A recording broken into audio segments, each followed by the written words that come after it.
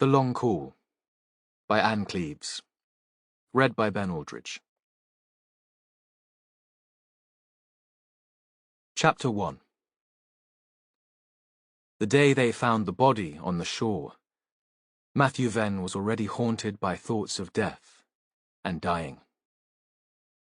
He stood outside the North Devon crematorium on the outskirts of Barnstable. A bed of purple crocus spread like a pool at his feet, and he watched from a distance as the hearse carried his father to the chapel of rest. When the small group of mourners went inside, he moved closer. Nobody questioned his right to be there. He looked like a respectable man, a wearer of suits and sober ties, prematurely grey-haired and staid, not a risk-taker or a rule-breaker. Matthew thought he could have been the celebrant arriving a little late for the service, or a diffident mourner, sheepish and apologetic, with his soft skin and sad eyes. A stranger seeing him for the first time would expect sympathy and comfortable words. In reality, Matthew was angry, but he'd learned long ago how to hide his emotions. He checked his feet to make sure that no flowers had been crushed, then walked between the headstones towards the path. The door to the chapel of rest had been left open. It was a warm day for so early in the year, and he could hear the service underway inside. The rich and passionate tone of a voice he'd have known anywhere. Dennis Salter, rousing his troops, persuading them that Andrew Venn was in heaven and they might be sad for themselves, but they should not be for their brother. Then came the heavy breathing of an electric organ and the slow and deliberate notes of a hymn that Matthew recognized but couldn't name. He pictured Alice Wozencroft bent double over the keys, dressed entirely in black, hands like claws, a nose like a beak, as close to a crow as a woman could be. She'd been old, even when he was a boy. Then he'd been a member of the Barham Brethren by birth and by commitment, his parents' joy and hope for the future. Now he was cast out. This was his father's funeral, but he wasn't welcome. The hymn ground to a dreary close, and he turned away. Soon the service would be over. His father's coffin would slide behind the curtain and be turned to ash. The small group of mostly elderly women would gather in the sunshine to talk. Then they might move on to his mother's house for tea and home-baked cakes. Tiny glasses of sweet sherry. His name might be mentioned in passing. These people would understand that a bereaved woman would be missing her only son at a time like this, though despite their sympathy, there would be no question that he should have been invited. It had been his choice to leave the Brethren.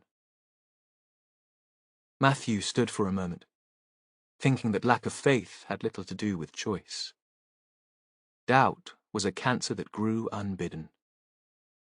He pushed away the guilt that still lurked somewhere in his body, physical, like toothache, the root of his anger, and the tattered remnant of belief that made him think that his father, the spirit or soul of his father, might be somewhere watching him, still disappointed in his son.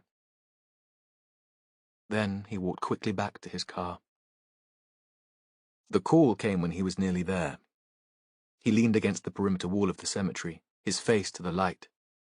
It was Ross May, his colleague, his constable. Ross's energy exhausted him. Matthew could feel it, fizzing through the ether and into his ear.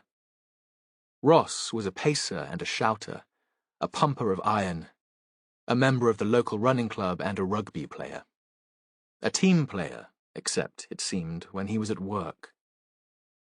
"Boss, where are you?" "Out and about." Matthew was in no mood to discuss his whereabouts with Ross May. "Can you get back here? Someone's found a body on the beach at Crow Point, your neck of the woods." Matthew thought about that. Accident? It happened, even in still weather. The tides were treacherous. Someone out in a small boat and washed ashore? No. The clothes are dry and they found him above the tide line. And there's a stab wound. Matthew had only heard Ross this excited before in the run-up to an important match. Where are you? On my way. Jen's with me. The news has only just come through. There's a plod there who went out to the first call. Like you, HQ thought it would be an accident. Plod. Matthew bit back a criticism about the lack of respect for a colleague. You speak about a fellow officer like that and you'll end up back in uniform yourself. This wasn't the time. Matthew was still new to the team. He'd save the comment for the next appraisal. Besides, Ross was the DCI's golden boy and it paid to go carefully. I'll meet you at the scene. Park at the end of the toll road and we'll walk from there. The last thing they needed was a car stuck in the sand on the track to the point. This early in the season, there was little tourist traffic. In the middle of the summer, it could take him more than an hour to drive home from the police station in Barnstable. Nose to tail behind big cars that blocked the narrow lanes and would have been ridiculous even in the London suburbs where they were registered. Today, he sailed over the new bridge across the River Tor. Upstream, he glimpsed Rock Park and the school where he'd been a student. He'd been a dreamer then, escaping into stories, losing himself on long, lonely walks, imagining himself as a poet in the making. No one else had seen him that way. He'd been anonymous, one of those kids easily forgotten by teachers and the other pupils. When he'd turned up at a reunion a few years ago, he'd realized he had few real friends. He'd been too much of a conformer, too pious for his own good. His parents had told him he'd be a great preacher, and he'd believed them. He was jolted back to the present when he hit Braunton. A village when he'd been growing up, but it felt like a small town now. Not quite on the coast, but the gateway to it. The kids were coming out of school, and he tried to control his impatience at the lights in the village centre. Then a left turn towards the mouth of the estuary, where the Tor met the Torridge and flowed into the Atlantic. In the distance, to the north, stood the shoulder of Baggy Point, with the white block of a grand hotel just below the horizon. Monumental, but at the same time insubstantial because of the distance and the light. This, as Ross had said, was home territory. But because he was approaching a crime scene, Matthew took in the details. The small industrial park where they made surfboards and smart country clothes. The strip fields, brought back to life to feed incomers and posh grockles organic vegetables. The road narrowed, on each side a dry stone wall, the stones laid edge-on with a hedge at the top. There were already catkins and soon there would be primroses. In sheltered parts of their garden, they were already in bloom. When Matthew hit the marsh, the sky widened and his mood lifted, just as it always did. If he still believed in the Almighty, he'd have thought his response to the space and light a religious experience. It had been a wet winter, and the ditches and the pools were full, pulling in gulls and wading birds. The flatland still had the colours of winter, grey, brown, and olive. No sight of the sea here, but if he got out of the car, he'd be able to smell it. And in a storm, he'd hear it too. The breakers on the long beach that ran for miles towards the village of Saunton. He got to the toll road that led to the river and saw a uniformed officer standing there, and a patrol car pulled onto the verge opposite the tollkeeper's cottage. The officer had been about to turn Matthew back, but he recognized him and lifted the barrier. Matthew drove through, then stopped, pushed a button so his window was lowered. Were you first on the scene? Yes. It came in as an accident. The man was young and still looked slightly queasy. Matthew didn't ask if it was his first body. It would certainly be his first murder. Your colleagues are already there. They sent me up to keep people away. Quite right. Who found him? A woman dog walker. Lives in one of those new houses in Chivner. She's arranged for a neighbour to pick up her kid from school, but she wanted to be home for him. So I checked her ID, took her address and phone number, and then I let her go. I hope that was okay. Perfect. No point having her hanging around. Matthew paused. Are there any other cars down there? Not anymore. An elderly couple turned up to their Volvo just as I was arriving. I got their names and addresses and took the car reg, but they'd been walking in the other direction and said they hadn't seen anything. Then I still thought it was an accident, so I didn't really ask them much and let them drive off. I don't know how long you'll be here, Matthew said. I'll get someone to relieve you as soon as possible. No worries. The man nodded towards the cottage. I had to explain to them what was happening, and they've already been out to offer tea. They say they'll keep an eye if I need to use their loo. I'll be back to chat to them. Can you ask them to stick around until I get to them? Oh, they wouldn't miss it for the world. Matthew nodded and drove on. He'd left the window down, and now he could hear the surf on the beach, and the cry of a herring gull, the sound naturalists named the long call, the cry which always sounded to him like an inarticulate howl of pain. These were the noises of home.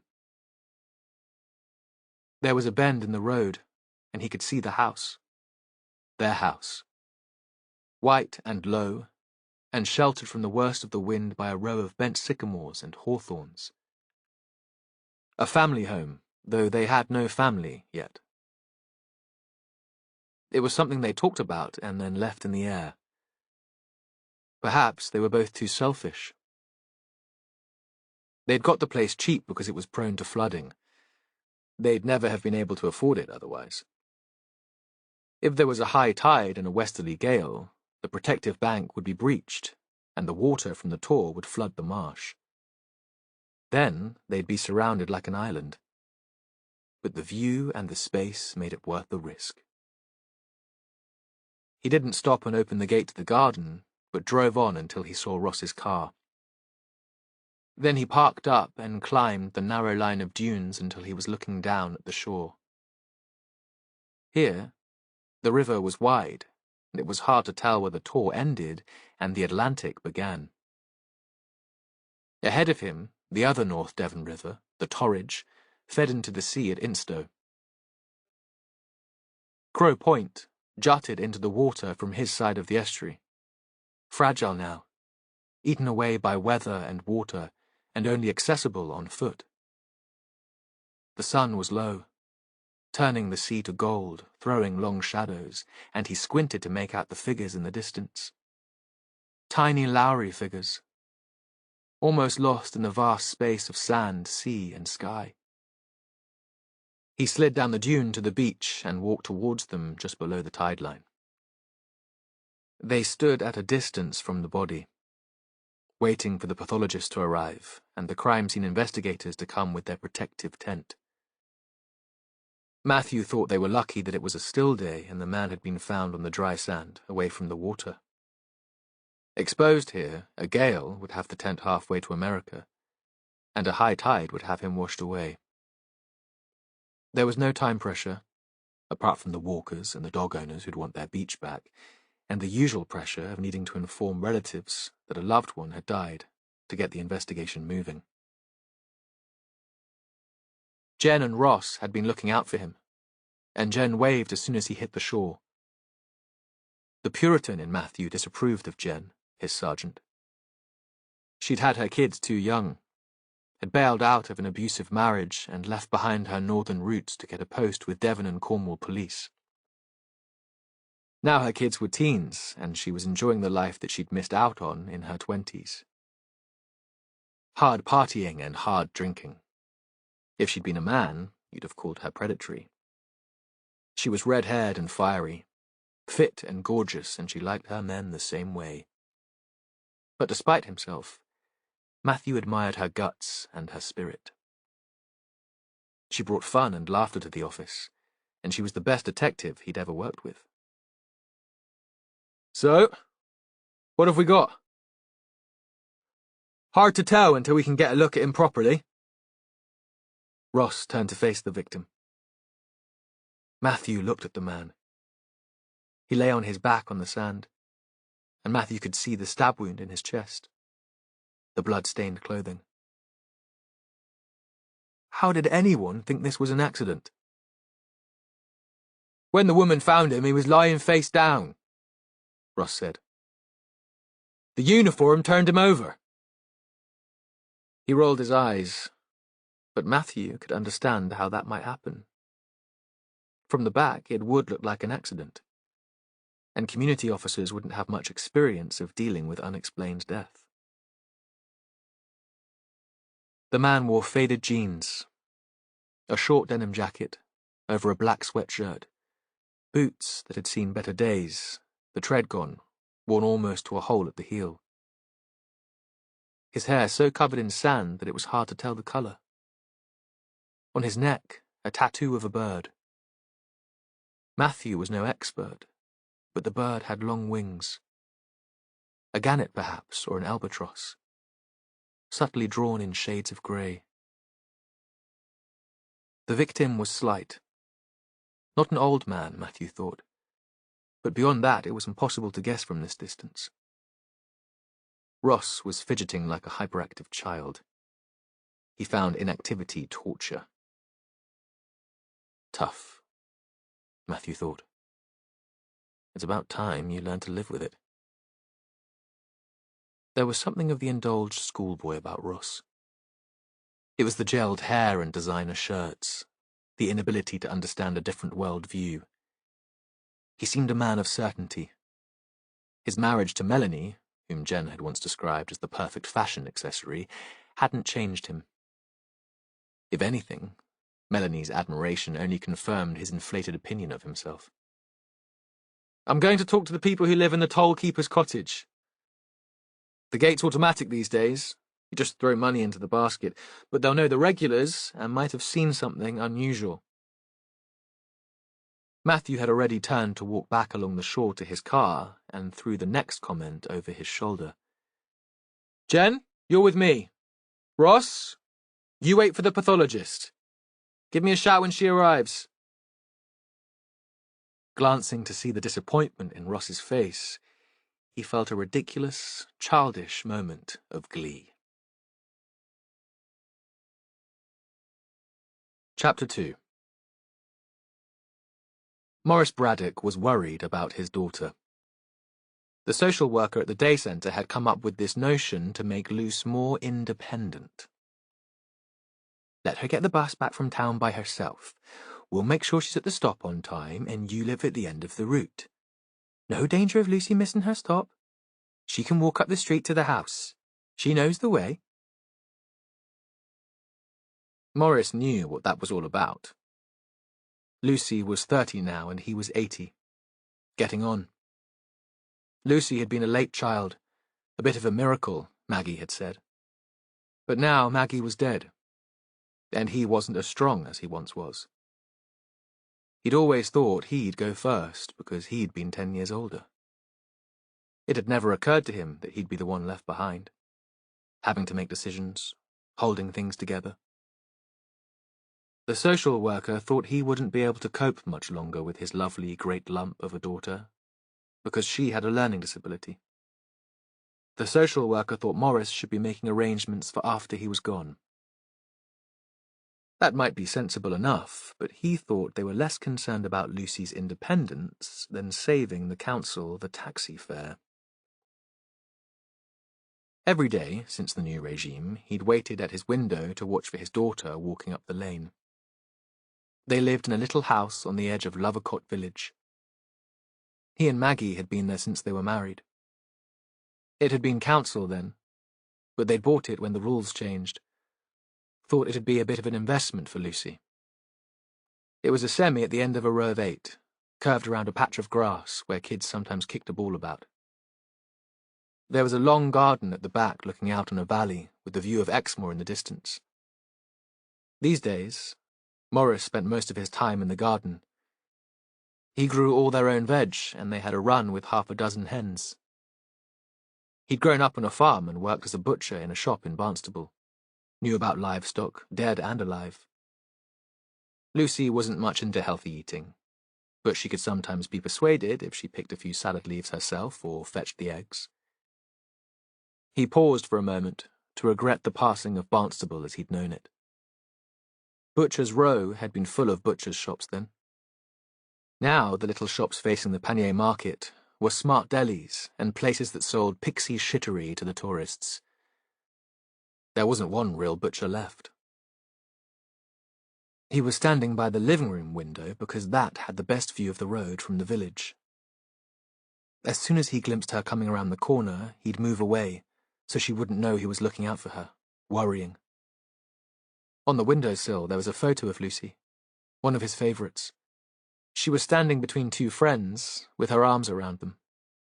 Chrissy Shapland, who had Down syndrome too, and young Rosa Holsworthy. They were all beaming straight into the camera. He looked outside again, but there was still no sign of Lucy walking down the road.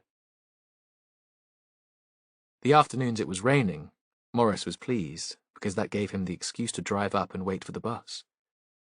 Lucy didn't like getting wet.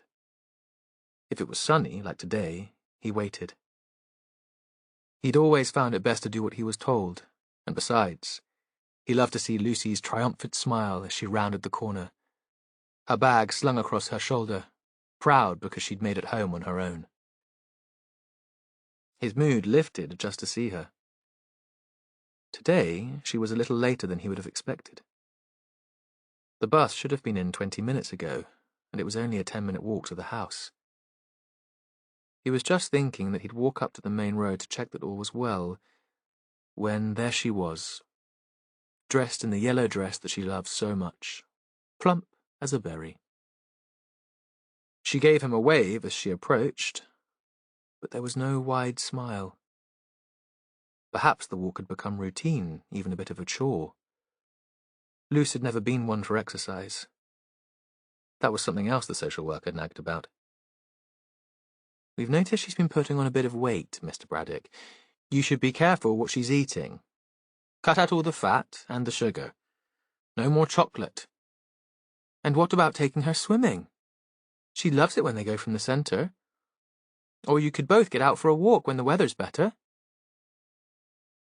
Morris thought it was easy for them. They didn't have to deal with the sulks when she couldn't get her way. And really, if she liked a piece of cake after her tea, what was the harm? He wasn't one for walking much either, and he'd never learned to swim. He walked around to the front door to greet her as she came in. "All right, maid. I'll put the kettle on, shall I? And you can tell me all about your day." Because she had a better social life than he did since he'd retired, and he liked to hear her chatting about what she'd been up to. It made a change from the telly. Maggie had been the one who made friends, and most of her pals from the village had stopped trying to get in touch with him. Some of them had turned up when she'd first died, but he hadn't known what to say to them. He'd just wanted to be on his own, then. Now, he thought, he might welcome their company. Lucy pulled the strap of her bag over her head and took off the purple woolen cardigan she'd been wearing over the yellow dress. "The man wasn't on the bus today." "Oh?" He was in the kitchen now, kettle switched on, not giving her his full attention. He opened the biscuit tin and set it on the table. "What man might that be?" "My friend. Most days he sits next to me. He makes me laugh."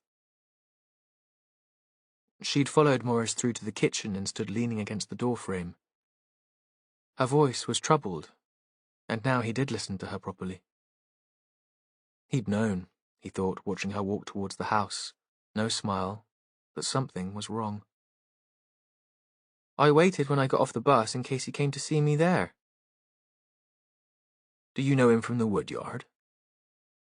Lucy wasn't the only person from the day centre who'd been encouraged to be more independent. She shook her head. He doesn't go to the day centre. I've seen him before, though, on the bus. He tells me secrets. She frowned again.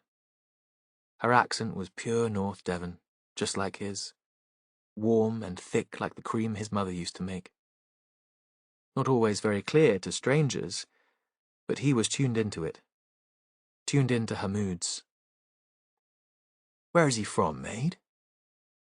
Morris didn't like this. Lucy was a trusting soul. Anyone who showed her kindness was a potential friend, or a boyfriend. Maggie had tried to talk to her about it. About the people she could hug, and the people she should keep at a bit of a distance. But he couldn't find the right words. I dunno. She looked away. I just seen him around. Making it clear she didn't want to answer the question. She could be stubborn as a mule when she chose. Morris turned back to face her. Did he ever do anything? Say something to upset you? She shook her head and sat down heavily. No. As if the idea was ridiculous. He's my friend. Her face was still red with the exertion of walking. And he didn't do anything he shouldn't. He didn't touch you. Morris tried to keep the worry out of his voice. Luce picked up the tone of a person's voice better than she understood the words. No, Dad. He was always nice to me. And there was that wonderful smile again, that lit up the room and made the world seem better. Morris felt a rush of relief. He didn't know how he'd manage if someone hurt his daughter. He'd promised Maggie, at the end, that he'd always look after her. He had a brief picture of the overheated room in the hospice. Maggie, thin and bony, with hair so fine he could see her pink scalp through it, gripping his arm. Fierce, making him swear. She should have known him better than that. Known he loved Lucy as much as she did. And perhaps she had known, because afterwards she'd smiled and said sorry. She'd lifted his hand to her lips and kissed it. He chased the image away. He gave me sweets, Lucy said. Every day on the bus he gave me sweets. That made Morris worried again. He thought he'd phone the social worker and tell her it wasn't safe for Lucy to travel on her own on the bus. If he had to, he'd scrape together the money and pay for a taxi himself. Where did he usually get off the bus, this man? Morris set the mug of tea in front of Lucy. She liked it milky and weak. Here, she said. With me. That's why I was late. I waited in case he got another bus and he'd come back to see me. Maybe you'll have to see him in the village then. She reached out and took a biscuit from the tin. She nodded, but Morris could tell that he'd lost her attention. Now she was here with her dad, and her tea, and a biscuit. The man seemed forgotten. Any memory that might have troubled her had disappeared. Chapter 3. The woman had the door of the toll-keeper's cottage open almost before they'd got out of the car. There was something hungry, desperate about her need for information. I'm D.I. Venn, Matthew said. This is D.S. Rafferty. Hilary and Colin Marsden. You're here about the body? She looked them up and down. You're detectives? Unexpected death your chap out there said. But this isn't natural causes, is it? Not just a heart attack or an accident. There wouldn't be all this fuss for an accident. Perhaps we could come in and ask you a few questions. Of course. She backed away and they were let into a hall. A pair of Wellingtons stood at the foot of the stairs, and a wax jacket hung on a peg next to a smart black coat, which seemed out of place in the cottage. It was hard to age her. The hair had been dyed almost black, and she was wearing makeup. Late 50s? Matthew wondered. Early 60s? She was big-boned and strong, taller than the man who stood behind her in the passage. She wore black trousers and a black jacket over a white top. Office wear for a middle manager, Matthew thought. The coat must belong to her, again out of place here on the edge of the marsh. Her husband seemed more at home. He was short and round, a woolen jersey stretched over his stomach. Matthew thought they must have moved in recently. There was a hint of a Midlands accent, and he'd seen the previous residents, an elderly couple who'd come out to collect the toll and have a chat, at Christmas. Perhaps the automatic barrier had been installed because the couple had retired, or one of them had died. It seemed all he was thinking about today was death. The woman led him into the living room, and the man followed. The room was cluttered, a little untidy, uncared for. It was as if they were camping out here. Matthew wondered what had brought them to the house. They all sat awkwardly for a moment, staring at each other across an orange pine coffee table. It was Jen Rafferty who spoke first, while he was still taking in the surroundings. If you could just repeat your names for our notes. Hilary, the woman said. Hilary Marsden. And this is my husband, Colin. Then she started speaking again, and Matthew's curiosity about the couple's background was answered without need for any questions. Colin took early retirement, redundancy really. He worked in the legal team for a car manufacturer. That's all changed, of course. Everything's outsourced these days. Nobody has any pride in British industry now. And our area had changed. People from outside moving in. One time, you knew all your neighbours. Not anymore. Matthew broke in. Jen leaned so far to the left that she'd only recently become reconciled to the Labour Party. She couldn't cope with intolerance, and he could tell that she was already a bit prickly. What brought you to North Devon? We'd been here on holiday, Hilary Marsden said. Loads of times. We thought, that's the place for us to end our days. We never had any kids to think about, and we loved it to bits. So quiet and so clean. A pause. No foreigners. Well, it's certainly very quiet here.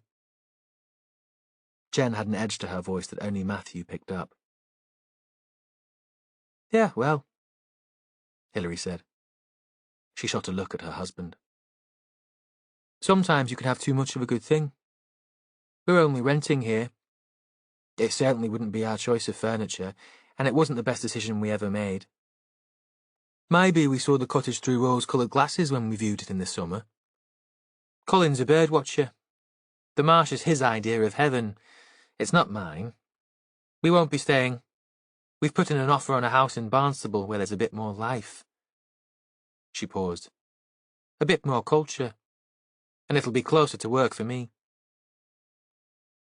What is your work?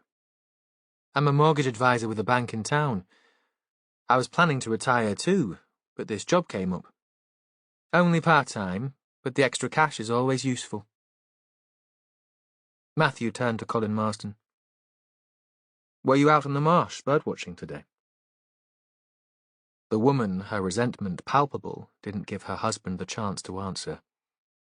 He's out there every day. Colin Marsden ignored her. Perhaps her sniping was so common that it had become no more than background noise for him. I do a daily census. He spoke with a quiet pride. Real ornithological research is about regular counts of common birds. I'm not just a lister, interested in rarities. The last sentence was spoken with a sneer. Does your research take you onto the beach, too? That's part of my census walk. I end up there. I count the gulls on the shore and come inland at Spindrift, then back along the tall road home. Spindrift. Our house. Matthew thought now he might have seen the man walking past, anonymous in the wax jacket and Wellingtons they'd seen in the hall, binoculars round his neck, out in all weathers. What time were you there today? Jen asked. Colin Marsden left the room. Through the open door, Matthew saw him take a soft-back notebook from an inside pocket of the jacket. He sat down again and opened it. 12:35. He looked up. I know the time at every watch point. My own way of working. Citizen science in action. In an armchair in the corner, Hilary rolled her eyes. Matthew thought it must be a strange marriage if they had so little in common, if she could be so dismissive of her husband's passion. Did you see anything unusual while you were walking today? He was aware of a silence and stillness in the room, an awareness of danger, or more likely excitement. Perhaps it was a shared passive voyeurism that kept the couple together. I didn't see a body on the beach, Marston said. I asked your constable where it was, and I know that I'd walked that way. I would have seen it. But did you notice any strangers? You'd know the regulars if you're out every day. There was another silence, broken by the sound of a car pulling up outside. Matthew recognized it as belonging to Sally Pengelly, the pathologist. The barrier was raised and the car drove on. Who was that? Hilary was on her feet. Just one of the team. Matthew turned back to the husband. So, Mr. Marsden, any strangers? There are always one or two people I don't recognize. Even at this time of year, there are visitors. And I don't take much notice unless they've got a dog that disturbs the birds while I'm counting. But today, Matthew was a patient man. You must be a good observer, used to registering detail. The flattery appeared to have worked. Marsden looked back at the notebook and seemed to be reliving his walk on the shore. There was a couple, a man and a woman. He was in a suit, not really dressed for the beach. She was a bit younger and she was wearing jeans. He paused. I was watching something I thought might be a little gull, and they flushed it. Matthew was thinking the man in the suit seen by Marsden couldn't be their victim because the clothes didn't tally. But Marsden was still speaking. They were walking hand in hand and they stopped once, to kiss. Not just a peck, if you know what I mean. As if they'd not been together for a long time. He stared out of the window. I wondered if they might be having an affair, because they came in two cars and there was a sense that they were doing something dangerous, exciting. His voice was wistful. You saw the cars? Yes. They climbed the dunes, and after a bit I followed them. I wanted a better view of the birds near the tide line. Jen shot Matthew an amused glance. Yeah, right. Not that you were hoping to catch them making out. I saw them getting into their cars. I didn't get the reg of either of them, though. Pity. They might have been useful for you. But do you remember the make of the vehicles? The colour? Of course. Marsden almost sounded offended that the question had been asked. As Hilary said, I used to work in the car industry. Behind the scenes, working on contracts, but it's still in my blood. One was a red Fiesta, a few years old. That was the woman's. And a black Passat. You saw them drive off? Marsden paused for a moment. I saw the man drive off. The woman was still in her car, looking at her phone, when I dropped down onto the beach. Did you see anyone else? The low sun must have been streaming in through the window all afternoon, and the heat had been trapped in the small room. It seemed airless. One guy in the distance. A man, it seemed, held less interest for Colin Marsden than a couple. Could you describe him? He was a long way off, close to Crow Point. Colin set his notebook on the table in front of him. And he was on his own? Yeah. Though maybe he was waiting for someone. He didn't seem to move while I was there. He was still on the beach when I headed back towards Spindrift. The man looked up sharply. You live in the house there, don't you? I thought I knew you. I've seen you in the garden and going through the toll. Matthew didn't answer. Instead, he asked another question of his own. How many cars were parked there when you made your way inland? Just a Volvo. They're regulars, an older couple. Matthew nodded to show he understood. Those would be the people seen by the constable on duty outside. It was so warm in the room that it was an effort to move. He stood up and thanked the couple for their help. What happens now? Hilary was on her feet too, leaning forward, desperate for more information. We continue with our inquiries, Matthew said. Someone will be in touch if we need to speak to you again. As he stopped to unlock the car, he saw both the Marsdens at the window, staring out at them. The CSI's vehicle passed them as they were getting into Matthew's car, and they must have worked quickly, because by the time he and Jen arrived at the scene, the tent had been erected and a white-suited team were doing a finger-touch search of the surrounding sand. Ross was standing well away, still pacing. Any ID? Matthew was hoping they could inform relatives before the press got hold of the story. He was surprised they hadn't already arrived. He could imagine the Marstons spreading the news. They'd enjoy their 15 minutes of fame. Perhaps the long walk from the toll gate had put the journos off, or perhaps the couple hadn't known who to contact with the story. No wallet or credit cards, Ross said. You're not thinking a mugging gone wrong? Not all the way out here. Ross continued. There was this in the back jeans pocket. He held out a scrap of paper. A pulled-apart envelope with a shopping list on the blank side. Tomatoes, eggs, rice, bin bags. On the other, a printed address. No name. The occupier, 20 Hope Street, Ilfracombe. Some form of junk mail. The name of the street rang a faint bell for Matthew, but he couldn't picture it. Should we check it out? Ross was bouncing on the balls of his feet, eager for any form of action. Matthew relented. Both of you go. There might be a wife, kids, or an elderly mother, and Jen was brilliant with families. Give me a ring when you've got something. He looked at his watch. It was gone 6 and the light was already fading. A buoy in the estuary was flashing. Let's meet at the station at 8:30 this evening, and we'll pull together all we know.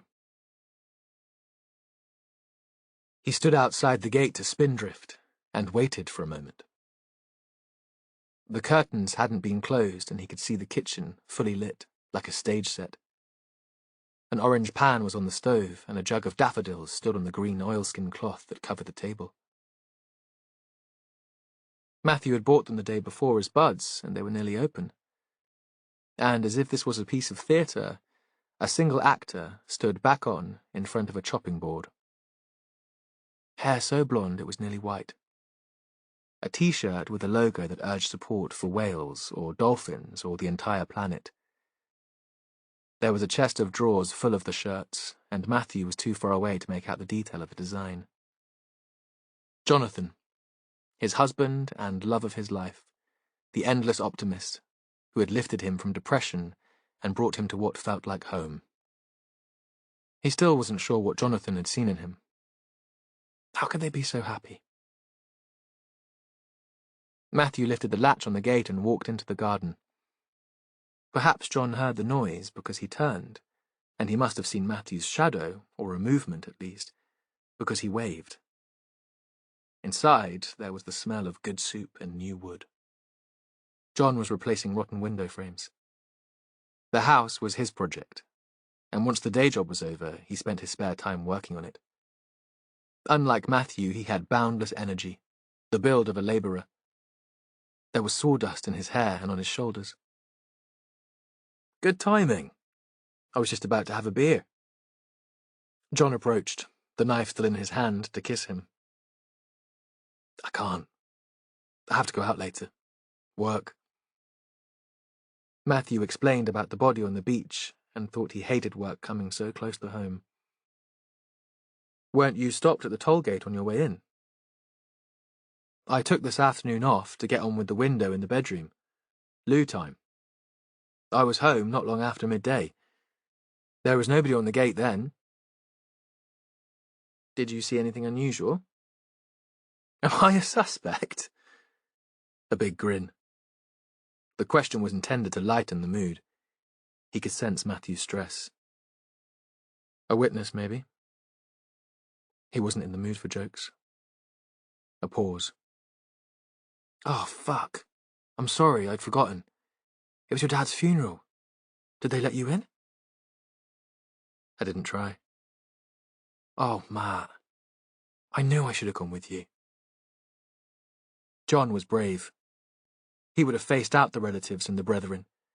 He would have stood at the front, singing his heart out, and then charmed the old ladies afterwards. Matthew was a coward, more scared of embarrassment than breaking up a fight in a bar or facing an addict with a knife. Dad would have hated a scene, Matthew said. Staying away was the least I could do for him. They would have been the ones causing the scene, not you. But he gave Matthew a hug, to show this wasn't something they'd fall out over. They shared a meal, soup and freshly baked bread, cheese and a salad. John's competence astounded him. How could one man be so good at so much? Where had his confidence come from? In contrast, he felt endlessly incompetent. I should go, Matthew said.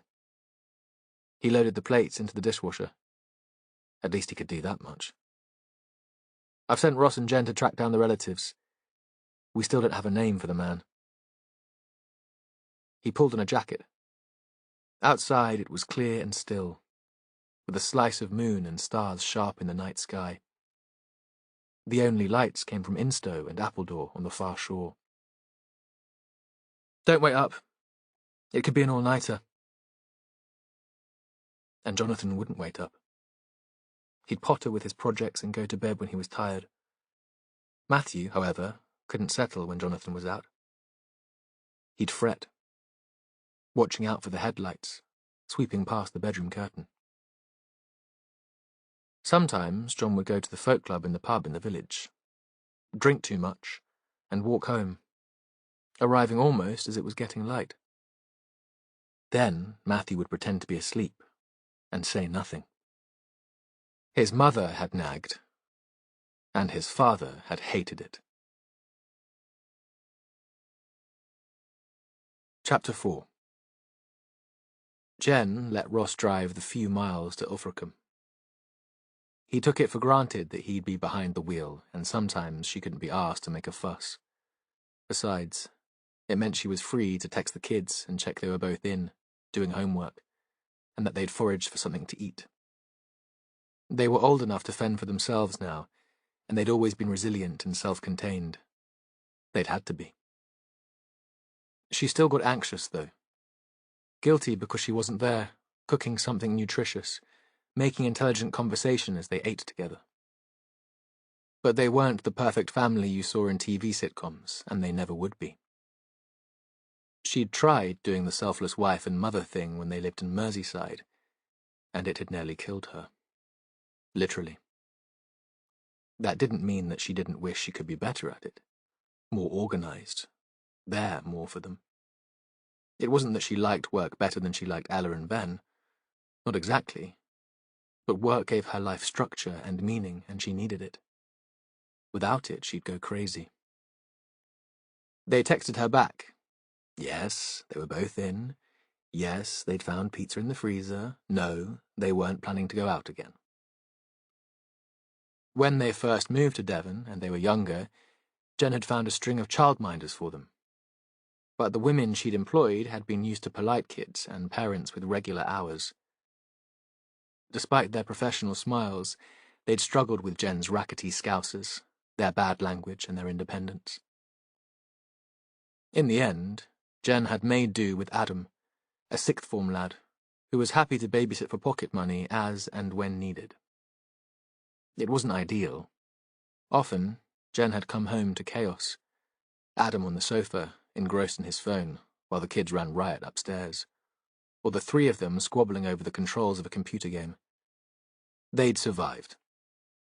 Adam had headed off to university and still came back to see them when he was home, though the kids were independent now. Occasionally, she'd had sexy dreams about Adam, who'd turned into a very fit young man. She was still thinking about Adam, the tight bum in the skinny jeans, when they crossed the roundabout on the high ground at Mullicut Cross. It felt like a bit of Exmoor up here, even though they were so close to the town and the descent into Ilfracombe. There were hedges bent by the westerly wind and lambs. Once Ilfracombe had been a grand seaside resort, with elaborate gardens and hotels, and a paddle steamer that carried passengers along the Bristol Channel to Somerset and South Wales.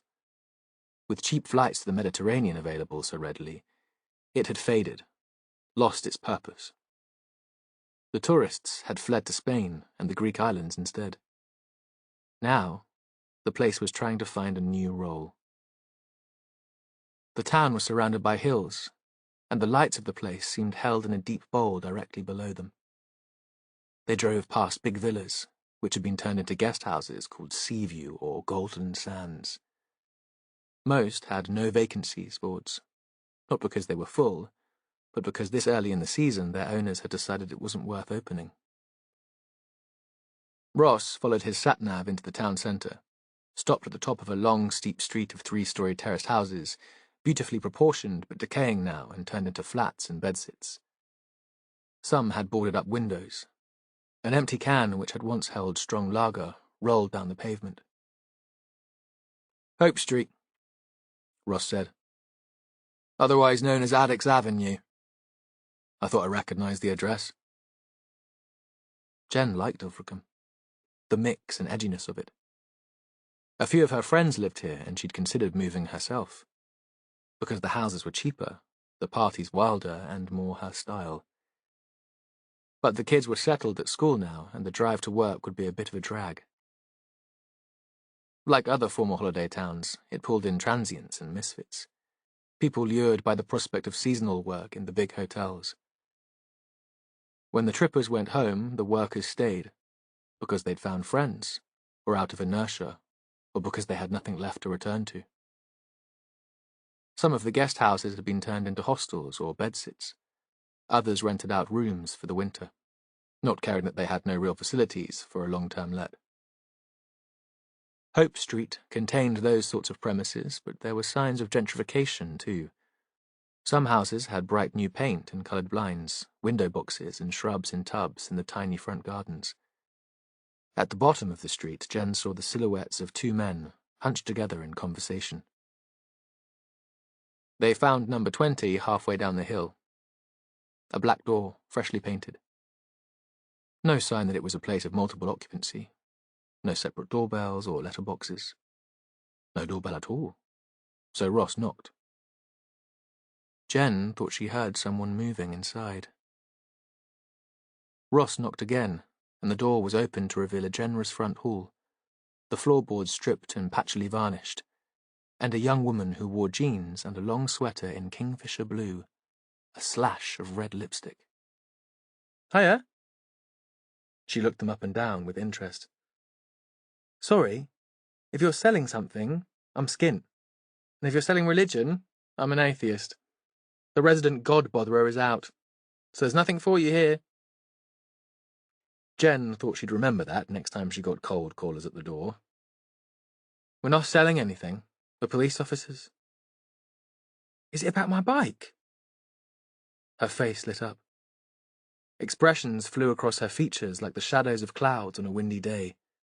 The face was never still. Don't tell me you found it, after all this time. We've got a new lock on the door into the back alley, so we haven't had anything nicked since.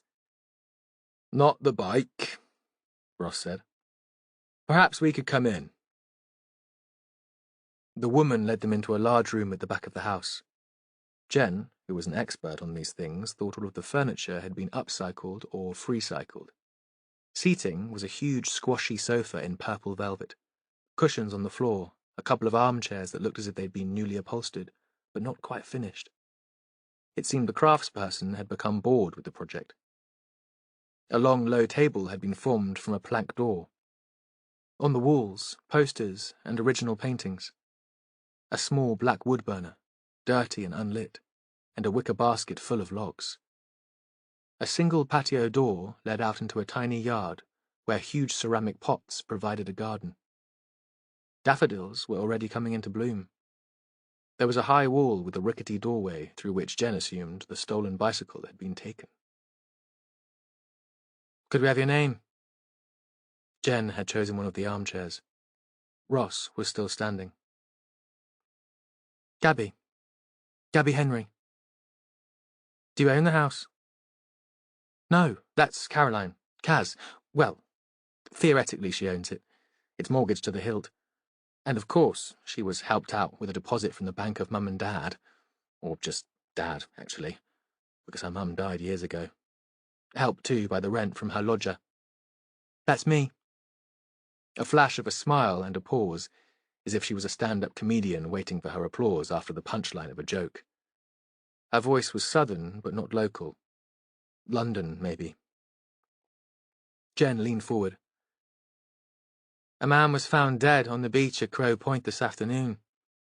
There was something on his person to connect him to this address. She paused. There was no response from the woman. For a moment, Gabby stood very still. Jen looked at her, then continued. Do you have a husband? A partner? Now Gabby did speak. I'm fancy-free.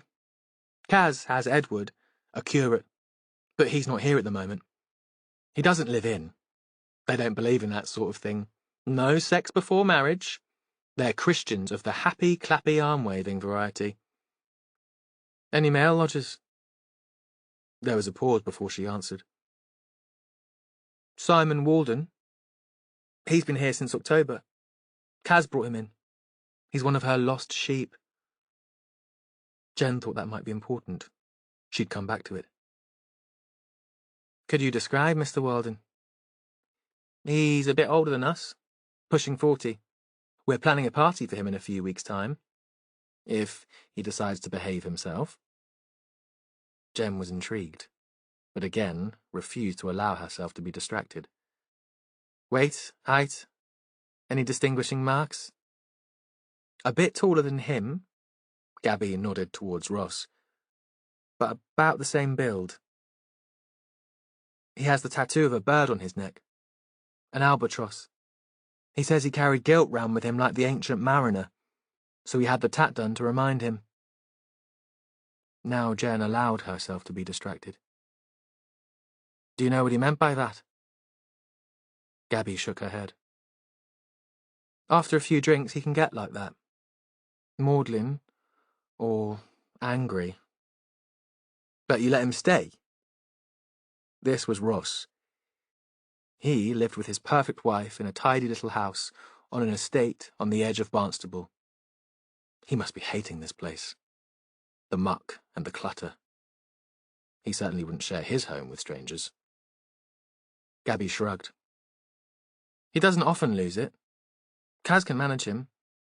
Besides, he cooks like a dream. She stopped speaking and stared at them. Are you telling me Simon's dead? We don't know yet. It's possible. Gabby turned away from them. Jen thought she might be crying, but when she looked back, she was quite composed, and when she spoke, her tone was still light, brittle. Shit. If he's dead, there'll be no more amazing Friday night feasts. Have you got a photo? Just a minute. We took a joint selfie a couple of weeks ago. I put it on Facebook, but I'll still have it on my phone. Gabby flicked through her phone and then passed it across to Jen. There were 3 faces crammed into the image. 2 women, Gabby and a short, round woman with big specs. Then in the centre of the picture, a man. Simon Walden, the body on the beach. In the photo, his head was turned slightly, and Jen could see the tattoo. I'm afraid that's him, Jen said. She passed the phone to Ross, so he could see for himself that they had an ID for their victim. Did he kill himself? Still, the tough flip shell didn't crack. Why? Would that surprise you? Had he talked about suicide? He had really dark moods sometimes. That's how Kaz met him. She works for a mental health charity, and she's too bloody soft for her own good. Is this Caroline? Jen took the photo back from Ross and pointed to the short woman with the glasses. Yeah, that's her. My landlady. My mate now, too. We're as different from each other as chalk and cheese, but I love her to bits. I'm not sure she can quite cope with the chaos I've brought into her house. She waved her arm at the recycled furniture and art. She knows she'd be bored without me, though. And it's a bit cheerier than the place where she works. An ancient church hall filled with suicidal addicts and depressives. What about you? Jen asked. What do you do? I'm the artist in residence at the Woodyard. I help horrible adolescents with behavioural problems to find themselves through art, and teach bored middle-aged women who want to dabble in watercolour. They got funding for me for 3 years. She looked at Jen to check that she didn't have to explain the Woodyard Centre. Jen nodded to show she recognised the name. That's the day job, but mostly I paint. Painting's my true love. I went to art college when I left school, and the Woodyard gives me my own studio space. You must be very talented. Jen sensed a slight sneer in her own voice. Jealousy, perhaps. She'd have loved to be able to paint. How do you and Caroline know each other? Through her father, Christopher. He's on the board of the Woodyard, and he was one of the people who interviewed me for the residency. I'm not local, and when they appointed me, I needed somewhere to live. He put me in touch with Kaz, who just bought this place and was looking for someone to share. Then Simon came along. There was a sudden edge to her voice. You didn't get on with him, Jen said. We were getting on fine without him. I suppose it changed the dynamics. I'm sad he's dead, of course, but honestly, I won't be sorry to go back to the way it was before he turned up. Jen stared at the photograph again. For the remainder of the investigation, this would be how she would remember the residents of Hope Street. Gabby, the arty one with the dark eyes and the red lipstick. Caroline, the religious one with the big specs. Does Simon have any family? We need to inform them. There's a wife, Gabby said. She threw him out. I think she lives in Bristol, but I don't have a name or address. Work? He spent last summer as a chef at the Kingsley House Hotel here in Ilfracombe. When the season ended, he lost his accommodation too, of course. That's the gig economy for you. Jen nodded. Since then, he's done a bit of volunteering at the Woodyard. He works in the cafe there. Kaz or her dad got him in, but he's had no paid work. How does he pay his rent? Ross was less sympathetic to the troubles of seasonal workers. He thought they should get a proper job. I don't know, Gabby said. But according to Kaz, it landed up in her bank account every month. I hope she doesn't struggle without it. A pause. Her father's loaded, though. I expect she'll survive. Could we have a look at Mr. Walden's room? It'll need to be sealed for a proper search, but we'd like to have a quick look now. Gabby nodded and got to her feet. They followed her to the first-floor landing, where she stopped. Simon's room is on the top floor at the back. I'll leave you to it, if that's okay. Jen thought Simon Walton had been given the smallest and darkest room, the one that nobody else had chosen. He was a lodger, a charity case, and not a real friend. It was in the roof, and faced up the hill looking over the yard and other houses, not to the sea. It was bare and impersonal. There was a single bed under the small dormer window. A white-painted wardrobe held a sparse number of clothes. No TV, and no computer. A radio on the bedside table. No photos. He's someone who travelled light, Jen said. It could be a monk's room. Ross was standing beside her, his back against the closed door. Or a prison cell. They found Gabby in the kitchen. An old-fashioned airing rack hung from the ceiling, and she was taking towels and pillowcases from it and folding them on the table, smoothing the pillowcases so they wouldn't need ironing. Jen recognized the technique. The woman stopped what she was doing when they came in. An opened bottle of wine and a half-full glass stood on the scrubbed pine table. What time are you expecting Caroline back? Jen could have fancied a glass of wine herself. God knew when she'd get home to have one.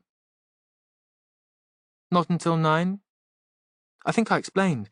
She's a social worker for a mental health charity, attached to the church where her boyfriend's a curate. This is one of her nights for an evening session. She's passionate about it. A pause. Her mother committed suicide. Maybe that's why she's so dedicated to the cause. And Mr. Walden was one of her clients. Yeah, Gabby said. Like I told you, one of her lost sheep. Isn't it a bit unusual inviting a client into your home? Jen thought social workers were trained to keep their distance. All the professionals she'd ever met had been detached to the point of not caring. Well, I didn't think it was a good idea. Gabby paused. When I first met him, I thought he was odd, creepy. I wanted him out. Kaz said if I knew more about him, I'd be more supportive. Did you find out any more about him? Gabby shook her head. Kaz said she couldn't tell me any more because of confidentiality, so that didn't help much. A pause. In the end, it's her house. I guess she can have whoever she wants to stay. We'll need to come back tomorrow to speak to your friend. Jen looked at her watch. The briefing would start in half an hour, and she didn't want to miss that. When would be a good time to catch you before work? About 8:30? Neither of us start early. She walked them to the front door. Jen thought she could be an actor as well as an artist. She gave nothing of herself away. The police station in Barnstable was concrete, ugly, built next to the civic centre that was already empty and earmarked for demolition. It looked out on the green space of Castle Hill. There was no castle now, and the hill, round as an upturned cup, was all that was left of the earthworks that had supported it.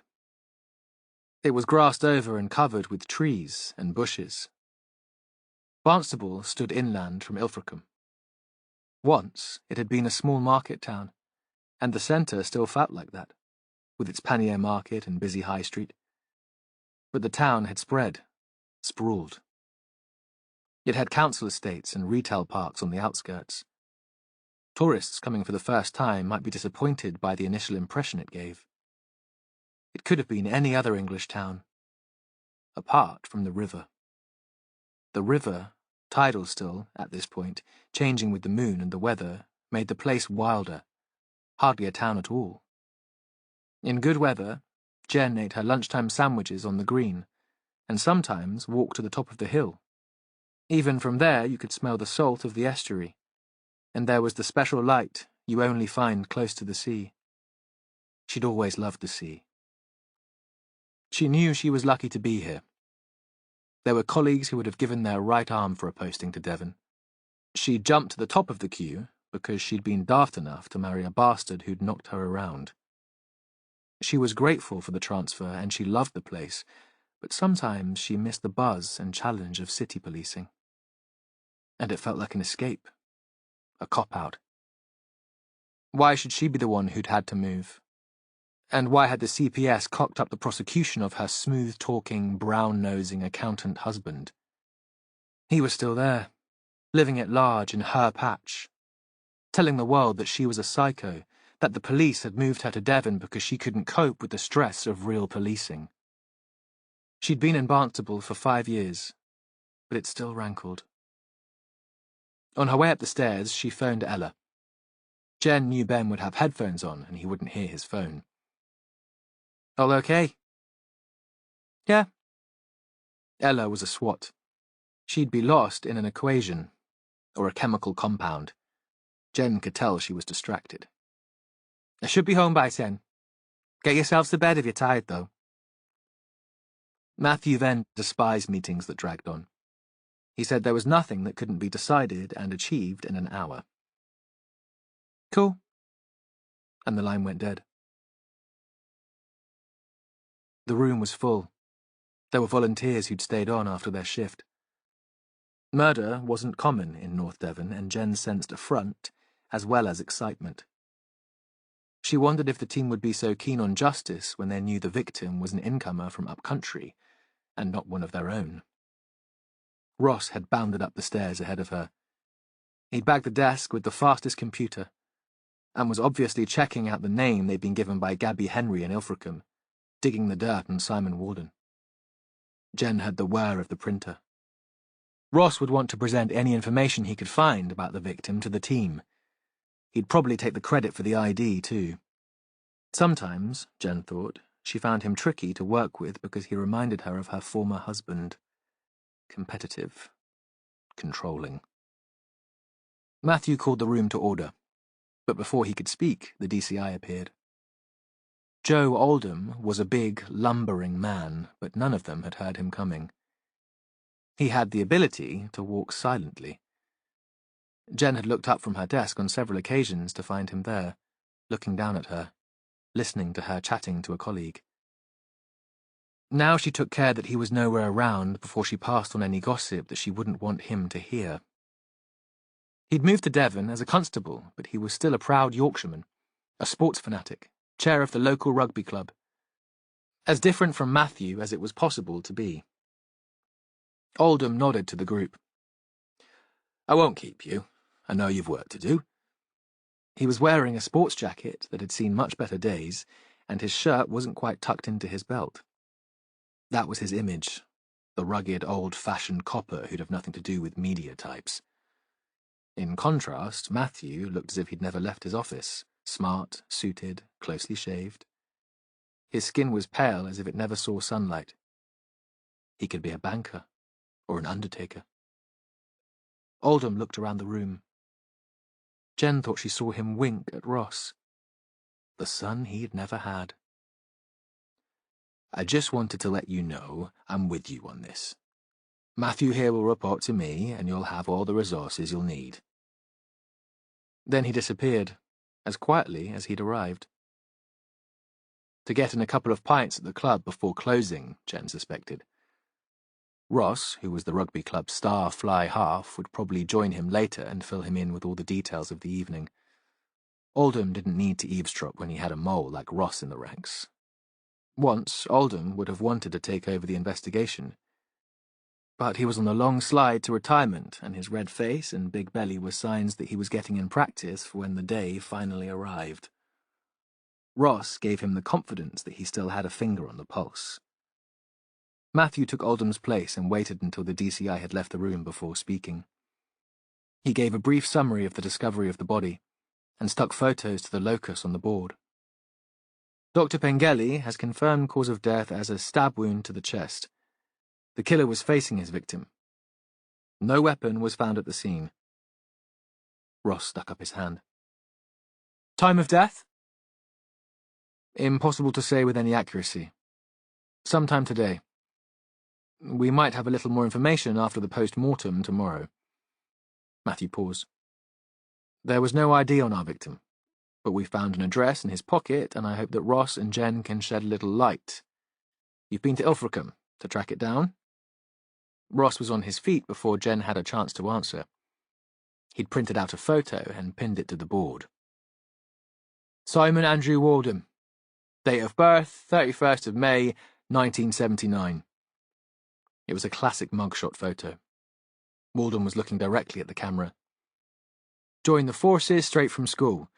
Left the army in 2010 and ran his own business, a restaurant in Bristol, until 2013 when he was convicted of causing death by careless driving. He drove from a junction straight into the side of a passing car, and a child was killed. Alcohol in his system, but just under the legal limit." Jen stared at the face and understood the albatross, the guilt. "He served 3 months in prison. No contact with the police since that date as far as I can tell." "And are we sure this is our man?" Matthew looked at Jen, and she answered immediately. "We saw a photo, and the tattoo is clearly visible." "Any more information?"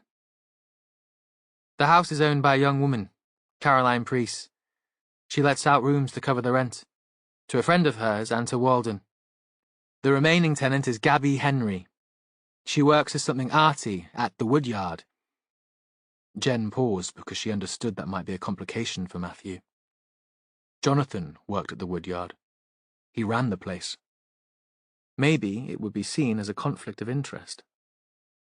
"No details, but it seems Walden had mental health problems, and Priest was his social worker. He also volunteered in the Woodyard." "Have we checked out Henry and Priest? Either of them known to us?" Jen shook her head. "Not even a parking ticket. Caroline Priest wasn't there, so I'm going back in the morning." Matthew nodded, but said nothing.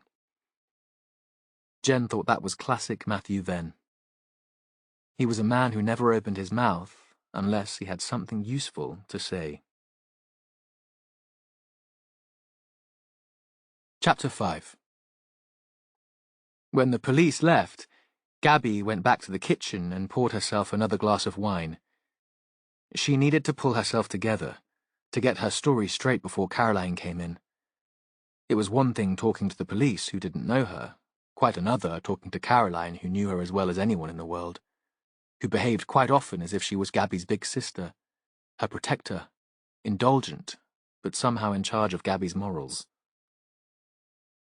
Gabby's mother had never cared about her in that way.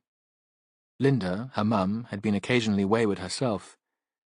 There'd never been a father on the scene.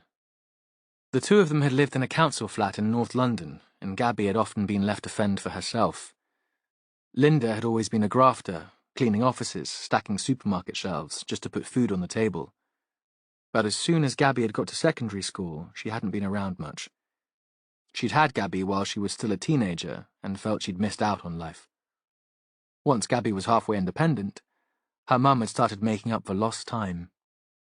There'd been so many boyfriends that Gabby had lost count. Gabby had just got on with things, had felt her way through life without, it seemed, any rules. She discovered art even before school, scribbling on scraps of paper, losing herself in the designs to block out the chaos of the flat. Her mother's constant exhaustion from work had meant there was little energy to keep on top of things at home. In class, she doodled instead of listening to teachers. It had been a rough school in a poor area, and they'd just been grateful that she was quiet, not disruptive. She still had a maths book decorated with cartoon dragons, strange imaginary landscapes. An art teacher had been her salvation, praising her creations, sending her out at weekends to look at galleries, showing her a different world. Gabby had come into her own at art school, made friends, become the joker of the pack. Still living at home, and including Linda's exploits in stories to entertain the other students. They'd been mostly middle-class kids, with an eye to making it in advertising or film. Her passion had always been painting. A year after college, she'd be doing the same sort of work as her mother, bar work, cleaning, putting off the inevitable slide into teaching, when she saw the advert in The Guardian for an artist in residence at the Woodyard Centre in North Devon. She'd skipped most of the details, just seen there was a salary she could live on, and the words studio space had jumped out at her. Sitting on the little train, easing its way down the tall valley from Exeter to Barnstable, she'd seen paintings in the dense trees, the water and the watchful heron, and decided she wanted this job more than anything else in the world. She'd been interviewed by two men, Jonathan Church, who managed the whole of the Woodyard Centre, and Christopher Preece, who was chair of trustees. Jonathan had already shown her around the centre, describing its philosophy. This is a space where everyone should feel comfortable. The A-level students attending specialist master classes, and the guys in the day centre who have a learning disability. We very much believe in art for everyone. She hadn't said she only cared about her art. She'd seen the big empty room in the roof and imagined herself there, painting. She'd have promised the earth to get the gig. The interview had gone well. She'd always been good at telling people what they wanted to hear. And then Christopher Preece had asked her if she'd need somewhere to stay. I could put you in touch with my daughter. She's looking for a lodger. They'd met that evening, and Caroline had showed her the house, the room. The place had been pretty boring then, magnolia paint, hardly any furniture. I need so much stuff, Caroline had said, but the budget's pretty tight, and I don't want to ask my dad. So Gabby had introduced her to the joys of charity shopping, free cycling, and eBay. As the house filled with Gabby's purchases and creations, they'd become close friends. Very different. Caroline was so earnest, reliable, and punctual, and Gabby was none of those things, but strangely interdependent. Gabby cared what Caroline thought, and didn't want to upset or offend her. She thought she'd lightened Caroline, made her more fun. Now, hearing the key in the door, she wondered how she would break the news of Simon Walden's death to her. Gabby must have been sitting almost in the dark with her daydreaming, because when Caroline flicked the switch as she came into the room, the sudden light came as a shock. What are you doing? Caroline disapproved of drinking too much in the week, though she didn't mind letting her hair down if the mood took her. It's Simon. Gabby turned around in the low sofa and looked at Caroline. What about him? The police were here earlier. He's dead. She saw that Caroline was as thrown by the news as she had been. They both had their own reasons for mourning Simon. Caroline dropped onto the sofa beside her. Did he kill himself? The question seemed loaded with guilt. I didn't notice he was depressed. If anything, a bit manic, I thought. A pause. Oh, I should have realized. He was murdered, Gabby said. On the beach, at Crow Point. She thought she'd hit just the right tone. Not cold, but not too upset either. Caroline would never believe upset. Chapter 6. When Matthew got back to the house, Jonathan had lit a fire and was sitting on the floor of the living room, the curtains open to let in the moonlight, a glass on the low table beside him. He'd been reading, but he set the book down when he heard Matthew. A drink? Something to eat? I might have to hand over this murder investigation. It had been on Matthew's mind since he left the station. He followed Jonathan through to the kitchen. The victim was a volunteer at the Woodyard, and one of the people he shared a house with has a residency there. Who was killed? A man called Simon Walden. Did you know him? I recognise the name. He worked in the cafe with Bob. Jonathan took an open bottle of Chablis out of the fridge.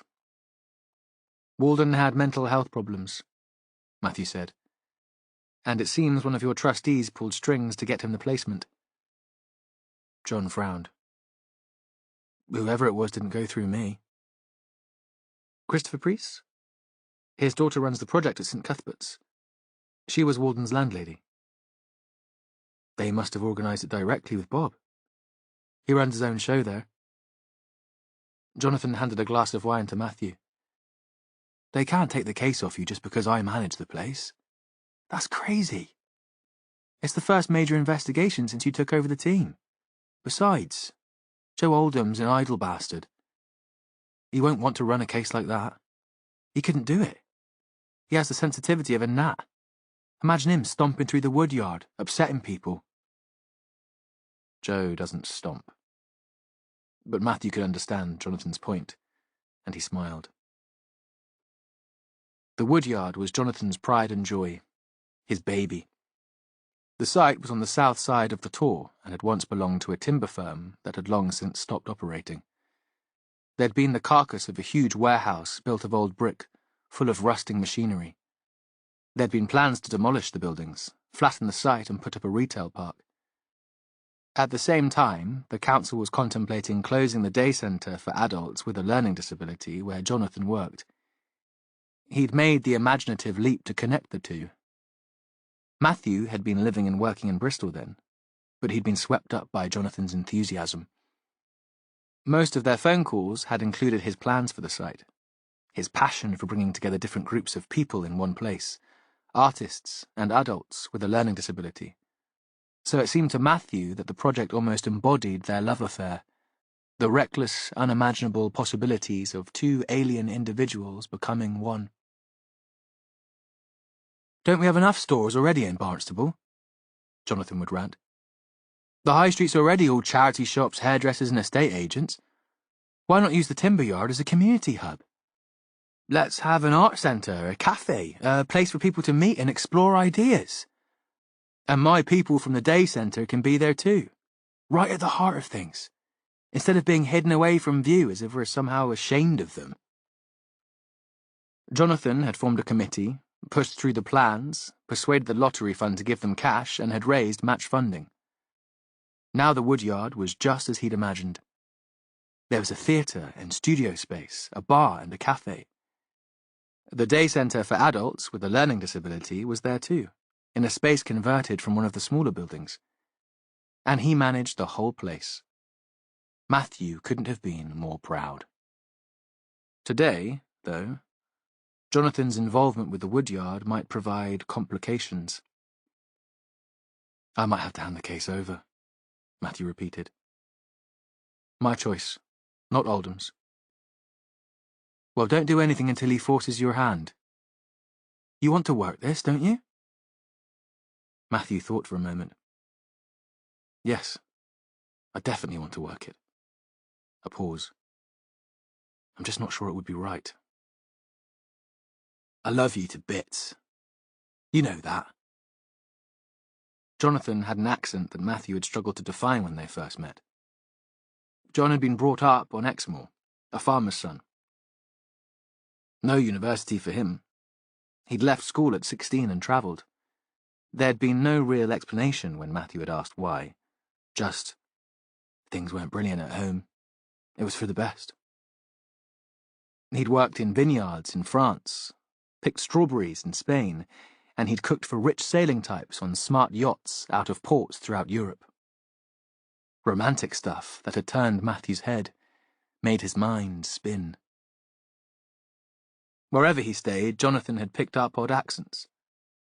When he was serious, though, his voice became rural North Devon again. Now he was definitely serious. You keep me real and rooted. Jonathan put his hand on Matthew's arm. But you do have far too many principles. Sometimes I think you hide behind them. Just have the balls to take this on. Just this once, Matthew. Fight for it. When Matthew woke the next day, it was already light, and he had a moment of panic, convinced he'd be late. He never overslept, but he'd been awake until the early hours, restless. He'd arranged to go to the victim's home with Jen this morning. He needed to get a feel for the place and the people who had known Walden best. And he had a brief rush of horror when he thought he'd missed the appointment. The other side of the bed was empty. but when he checked his phone, he saw that it was still early and he had plenty of time. All night, he'd been aware of Jonathan sleeping beside him, motionless, the gentle breaths not moving his body. Jonathan had a gift for sleep that Matthew envied more than anything. More than his husband's easy confidence, his courage, his ability to laugh off hurt and insults. Now Matthew was alone in bed, and that rarely happened. Usually he was the first up. Jonathan was in the kitchen, and there was the smell of coffee and toast. For years this had seemed unattainable, a companion, a shared home, love. Matthew thought he was the most fortunate man in the world, and the anxiety and insomnia of the night before seemed like an indulgence. But your father died less than 2 weeks ago, and you only found out because of a notice in the North Devon Journal. His funeral was yesterday. Cut yourself a bit of slack, Matthew. You're going through a tough time. Dump the guilt. Then Matthew felt himself smiling because he could hear Jonathan's voice speaking the words. They stood together in the kitchen drinking the coffee. Jonathan had already eaten the toast. He knew Matthew didn't do breakfast. Outside, everything was clear and sharp-edged, sparkling. A breeze blew the river into tight little waves and scattered the light. There was a few daffodils on the edge of the grass. Walden's body had been moved to the mortuary, and the CSIs had finished their work, so there was nobody on the toll gate to stop cars coming through. The barrier lifted automatically, as it always did on exit. As he pulled out onto the road that led towards the sea, Matthew saw Colin Marsden standing on the verge, scanning the flat land leading towards Braunton Burrows, the extensive area of dunes that stretched between the marsh and the shore. On impulse, Matthew turned the car left at the junction, away from the village and the main road and towards the coast. This way to Ilfracombe was much longer, but he had the time to spare, and there would be less traffic, and the route brought back memories. His father had worked for an agricultural supply business, and occasionally, during the school holidays, Matthew would be allowed to go with him on business calls to farms along the coast. His father had converted to the Brethren to marry, and away from the house he'd seemed more relaxed, younger, not like the rest of the sect. They chatted about trivial things, football, fishing, and his dad would describe the customers they'd be visiting. Jeff Brand would be a good enough farmer if he didn't take to the bottle whenever he hit a bad patch. And then, when they'd driven into the sunset towards a whitewashed farmhouse at the head of the valley leading down to the sea, Mary Branscombe's a grand woman. She kept the business going while her Nigel was ill with cancer, and she's still making a go of it now. The woman had been out in the yard when they'd arrived. Everything had been flooded with the red glow from the sun setting over the sea at the bottom of the Branscombe land. Matthew had thought this was the most beautiful place in the world. Magical. It was a picture book farm with ducks on a small pond by the side of the house and bales of hay in the barn. All the young Matthew had seen of the woman when he'd got out of his dad's vehicle was her outline. She'd come up to them and given his dad a little hug. And that was when Matthew had first seen her face. The grey eyes and the dark hair tied back with a bit of baler twine. Good to see you, Andrew. Matthew had been expecting an old woman. Then he'd thought all widows were old. But she'd been about the same age as his mother, dressed in jeans and wellies and a sleeveless vest top. His mother never wore jeans. He'd followed the adults into the house, which had a collie in the kitchen and books. Books on shelves and piled in heaps in corners. Mary had made tea and put an open packet of chocolate biscuits on the table for Matthew to help himself. There were never biscuits in the Venn house unless his mother made them herself. She said God wanted his children to care for their bodies as well as their souls, and they weren't going to eat fried food or processed junk while she had the time and the strength to cook for her family. The grown-ups had talked about business while Matthew played with the collie. But once the order had been placed, his father had still sat there long after his cup was empty. There'd been some conversation, but Matthew had stopped listening. After a while, the man had got to his feet. I'll be back next week. And the boy will be at school then, so I'll be on my own. Mary had stood up too. You'll be very welcome. A pause. Always. Out in the yard, the colours had been fading into dusk. Matthew had climbed into the car, waiting for his father to say goodbye. The adults hugged again, and then they were driving away. Usually, his dad talked about the meetings that had just taken place, chatted and gossiped about the customers. But that night, he'd remained silent all the way home. Now, driving along the narrow lanes to investigate the murder of an apparently lonely man, Matthew thought for the first time that his father had loved Mary Branscombe. There might not have been an affair, but there'd been a tenderness in the encounter that had seemed unusual even to a boy. Matthew had wondered if Mary was still at Broom Farm, and if she'd been to his father's funeral. He imagined her sitting at the back of the Chapel of Rest, weeping, incongruous. He'd arranged to meet Jen Rafferty in the car park at the top of Hope Street, and she was already there, sitting in her vehicle, looking at her phone. She seemed to spend her life on her phone. They walked together down the hill to 20 Hope Street, and Jen filled him in on overnight actions. We released a photo of Walden to the press, as you agreed. It'll be on the television news this morning. We were too late to get it in this morning's newspapers, but I'm guessing it'll be all over social media. Ross was going to monitor that. And there are a few more details of him. The victim's wife has been notified? Yes. Someone from Avon and Somerset went to see her last night. I haven't talked to them yet. Do they have any children? Matthew wondered how it would be to have a father who'd run away, only to meet a violent death. Would they turn him into a hero or a martyr? Blame the mother, or carry resentment around like a burden for the rest of their lives? No kids. Apparently, she's in another relationship now. She doesn't live in their old home anymore. There's a different address. They'd arrived at the house. Jen paused on the pavement. At the bottom of the street, a homeless man in a shabby sleeping bag with the stuffing seeping out stirred and raised himself onto one elbow. She knocked at the black door. They heard footsteps and the door opened. A young woman stood there. She was stylish in an art student sort of way. Model skinny, very short hair and a slash of red lipstick. A sweater dress over black tights and heavy boots. Long black earrings. The tights had a hole at the back of one leg. She grinned at Jen. You're a bit early. I'm the only one up. Jen went through the door first. Hi, Gabby. This is my boss, Inspector Matthew Venn. Well, you'd better come in. I'll give Kaz a shout.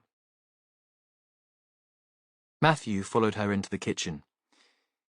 He thought Jonathan would have felt at home here. He would have loved the clutter of pans and jars, the mismatched furniture, the little pieces of art. A large painted wooden parrot hung from the ceiling, and sticks of pussy willow had been stuck in a brown earthenware pot. Brightly coloured towels were draped from an overhead rack like a string of flags, but they stopped halfway. Matthew found the effect of the room disturbing, overwhelming. He would need to concentrate to think straight here. Take a seat. There's coffee in the pot. Then Gabby was gone. It seemed to Matthew that her mouth, scarlet with lipstick, remained in the room like the Cheshire Cat's smile. He heard her call from the bottom of the stairs. Hey, Kaz! The cops are here. They want to speak to you. Jen had wandered over to the coffee pot and waved it in his direction. He nodded and watched her take a mug from a dusty cupboard, was ridiculously pleased when she rinsed it under the tap before filling it for him. There was the sound of footsteps on bare floorboards, doors closing, and a young woman appeared. Gabby followed her, shepherding her like a dog or a mother, then presented her with a flourish. It seemed everything was a performance for her. This is Caroline, known to her friends as Kaz. She's the kind one who landed us with Simon, my landlady. Caroline was small and round, with a button nose and huge spectacles. Give it a rest, Gabby. Show a bit of respect. Simon's only been dead for a day. Matthew felt that the interview was already slipping out of control. Do you know that? Did you see Simon yesterday? He needed facts to hang on to. Caroline shifted a pile of Guardians and Observer magazines and sat on what looked like an old church pew next to the table. He was here first thing, wasn't he, Gabby? I left before you, but I heard him in the bathroom and we had a shouted conversation. Did you see him at breakfast? There was a moment of silence. Briefly, Gabby said. And I can assure you that he was still alive when I left. Another silence. Shall I make toast for everyone? Now there was a hint of desperation in her voice. Or would that be seen as a form of bribery and corruption? You can make toast for yourself and your friend, Jen said. But we'd like to ask you both some more questions. Jen would do the talking. That had been Matthew's decision. She was engaging, and he decided the women might find her less threatening. Now, he thought that these women would be hard to intimidate. Just sit down, Gabs. This was Caroline. This is serious, and we can have breakfast later. Yes, miss? But Gabby sat. Jen looked around the table. I'm very sorry that your friend died yesterday. No friend of mine. The words were muttered, barely audible, followed by a shocked silence. Well, I'm sorry. Gabby fixed her eyes on the parrot. I'm not glad he's dead. Of course I'm not. But I'm glad he's not living here anymore. Why'd you say that? Jen put down her coffee mug on a coaster that could have been made from elaborately knotted rope. Gabby took a while to answer. We were happy here before he moved in. We were close. It was fun. Then suddenly having this stranger in the mix, a bloke we scarcely knew, seemed to spoil everything. He was so tense, you know? Uptight. And that was contagious. The whole house felt different, unsettled. It was only temporary, Caroline said. He already had plans for moving on. He was going back to Kingsley House, the hotel where he worked until the autumn, as soon as the season started. Besides, his rent made a difference. He wasn't here out of charity, and he was a wonderful cook. All those amazing Friday night meals. He never complained about those. I was thinking of moving out. Gabby was muttering again. I couldn't stand it. I was looking for a place of my own. You never said. I'd complained about Simon enough, about the way he made me feel, but you wouldn't listen, Kaz. It was as if you cared more about him than me. Matthew thought she sounded petulant and spoiled like a child in the playground, dropped for another best friend. Perhaps such a beautiful woman was used to getting her own way. It must have been hard, though, having a stranger about the place when the friends had been so close. Hard, too, for Walden to live with the resentment. When did you last see him? Jen directed the question towards Caroline. As I said, I heard him yesterday morning, but I didn't see him. Sometimes I gave him a lift into Barnstable, but not yesterday. I shouted up to ask him, but he said he wasn't ready and he'd make his own way in. Something important had turned up. I wondered if he'd had a meeting at the hotel to discuss starting work there again at the beginning of the season. Did he volunteer at the woodyard every day? Most days, Caroline said. He enjoyed it. Who organised the placement? I did. Caroline paused. My father's on the board of trustees, so I know the place. I thought it would have been great for Simon's confidence. It would help him to prepare for paid work again. Simon Walden had psychiatric problems. Jen asked it as a question, but it was clear that she knew the answer. He'd suffered from depression and alcohol dependence, but there'd been a huge improvement since he started living here. The reply was almost defensive. You were his social worker? Caroline hesitated. His project worker. My father set up a small charity at St. Cuthbert's, in memory of my mother, a place where people in crisis would be made welcome. She suffered depression and committed suicide when I was a teenager. It changed my life. Neither of us wanted any other family to go through that loss. I trained as a psychiatric social worker and took over the running of the project once I'd had a few years' experience in the field. We run it as a safe space for people with mental health problems during the day and organize evening group sessions a couple of times a week. Caroline seemed young, in her early 30s at most. Matthew wondered how she could spend her day in such emotionally intense situations, working with people who must remind her of her mother. He found the notion horrific. But then, he thought, he was spending his working day investigating murder. The sensory overload in this room made him feel suddenly ill, as if he'd overdosed on sugar, and besides, they shouldn't be having this conversation in front of a witness. Look, he said. I suggest Miss Henry heads off to work. Let's leave Miss Preece and Sergeant Rafferty here to chat in private. He turned to Gabby. I'll catch up with you at the woodyard later if I need to. Gabby stood up. He followed her out of the house. She lingered on the step, but he turned away and walked briskly up the hill to his car. Chapter 7. Maurice Braddock had got into the habit of watching television at breakfast time.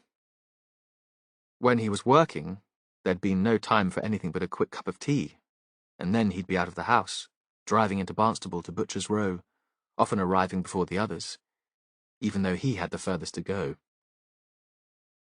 He'd pick up something to eat when he got to the shop. Pam, the owner's wife, made bacon sandwiches to sell to the stallholders in the Panier market, or he'd hang on until lunchtime and have a pasty. He didn't think much about work now, because it was too painful to remember the companionship and the jokes, what he was missing. After his retirement, he and Maggie would sit together for a few moments in the kitchen once the taxi had come for Luce and they were on their own. They'd have another cup of tea and chat over their plans for the day. Maggie had never been a great one for TV, because she hadn't been able to stay still for long enough to watch it.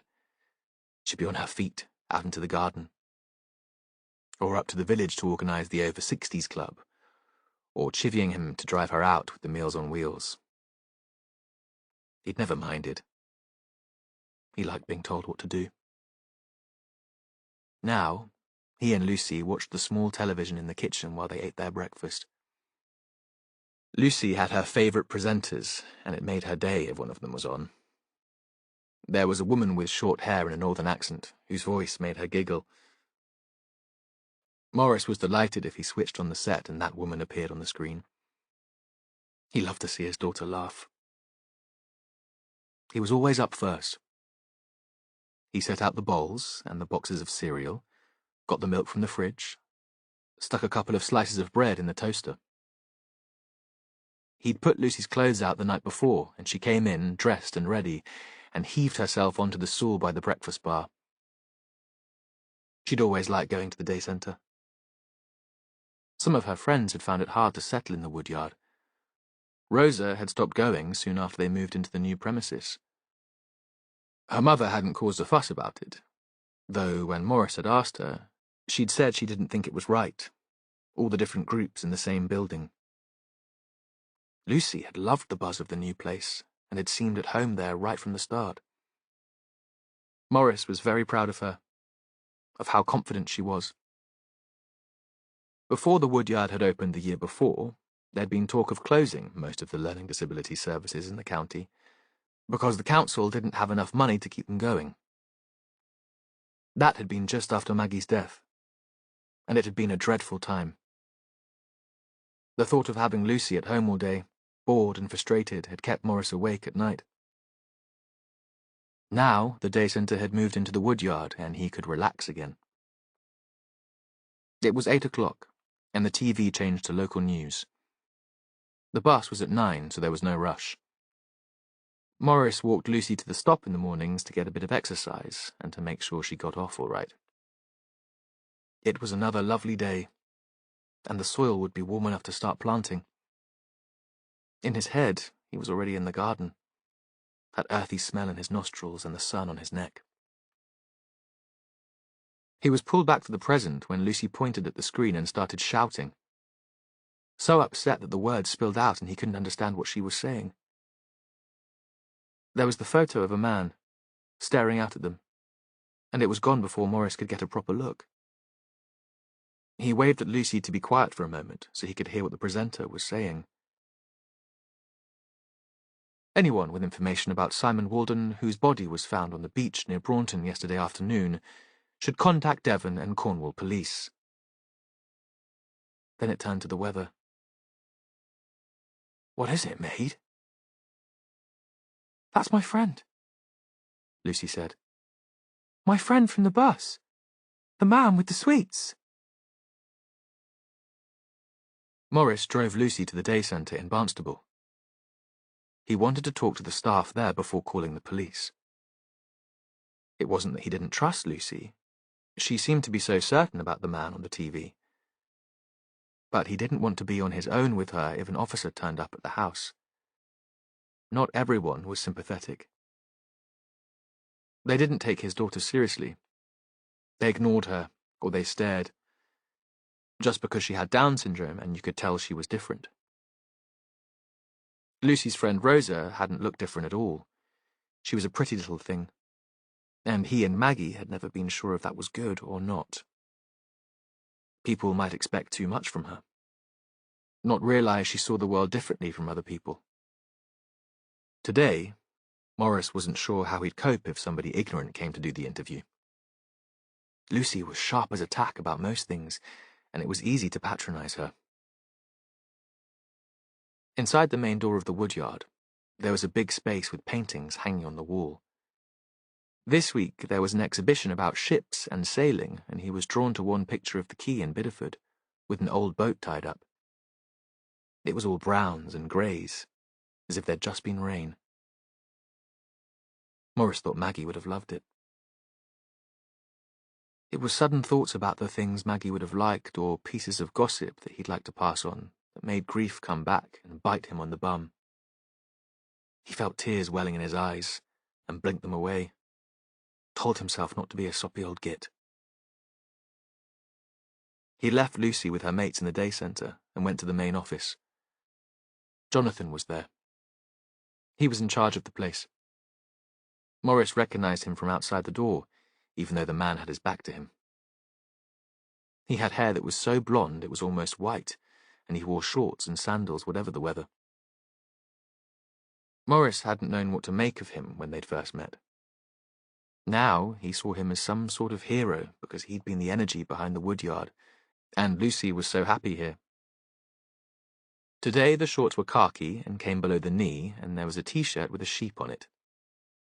He was having problems with the printer and was swearing, words that Morris would never say out loud. Not even if he was on his own. Morris tapped at the door, and Jonathan turned around. "Morris, are you any good at technology?" Morris shook his head. "Sorry." Bugger. Never mind. The rain will be in soon, and she's brilliant." He moved so he was closer to Morris, and leaned against the desk. "How can I help? I saw Lucy yesterday, and she seemed very well. I know that some of the chaps had problems moving out to the woodyard, but I hear from the workers at the centre that she's thriving here. Gaining in independence and confidence every day, I hear, and a great asset in the cafe." "I know." Morris wasn't sure how to start explaining.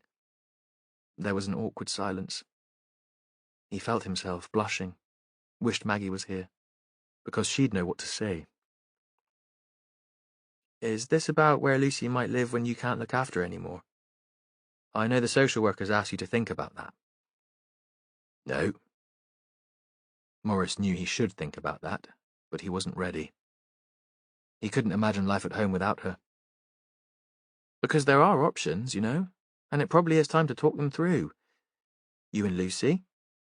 I think she'd be fine on her own with a bit of support. Morris thought he would come and talk to Jonathan sometime about Lucy's future, though he'd hate living on his own. He shouldn't be such a coward. I know, he said. But there's something more important I need to tell you now. I could do with a coffee. Why don't we go to the cafe and you can tell me what's worrying you? Jonathan moved towards the door. Morris thought he was pleased to be leaving the office and his work there. They sat in the cafe by the big windows that looked down the river towards Anchor Woods. The tide was out and there was an expanse of mud. The skeletons of rowing boats left to rot. Here, Morris found it easier to start talking. He told Jonathan about the man on the bus, and how worried he'd been about him approaching Lucy in that way. He might just have been friendly, but it seems odd. Luce said he got off at her stop each evening, but when I saw his picture on the telly, I knew he wasn't someone I recognised from the village. I don't know everyone there. Sometimes there are incomers. But it's weird, don't you think? As if he was stalking her.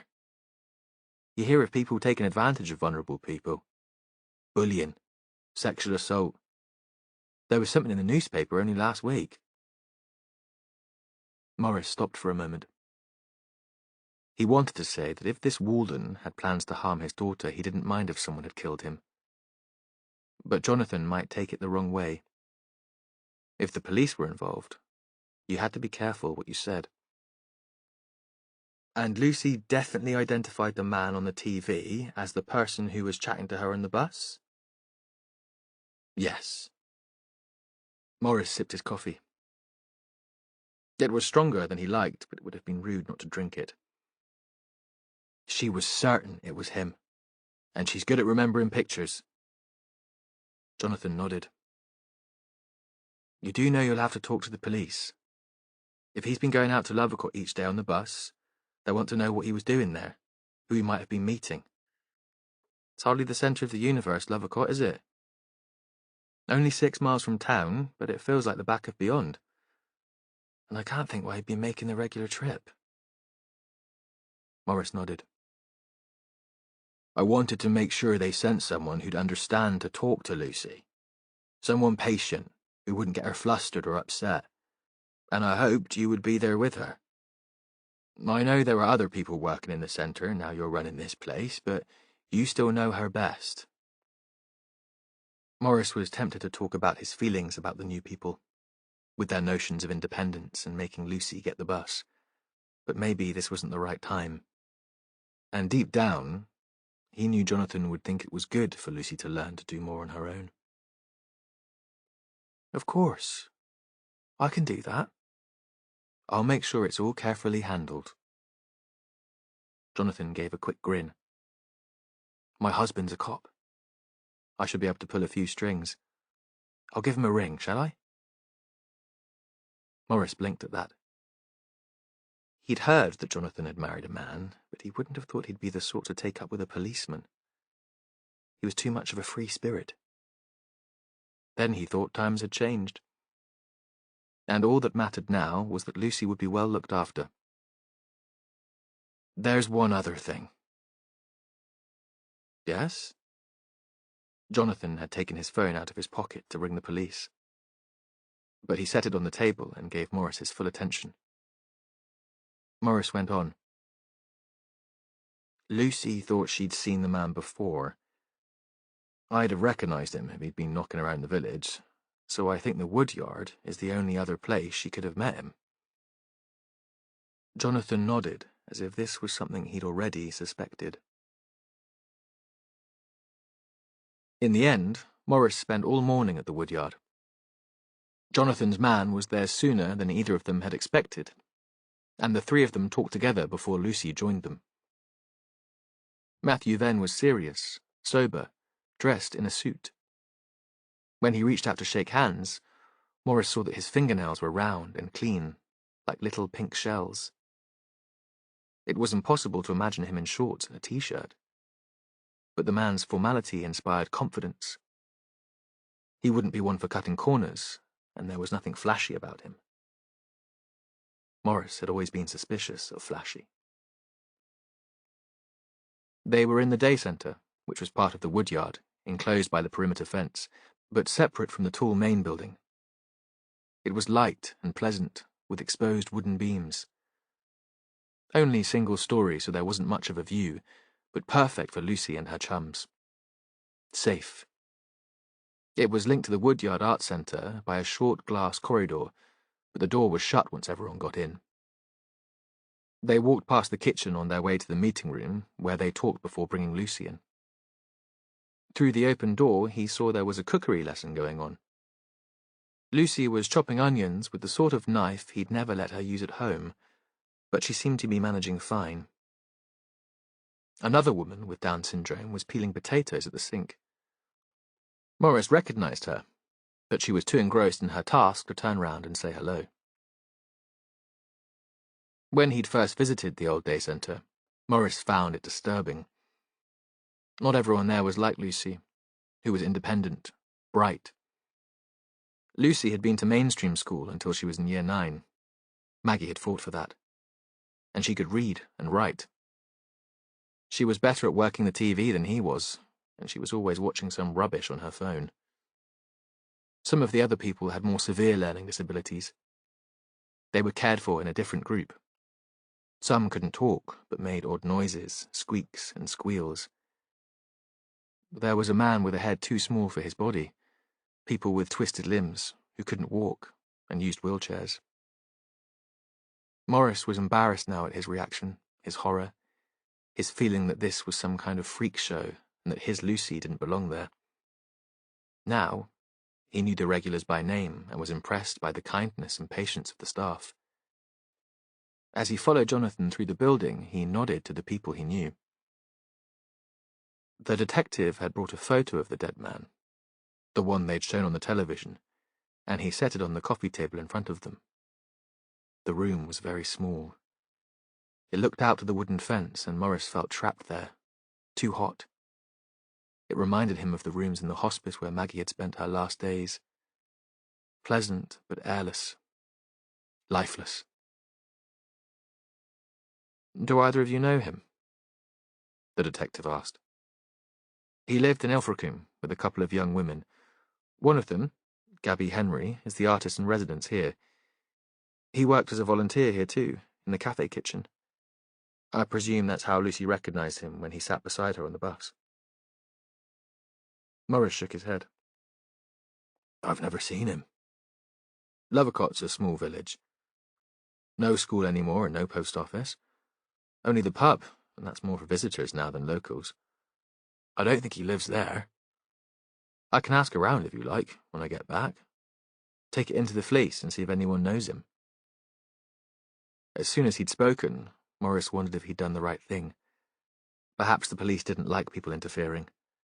But Ven nodded. "Thanks. That would be very helpful." Jonathan turned to Morris. "Shall we get Lucy in now? Is that okay with you, Morris?" Morris couldn't help feeling proud of Lucy when she came in, chin up, and a bit of swagger she had when she wasn't quite at ease but didn't want people to know. That smile that made everyone smile back. She took the seat between Morris and Jonathan. The photo was still on the table. "That's him," she said. "The man on the bus with the sweets. I'm not making it up." "We don't think that for a minute," Ben said. He was listening properly and could make out her words. "I'm impressed that you recognized him. Lots of people wouldn't." He paused. "I don't suppose you remember what he was wearing when you saw him last?" Lucy screwed up her eyes. Jeans and a denim jacket. Boots. That's what he was wearing when he was found. Is there anything else you can think of? He had a tattoo on his neck. A big bird. That's right. Brilliant. A pause. Tell me about the sweets. Morris couldn't understand why that might be important, but Lucy answered straight away. Sherbet lemons and eclairs, fruit salads. All in the same bag? She nodded. A paper bag? She nodded again. That's useful, you see, because it means Simon Walden went to a proper sweet shop to buy them. Not a supermarket, where they'd all be ready packaged. And there aren't many old-fashioned sweet shops left. Ben paused. You told your dad that you'd seen the man before. Can you remember where that might have been? Lucy shut her eyes again. It seemed a bit showy to Morris, as if she was only pretending to take them all seriously. But when she opened them again, she shook her head. I'm sorry, I tried to think. It doesn't matter. We'll sort that out. Ben paused again and smiled. Just one last question. Did the man get on the bus at the same time as you? You walked to the stop with your friends and one of the workers from the woodyard. Was he with you then? No, she said. He got on at the next stop, the one just coming out of town at the bottom of the hill.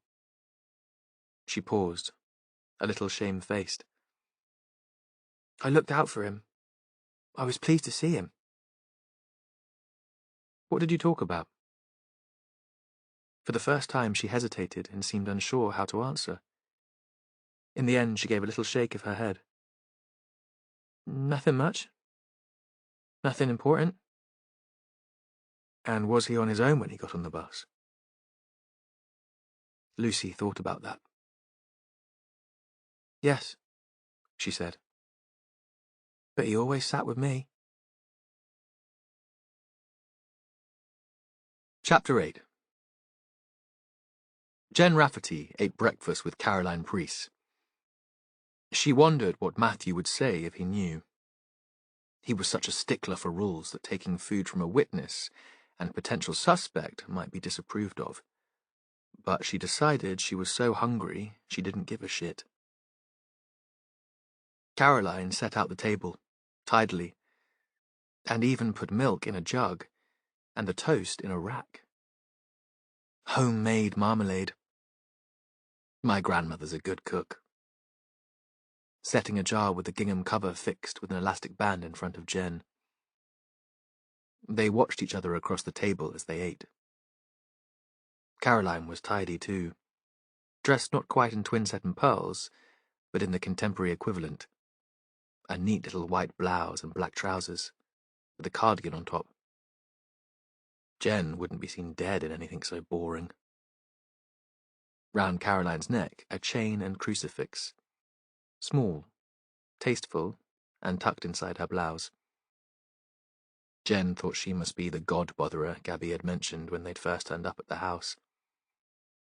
Jen was comfortable with that. She'd been brought up in a family of botherers and been taught by nuns. Tell me about the work you do. Caroline didn't answer directly. It seemed she wanted to tell the story in her own words. Mum killed herself when I was still at school. Dad had been a businessman. He ran a number of holiday parks and hotels along the coast, but after her death he really didn't have the heart for the work. He staggered on for about 5 years and then sold up. I think making money just didn't seem so important anymore.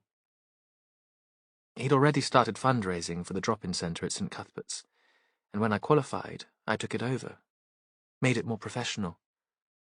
Before then, it had been run by a few well-meaning amateurs. And your father got involved with the woodyard too? Oh, yes. He helps wherever he can. He's become almost saintly. There was an edge of bitterness to Caroline's voice, but she continued talking before Jen could follow that up. There's a real need for the service we provide. North Devon isn't just about public school kids coming for the surfing or families turning up for perfect beach holidays. We attract transients, homeless people, drifters, and local people can suffer from depression too. Not everyone has a family to provide support. Is the church directly involved? Well, I'm a member of the congregation there, and the clergy and congregation have been terrifically supportive. Originally, we just used their hall, but we've extended the premises. Another pause and a shy Princess Diana glance through dipped eyelashes.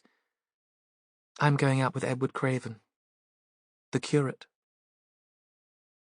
Something about the simper made Jen feel like throwing up, or telling the woman to wise up. She'd been besotted once, and look where that had got her.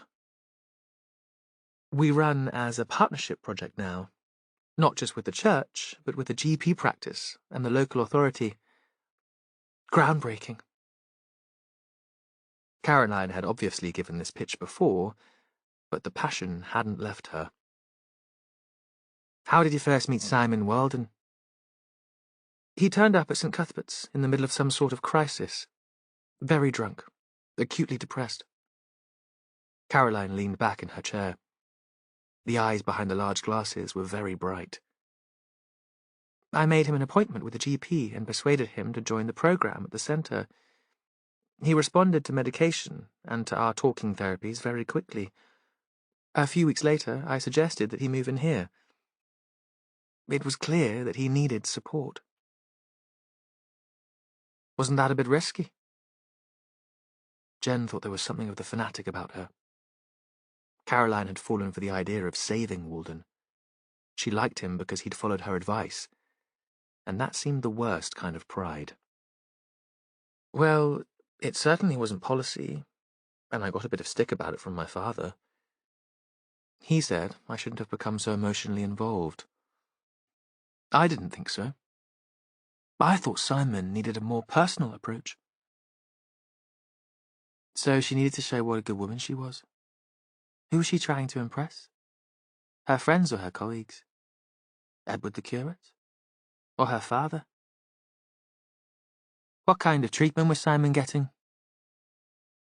Caroline hesitated. Come on, Jen said. That's hardly confidential. His doctor will be able to tell me. I've already told you. He received antidepressants from his GP and took part in a weekly group therapy session. As well as that, we encouraged him to do yoga and meditation. Once his mood started to steady, he began volunteering in the cafe kitchen at the Woodyard. Very right on. The group therapy. Was it for recovering addicts? Jen thought Hope Street wasn't the best place for a druggie to live. As Ross had said, the street was known as a place where dealers hung out. Though it was more likely, because there'd been alcohol in his system when he'd killed the child in the road traffic incident, that booze had been Walden's poison. Another long pause before Caroline spoke. When he first came to St. Cuthbert's, Simon was so drunk he could hardly stand. That's not breaking a confidence. Anyone who was there would tell you that. We filled him full of coffee and let him sleep at the back of the church for the night. A few days later, he came along to the centre there. It was a few weeks before I found out he was sleeping rough. By then, he was much more stable. And you offered him a bed here? You must work with a lot of homeless people. What was it about Walden that made him so special? There was a moment of silence. I'm not sure. There was something about him that made me think he was worth the effort, I suppose. A kind of intensity. A charisma. I probably should have asked Gabby first, but it is my house. He moved in, but he hadn't stopped drinking. He hasn't been drunk like that first time. Besides, I'm not the booze police. I can't take responsibility for all the people I work with. How did he pay the rent? If he was volunteering so much, he wouldn't be eligible for job seekers' allowance. Caroline shook her head. I don't know. He said he could pay. And he did pay, every month. So if he had access to cash, why was he homeless? Accommodation's not that easy to find round here. Not reasonably priced accommodation. But the woman sounded uneasy, defensive, as if she too had been worried about the source of Walton's money. She looked at her watch.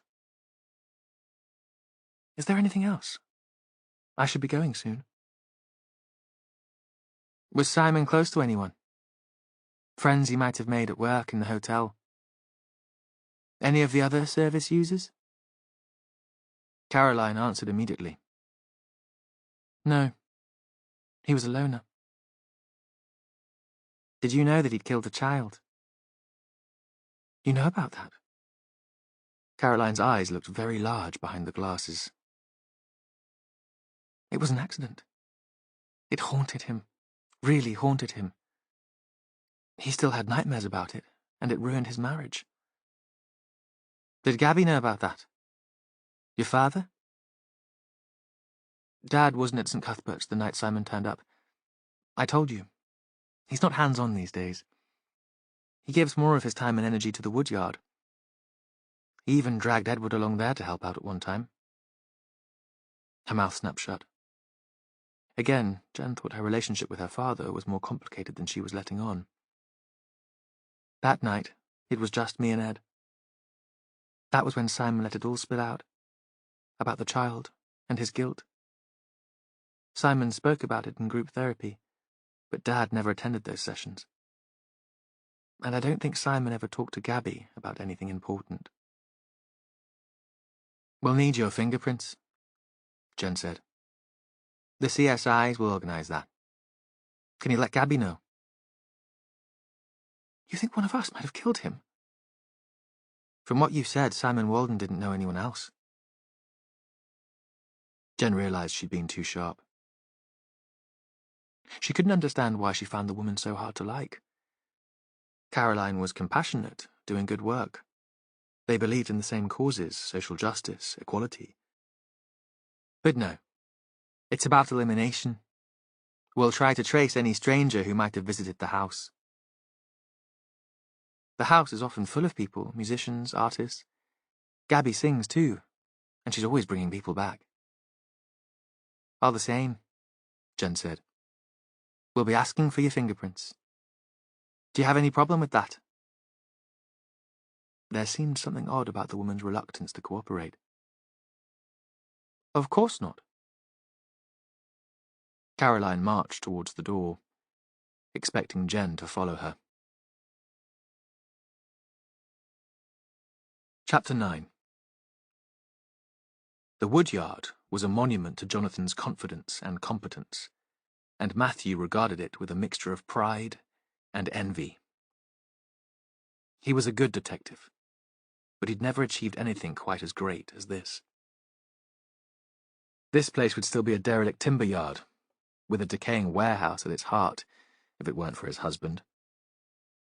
After his travels, Jonathan had returned home to Exmoor, taken a low-paid job as a carer of a man with learning disabilities, and loved it. He had the right mix of humour and compassion, and worked his way through the system without really meaning to, no end goal in sight, until he was managing a day centre. He'd loved that too, and that was when Matthew had met him. Matthew had been policing in Bristol then, the big city, only 2 hours from where he'd grown up, but a world away. Culturally diverse, buzzing, alive. He'd felt as alien there as he had in Barnstable, but anonymous. Nobody cared that his family were religious bigots who disowned him because he could no longer believe in their God, or that he dropped out of university because the academic pressure had stressed him almost to madness. He was good at his job, and that was all that counted. He'd met Jonathan at a conference about working with vulnerable adults. There'd been a 3-line whip from the management that someone should attend, and nobody else in Matthew's team had been interested. It had been his 40th birthday, and Jonathan had been his present. They'd kept in touch, spent weekends together, mostly in Barnstable, quietly under the radar. Not a real couple, Matthew had told himself. He couldn't be that lucky. This was a phase that would pass. Jonathan would set off on his travels again, or find someone more interesting. Instead, he'd found a new project. The Woodyard. It had been a time of local authority cuts, and the day centre, where he'd worked, had been under threat.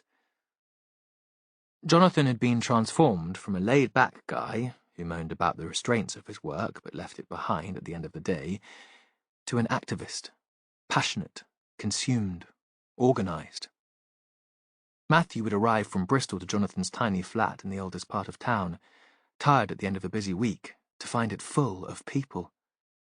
Earnest people talking money, funding applications and lobbying, and arty people like Gabby from Hope Street, painting posters and planning social media campaigns. Businessmen in suits and radical activists all in the same place. Matthew had been intimidated and retreated into work. He'd been certain that Jonathan would find someone more interesting to spend his life with.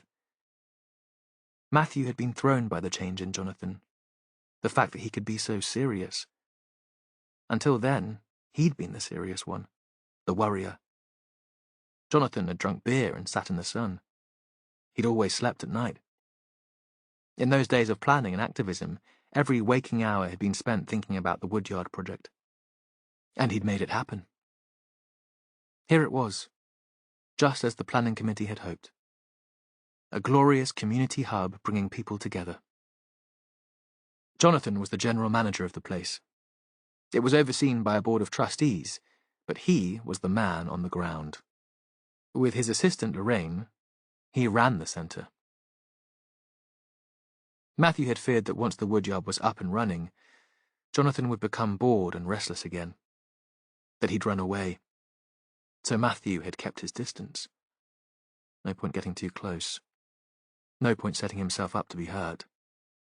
Then, one Sunday afternoon in early autumn, Jonathan had taken him to meet his parents. The first time, and Jonathan had been nervous, jittery. Not at all his usual self. They'd sat around a kitchen table scattered with farm accounts, wary dogs at their feet.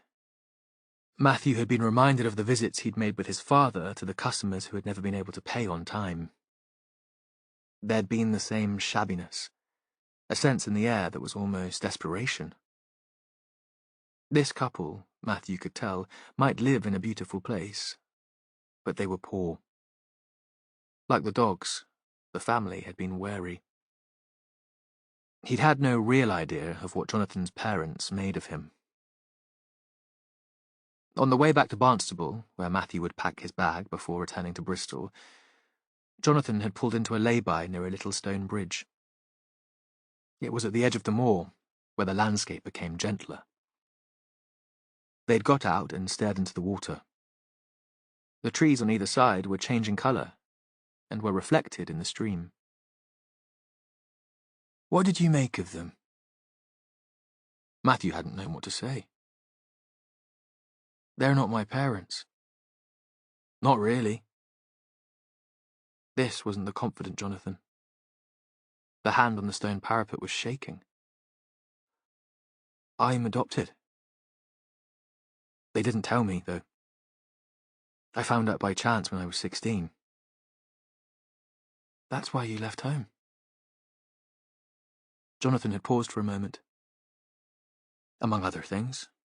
I got angry, a bit wild, got thrown out of school."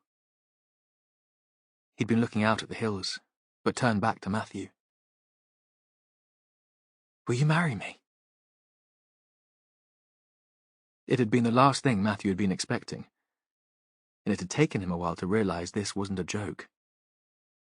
Even then, it had occurred to him that Jonathan wanted a father as much as a husband, although there wasn't so much difference in their ages.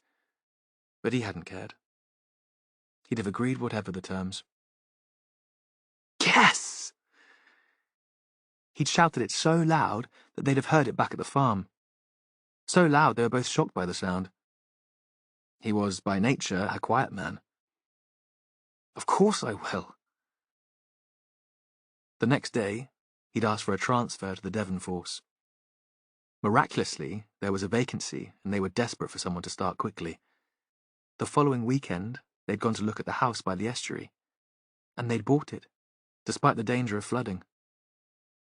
Matthew, so cautious and risk-averse, had decided it was time to be reckless. Now, they were in the woodyard garden, eating lunch. It was odd to be here in his own right.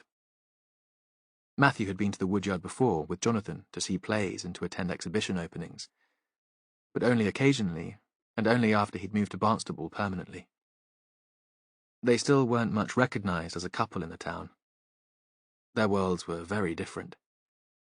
At first, it had been an ordeal, presenting himself in public as Jonathan's partner, smiling and shaking hands. After all, what did he know about art or theatre? Sometimes the anxiety that he would say the wrong thing or express an opinion that was foolish swallowed him up, made him want to run away or lock himself in the lavatory. Now he was here as Inspector Matthew Venn, investigating a murder, and he had to take centre stage. They'd bought coffee and sandwiches in the cafe and were sitting on one of the benches outside the building. There was a view of the river and the tide coming in, that distinctive smell of salt, mud, and decay. A group of older volunteers was tidying, sweeping up debris that had gathered on the grass over the winter, but nobody was near enough to overhear. Matthew spoke first. They were close enough to hold hands, but he was here as a police officer and not as a husband, and his words sounded oddly formal. You think Lucy Braddock is a reliable witness? Absolutely.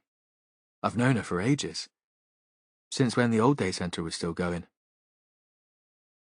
Jen's just phoned with confirmation that Walden worked in the kitchen here. That must be where Lucy first saw him. Matthew paused. How well do you know Christopher Priest? I didn't like to ask in front of Morris. He's on the Woodyard board, and without a donation from him, we probably wouldn't have got much funding to renovate the place. You must have heard me talk about him, and you've met him a few times. He was there at the beginning, at those first meetings in the flat. Jonathan paused. He was behind the mental health project at St. Cuthbert's too. There's something of the passion of the convert about him, the ruthless businessman who suddenly found a social conscience. Sometimes he can come across a bit arrogant, as if he has all the answers. I met Christopher's daughter, Caroline, this morning. She seems pretty driven too. She shares a house with one of your workers, Gabby Henry? Gabby's amazing. We appointed her as artist-in-residence, but she's brought the whole place to life. Her work's stunning. One day, it'll put this place on the map. It's all too close. Matthew felt the words come out as a cry. You do see now that I'll have to declare an interest. Of course you should. But don't withdraw from the case just yet. You're better at your work than anyone I know, and your investigation might lead you in an altogether different direction. Surely the answer is more likely to lie in St. Cuthbert's than here. Matthew could understand the sense in that, but he thought this case was complicated, twisted, the threads unlikely to be quickly untied. Gabby Henry had arranged to meet him in one of the meeting rooms. She'd been running an art appreciation class and had obviously been showing a series of images on a screen. The group reminded him of the friends Jonathan sometimes brought home. They had intelligent, earnest faces. The women wore loose floral dresses, the men jeans and sweaters. Informal, but at the same time, a uniform. Matthew watched through the glass door as Gabby wrapped up the meeting. That was fabulous, she said. Thanks so much for your attention. She stood at the door as they drifted out and waited until they were out of earshot before speaking to Matthew. Thank God that's over for the week, she said. I've never met such a boring, pretentious bunch. He couldn't help smiling. He often thought the same about Jonathan's arty friends. Gabby led him back into the room. Do you know what happened to Simon yet? Not yet. Matthew paused for a moment. We have discovered that for the last week or so he'd been taking a bus to Lovercott every afternoon. Did he have friends there? Gabby shook her head. I don't think he had friends anywhere. I realised he'd been home late a few times, but often we were back late too, so we didn't notice. We just assumed he was in. She seemed to be thinking. We didn't see him much, poor bastard. Only Friday nights when he cooked for us both. Other evenings he disappeared into his room. Kaz might know if he had pals in Lovercott. She sometimes gave him a lift into Barnstable. He never had any visitors. I never saw anyone. She paused. Someone phoned for him once. We've got a landline, but we hardly ever use it. We've got our mobiles. One day, I decided to check the landline messages, and one had been left for Simon. Can you remember any details? The name of the caller? A number? Nothing like that. It was as if the guy on the other end of the phone assumed Simon would know who he was. Hi, Si. How's this as a blast from the past? But I tracked you down in the end. I told you I would. You can't escape your old buddies after all. She turned sharply so she was facing him. It sounds a bit sinister now, doesn't it? But the tone wasn't like that. It was friendly, as if they were old mates. When was the call made? I picked it up a couple of weeks ago. It could have been made a few days before that, though, like I told you. We don't use the landline much. Did you save the message? Matthew thought they needed to trace the caller, whether he was a friend or an enemy. They knew so little about Walden's past. Of course, because I told Simon it was there so he could hear it. He might have deleted it afterwards, though. Were you there while he listened to it? No. Gabby was firm. None of my business. There was a moment of silence. Matthew texted Ross to get a trace on the phone and to pass a message to Jen to listen to the call. She might still be on the coast. He'd asked her to go to the hotel where Walden had worked once she'd finished with Caroline, and he'd send her back to the house. Gabby had given them a spare key the night before. He felt a bubble of excitement rising in his stomach. The phone call might be an important factor in the investigation. This was why he loved the work. Where were you yesterday afternoon? I was out on the coast, she said, making sketches for a painting I was doing. Where exactly on the coast? There was another moment of silence. Not far from where the body was found. I wasn't there to kill him, though. He bugged me, but it wasn't as if he planned to stay in Hope Street indefinitely. According to Kaz, he was starting back at the hotel once the season had started. He'd be living in. She stared at Matthew. Come with me. Her voice was insistent and demanding. I can prove what I was doing on the shore. She stood up. Without comment, he followed her. She led him up 2 flights of stone steps to the top of the building without speaking. Refurbishment had ended at the lower floors, and the steps were bare and uneven. When she threw open the door to a large room, he saw stained floorboards, crumbling plaster, and old brick. It was flooded with light through sash windows on 2 sides. There was a filter coffee machine on a window ledge with a few dirty mugs, an easel, a pile of canvases leaning against one wall. Otherwise, the space was empty, echoing.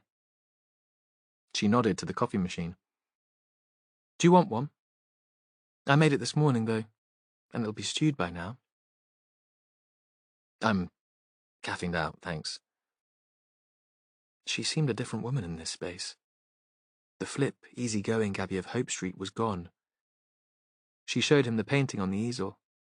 A seascape with a shimmering promontory of land. Crow Point, not where they'd found Walden, but seen from the other side of the marsh. There were bare patches of canvas. It wasn't going well. she said. So I went back to do some sketches. I didn't go through the toll road. I parked by the marsh and walked from there. She got out her sketchbook and held it out for him to see. Rapid pencil drawings that captured the movement of waves, the wing-beat of gulls. He recognized the shape of Crow Point in the distance. These are very good. The words came out without thought. That's why I'm at the woodyard. Because it gives me the time and the space to paint. The work is mostly mind-numbingly dull, like the class you just saw. A bunch of bored, middle-aged and middle-class people who think they have talent or that they understand art. Why did you accept the residency if you feel like that? Because it pays. She spoke as if the answer was obvious. I don't have a rich daddy like Kaz. My mother brought me up on her own. And I don't make any money from my painting yet, so I do this. It's better than stacking supermarket shelves or pulling pints. Just. He nodded back at the sketches. Of course, this doesn't prove anything. You could have done them any time. But I didn't. Her frustration was obvious. Why did you dislike Simon Walden so much? I didn't dislike him. She turned away. I just didn't see the point of him. If you don't mind stepping over the needles in the morning or being harassed by the neighborhood drunk, Hope Street is a pretty cool place to be. It's the best house I've ever lived in. I don't mind those things. I didn't need a man to protect me. Did Caroline? Matthew was surprised. He'd had them both down as strong, independent women. Nah. But that was one of the excuses she gave for letting him stay. That we'd be safer with a man in the house. Which was pretty daft. We could have been letting in a maniac. Was he a maniac? Gabby didn't answer immediately. He was pretty screwed up, especially at first. Depressed, I suppose. But no, I didn't think he was dangerous. I just found him unsettling. She looked away for a moment, and when she turned back, the words sounded like a confession. I painted him. Can I see? She shrugged and pulled a canvas from the stack by the wall and propped it on the easel. Matthew looked. He thought he should say something intelligent, but he was embarrassed again. What did he know about art? The embarrassment got in the way of an honest response this time, but he couldn't take his eyes off the painting. It was just of Walden's head. The likeness was there at first glance. Then everything seemed to shift under Matthew's gaze. There were blocks of colour that he'd never seen in human skin. Matthew took a few steps back and looked again. Walden was staring into the distance, frowning. Did you do this from a sketch too? Again, Matthew felt the ignorance seep into his face like a blush. Growing up with the brethren, he'd learned so little of the world that his brief time at university had been an act, a performance. He'd pretended to understand the references to bands he'd never heard of, and films he'd never seen. At school, he'd considered himself an intellectual, but every day since there'd been the fear of being found out as a fraud. It had taken him a while to be open with Jonathan. There were still times when he felt the need to pretend. Gabby didn't seem to think this was a stupid question. No, I did this from a photograph. Why? I mean, why did you want to paint him? Did he have an unusual face? No, not at first glance, at least. You wouldn't look at him twice in the street. I suppose I wanted to understand why he'd got under my skin. Did you find him attractive? Matthew thought this was one of the oddest interviews he'd ever conducted. Gabby had pushed to have Walden excluded from the house, but there was something about her obsession that felt like a teenage passion. He'd expected an angry response to the question. No, of course not. He was a creep. But she was thinking about it, deciding how much she wanted to tell him. Perhaps, she said at last. Perhaps I did. There was something about him, despite the moodiness and the occasional bouts of anger when he'd had too much to drink. Something compelling. I'd never thought about it until I started painting him. She stared at Matthew. Crazy, huh? Did he ever talk to you about his life before he ended up at the hotel in Ilfracombe? There was a pause, and again he thought she was choosing how much to say. Once, indirectly. It was after one of the Friday meals. Simon always cooked for us on Fridays. He said he was keeping his hand in. He'd throw us out of the kitchen in the early evening and tell us only to come back when he was ready. Usually, we went to the pub. It was the one night of the week that Kaz was prepared to let her hair down. Sometimes Ed was there, though I was always glad when he wasn't. I can be a bit of a potty mouth, and I could sense disapproval oozing from every pore whenever I spoke. We'd rock back to number 20 after a couple of beers, and the table would be laid, and there'd be the most amazing food. It was what Simon was born for, cooking. Like painting is what I was born for. She stopped for a moment. The coffee must have been cold, but she sipped it to provide a pause in the story. A beat. That night it was paella, the most amazing seafood. We were drinking something light and white that slipped down like lemonade. Kaz and Ed decamped to the sitting room. Usually Simon did all the clearing up himself, but I'd had enough of playing gooseberry, and I stayed behind to help. We'd both had a lot to drink, and we started to talk. She stopped again, but Matthew didn't prompt her. He sensed this was worth waiting for. He asked out of the blue if I wanted kids. I said I was too selfish. Nothing mattered more than my work. I made some crap joke like that's why I'm still single. He said he'd always wanted to be a dad, but that would never happen now. He didn't deserve a happy family. He'd had a wife that he'd loved, but he'd let her go. By that point, we'd loaded the dishwasher and he was washing the pans that were too big to go in. He turned away from the sink with a scourer in his hand.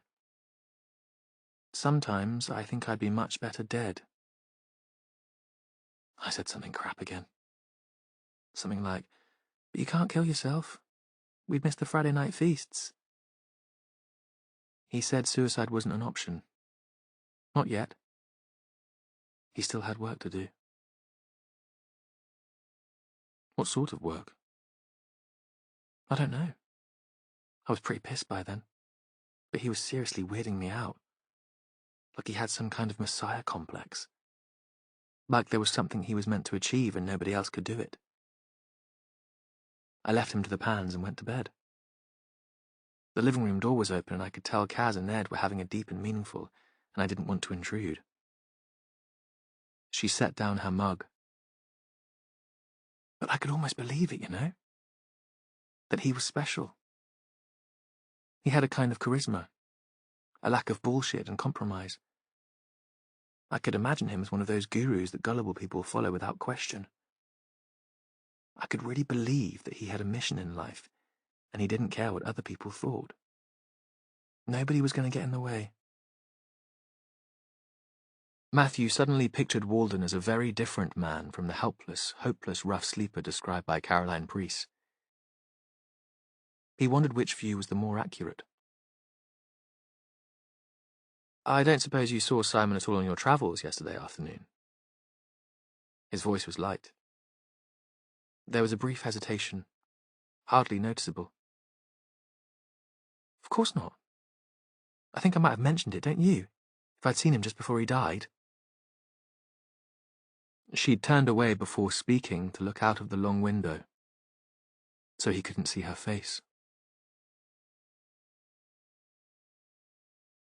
Chapter 10. When Jen left Hope Street, she tried phoning Matthew, but there was no reply. The sharp sunshine and the daffs blowing in the little garden next to the car park made her think of new beginnings, spring. They also made her remember that time was passing, and she wanted a man in her life before it was too late. Sometimes Ella brought a lad home, and although the pair were well behaved when Jen was around, she sensed their adolescent lust. The touching and the easy intimacy provoked an envy that shocked her. She thought she could kill for that. A good man to hold her hand when they were out walking, to stroke her neck when she'd had a bad day, to lie next to her at night and screw her senseless as the dawn came. She knew she tried too hard with the men she met, was too desperate, and she scared them off. And she still hadn't met a good man. At least not one who was right for her, who could keep her interest after a couple of nights. She sighed and phoned Ross. "I've just finished with Caroline Priest." "Anything?" "Only that Walden liked yoga and meditation. He volunteered in the cafe at the Woodyard. In Caroline's eyes, that made him the next best thing to a saint." Jen hoped that Matthew Venn had made better progress in Barnstable than she had here in Ilfracombe. But it also seemed he liked a pint, or 5, to keep him going. "What about you?" "I've tried phoning the boss, but he's not answering." "Seems Walden took a bus trip to Lovercott, that village up the Tor Valley, every afternoon for the couple of weeks before he was killed. Something, at least." Ross paused. "I've been digging around a bit. I'm trying to prise Walden's army records out of the MOD. Jen had the trace of a whine in his voice. Sitting in the office and working the phone wasn't his idea of fun. "Perhaps the boss will let you out to play tomorrow." Or you could go to your best mate Joe Oldham and pull a few strings. "You could come back now and take over. At least help shift some of the calls that came through after the broadcast on breakfast TV. Ross would think that was women's work, sifting through the recorded messages, phoning back the callers. And she would be better at it than him, more patient, more sympathetic. But she knew better than to start giving in to a man's blackmail or flattery. She'd been caught that way before. "Sorry," she said, sharp and tight. She needed to keep her temper. "I'm off to the Kingsley House Hotel to talk to Walden's former employer. I'll see you at the briefing tonight." She clicked the phone off before he could answer, before she allowed herself to be persuaded. She sat for a moment in the car and told herself she shouldn't let Ross bug her. He was young and brash, and it wasn't his fault that he reminded her of her bastard ex-husband. As far as she knew, he'd never punched a pregnant woman in the stomach. It probably wasn't even his fault that he was the son of Oldham's best buddy, and the DCI had taken him under his wing. Kingsley House was on the edge of the town, a grand Victorian pile, with Gothic turrets and steep terraced gardens leading down to a small private beach. Jen drove down a shingle drive through trees just coming into leaf. In the distance, the island of Lundy looked improbably large on the horizon. The sun was high, and the sea glittered.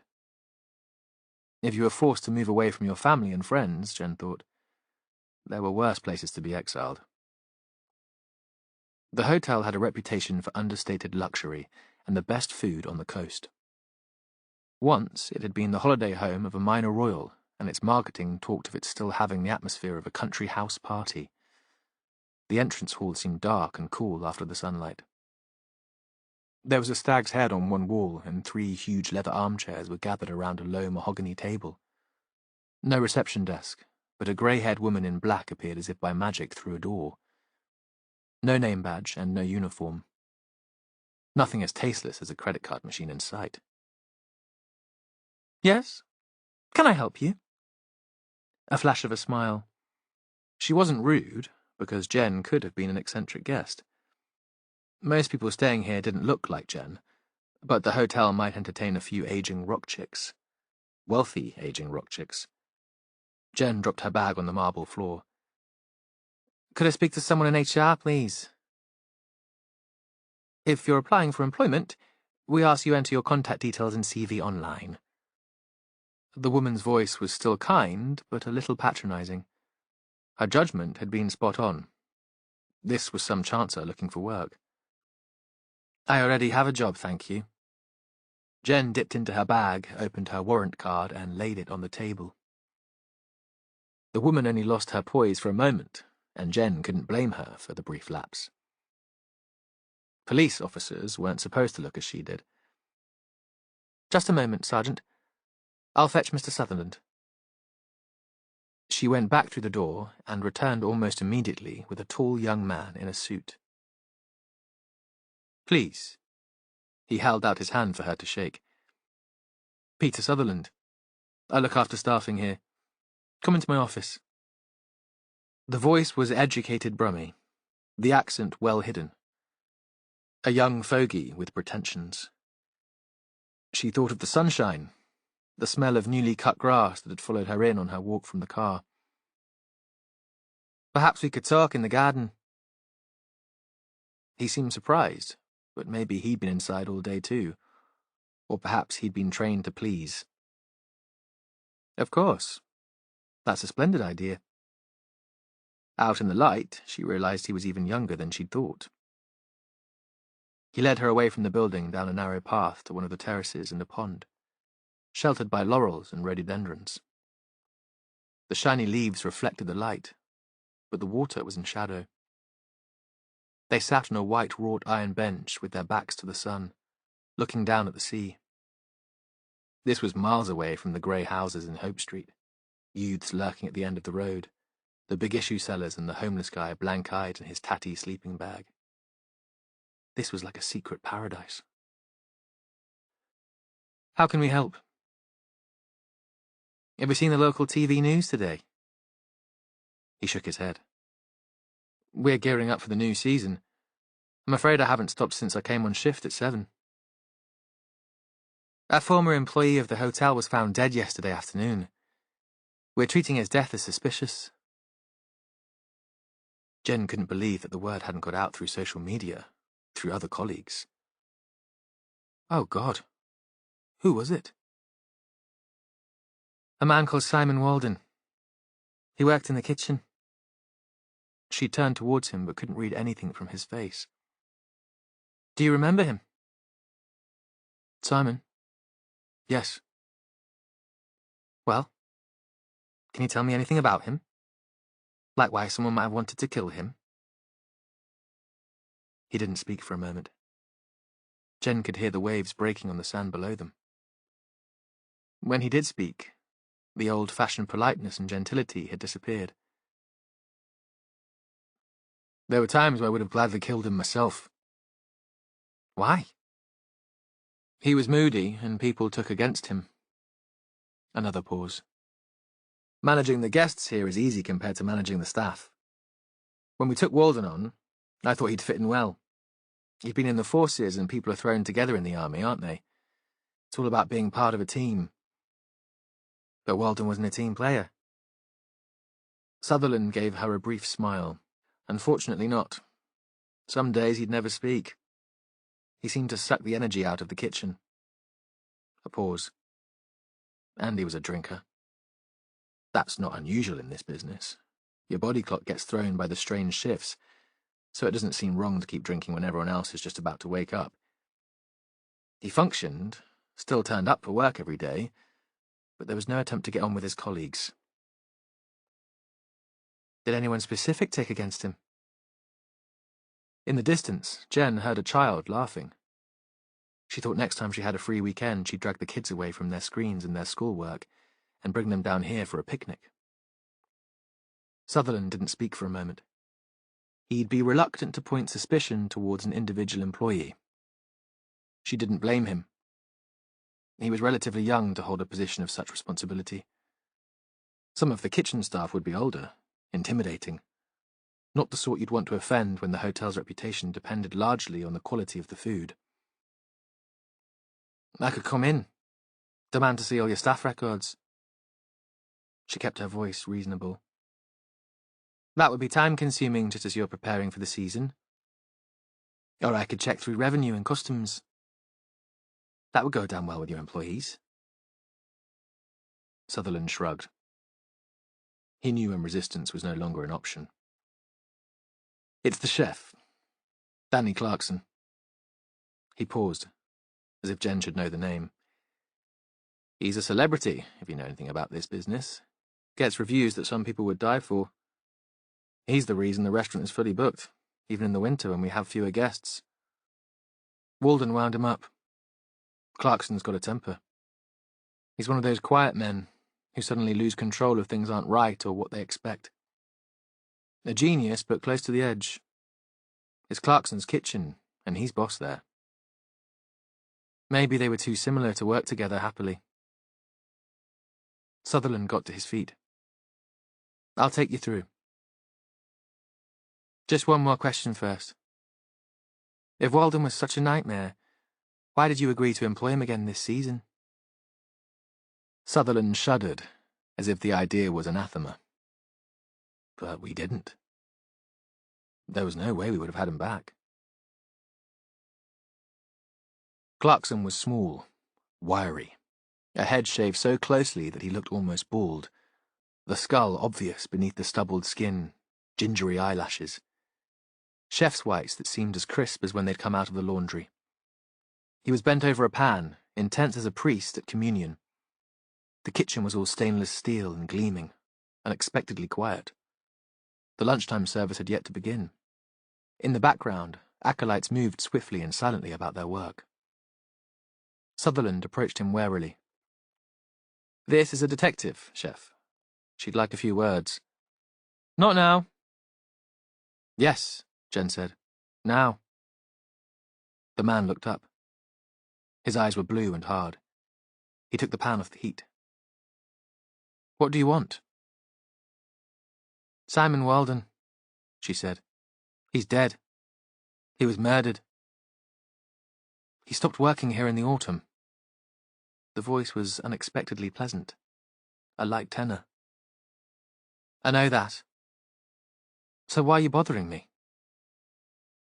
You worked with him all season. I was hoping you'd be able to tell me something about him. Something that might help us find his killer. We weren't friends. I didn't know anything about him, and I wasn't interested. He was a decent baker, reliable enough, but no real attention to detail or presentation. And he couldn't take instruction. He didn't like being bossed around. Jen thought she'd struggle to take instruction from this man. He had an attitude problem. Passive-aggressive. He thought I didn't trust him. This is my kitchen. I don't trust anyone. It caused a negative atmosphere and it affected my work.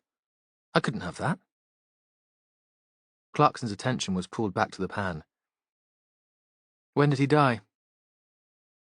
Yesterday, sometime in the afternoon. I was here all day, from mid-morning. We were catering for a wedding. You'll have to look elsewhere for your killer. He moved the pan onto the heat again and turned his back to Jen. Jen stood outside the hotel. In a large conservatory with a view of the sea, well-dressed women sat drinking coffee. Through the glass she couldn't hear what they were saying, but the painted nails and occasional flashes of silver as the sunlight caught bangles and earrings made them seem exotic, glamorous. Brightly coloured birds in an aviary. It was hard to imagine Simon Walden working here. She thought he'd probably hated it, and wouldn't have come back, even if he'd been offered the chance again. So, who had lied? Simon or Caroline?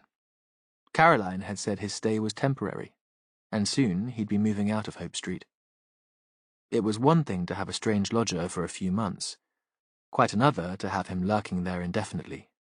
A reminder that not everyone was as lucky as they'd been, haunting them like the albatross he'd had tattooed on his neck. Jen thought he'd been unlucky at the hotel. The chef was obviously a sociopath. She couldn't imagine getting on with him either. She'd have clashed with him as Walden had done. She was beginning to feel some sympathy for the man. She walked back to her car.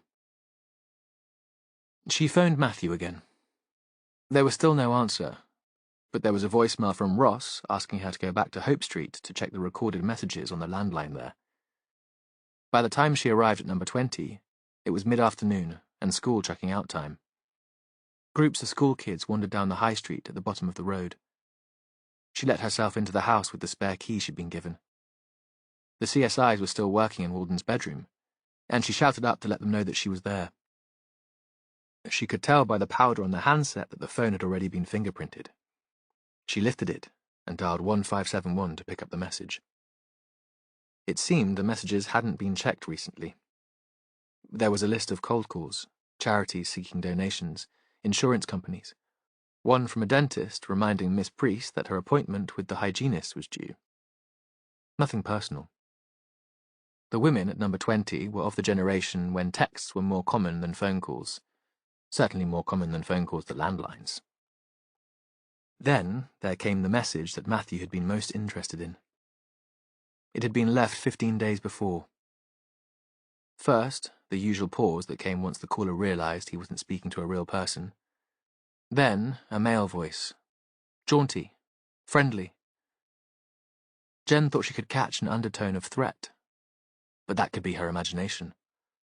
After all, she was looking out for it. How's this as a blast from the past? Bet you never thought I'd track you down. I told you I would, didn't I? You can't escape your old buddies after all. She got out her phone and set it to record, then replayed the message. The boss would be eager to hear the recording.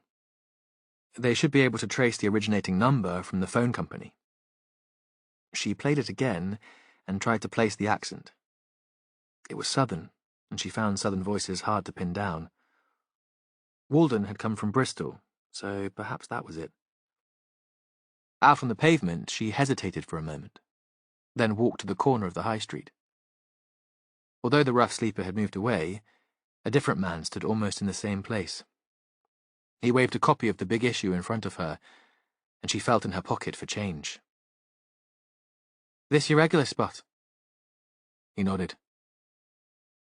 Do you know the people who live at number 20? 2 lasses and a bloke. You a Scouser? Yeah. You? She'd been able to tell just from those 3 words, and wondered what his story was. Birkenhead, he said. What brought you here?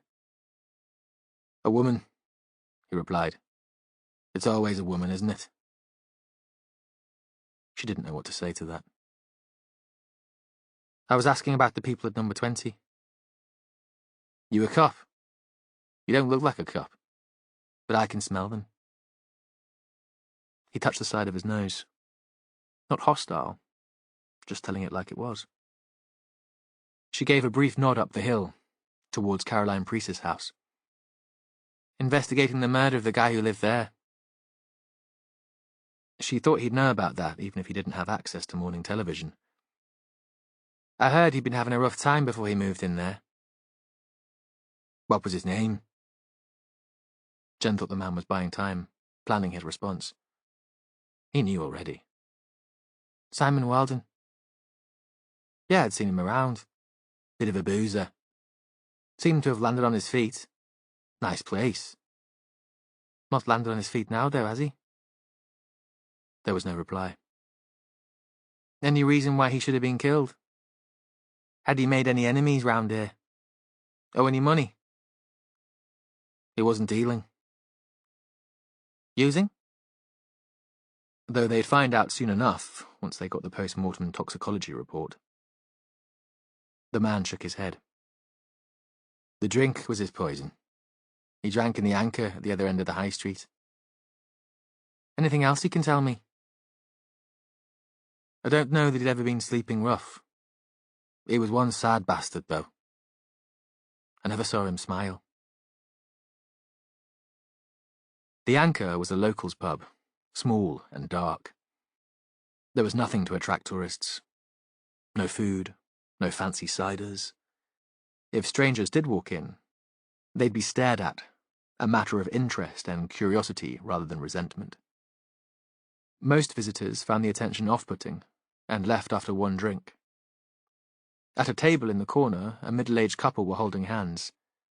They looked as if they'd been there since lunchtime.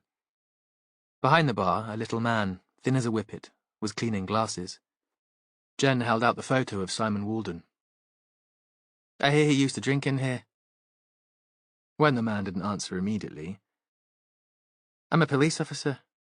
We're investigating his murder. I'd heard he was dead. Killed, she said. Stabbed on the beach at Crow Point. Sounds as if he'd upset someone. Any idea who that might have been? The man shook his head. He wasn't a social drinker. He always turned up early and on his own. 5-ish. Not every night, and I hadn't seen him in the last few weeks. I thought he'd moved on. Most of the people who come in at that time are here for the company. A game of dominoes, a chat. Older people, or guys stopping for a quick pint on their way home from work. He would come with a paper, sit with his back to the room, drink solidly for an hour and then go away. I never knew his name until I saw his picture on the telly. Chapter 11. In the woodyard kitchen, the working day was nearly over. The pans clean, the stainless steel surfaces scrubbed. It was open to the cafe, separated by a counter, tiny with an oven and a hob on one side, and a sink on the other. Matthew had been to the cafe often with Jonathan. The coffee was good, and the cakes were better. A few lingering visitors were finishing tea. They passed Matthew on their way out, as he was taking a seat at the table, nearest to the counter.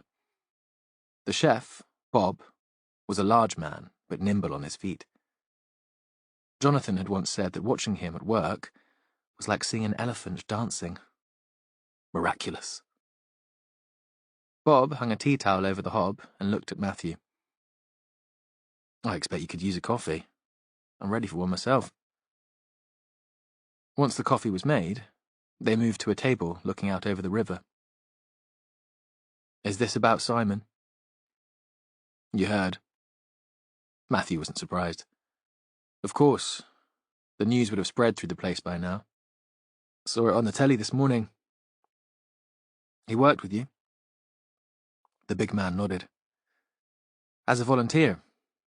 He was a lovely baker. They taught him that in the army.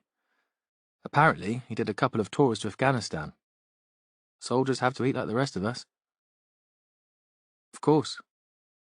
Again, Matthew's perspective on Simon Walden shifted. Had the man been suffering from PTSD? Would that account for the mood swings and obsessions? How did he come to be working with you? Caroline Priest asked me to take him on. Her dad's on the board of trustees of this place, and it's not wise to upset Christopher. Why?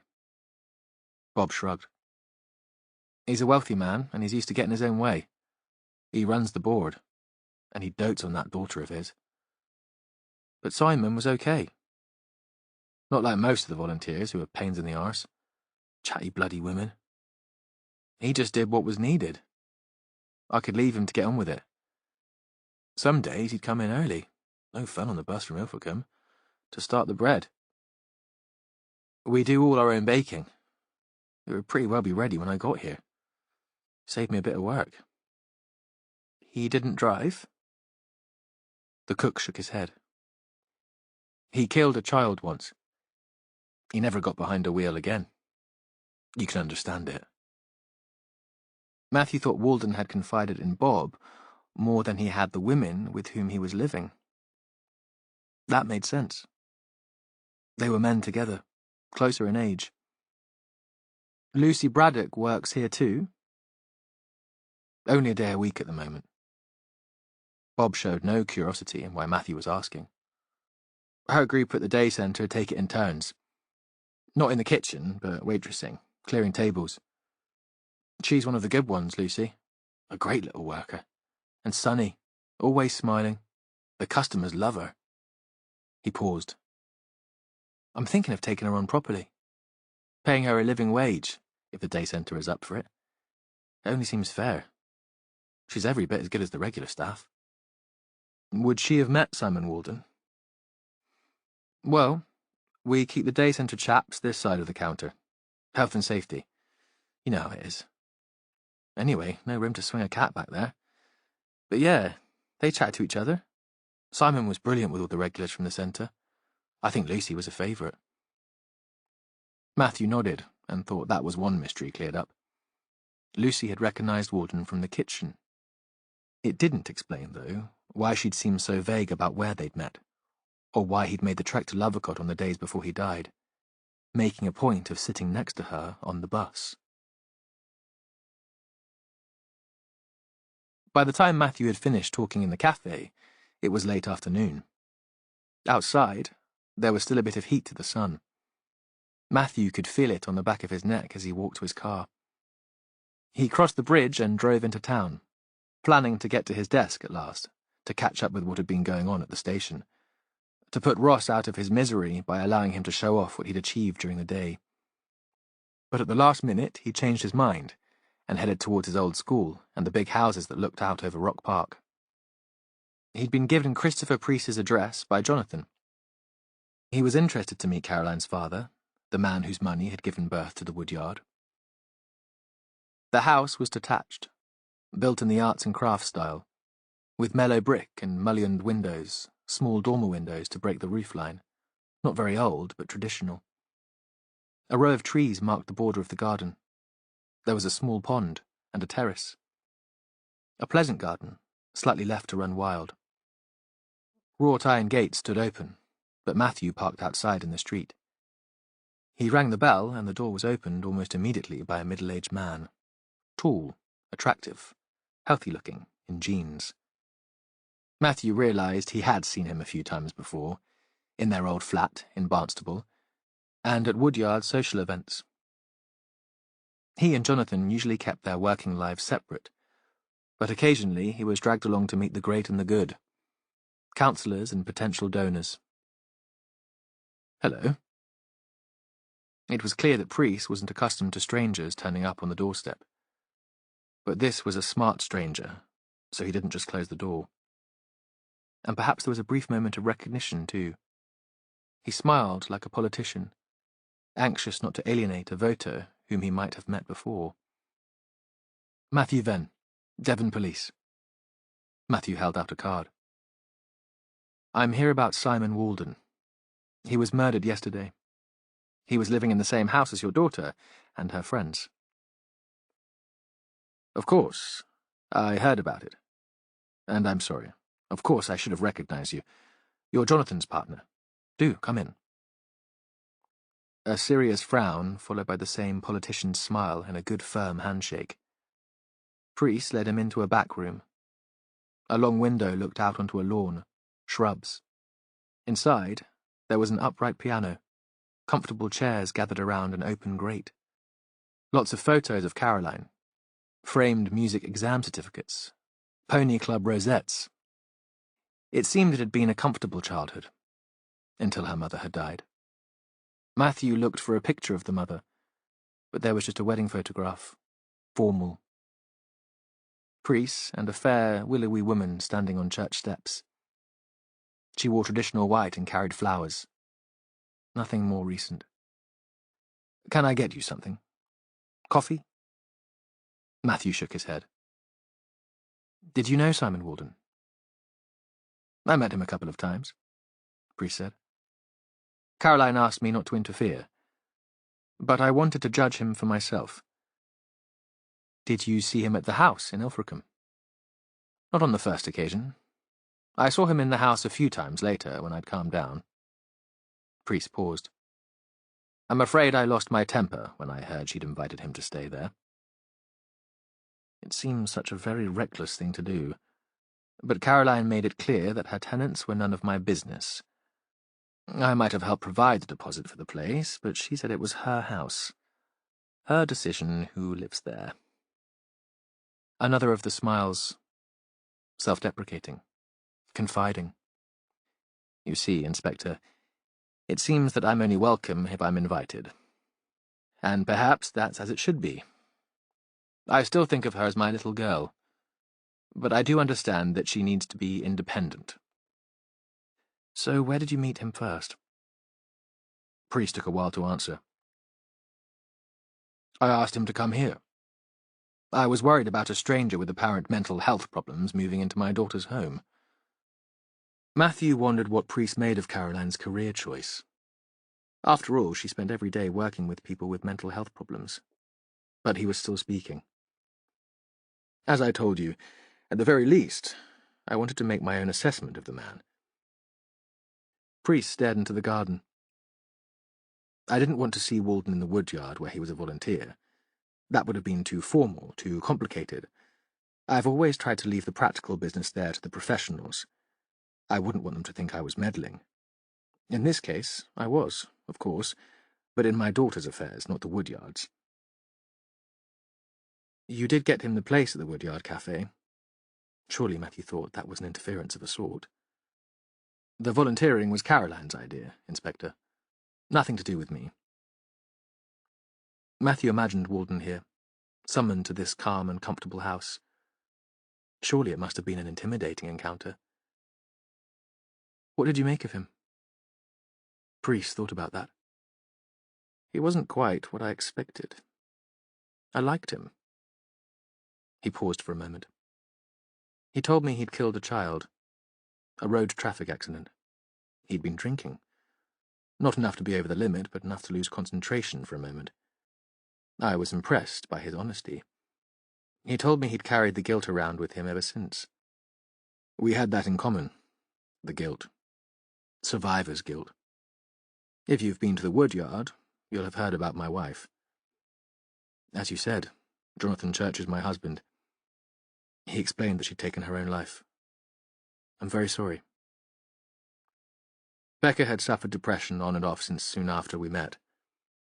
It was much worse in the last 5 years of her life. I didn't understand it. I wanted to help, but I couldn't see how, and that was a nightmare for me. I'm a control freak. I make things right. But I couldn't make her right.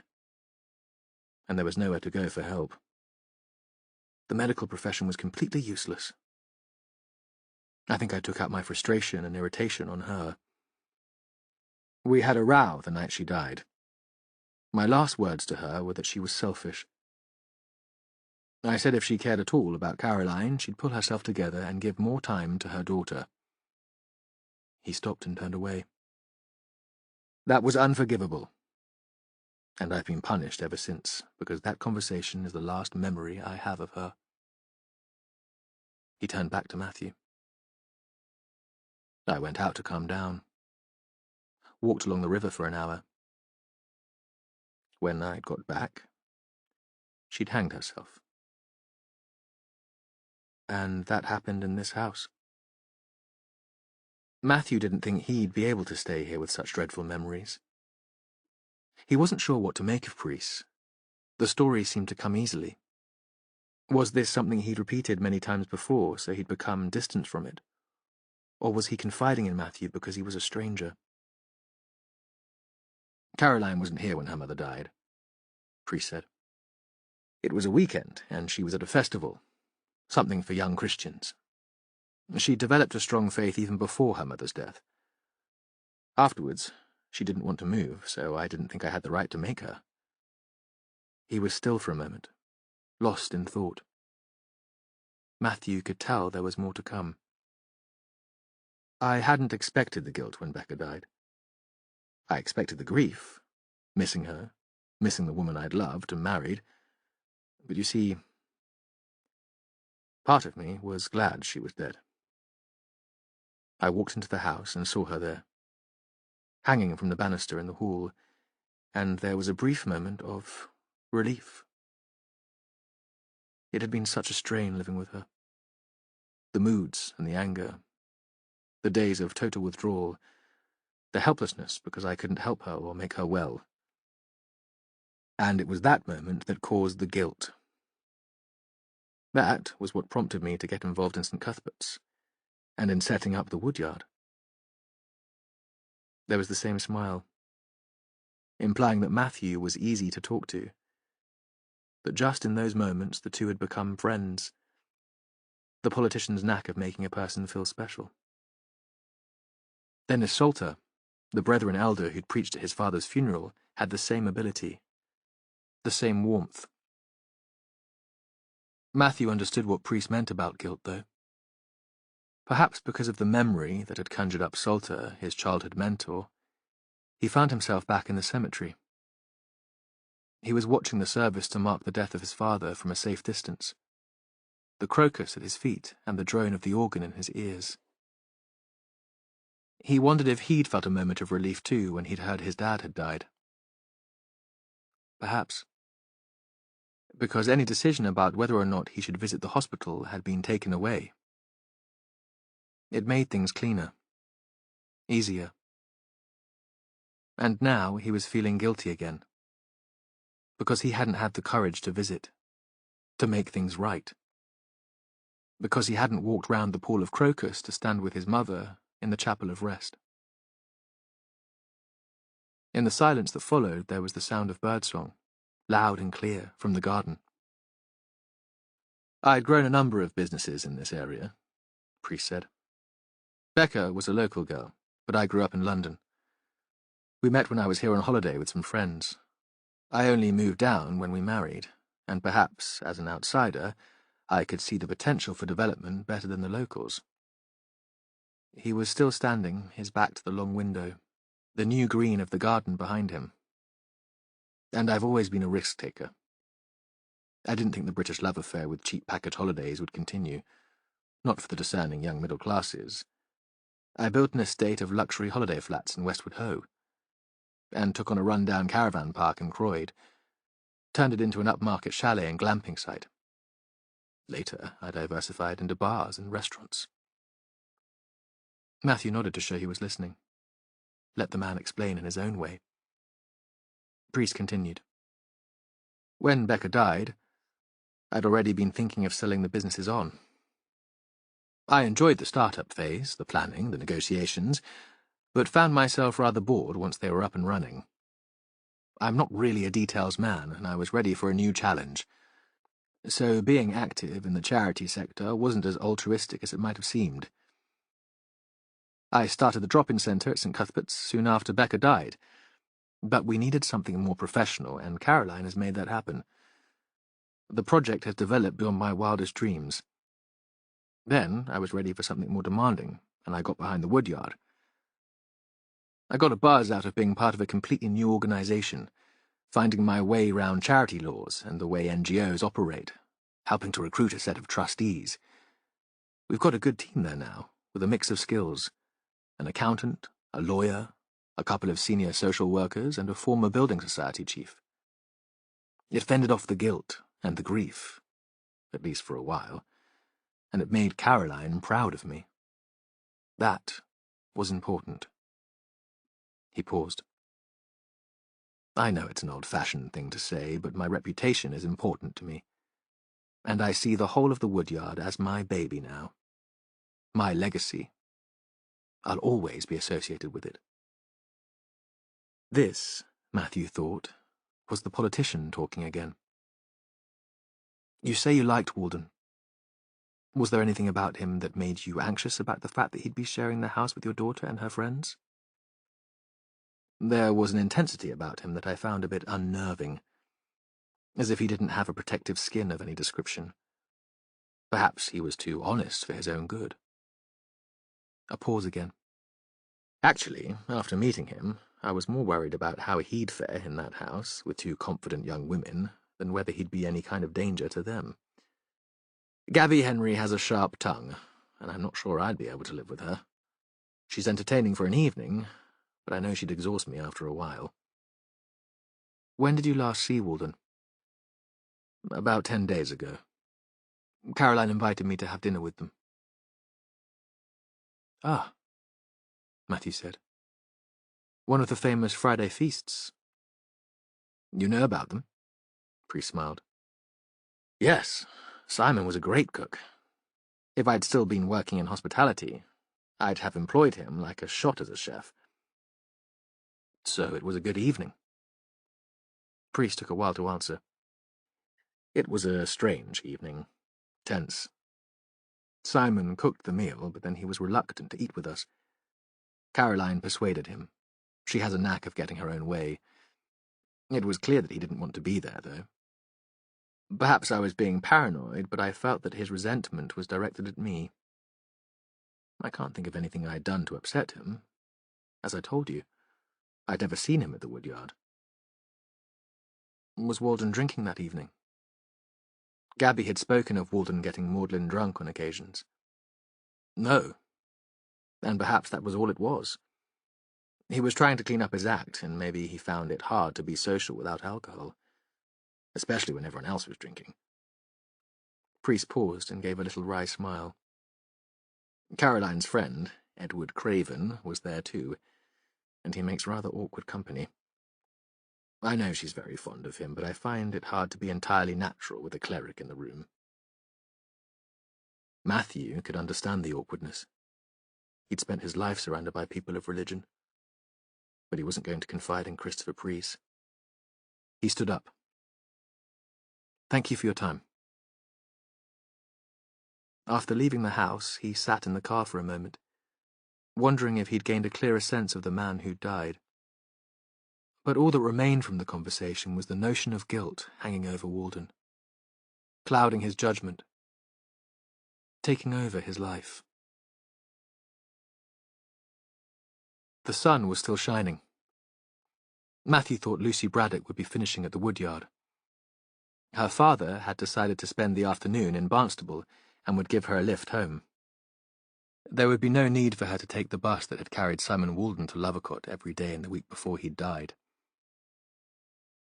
Perhaps it was the sunshine or the uneasiness the interview with Priest had provoked, but Matthew couldn't face the grey box of the police station yet, or Ross's repressed energy. He'd have to be there for the evening briefing, but that would be soon enough. So instead, he drove into the town centre and left his car there. Then he walked towards the bus station. If he was quick, he'd get to it just in time for the Lovercott bus. In the end, he was there with 5 minutes to spare, and he waited until a line of elderly women, laden with shopping bags, and a couple of mothers and babies had boarded. He showed the driver his warrant card and a photo of Walden. Do you recognize him? He took this bus every afternoon last week. The woman shook her head. I've been off on maternity leave. This is my first day back. You'll need to talk to the depot. Matthew hesitated. But instead of jumping back down to talk to a supervisor, he pulled his wallet out of his pocket and bought a ticket to Lovercott. He'd follow the route Simon Walden had taken and see what happened. The front seat was vacant, and he sat there. He'd never bunked off school, but he thought it would have felt like this. He sent a message to Jen and Ross saying he probably wouldn't be back at the police station until the evening briefing. The bus went back across the bridge to the stop where Lucy would usually get on. A middle-aged woman boarded. They were just across the road from the woodyard, and Matthew had a good view of the tall, red-brick building. Life there would be continuing. Jonathan would be holding things together with good humour and efficiency. Nobody was waiting at the stop where Walden always joined the bus. Why had he walked a little way up the bank to catch it? So he couldn't be seen from the woodyard? Matthew wondered why he'd felt the need to keep his visits to Lovercott and his encounters with Lucy Braddock secret. Looking back on Barnstable, Matthew saw the curve of the river widening towards the estuary, the town sprawling away from it. The bus circled the suburb of Sticklepath, called at the Further Education College at the top of the hill, and picked up a handful of students, before heading inland on roads that scarcely seemed wide enough for a vehicle of this size. Matthew thought he should be canvassing the passengers, showing Walden's photo. But what would they say? Yes, a guy looking like that got on. He sat next to a woman with Down syndrome, and he offered her some sweets. They chatted. Because Lucy had said that nothing else happened, and her father had believed her. But the man who had made Lucy happy, had made her giggle and stand by the bus stop in her village the day before, waiting in case he should turn up, sounded nothing like the dour and angry Simon Walden described by the women in the house in Ilfracombe. So what had been going on here? What motive might Walden have had for this trip into the countryside, for gaining Lucy Braddock's confidence? Why had he wanted her to trust him? The bus stopped less frequently now, and only to drop off passengers. It was overheated, and Matthew found himself struggling to stay awake. in an almost dreamlike state. He hadn't travelled by bus since his father had taught him to drive while he was still at school, and he'd forgotten how much better the view was. He was high enough to see into the upstairs window of a cottage standing next to the road. A bed with a yellow candlewick cover and a heavy mahogany wardrobe. A woman with her back to them. They moved on before Matthew could make out what she was doing. Over the hedge, there was a glimpse of water. A pool or a lake. 2 grand pillars formed the entrance to an overgrown track that disappeared into nothing but woodland and a buttery patch of celandines. The bus stopped, apparently in the middle of nowhere, to let off an elderly couple. The road climbed steeply, and then they were looking down to the village of Lovercott. A group of houses clustered around a small square, which was hardly more than the main street widened. A shop that seemed to sell everything. A pub. There was nothing picturesque here. No thatch. It would never have featured in an episode of Midsummer Murders. The houses were sturdy and pleasant enough, but unremarkable, unlikely to pull in tourists. Beyond the square, the road wound onto the row of 1950s council houses where the Braddocks lived. The bus stopped and the passengers climbed out. The driver stayed in her seat and pulled out a paperback book. This was the end of the route. There was sprayed graffiti on the shelter. A group of students who'd got on in Sticklepath lingered on the pavements, smoking and chatting. Matthew pulled out the photo of Walden. "Have you seen this guy on the bus?" "Yeah." This was a slender girl with dyed yellow hair and dark roots, wearing a white print dress and canvas tennis shoes. A pretty face, huge dark eyes. She looked like a character in a Japanese cartoon. "He sat next to Lucy Braddock. It seemed a bit odd. She's a sweetie and we've all grown up knowing her, but most strangers avoid her." The man was a stranger. He never stayed in Lovercott? "Why do you want to know?" The boy had lurid acne and wore a hoodie. A wannabe baddie. Suspicion in his voice and the way he held his body. "He's dead. Murdered.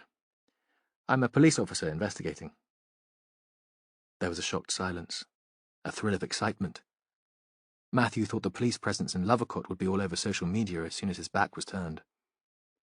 If they'd had the nerve, they'd have taken a photo of him on their phones. "I've never seen him," the girl said. "Except on the bus." She turned to her friends. They all nodded in agreement. Matthew left them and walked into the Golden Fleece. It stood proud and imposing at the head of the square. An attempt was being made to bring it back to its former grandeur, to attract tourists passing through on their way to the coast. There were pictures on a board in the entrance hall, refurbished bedrooms, a dining room gleaming with polished wood and glasses, wedding guests gathered on the lawn at the back of the hotel. The bar smelled of fresh paint and varnish. Most of the tables were laid for meals with cutlery wrapped in paper napkins, small vases of flowers, and there were menus on the counter. This was a pub with aspiration. A leather sofa and a couple of easy chairs had been placed near to the fireplace. A woman sat there with a latte looking at her laptop. This didn't seem Simon Walden's natural habitat. Behind the bar stood a middle-aged woman in a simple black dress, the sort of makeup that made her look as if she wasn't wearing any. Neat silver earrings. She smiled. "What can I get you?" She liked the fact that he was wearing a suit. "Coffee, please." "Americano?" Of course, there would be a choice of coffees. "Yes, please." There was a fancy machine behind the bar, a little homemade biscuit on the saucer when it arrived. Matthew showed her the photo of Walden. "Do you know him?" "Why do you want to know?" Now she seemed less impressed. "He's dead. I'm a police officer." "I think I heard about it on the radio this morning. He was stabbed at Crow Point?" "Yes. Has he been in here?" "Yes. Most days last week. He never stayed long, though. It seemed to me that he was waiting for someone. When it's quiet here, I make up stories in my head about the customers. It passes the time. I thought he might be waiting for a woman, but she never turned up. Each night he'd come in, just off the bus like you. He'd sit by the window and he'd wait. But whoever he was hoping to meet never appeared. Matthew thought about that. Do you work in the bar every day? My husband and I own the hotel. I'm usually here in the afternoons when it's quiet. And he never talked to anyone? She shook her head. Not while I was here. The last time I saw him, he just seemed to disappear. I'd gone to the kitchen to order sandwiches for a customer, and when I got back, he'd gone. It was earlier than usual. I hoped that his woman had finally turned up. What was he drinking? She paused for a moment, as if the question had surprised her, but she seemed sure enough of the answer. Diet Coke. 2 pints each time. Outside on the square, he stopped to get the feel for the place. It was dusk now, and there was a chill in the air. In the houses grouped around the square, lights were being switched on. Matthew saw children doing homework at kitchen tables, meals being prepared. The teenagers had gone. There was more traffic, commuters on their way home from Barnstable, Bideford and Torrington, but there were no longer pedestrians on the pavement. Matthew made his way through the square and down the road towards the cul-de-sac of houses where Lucy and Maurice Braddock lived. He wasn't planning to call on them, but he was interested. Beyond the necklace of house lights there was nothing, a black expanse of open countryside. This was only 6 miles inland from Barnstable, but it could have been the edge of the world. If a woman had arrived here, as the landlady had imagined, surely someone would have noticed. She hadn't come with Walden on the bus. The mysterious lover was all speculation, of course, but if Walden hadn't been here to meet a woman, what had brought him to Lovercott? Why had he wanted to stay completely sober and in control? Matthew took out his phone to call Ross for a lift. Without the stops and detours, it would only take 15 minutes to drive into Barnstable. Suddenly, the bus's headlights went on and it revved into life. Of course. It must go back to the depot. It wouldn't stay here all night. Matthew waved at the driver and climbed aboard. Chapter 12. Jen had a chance to get home to check on the kids before the evening briefing. They lived in the district of Newport, on the edge of Barnstable, and close to the school where Matthew Venn had been a pupil. Her place was squashed into a terrace of mismatched cottages. 3 stories, so it was bigger than most of the houses in the street, but very narrow and too small for a woman with a hoarding problem and 2 growing teenagers. She parked in the alley at the back and walked down the strip of garden. It thrived despite months of neglect. The daffodils were just coming out, and soon there would be tulips. The first nice weekend she had off, she'd tidy it. Get rid of the dead leaves. She didn't care if her house was a mess, but she loved being out in the garden. The door led straight into a tiny kitchen. Ella must have loaded the dishwasher, and she felt a glow of gratitude because she wasn't walking into the usual chaos. The living room was dark and cold. The room looked out onto the street, and the window was so small that it scarcely got any sunlight. She tried to brighten it with throws and pictures, and it was cosy enough in winter with the fire lit, but now it just seemed dusty and cluttered. The stairs led up from a corner of the kitchen. She shouted up, "Kids, I'm home!" Her voice was very loud because their rooms were in the attic. It seemed to echo. There were footsteps on the stairs. Ella appeared, still in her school uniform sweatshirt, a ballpoint pen tucked behind one ear. "What's for tea?" Jen couldn't answer that. "Where's Ben?" "At Max's. His mum said he can eat there." Ella walked on down and sat on the bottom step. "I can't find any food in this house." "Oh, God. I'm sorry. I meant to do a shop yesterday on my way home from work, and then there was that murder. Do you fancy a takeaway?" Jen looked at her watch. "If I go now, I should have time to eat it with you before I need to go out again." You're out again? Yeah. Final briefing of the day. Shouldn't be late back, though. Jen thought that these days her life was all about compromise and never doing anything well. She was guilty that she couldn't put all her energy into work because she was distracted by what might be going on at home, and guilty that her kids might be turning into tearaways because she gave them so little attention. Ben was feral, seldom at home, and Ella seemed perpetually stressed and anxious. Sometimes she was worried that Ella, after being a monstrous preteen, was becoming too conscientious, too straight and boring. She'd been hanging around with the same lad for months, and their idea of a good night was watching the telly in the front room. The last thing Jen wanted was for her daughter to marry early without experiencing any kind of life. She'd made that mistake, fallen for the dream of the perfect man and the perfect life. And look what had happened. No worries. I can work better in an empty house anyway.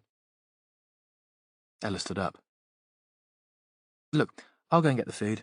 You grab a shower, sort yourself out. Want the usual? Yeah. Fab, thanks. Jen's head was so filled with ideas about Walden and the women in Hope Street that she couldn't even begin to think about what she might want to eat.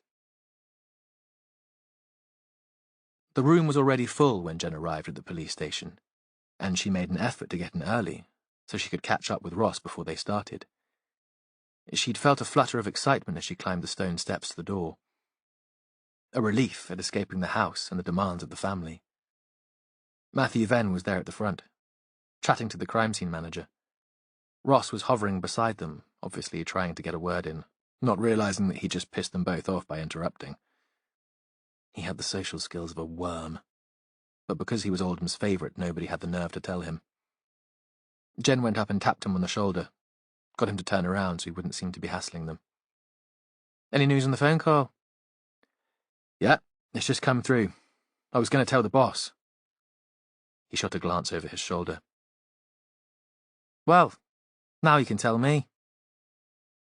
Ross was just about to speak when Venn called everyone to order. The room fell silent so quickly that the inspector seemed a little shocked, as if he was surprised by the authority he had. Jen loved that about him. His lack of macho bullshit. His courtesy.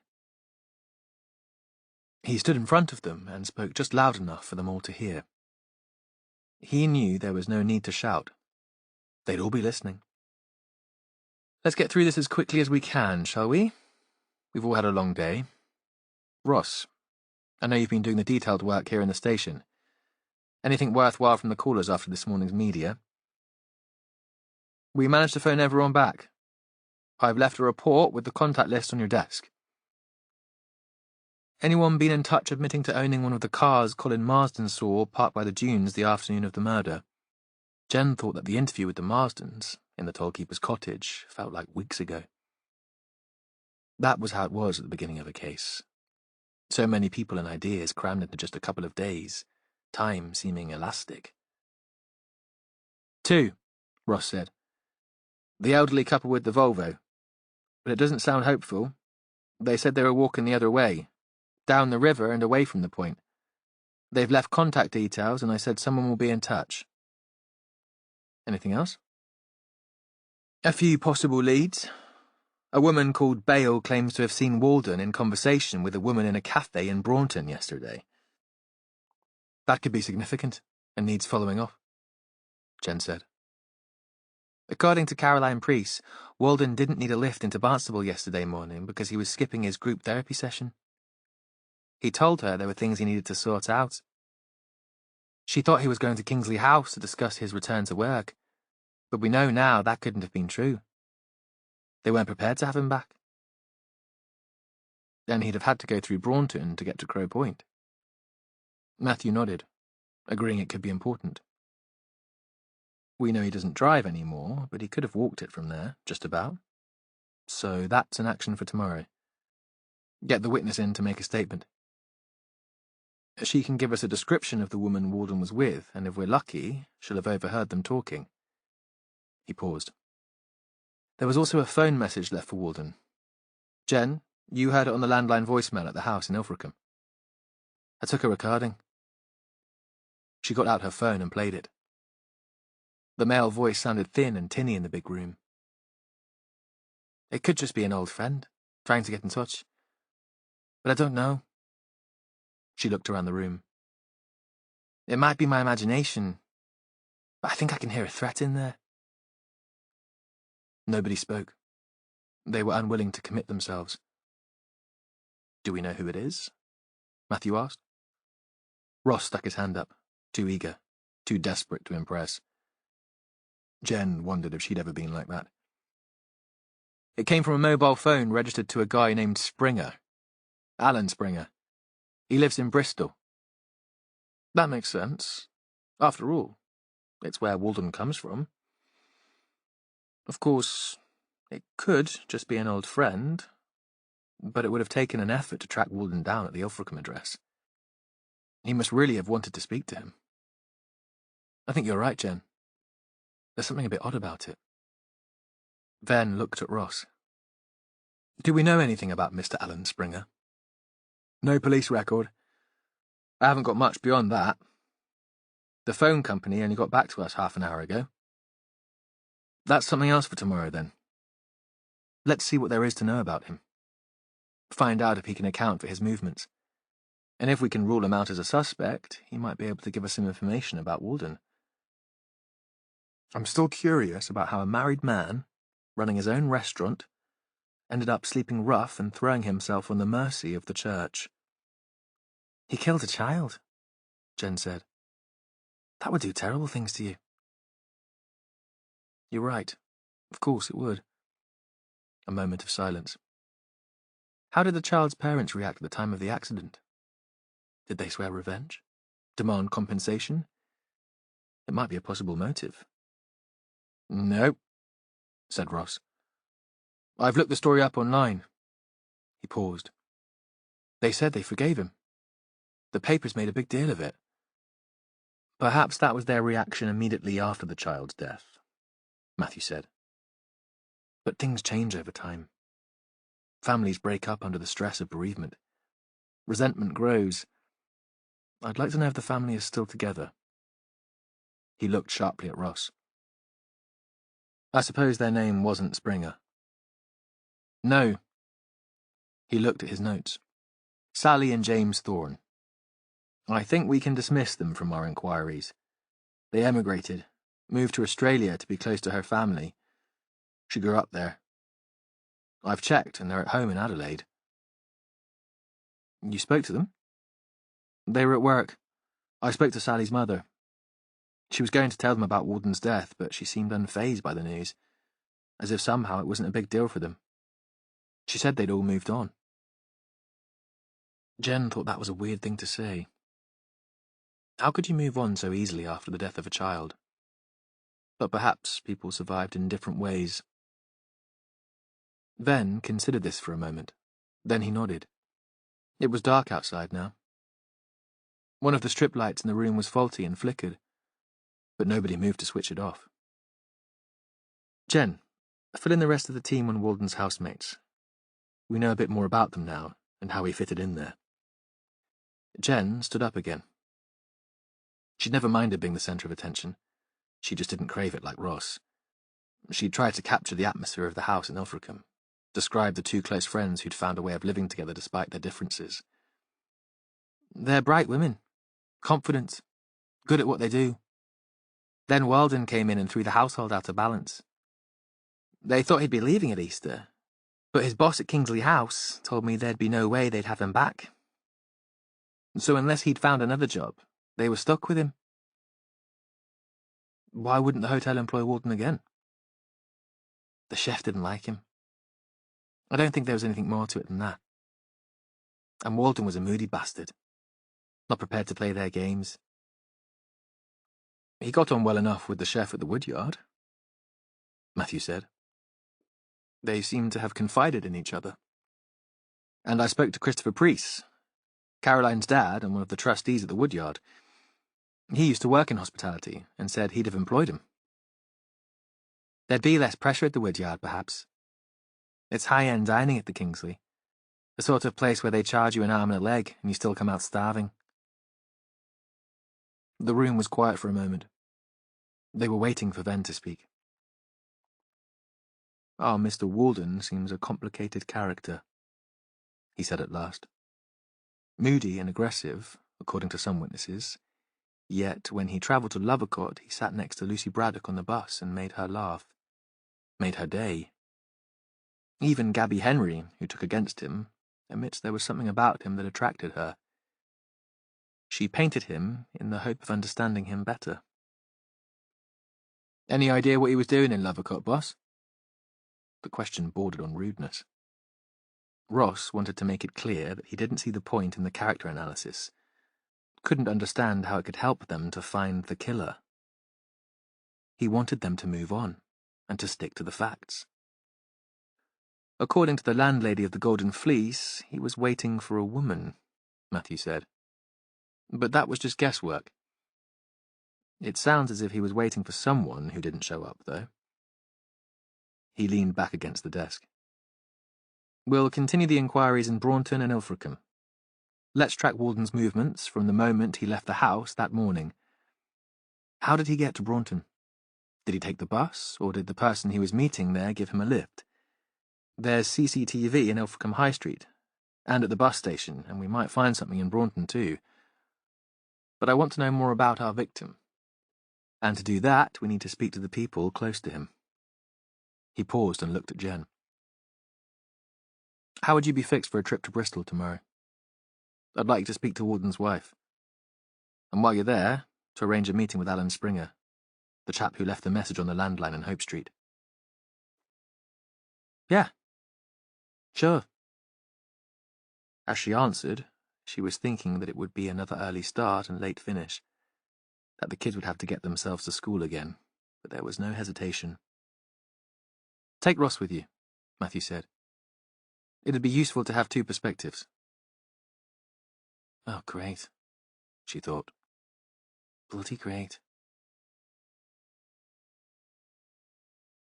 Chapter 13. Matthew was in his office early the next morning. The sun was shining again on the mound of Castle Hill, making the grass look new and impossibly green. He'd woken to a high tide. The sound of water outside the bedroom window had invaded his dreams. Even on waking, he'd still believed for a moment that he'd been in a boat, and had a brief sense of drowning, of disappearing under a black wave, high as a cliff. Then he'd realized where he was, and that it was his turn to make the coffee. Jonathan was barely moving, and only sat up in bed when Matthew came back into the room with his hands cupped round the mug. Poised in the doorway, Matthew stared at him for a moment. Blonde-haired, bare-chested, beautiful. At his desk, Matthew looked at the contact list Ross had left for him the night before. There were a few people to follow up, and he'd passed them on to other members of the team. He looked at the details of the woman who'd seen Walden in the Braunton Cafe on the morning of his death. Her name was Angela Bale, and there was a mobile number. Matthew phoned it. "Hello?" She sounded suspicious because she didn't recognize the number. "Miss Bale?" "Mrs.?" "This is Matthew Venn. I'm a police officer working on the Simon Walden case. I wonder if you could come into the station to give us a statement. You said you saw the victim on the day he was killed, in a cafe in Braunton." "I can't come today," she said quickly. "It's not convenient, I'm working." "Where do you work?" "For the Landmark Trust, in the booking office for the Oldenburg at Ilfracombe Harbour. The season has only just started, and we're very busy." The Oldenburg was the Lundy Island ferry. He and Jonathan had spent a few days in a tiny cottage on Lundy in the autumn. It had been wild and rainy. He'd been sick on the boat across, but Jonathan had loved the stormy sea. They'd spent most of their stay hiding from the weather, either in bed or in the Morisco Tavern, the island pub, or arguing to relieve the boredom, and then making up. "You'll have a lunch break, though. Perhaps we could speak to you then." There was a silence at the end of the line. "My husband said I shouldn't have spoken to you, that I might have made a mistake, that I shouldn't get involved." "What do you think?" Matthew asked. "Do you think you made a mistake?" Another silence before she spoke. No? Then it would be very helpful if you'd make a statement. Would you be the person I'd be speaking to? If you'd find that easier. Meet me at work, then. 12 o'clock. He felt a moment of joy at having an excuse to leave the office. It occurred to him that he should call into Chivner on his way to Ilfracombe. The dog walker who'd found Walden's body still hadn't made a formal statement. He'd have to leave soon to allow himself time to speak to her. And thinking of that, he felt as if a weight had been lifted from his shoulders. The claustrophobia that overwhelmed him sometimes in the office had become almost pathological. He'd need to deal with it. He couldn't spend his working life on a bus or drinking tea in witnesses' houses. When Matthew had been growing up, Chivner had been an RAF station, and the yellow search and rescue Coast Guard helicopters had been based there. He remembered one Christmas during a brisk post-lunch walk on the beach, seeing an officer dressed as Father Christmas being winched down to the sand to the delight of the other children. He'd been carrying a sack full of sweets. Matthew had been entranced. He'd wanted so much to believe that Santa was real, despite his parents telling him otherwise. His mother had been horrified and had muttered loudly about blasphemy and filling children's heads with dangerous nonsense, while other parents had glared at her for spoiling the magic. Now, the base was still there, but much of the land had been sold off for housing. Sharon Winston, the woman who discovered Walden's body, lived in a cul-de-sac of raw red brick properties, detached from their neighbours by barely more than 6 inches. He was early, and when he arrived, loud music was playing. Through the living room window, he saw that she was watching a Keep Fit DVD and exercising violently to pumped-up music. Although her face was red and she was sweating, her hair, which looked rather like a brown helmet, hardly moved. He rang the bell, but there was no response. He leaned on it, and at last she heard the ringing over the noise. She turned, gave him a little wave, switched off the screen, and came to the door. She was wearing purple floral leggings and a long t-shirt. Sorry, I thought I'd have time for a shower before you got here. She seemed bothered by her appearance, and he thought she was going to ask him to wait while she changed. In the end, she led him straight into the room where she'd been doing the workout. I saw about the poor man at Crow Point on the TV. I thought you'd be in touch. She offered him coffee and brought in a couple of mugs of instant, put a coaster on the pale wood table before setting it down for him. She'd told Ross she had a boy at school, but there was no sign of him here. Any toys in the place had been hidden away. The house was spotless, a show home, bland. A small dog lay in a basket, with a floral print cushion to match the curtains. It had lifted its head when Matthew came in, then went back to sleep. I know you spoke to my DC, Matthew said, but could you take me through what happened on that day? I'll make some notes and ask you to sign a statement. Sure. Any upset she might have felt at coming across a dead man on the beach had long gone. He thought she was enjoying the attention, perhaps even the company. You don't work? Not at the moment. A tight smile. Taking a career break. He wondered what that was all about. Had she been recently sacked? Given up work because of stress? She didn't seem the anxious type, though there was something driven about the exercise. So, you were walking your dog on the beach at Crow Point. Had you taken your car down the toll road? Yes. I parked close to the house by the shore, crossed the dunes onto the beach, and walked towards the point. I was on my way back when I saw the guy lying on the sand. You were on your own?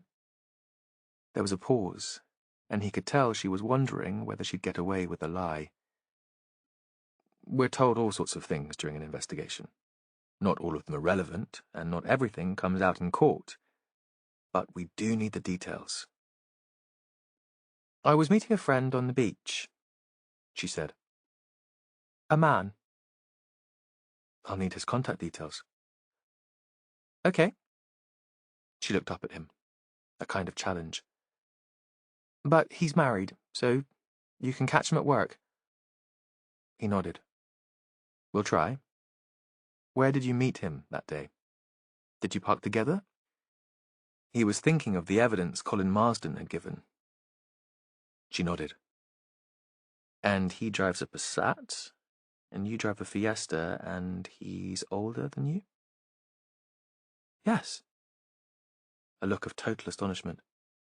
He was my boss at work, and it came out that we were seeing each other. So embarrassing. I had to leave my job. No, you didn't have to leave. He could have been the one to go. Matthew thought he should get Jen Rafferty to bring her statement back to be signed. She might talk some sense into the woman. Sharon looked at him. My husband doesn't know. He thinks I left work because I was bored in the office. He doesn't mind. He likes me at home to keep on top of things, to be around for our son. A pause. Nothing happened that afternoon on the beach. We're not kids. We didn't make passionate love in the dunes. Another moment of silence. But I'd been missing him. I love his company. Did you see the body when you were on your way to Crow Point? No, not until we were on our way back. And you would have seen the man if he'd been there. I've been thinking about that, Sharon said. We were talking, catching up.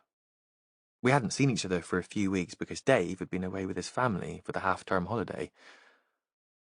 But I think we would have seen the body.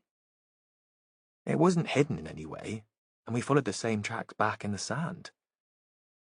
If that was the case, Walden had been killed while Sharon and her lover were walking out to the point. That had been risky. Perhaps Matthew should be looking for somebody reckless, who enjoyed danger. Or somebody desperate. She was staring into the empty coffee mug.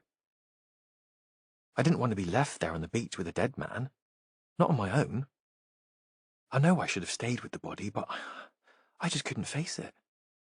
So Dave walked with me back to the cars and then he drove off to work. He had a meeting. I phoned the police from there and waited. Can you give me some timings? Matthew asked. When you arrived? When you saw the body? Because that would pin down a time of death much more accurately than any information the pathologist could give him. I was supposed to meet Dave at midday, but he was a bit late. Matthew imagined her sitting in her car, getting more and more anxious that her lover wouldn't turn up. It was probably nearer past when he got there.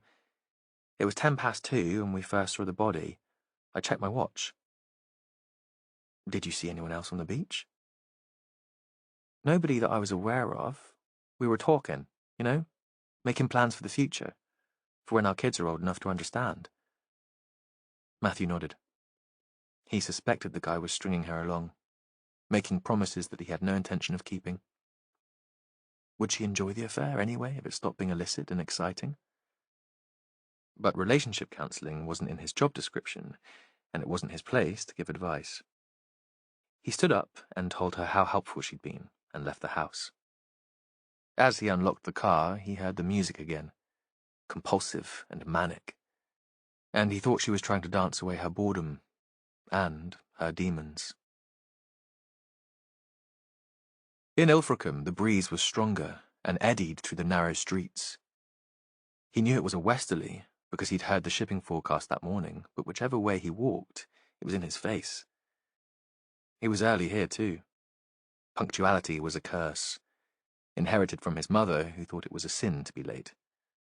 So he left his car at the top of Hope Street and walked down the hill, along the High Street, then on towards the harbour. There was a smell of fried fish. A couple of optimistic cafes had opened early in the season. A gift shop owner had stacked all his goods to one side and was mopping the floor. Verity, Damien Hirst's sculpture, stood at the end of the pier, a huge pregnant woman. Triumphant, one arm raised.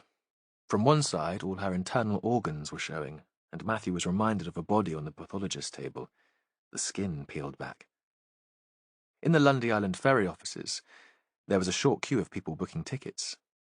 A woman sat in the waiting room, her coat wrapped round her for protection, looking out of the window. Mrs. Bale? But he knew it was her without asking. She looked so nervous, so mousy, so scared of the world. She jumped to her feet. I've only got half an hour. That's okay. It won't take longer than that. Perhaps I could buy you lunch. Oh, no. I always bring my own sandwiches. I'll eat them at my desk. Later. In the end, they sat on a bench, looking out over the water, wrapped up in their coats. Angela Bale seemed happier outside, where they couldn't be overheard. What were you doing in Braunton when you saw Mr. Walton? It was my day off, she said. I always meet my mother on my day off. She lives in Braunton, so I get the bus. Then she buys me coffee.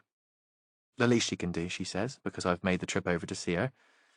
That place we went to, the cafe by the stream where I saw your man, is our favourite. Matthew nodded and saw that this trip to Braunton to see her mother was the highlight of her week. She was still talking. Then I do a bit of supermarket shopping for her and carry it home. She's got arthritis in her hands and she can't manage heavy bags these days. What time do you usually get to the cafe? Matthew thought it would be the same time each week. There would be an element of ritual in her days out.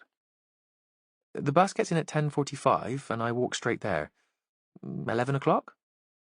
Mum was there before me, and she'd bagged her favourite table. You'd caught the bus from Ilfracombe?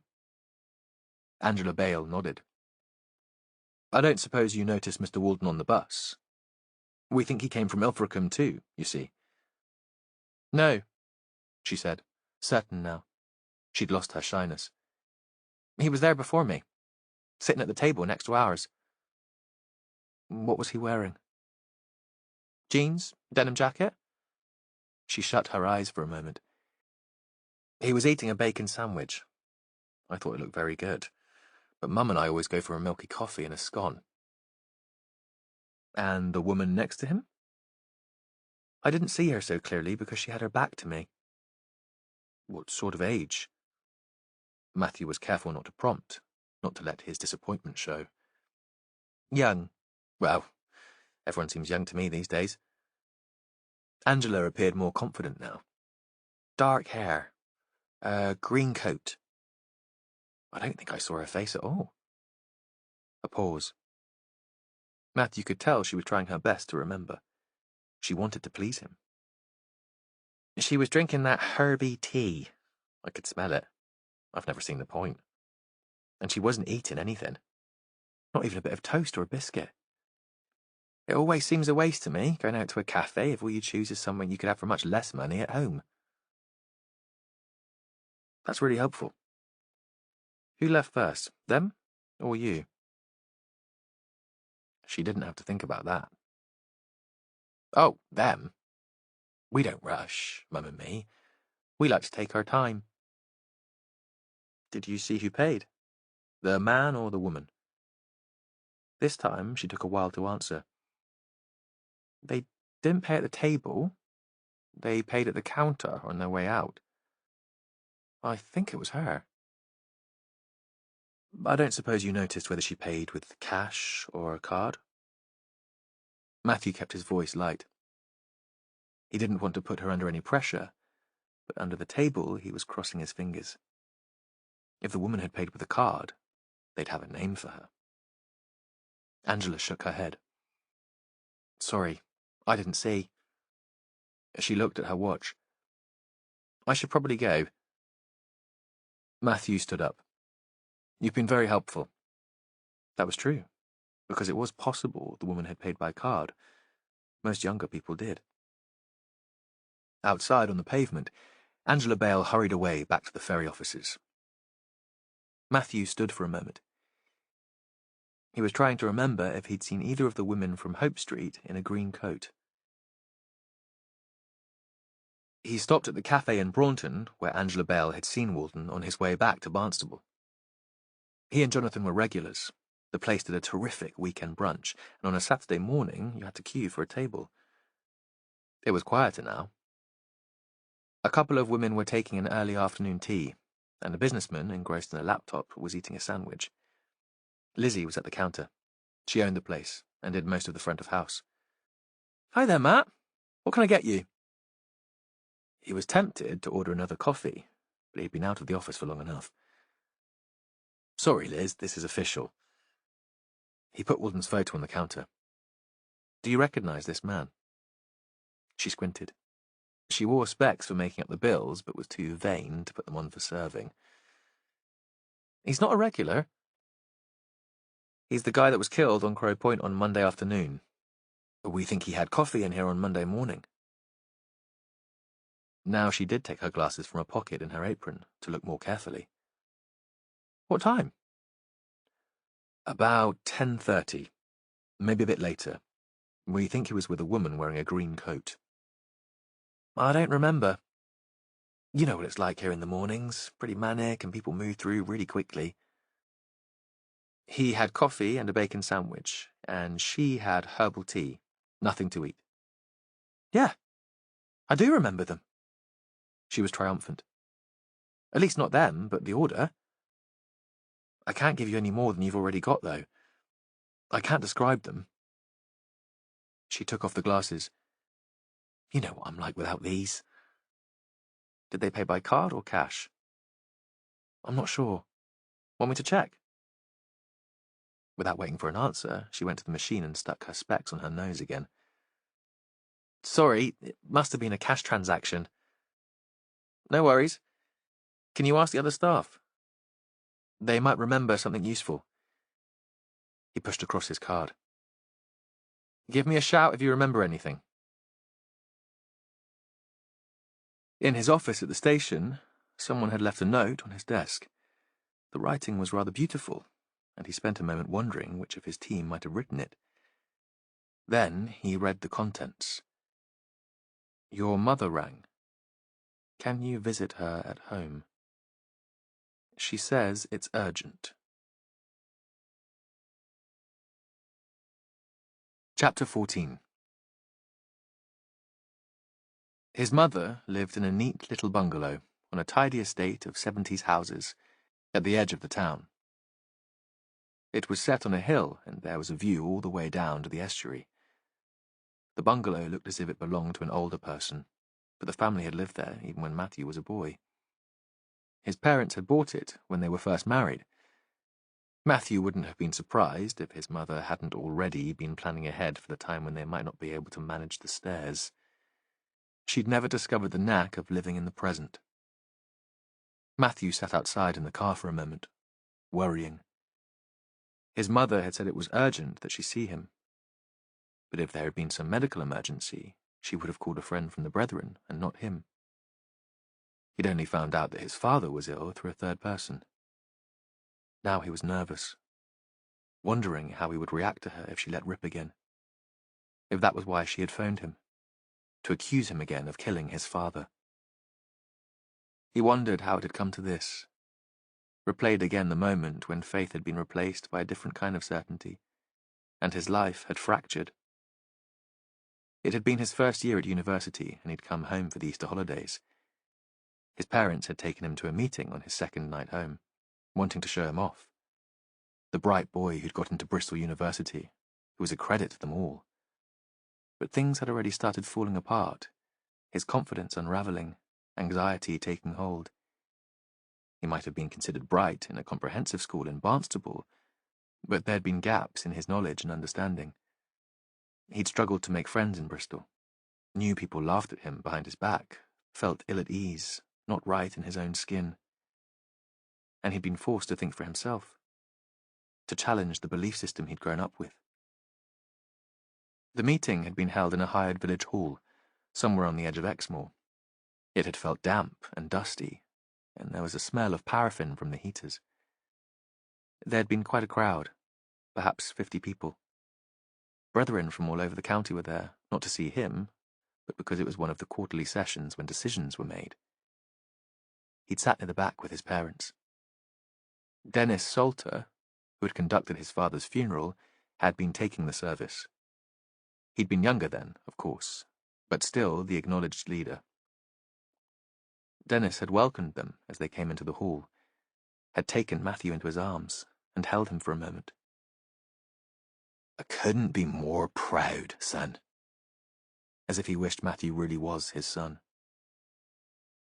Looking at the assembled group, the families and the ardent young converts, Matthew had had a sudden understanding, as the early evening sunshine shone through the dusty glass, a vision close to a religious experience. This was all a sham. The earnest elderly women in their mushroom-shaped hats, the bluff good-natured men, they were all deluding themselves. They were here for their own reasons, for the power trip, or because they'd grown up with the group and couldn't let go, through cowardice or habit. With the understanding there'd come a liberation, a sense that he was now free to do what he wanted, and be who he wanted to be. Perhaps it had been youthful arrogance, or perhaps he'd been suffering some stress-related minor breakdown, but he'd needed to speak about this sudden new insight, to spread the word. He'd felt different, lit up, excited. To sit there listening to the worship, knowing he didn't believe a word, had made him want to yell at them all. He couldn't just sit there pretending. At the end, when Salter had asked if anyone wanted to share with the group, Matthew had raised his hand and got to his feet. "None of this is true. I'm sorry, but I don't believe any of it. You must be mad if you think it's true." There'd been silence. He still had an image of faces turned towards him in horror and disbelief. His mother had given a little gasp. After that, he could remember little detail. There were muddled memories of confusion and embarrassment. His mother and father shepherding him out of the hall. Dennis Salter standing at the door, sad and stern-faced. "Are you sure, boy? You're turning your back on the brethren?" "I can't lie." He'd still been a little defiant then. "You'll always be welcome back, when you see the light. But until then, you're a stranger to us." Then the door had been shut on them, and they'd driven home, his mother weeping all the way. The next day he'd left for Bristol, seen his tutor, and told them he was leaving university. The day after, he'd got a job, entering data for an insurance company because he needed to earn a living. The following week, he'd applied to join the police. He'd realized that he still needed rules and the idea of justice, that chaos made him panic. He'd tried to communicate with his parents, but half-heartedly, through birthday cards, a present at Christmas. There'd been no response. In the beginning, his father had phoned, occasionally, begging him to reconsider his denial of faith. "Can't you just go along with it for the sake of your mother? She's in pieces." But Matthew was stubborn. "She taught me not to bear false witness." He'd dropped them a note when he moved to Barnstable, but they hadn't got in touch.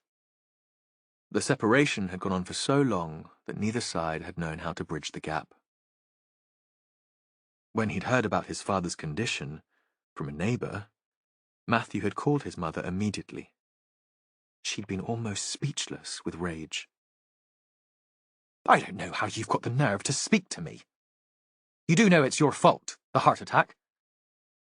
We saw it in the North Devon Journal. Marriage to a man." The last phrase explosive, as if she was spitting into the telephone. Spitting at him. He'd wanted to visit his father in hospital, but had never been brave enough to go. Anxious that there might be some truth in her accusation, or that he might bump into her in the hospital ward. She'd never minded making a scene. But he'd longed to see his father, to chat about football and music, as they had on those summer days when Matthew had gone with him visiting the coastal farms to hold his hand. The net curtain at the window moved. She'd seen him. He got out of the car and rang the doorbell. She wouldn't want him to know that she'd been looking out for him, so it was best to pretend he hadn't seen the twitching curtain. He hadn't seen her for 20 years, except a couple of times by chance recently, at a distance in the street. She hadn't changed so much. She was small, fit for her age. The obsession with healthy eating might not have saved his father, but it had worked for her. She still walked most days into town to get her own shopping. She'd never learned to drive. She stood aside to let him in quickly. So ashamed of who he was, it seemed, that she didn't want the neighbours to know he was there. "I was expecting you earlier." "I've only just been given your message. I was out working." He tried to keep the fight out of his voice and to remember the good times. Her reading to him when he was very small, putting on silly voices to make him laugh. Her cheering him on at sports day. Telling him how well he'd done, even when he came next to last. Telling him, and everyone else who would listen, that he'd grow up to be a great preacher. "Susan Shapland's here," she said. "She's out of her mind with worry." It sounded like an apology of sorts. They were standing in the hall. There was the same wood-chip wallpaper. His father had put on a fresh coat of paint every 2 years. It still looked clean and bright, so perhaps he'd done it just before he became ill. His mother continued, speaking in a whisper. "She came here because she didn't know what else to do. She thought you'd be able to help." Susan Shapland was a widow, his mother's closest friend. She would have been by her side at the funeral, taking Matthew's place. He didn't know what to say.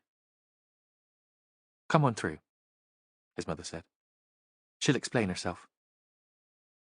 He stepped into the front room, and back in time. This wasn't a Proust-Madeleine moment. Memory here was triggered by a series of objects, not taste or smell.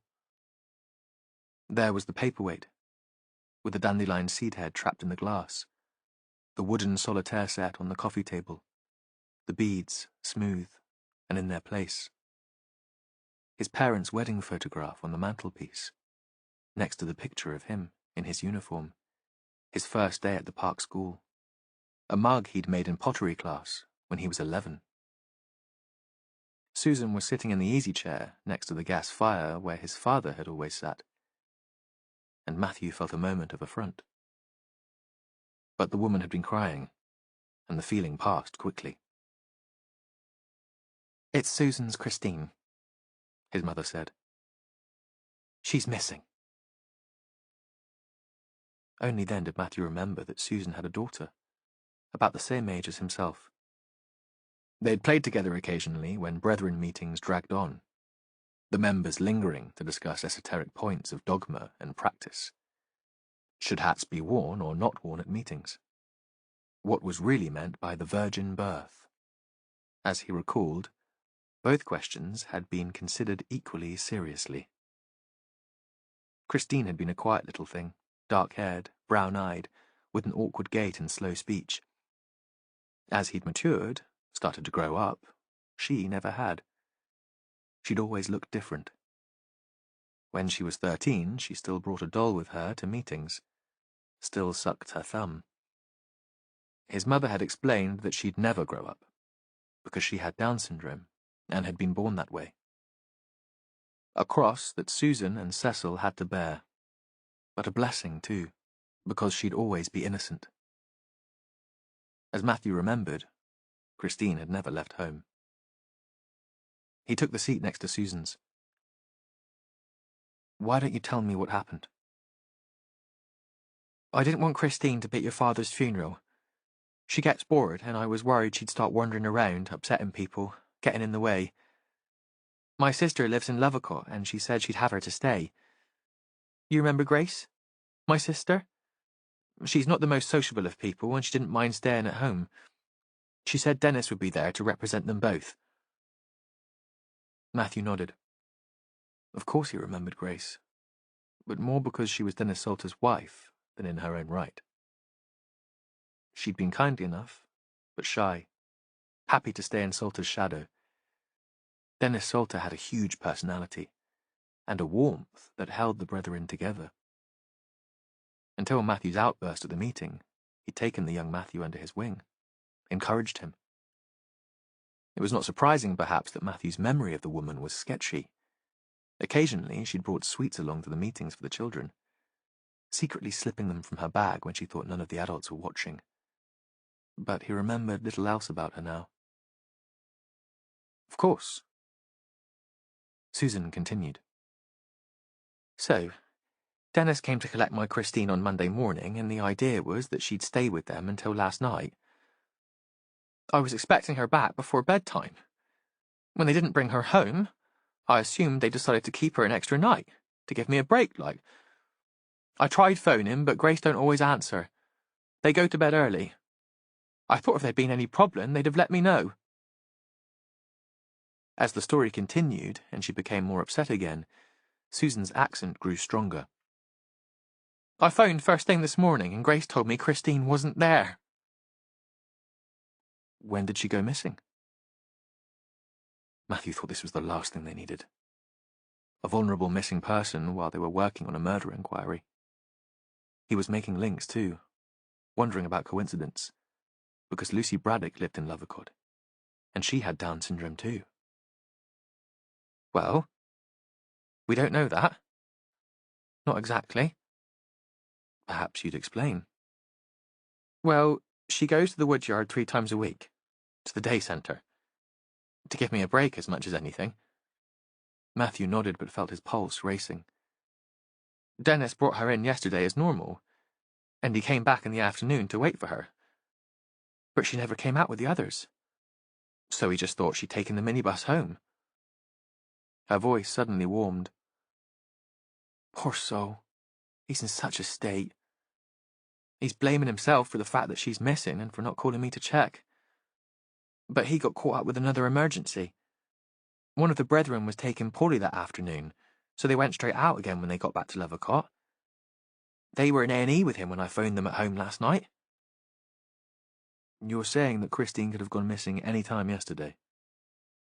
Matthew paused. Have you checked with the day centre? I was there for most of the day. She could have disappeared while I was sitting in the sun, chatting to my husband. He remembered his walk through the day centre and thought that Christine could have been in the kitchen when he passed, peeling potatoes at the sink. I haven't done anything, Susan said. I didn't know where to start.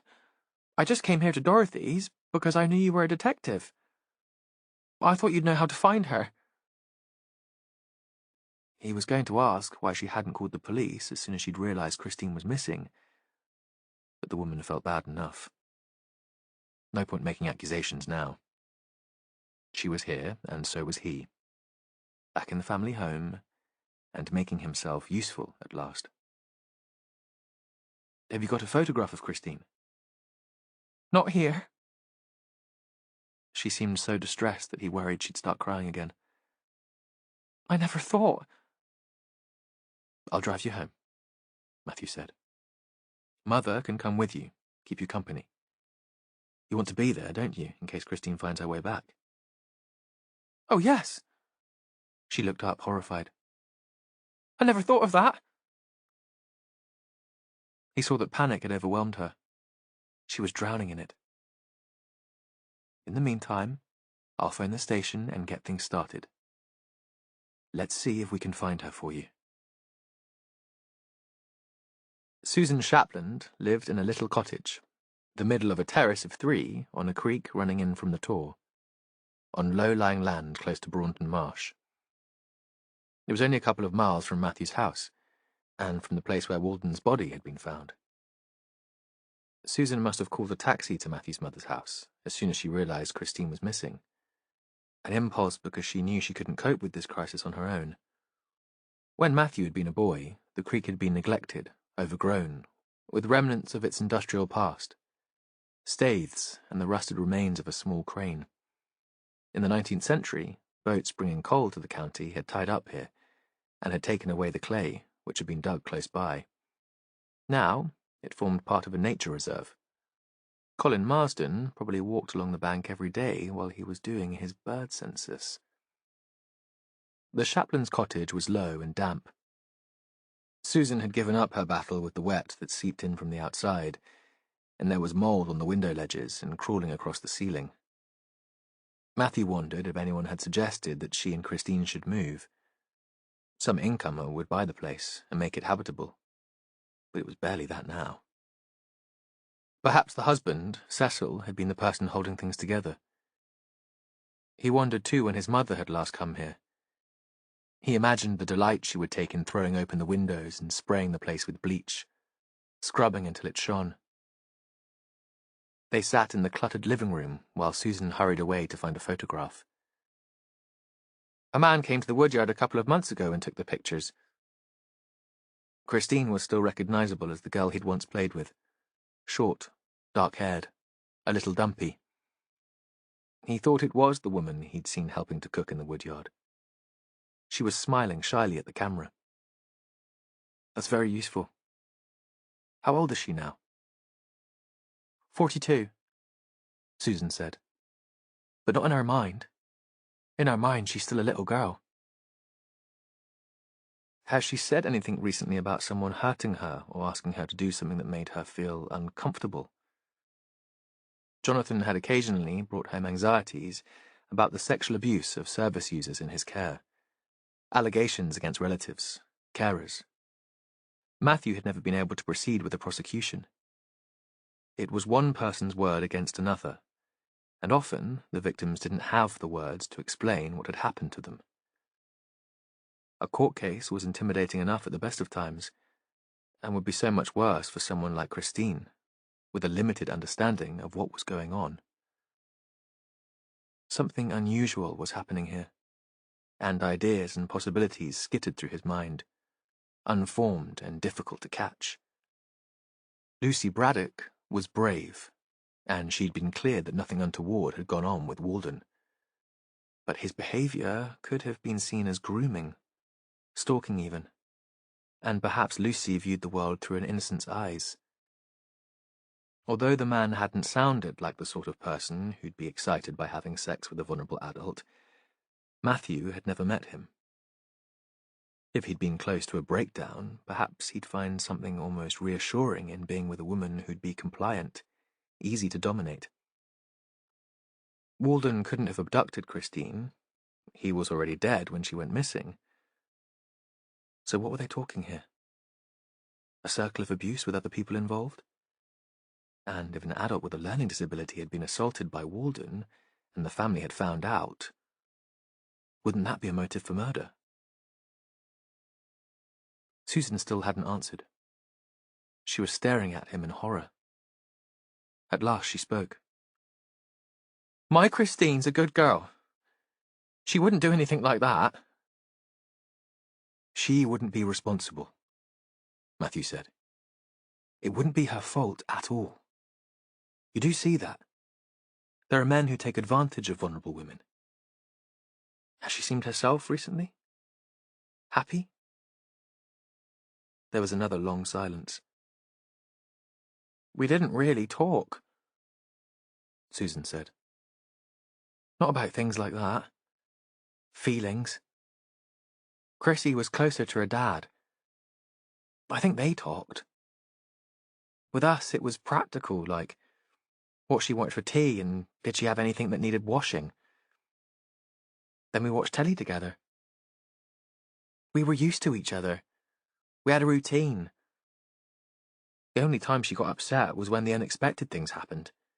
She hated that. She'll hate what's happening now. Missing the routine. Her days at the woodyard. Coronation Street on the television. She looked up. You've got to find her. Matthew nodded. He said he'd get off and make sure his officers knew how important it was. He left Susan in the small, dark front room, but his mother followed him to the door to see him out. Would you like me to come back later? He asked. I could give you a lift home. No, she said sharply. I might stay over, and if I need to go back to Barnstable, I can always get a taxi. Making it quite clear that he hadn't yet done enough to be forgiven for his loss of faith, for abandoning the brethren. Chapter 15. Morris Braddock had decided he'd keep Lucy at home until Walden's killer was caught. The police obviously believed the Woodyard was involved in some way in the murder, and he wasn't going to put his daughter in danger. No way. Morris thought it would be good for the two of them to spend a day together in the garden. Lucy could get some of that exercise the social worker was always talking about, and since the weather had improved, he'd been itching to get out there, to get his hands covered in soil and some fresh air in his lungs.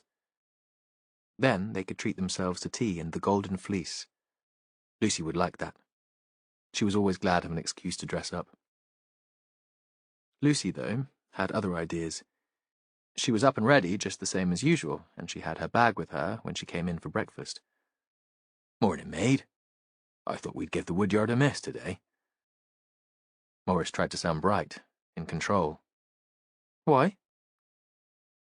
She reached out for the box of cereal, filled her bowl to the rim, then stared at him, demanding an answer. "We could have a day here, and then go to the Fleece for our tea. A bit of a treat." "We could go to the Fleece when I get back from the Woodyard." She started to eat, as if the matter was already settled. Morris thought she got that from her mother, a stubbornness, a refusal to listen to a good argument. But he knew she also loved routine. Anything different threw her. Still, he gave it one more try. "But that man from there was killed." "Not in the Woodyard, Dad. On the beach." And he had no answer to that. "I'll give you a lift there and back then. See you safe inside."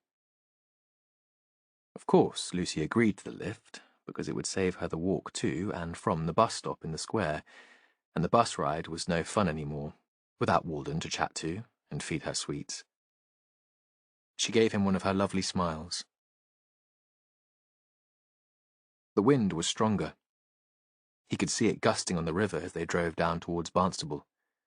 He thought the weather was changing, and though he'd lost the heart for it now, he should still spend a bit of time in the garden before the rain came. He parked at the Woodyard and walked with Lucy to the door, then followed her at a safe distance until she was safely through the glass tunnel and into the day centre. He knew that was ridiculous. What could happen to her here, with all these people about? But even in the day centre, there were sometimes accidents. Perhaps Lucy's friend Rose's parents had had the right idea taking her away and keeping her safe at home. Morris thought this notion of giving people like Lucy more independence was going too far. Of course, they shouldn't go back to the Dark Ages when folk were locked away in institutions, as if there was something shameful about them. But they needed to be protected, properly cared for. In the past, he'd seen the day centre as a place of safety. Now, he wasn't so sure. Morris couldn't face driving home straight away. He knew he'd be too restless to settle to anything. Instead, he went to the cafe, ordered a sausage toastie, and sat there, staring out of the window, watching the scudding clouds reflected in the water, until the place filled up and they needed his table. Chapter 16. They had an early start. Jen pulled rank and insisted on driving because she'd get paid the mileage, and she needed the cash. When she got to Ross's immaculate little house on a smart new estate on the edge of town, Melanie let her in. "Come in and wait for a moment. He's nearly ready. You know what he's like in the morning. He spends more time in the bathroom than me."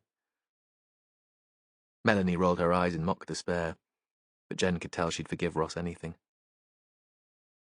Jen wished there was something to dislike about Melanie.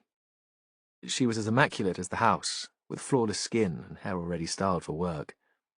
But she was kind, too. She worked as a manager in an old people's home, had started as a care assistant straight from school at 16, and still took her turn at wiping bums and laying out the dead when they were short-staffed. As far as Jen could tell, her only fault was her taste in men. She and Ross had been going out together since they were teenagers, but Melanie still worshipped him. He appeared at the bottom of the stairs, gave Jen a quick nod that might have been an apology for keeping her waiting, and hugged his wife. A real hug. full of affection but sexy too. At that moment, Jen realised what she really felt for the couple was envy.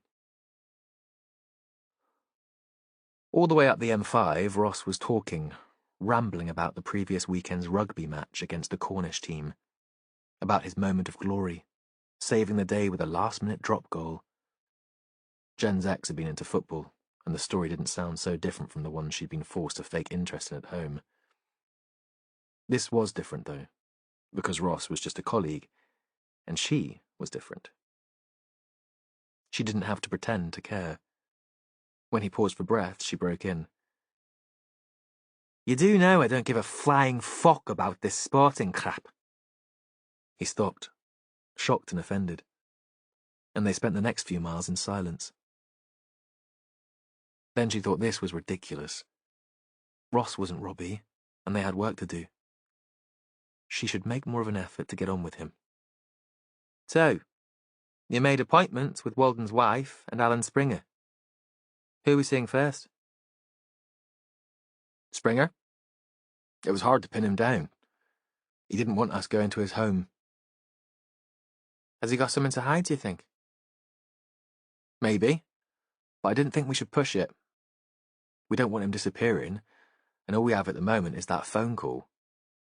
There's no record from the GPS on his mobile that he was anywhere near North Devon when Walden died." "So where are we meeting him?" Jen indicated and pulled off the motorway. "The local Nick, Bedminster. I've booked an interview room. The boss knows an inspector there and pulled some strings." "Stringer preferred to come to the police station rather than talk to us at home?" "Yeah." Jen hoped the man wasn't messing them around, buying time. She hoped he'd turn up. In the end, Springer was there before them. He was waiting when they walked in, and the officer on the counter nodded towards him. Tall and well-built, muscular, sandy hair and blue eyes. In the interview room, he sat on the other side of the table from them, apparently easy and relaxed. "Thanks for agreeing to meet us." "No worries. I was sorry to hear about Simon." A Bristol accent. The one Jen had heard on the answer machine. "How did you know him?" They decided she'd take the lead on the interview. "We were in the army together. We became friends, both from the same neck of the woods. You know, got married about the same time, and I left the forces soon after he did. When he set up the business with Kate, his ex, I put a bit of money in." He looked straight at Jen. "Big mistake. Never do business with a mate." "Tell us about that." Kate was the driving force behind it. She'd worked in hospitality.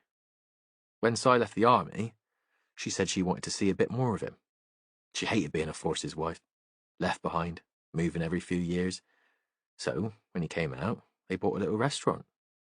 He'd be the chef, and she'd do the admin and front of house. A partnership. Springer paused. Si wasn't so fussed about the idea. He'd have been happy working in the kitchen somewhere, finish at the end of the day. No responsibility. He wasn't ambitious, and he needed time to settle back in Civvy Street. The last thing he needed was more stress. He paused, stretched his legs. It worked well at first, though. Si was a good cook, and they built up a local following. Then things started to fall apart. Maybe the business grew too quickly. Maybe it was the pressure of being in charge. He started drinking. Often the way old soldiers deal with pressure. He started drinking because he killed a child. Springer shook his head. The other way round. He killed a child because he'd been drinking. Not over the legal limit. Yeah, well, he must have been bloody lucky because I was with him that day, and I wouldn't have driven home. Silence in the room. Someone was swearing in the corridor outside. "What was the phone call about?" That was Ross, impatient, jumping in. Jen wanted to know about the day the two men had been drinking, but Springer had already started his answer. "I wanted my money back. Needed it back." The money you'd invested in the restaurant? He nodded. I went to see Kate, but she said they'd sold the business and the house and split the equity. She refused to pay me. Said Simon had the cash, that it had been a private arrangement between me and Simon. Jen thought that explained how Walden had been able to pay his rent for 20 Hope Street. She wondered where he'd stashed away the rest of his money. But one of the team would be already checking the bank accounts. They'd soon know. How'd you track him down? That was through Kate too. She said she'd heard from him. He'd rung from a landline and she'd made a note of the number, worried about him, maybe, or wanting to keep track. He paused. She's found another man. More her kind. Runs his own software business. Big flat in Clifton. Mummy and Daddy would approve. Her family didn't approve of Walden? Springer shrugged. That was the impression I got. Si always felt he had to prove himself. He was never quite good enough. Did he call you back after you left the message for him? Yeah. A little while later. Springer snapped his mouth shut. And did you get your money back? Another silence. He promised he'd get it to me. But there was something about the way he spoke. I wasn't sure I believed him. He said it was tied up in a project, something he really had to do. I'd get it back, but I might have to wait. He paused. I told him I couldn't wait. My wife wants a baby. I mean, we both want a baby, but she's desperate, and it's just not happening. We only get one shot at IVF on the NHS. I've told her we'll go private, but she's a teaching assistant and I work in a gym, and money's tight. He looked up at them. We were mates, served together. He knew how much I needed that cash back. He knew what my marriage means to me. He paused. He said he'd get it back, that he understood. But he didn't deliver. Springer shook his head. No, he didn't deliver. At least he hadn't. Not before he died. And I guess I'll never get it now. Did you go and see him? Kate will have given you his address. He looked up. You think I killed him? For 20 grand? It was Jen's turn to shrug. People have killed for less. But I haven't got the money. He stood up, finally exasperated. I have no idea what he did with it. And now I'll never know. Walden's wife, Kate, had never taken her husband's name. The flat where she lived, with her new partner, was one of a number in a grand stone crescent in Clifton. She stood at the door and held out her hand. Kate Dickinson. Cool and polished. Long legs in skinny jeans, a white linen shirt. Her hair looked polished too. It was hard to imagine her hooked up with the itinerant cook. Bedminster had been busy. The pavements crowded with shoppers, pushchairs, cycles ridden illegally to avoid the busy road. Express supermarkets and pound shops. Chuggers and buskers. This seemed like a different world. Calmer. Lighter. The apartment was on the first floor, and the living room spread the width of the house, with views of the downs to the front and over the city roofscape at the back. Polished hardwood floor and classy furniture. Little colour and no clutter. The palette various shades of grey. You're here to talk about Simon. She offered them coffee, and Jen caught a glimpse into the kitchen, which was just as she would have expected. Granite and chrome, without a mucky pot in sight. Again, as different as it was possible to be from the arty house in Hope Street, or her house in Barnstable. The coffee came from a machine that hissed in a genteel upmarket sort of way. Jen felt an overwhelming desire to scribble on the wall with wax crayon. When did you last hear from him? She and Ross were on a sofa, and Kate sat in a chair opposite, legs curled under her. Months ago. Before Christmas, certainly. Could you be more specific? She looked up with a little triumphant smile as she remembered. Yes, it was the end of October. There are Americans living in the flat next door, and they put pumpkins outside for Halloween. I remember seeing them on my way out. I was going to the theatre with Guy, my partner. I'd not long moved in. She paused. Then my mobile started ringing. It was Simon, in a dreadful state. Pissed, of course. I was used to that, but he was distraught. Suicidal. I didn't know what to do or how I could help. Was he genuinely suicidal? I think so. He said he was weighed down with guilt, and he couldn't live with himself. The only way to stop the pain was to kill himself. I tried to talk to him, but he wasn't listening. I knew I wasn't doing any good. And your flash new partner was waiting for you. You wouldn't want to miss the first act. Then Jen told herself that was unreasonable. What could Kate have done? And what right did Walton have to guilt-trip her? So that was the last time you spoke to him? No, Kate said. No, I should have explained. He phoned a few weeks later. I'd been trying to get in touch with him on his mobile, but he said he'd lost it that night when he was on a bender. He called me from a landline. And that's the number you passed on to Alan Springer when he came to you for money. The question seemed to throw her. Perhaps she didn't want to be seen as mean or uncharitable, not in this grand apartment with its spectacular views. You know about that? Yes. Simon got a very good deal out of the divorce. I thought it was his responsibility to pay back his friend. Even though he'd invested in your joint business. It wasn't like that. There was nothing formal. It was a loan to a former colleague. A mate. Tell me about that second phone call. The one from the Ilfracombe landline. She paused for a moment. It was as if I was talking to a different man. The man I first fell for. He sounded well. Peaceful. He said he'd started to put his life together. No more self-pity or anger, and he'd pulled back on his drinking. He'd found somewhere to live. Nowhere grand, but it would be fine until he got himself sorted. He was cooking again. Volunteering in a cafe in a community centre. Another pause. He said I wasn't to worry about him. Quite a transformation. Maybe. Though, like I said, it was almost as if he was himself again, and the angry, self-loathing Simon was the man who changed.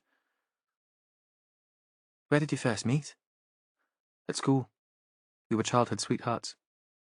He was a couple of years older than me, and I fell for him.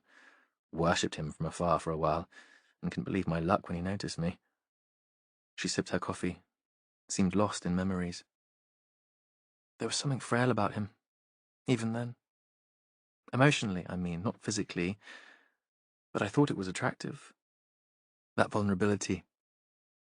I felt that I was strong enough for the two of us. I thought I could look after him. She looked up. The arrogance of youth, right? Somewhere in the distance, schoolboys were playing a ball game. It would be rugby, probably, here in Clifton. Jen could hear cheering. Boys' voices shouting. She waited for Kate to continue, glared at Ross so he wouldn't jump in. Sometimes people had to tell their stories in their own time. Simon joined the army straight after school. I couldn't understand it. I mean, he was never a macho kind of guy. But I can see now that he was probably looking for security, a family. His mum was on her own, pretty dysfunctional. She died a couple of years ago. He and I kept in touch, though, and I saw him whenever he was home on leave. I started at uni, dropped out after a year. My parents blamed Simon for that, said it was an infatuation, but it was nothing to do with him. He was encouraging me to stay and complete the course. The academic life just wasn't my thing. I got a management trainee post with a boutique hotel chain and worked my way up. Then Simon asked me to marry him. It was what I'd been dreaming of since I was 16. Of course. I said yes. But it wasn't quite what you expected. Jen knew about marrying too young, what it was like to be caught up with the romance of the idea, to blink away the solid reality of the man. Not quite. Kate gave another little smile. Simon was an officer in charge of catering for his regiment. He was sent to war zones, went with the men when they were away on exercise. They have to be fed wherever they are. He was often close to the front line. He might be chatting to a fellow officer one day, drinking to him the next, because he was dead, or invalid at home.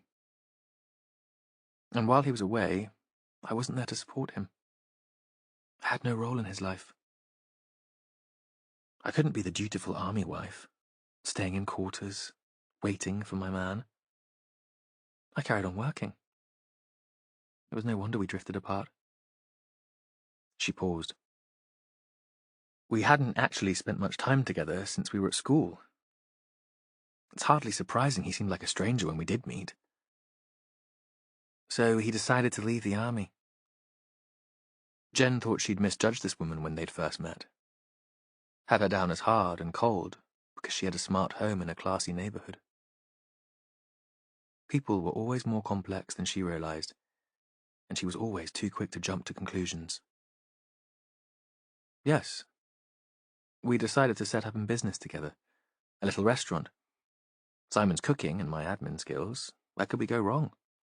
I'd saved a bit, and we found nice premises in Redland, here in Bristol. Perfect, we thought. A pause. And it was, at first. Bloody hard work, mind, but we were in it together. It was only when we started to get successful, the reviews and the queues at the door, that the split started to show. Simon couldn't handle the stress. As I said, he'd always been a bit emotionally frail. But this time he couldn't fix it. Kate looked up at her, hollow-eyed. She wouldn't be used to failure. No. He tried to fix it himself. He self-medicated with drink. Easy enough in our business. And then he killed a child. Yes. Now there were tears in her eyes. I've never felt the slightest bit maternal. But a child like that, so helpless and young. She fumbled in her pocket for a tissue. It was Simon's decision to leave. I would have stood by him. I went to see him in prison. But as soon as he came out, he disappeared. I don't know where he went. To North Devon. To work in the hotel. Kate shook her head. No. That came later. Like I said, he disappeared for a while, and I had no idea where he was. He did come back to Bristol briefly while we sorted out the separation. The restaurant had still been a going concern, and we got a reasonable price for it. I didn't want to run it on my own. I'm in corporate hospitality now. My own little business. I sold our house. She looked up. Then I met Guy. He hired me to run a party for his clients. He hasn't swept me off my feet, but he's kind. Reliable. And you shared the profit on the house and the business with Simon? Absolutely. 50-50. How much did that come to? Well, the house was still mortgaged, so it was just under 200 grand. Between you? Jen wondered what on earth Simon Walden had done with his £100,000. How was it tied up, so he couldn't give Alan Springer back the money he was owed? No, the woman said, as if that was a crazy idea. Each. Jen pulled Ross across the road so they could walk on the downs with the elderly dog walkers and the runners. She needed fresh air before they started the drive home. And the air here was fresh, westerly, with a smell of rain in it. So what do you think? Ross looked at his watch. Jen thought he'd probably promised Mel he'd be back at a reasonable time. Then she thought again that she should be more tolerant. Ross was young and keen and happy. When she spoke, her voice was more joke than recrimination. Your attention, please, DC May. This is a murder we're investigating.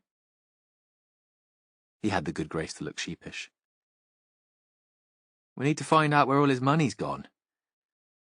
If he really meant to pay his mate back, where has it disappeared to? She gave a little clap of her hands, mocking him. So get on that phone of yours and call that in.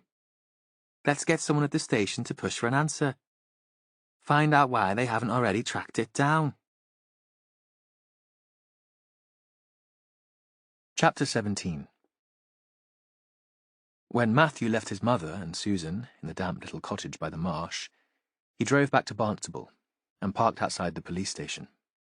Inside, he checked the progress the team had made in their initial attempts to trace Christine Shapland. It's important. She's a vulnerable adult. She has a learning disability and the mental age of a child. He thought Christine was different from Lucy, less confident and more sheltered. She's been missing for at least one night, and her disappearance might be linked to the Crow Point murder. He added the last sentence to make them take the matter more seriously. The young officers saw murder as exciting, sexy. In their eyes, a middle-aged missing woman with a learning disability certainly wouldn't be. She lived in one of the cottages on the marsh, not far from where Walden's body was found. She wasn't there that day. She was with her aunt in Lovercott, so perhaps that's a coincidence. But I need to find her. We've checked the hospital and her GP practice. Nobody's heard from her. This was Gary Luke, the oldest member of the team, relaxed, fatherly. Anyone been in touch with the woodyard? Yes. Christine was definitely there all day yesterday. Her uncle dropped her off in the morning, and they assumed he'd be picking her up. She wandered out with the others to the reception area of the centre, and when she didn't come back, they assumed she'd been collected or gone home with the minibus as usual. The centre's trying to encourage a degree of independence, so they didn't actually accompany her to the car. Vicky Robb was young, keen. Matthew was already impressed. Has anyone spoken to the aunt and uncle? Not yet, Vicky said. Well, I could go if you'd like me to. No, I'll do it. There's another call I need to make in Lovercott anyway. It would be interesting to catch up with Dennis Salter after all these years. And this was a good excuse to leave the office. Walking back down the stairs to collect his car, he wondered if his mother would see his job differently if he managed to deliver Christine back to Susan. And if he failed to find the woman, would his mother see that as just another example of his failure as a man? Matthew was on his way out when Oldham appeared at the top of the stairs and called him into his office. If you've got a moment, Matthew. Oldham's office was like its owner, shabby, untidy. Matthew had always been wary of the man. There was something about his attitude to Matthew that wasn't dislike, exactly, but more akin to distaste. Something Oldham couldn't help and tried to control, but a prejudice that was always there under the surface. Matthew wasn't sure if he was a homophobe or he just didn't like the idea of a new inspector on his patch. He also found the DCI an object of pity. His wife had died of cancer a couple of years before, and rumour had it that he'd started to hit the bottle then, that the beer with friends in the rugby club each evening had taken priority over work. They'd had no family. Ross, the son of a good friend, was the closest thing he had. This Crow Point murder. Oldham leaned back in his chair. I understand the victim worked at the woodyard. He was a volunteer there. And your partner runs the place? My husband? Yes. A moment of silence.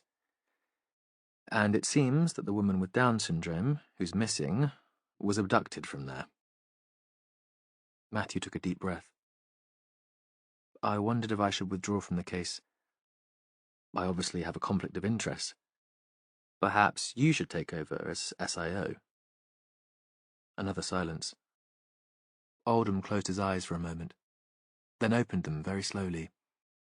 Matthew watched the lid slide up and was reminded of a lizard, or perhaps a crocodile. "No need for that," Oldham said at last. "I trust my team. Just keep me in the loop." So, Jonathan had been right, and idleness and a need for a quiet life had won. But as Matthew was leaving the office, Oldham spoke again. "Just don't cock up, eh? If you cock up, we'll both be in the shit. And that's the last thing I need." Matthew carried on down the stairs, collected his car, and took the same route as he travelled with the bus the afternoon before. The light was fading, and the weather was changing. It was still warm, but the air felt heavy with rain. He arrived in Lavacote more quickly than he'd expected, surprised to be suddenly there, dropping down to the village. He hadn't noticed any of the landmarks that he'd glimpsed from the bus. Christine's aunt and uncle lived in a tall, straight, confident house right on the square. Once, Matthew thought, a merchant might have stayed there, trading in wool, spreading prosperity. Now it was the home of Grace and Dennis Salter, stalwarts of the Barham Brethren. He'd known them since he was a child. Salter's rejection of Matthew, after his statement of independence at the final meeting he'd ever attended, had hurt. Before that, Matthew had liked the man. He'd been one of the few brethren to take Matthew seriously when he was a child, to answer his questions. Grace he hardly remembered at all. He hadn't phoned ahead, but there was a light on in the front room, and he stood for a moment looking inside. He'd been in that room with his parents. Occasionally, meetings had been held there. Dennis had led the worship, and Alice Wozencroft, the most elderly member of the Brethren, had played a squeaky keyboard so slowly that the singing was always a few bars ahead.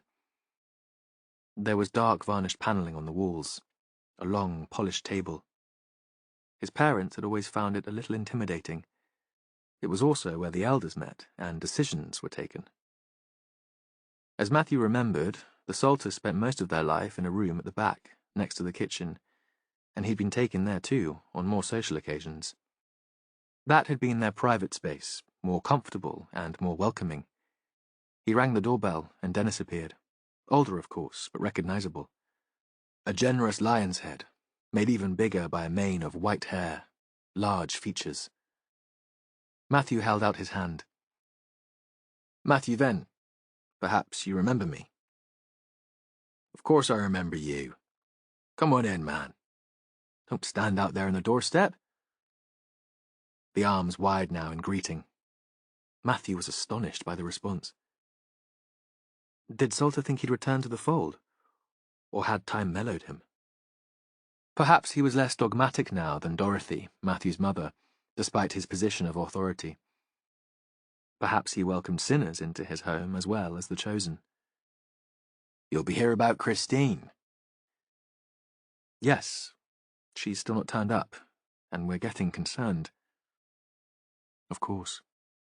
Dorothy would have phoned Dennis Salter and told him that she'd called the police in the form of her son. She would probably have asked his permission first. Matthew's visit wouldn't be any kind of surprise to the man. "You were taking care of her so Susan could go to my father's funeral?" "We were. At least Grace was. I was at the funeral, of course. I couldn't miss that. Dorothy wanted me to lead the service. I can't tell you how distressed we are about the confusion. I'm still not quite sure how it happened." He showed Matthew into the dark front room. This was official, then, rather than a family matter, despite the man's apparent contrition. "Is Mrs. Salter at home? If so, it would be useful to talk to her too." "Do you really need to speak to Grace? She feels as dreadful about this as I do, though she wasn't responsible. Not at all. It was all my fault." Salter paused. "She's not a well woman, and the unexpected can throw her off balance. I'd hate this to make her ill again." Matthew remembered the whispers surrounding Grace Salter now. There'd been times when she hadn't been to meetings. There'd been talk about nerves. A spell in a psychiatric hospital, at the other end of the county. Women had been glad to look after Dennis Salter, delivering food parcels and casseroles. Matthew couldn't remember anyone offering to visit Grace. I won't keep her for long, but I'd like to ask her a few questions. Christine's been missing for a day and a night. We're taking this extremely seriously. Of course.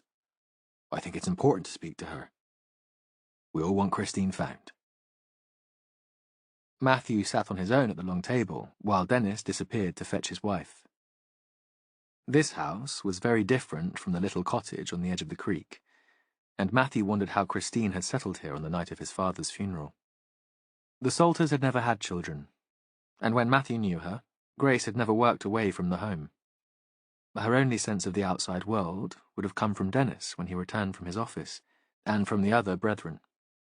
How would she have coped with her niece? Matthew wondered how many younger people still belonged to the community, and thought Grace might not be used to dealing with people different in age from herself and her husband. He suspected members were all of his mother's generation now, slowly dying off. In 20 years, the Barham Brethren, which had seemed so powerful in his childhood, would no longer exist. The couple returned. Grace looked like a scarecrow, tall and stick-like, very thin, with wild grey hair. Her eyes were grey too. She wore trousers and a hand-knitted jumper that swamped her. It seemed she'd been crying, and she twisted a handkerchief in her hands. It's such a terrible thing to have happened.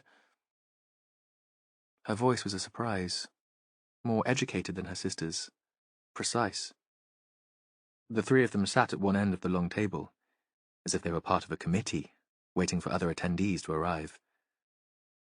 Could you talk me through the events of the last few days? I understand that Dennis picked Christine up from her mother's house before the funeral. Yes. She doesn't go to the day centre on a Monday. Dennis did the talking. She spent the day and the evening here. And how did she seem? She has a learning disability, Dennis said, and I'm never quite sure how much she understands. Perhaps I'm not sufficiently patient. We didn't have any real conversation the evening after I got back from the funeral. She loves television, so we put it on for her, though we don't tend to watch much ourselves. She seemed settled enough, didn't she, Grace? She knows us, and she spent time with us before. You've known her since she was a baby, Matthew said. You'd be able to tell, wouldn't you, if something wasn't quite right? She was missing Susan, Grace said. Well, of course she was missing her mother. Dennis sounded as if he resented the line of questioning. Perhaps he thought he'd be able to take control of the conversation as he always had with Matthew in the past. Or perhaps guilt at not making sure Christine had arrived back in Lovercourt safely had made him defensive. Since Cecil died, there's just been the two of them. They're very close. Christine hasn't stayed overnight here since she was a young child. Susan is very protective. Was she happy to go to the woodyard on Tuesday morning? Oh, yes, Grace said. She loves the woodyard. I thought she might not enjoy it so much when her friend Rosa stopped going, but she loves it just the same. Could Christine have gone to Rosa's house? Matthew asked. If she and Dennis missed each other at the woodyard and she wasn't sure where to go. There was a silence while Grace thought about that. She shot a quick look at her husband before answering. Oh, I don't think so. Rosa lives on the other side of Barnstable from the woodyard. Christine would never be able to get there by herself. Matthew nodded, but he thought he'd get Rosa's address from Jonathan and ask one of his officers to check. She wasn't reluctant or anxious to go to the centre that morning? No. Grace looked at her husband. I don't think so. You took her in, didn't you, Dennis? You didn't think she was upset? It was as if she couldn't answer even a simple question without her husband's agreement. But that was the way it was supposed to be within the Brethren. The women always deferred to their men. Except in our house. Matthew thought. My mother was always the boss there. She seemed perfectly fine to me. Dennis appeared to have recovered his composure. Perhaps he no longer felt he was being accused of being responsible for Christine's disappearance. Really, Matthew. No different from normal. And the plan was that Dennis would pick her up and bring her back here to the house until later, so that Susan would have an evening to herself. Well, we thought that was the plan, Grace said. But when she didn't come out, Dennis assumed that she'd got the centre minibus back to Susan's cottage as usual. You didn't go into the woodyard, Mr. Salter, to find her? Not until later. His face was very red now. I lost track of time, and when I went to look for her, they'd all gone. The day centre was empty. There was a silence. The bluster had gone, and there was a sudden confession. I was listening to the cricket on the radio in the car. The test match in Barbados. But I was there, parked right outside. I don't see how she could have missed me. She knew the car. Susan doesn't drive, and I go a couple of evenings a week to take them shopping. Of course, I should have been more attentive.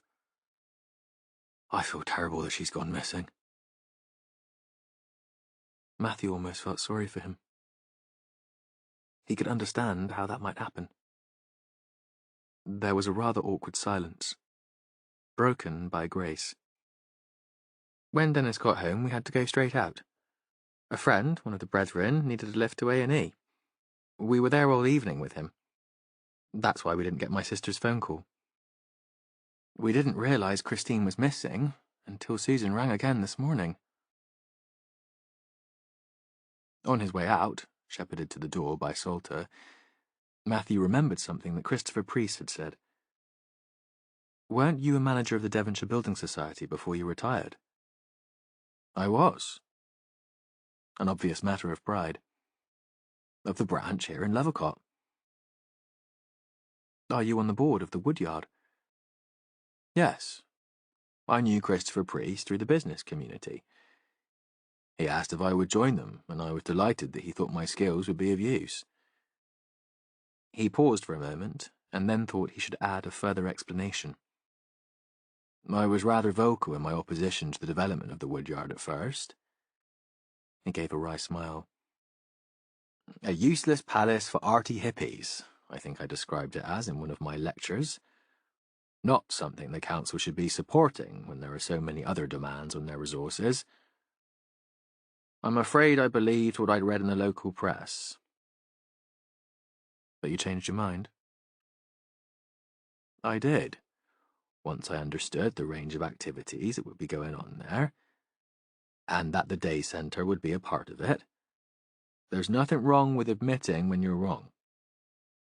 I knew Christopher had a sound business sense, and of course, Grace and I have been part of Christine's life since she was a baby. It seemed a very worthy cause. Standing outside on the pavement, Matthew could understand why Christine might have chosen not to spend another night with her relatives in Lovercott. The cottage she shared with her mother might be dusty and damp in comparison, but it was full of her things. She and Susan would watch television together and share a meal. There'd be warmth and companionship. In this house, there was a tension between husband and wife that Matthew still couldn't quite understand. The relationship seemed tight and cold. Christine might have simply decided she didn't want to spend another night there. If Dennis was sitting in his car, concentrating on the cricket, she could have walked past without his noticing and got the minibus with the other service users, making her own decision. He'd need to check with the driver. If she'd headed out towards Braunton, that would help narrow down the search area. He phoned Jonathan and explained. I heard. Jonathan sounded fraught. If she went missing from here, it'll be a nightmare. We'll have a safeguarding issue. Inquiries from the press and other parents. There's resistance as it is to the policy of encouraging greater independence. But it was Dennis Salter's fault for not looking out for her, surely. Unfortunately, I don't think the press will see it like that. Matthew had rarely heard him sound so tense. Can you text me the address of a woman called Rosa? Apparently she and Christine were friends. It's an outside possibility, but she might have gone there. Yes, sure. That'd be Rosa Holsworthy. It'll still be on file. And could you ask the minibus driver if he saw Christine? Yeah, Jonathan said. Of course. Then, I do hope she's okay. Christine's a sweetie. I've known her for years. Matthew left his car where it was and walked down the road towards the crescent of council houses that he'd seen the evening before. The street lamps had come on. Maurice Braddock opened the door. There was a smell of cooking. Fish fingers and chips. I'm sorry, Matthew said. I'm interrupting your meal. The old man shook his head.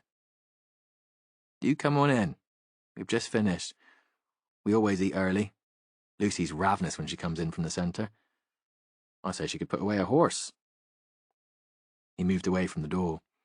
He was wearing slippers that had seen better days, a frayed sweater. He'd changed since getting in from Barnstable. We were going to go out to the Fleece for our tea, but we thought we'd save it for the weekend. A pause. There's a show Lucy likes on television tonight. I was hoping to speak to her. That's all right. I don't think it starts until later, and she can get it on catch-up anyway.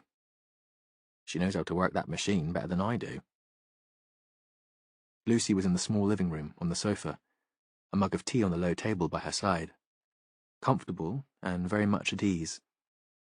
The television was on, but she looked up when he came in. Hello. As if he was an old friend. Is it okay if I talk to you again? Is it about the man on the bus? Have you found out who killed him? No, he said. This is about someone I think you know. A pause. Can we switch the television off for a bit? We'll put it back on soon. She nodded, a little reluctantly, and pressed the remote. Do you know Christine Chaplin? Dark hair. Yeah. She comes to the centre. But not every day. Not today. A pause. She's my best friend. Did you see her at the woodyard yesterday? That was the day that I came in and talked to you and your dad. Lucy thought for a while and she nodded. We did cooking in the morning. Christine's missing, Lucy, Matthew said. We don't know where she is. She seems to have disappeared from the woodyard yesterday afternoon, when everyone was on their way out. Did you see her? Couldn't they keep her safe? Morris's voice high-pitched with anxiety. We send our kids there and expect them to keep them safe. You're not going back, maid. Not until all this is sorted out. Lucy? Matthew understood Morris's anger, but now he needed information. Did you see Christine when you were coming out of the woodyard yesterday? No, she said. I saw my dad. He was waiting for me, just like today, and we came home in the car. Christine left the centre with you, though. She walked with you through the glass corridor to the big entry hall where your dad was waiting. I don't know. Lucy seemed to be losing concentration now. Her eyes drifted back to the blank screen of the television. It seemed she just wanted Matthew to go, so she could watch her programme in peace. He persisted all the same. How was she yesterday? If you remember, I came to the woodyard and I talked to you about the man on the bus. You and Chrissy were cooking together. Did she tell you she'd been staying with her auntie and uncle here in Lovercott the night before? Lucy shook her head. Matthew sensed he'd get a little more from her and turned to Morris. Could we have a chat? They sat in the kitchen, and without asking, Morris switched on the kettle, made tea in a pot. It's not right. That woman's parents will be going out of their minds with worry. He's only got a mother, Susan Shapland. Do you know her? I met her a few times, while they were in the Old Day Centre, and at the Christmas party at the Woodyard. All the relatives were invited to that. He'd calmed down a little, but Matthew could still sense the outrage. Because this could have happened to his daughter, he was shaken, horrified. But there was relief, too, because it was someone else's child who was missing. Lucy was safe, watching television, drinking tea. My wife knew her better. And Christine? Matthew asked. Had you met her? Yes. Her and Lucy have known each other for a while. Not when they were kiddies. Christine went to a special school. Her parents thought she'd be better off there. And Susan didn't have the fight in her that my Maggie had when she battled to get Lucy into mainstream education. You were there yesterday afternoon waiting for Lucy to bring her home. Did you see Christine? Or anyone waiting for her? Maurice Braddock thought for a moment.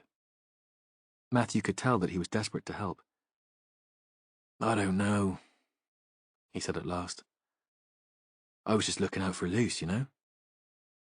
I wanted her to know I was there for her. Because of all that had gone on earlier in the day. Her being so upset because the man she'd met on the bus was dead. Then speaking to you. Her day was turned upside down. Another pause, and then a kind of confession. I know it's daft, but I've been worried about her. Imagining all sorts. It was wonderful when I saw her, coming out of the room, her bag over her shoulder. He looked up at Matthew. I don't know what I'd do if anything happened to her. Since Maggie died, she's all I've got left.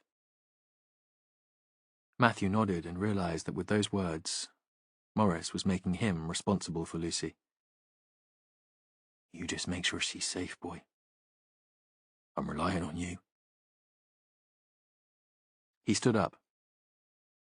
By now, Jen Rafferty and Ross May should have returned from Bristol. They should have more information. But he couldn't lose the image of Christine Shapland as a 13-year-old girl, clutching her doll, looking lost. Can you talk to Lucy again? See if she remembers anything? Because he thought now that Lucy hadn't seemed sufficiently concerned about Christine's disappearance. They were friends after all. But surely the idea of Lucy Braddock being part of a conspiracy to hide Christine Shapland was ridiculous. I'll try, Maurice said. They walked together to the door. I'm not letting her go to the Woodyard tomorrow. Not until this is all over, and I know it's safe there. Will you tell Jonathan for me? Matthew nodded. Outside it was very dark and mild, and a gentle rain had started to fall. He walked back to the centre of the village and his car. He stood for a moment, outside the Salters' grand house. The curtains had been drawn, and there was nothing to see. Chapter 18. Gabby Henry arrived in from work before the others, and was glad of the time to herself. The house felt different without Simon. Empty, quieter. It wasn't that he'd made much noise, except when he was cooking. And those had only been good sounds. The rhythmic beat of a knife on the chopping board, the sizzle of searing fish in a pan, the rattle of pots. He'd given up drinking quite so much recently, and so even those noises had been calmer, less frenetic. He'd been a fierce presence, though, even when he had nothing at all to say. There'd been something about him that demanded attention. She felt suddenly bereft.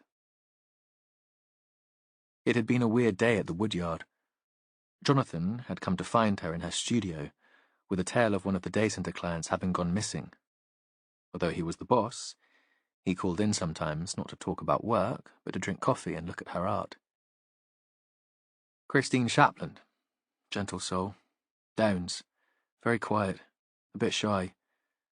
She just seemed to disappear. Sorry.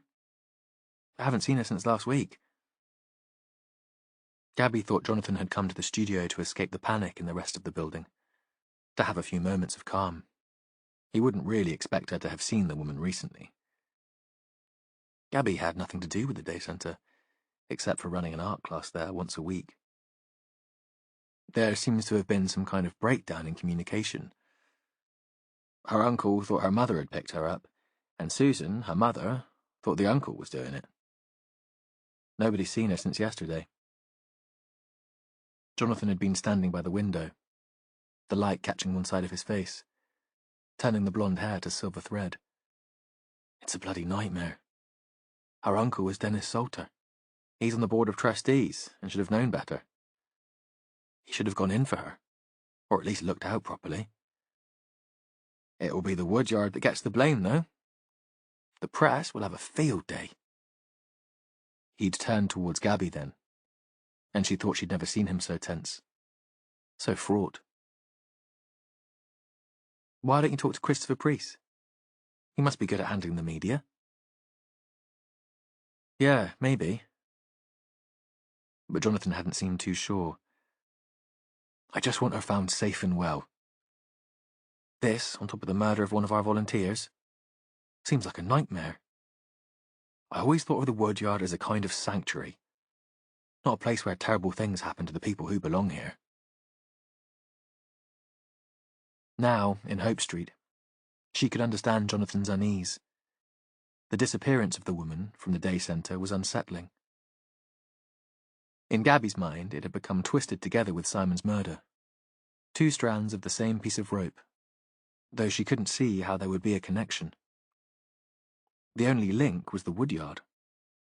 What else might Simon Walden and a woman with a learning disability have in common? Gabby went upstairs and collected a pile of dirty laundry from her room, picking up stray items from the floor. She considered changing the sheets on the bed, but couldn't be bothered. In the utility room in the basement, the machine was already full of someone else's washing. Damp, not wet. So it had probably been done a while ago and forgotten. Gabby pulled it out into a plastic basket. Not too irritated, because usually she was the person who left her stuff there. That was when she realised the clothes had belonged to Simon Walden. He must have put them in the machine the morning of his death, or the evening before. Underpants and socks, a couple of shirts and a pair of jeans. She began to fold the damp clothes. It seemed the right thing to do, almost a mark of respect. She wondered what she should do with them next. Would the police want to see them? She shook a shirt and something fell from the breast pocket. A Yale key on a keyring, with a plastic tag shaped like a bird. Like the albatross he had tattooed on his neck. It wasn't to this house. They'd had back and front door keys cut for Simon when he moved in, and they were quite a different shape. She set it on the washing machine and was staring at it when she heard footsteps on the stairs to the basement, and Caroline was there, standing right behind her. She took in the damp washing, saw immediately what it was, and then noticed the key. What's that? It must be Simon's. What else could she say? You'll have to show the police, Caroline said. She used that bossy big sister voice that usually Gabby didn't mind. Today it grated on her nerves and made her want to swear. It could be important. I suppose it could. Gabby felt helpless, standing there with the washing half folded in the basket. She'd railed against Simon, and now she felt like weeping. I'll take it. And Caroline tucked the key into her little black handbag before Gabby could reply. Chapter 19.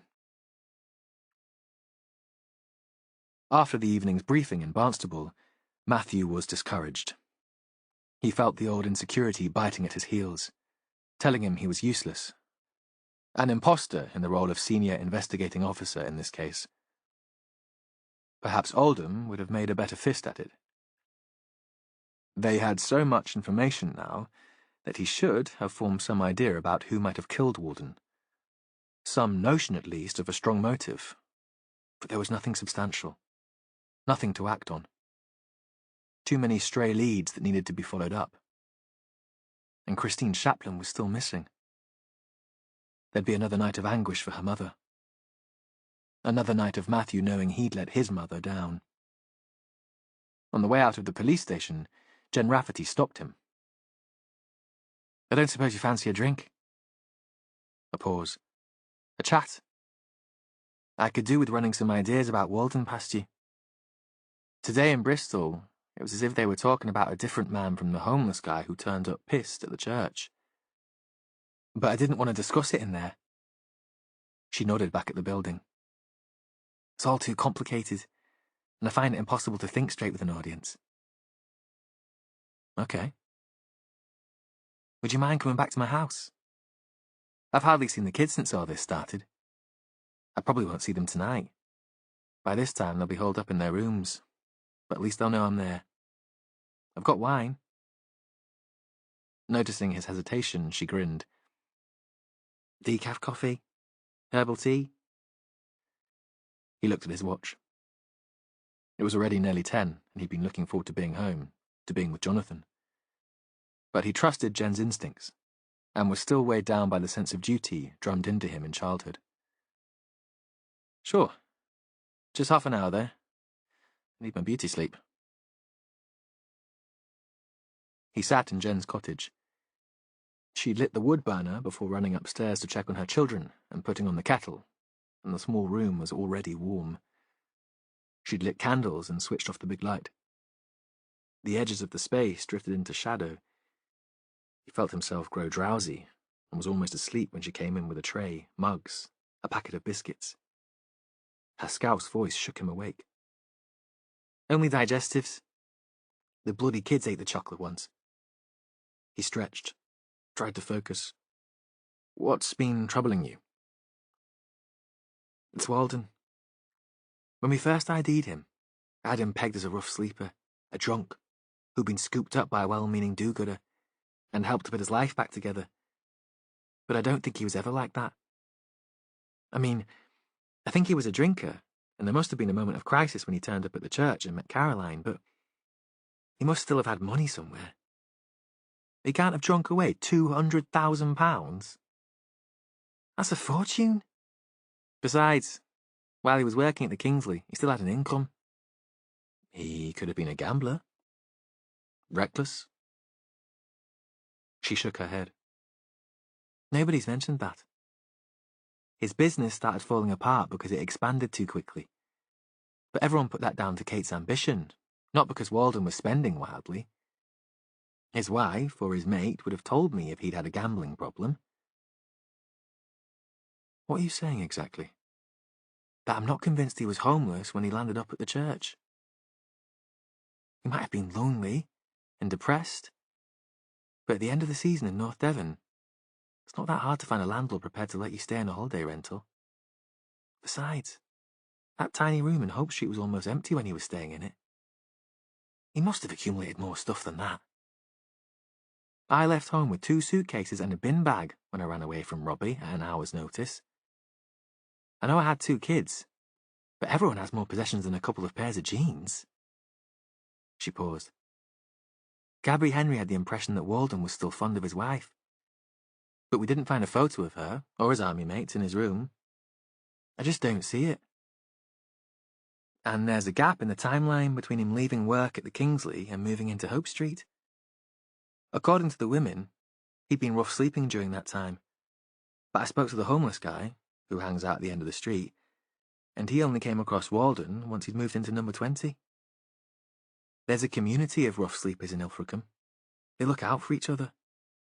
He would have come across Walden if the man had been living on the streets." "You think Walden had a house or a flat somewhere, and that his staff might still be there?" "I think it's possible. Nobody has come forward to say he'd rented from them." Matthew set his mug back on the tray and took another biscuit. "But would they recognise him, after all this time? Especially if he went through a letting agency." Silence. Jen opened the door of the wood burner and threw on another log. Matthew was thinking. Walden was a man who'd been described by Gabby Henry as being born to cook. If he had the money, He'd want a kitchen of his own. He'd have his own knives, and they weren't in the Hope Street house. The women had said that he often disappeared, that he spent time on his own. Why would Walden pretend to be homeless? And why would he accept that depressing room in Hope Street if he had somewhere better to live? I don't know, Jen said. I've been thinking about that all the way back from Bristol. Do you think he needed the company? Female company? I mean, in an inappropriate way. Like looking through bathroom keyhole weird. Gabby described him as a bit of a creep. And if we're talking inappropriate, what was he doing chatting up Lucy Braddock? Where was he going on those trips to Levacott? Do you think he had a place there? Matthew was still obsessing about Christine Shapland, and made a strange illogical leap. If Walden had his own accommodation away from Hope Street, perhaps the missing woman was being kept there. But that wouldn't work, would it? Because Walden had been killed before she disappeared, so he couldn't be responsible for her abduction. He was clutching at straws. Get Ross and all the letting agencies tomorrow, he said. And the estate agents, in case he bought a place. Let's see if we can trace what happened to that money. It was raining again when he drove home. Braunton was empty, but there was a light on in the tollkeeper's cottage. Matthew wondered what the Marstons could be doing in there, and thought he'd be glad when they found somewhere more to their liking and moved away. They were his nearest neighbours, and driving past, he realised he disliked them with an intensity that surprised him. Jonathan hadn't closed the curtains and must have seen the headlights of his car as he drove towards the house, because he came outside to greet him. He stood just outside the door, turning his face to the light rain. Is there any news? He was talking about Christine Shapland, of course. Jonathan had never been this involved in any previous case. He'd listened in the past, while Matthew had run through his anxieties about an investigation, offered the occasional piece of advice, but this was different. This was personal. He knew the woman, and besides, the reputation of the woodyard, his life's work, was at stake. Before Matthew could answer, he continued talking. I'm sorry. Come inside. I shouldn't have ambushed you like this.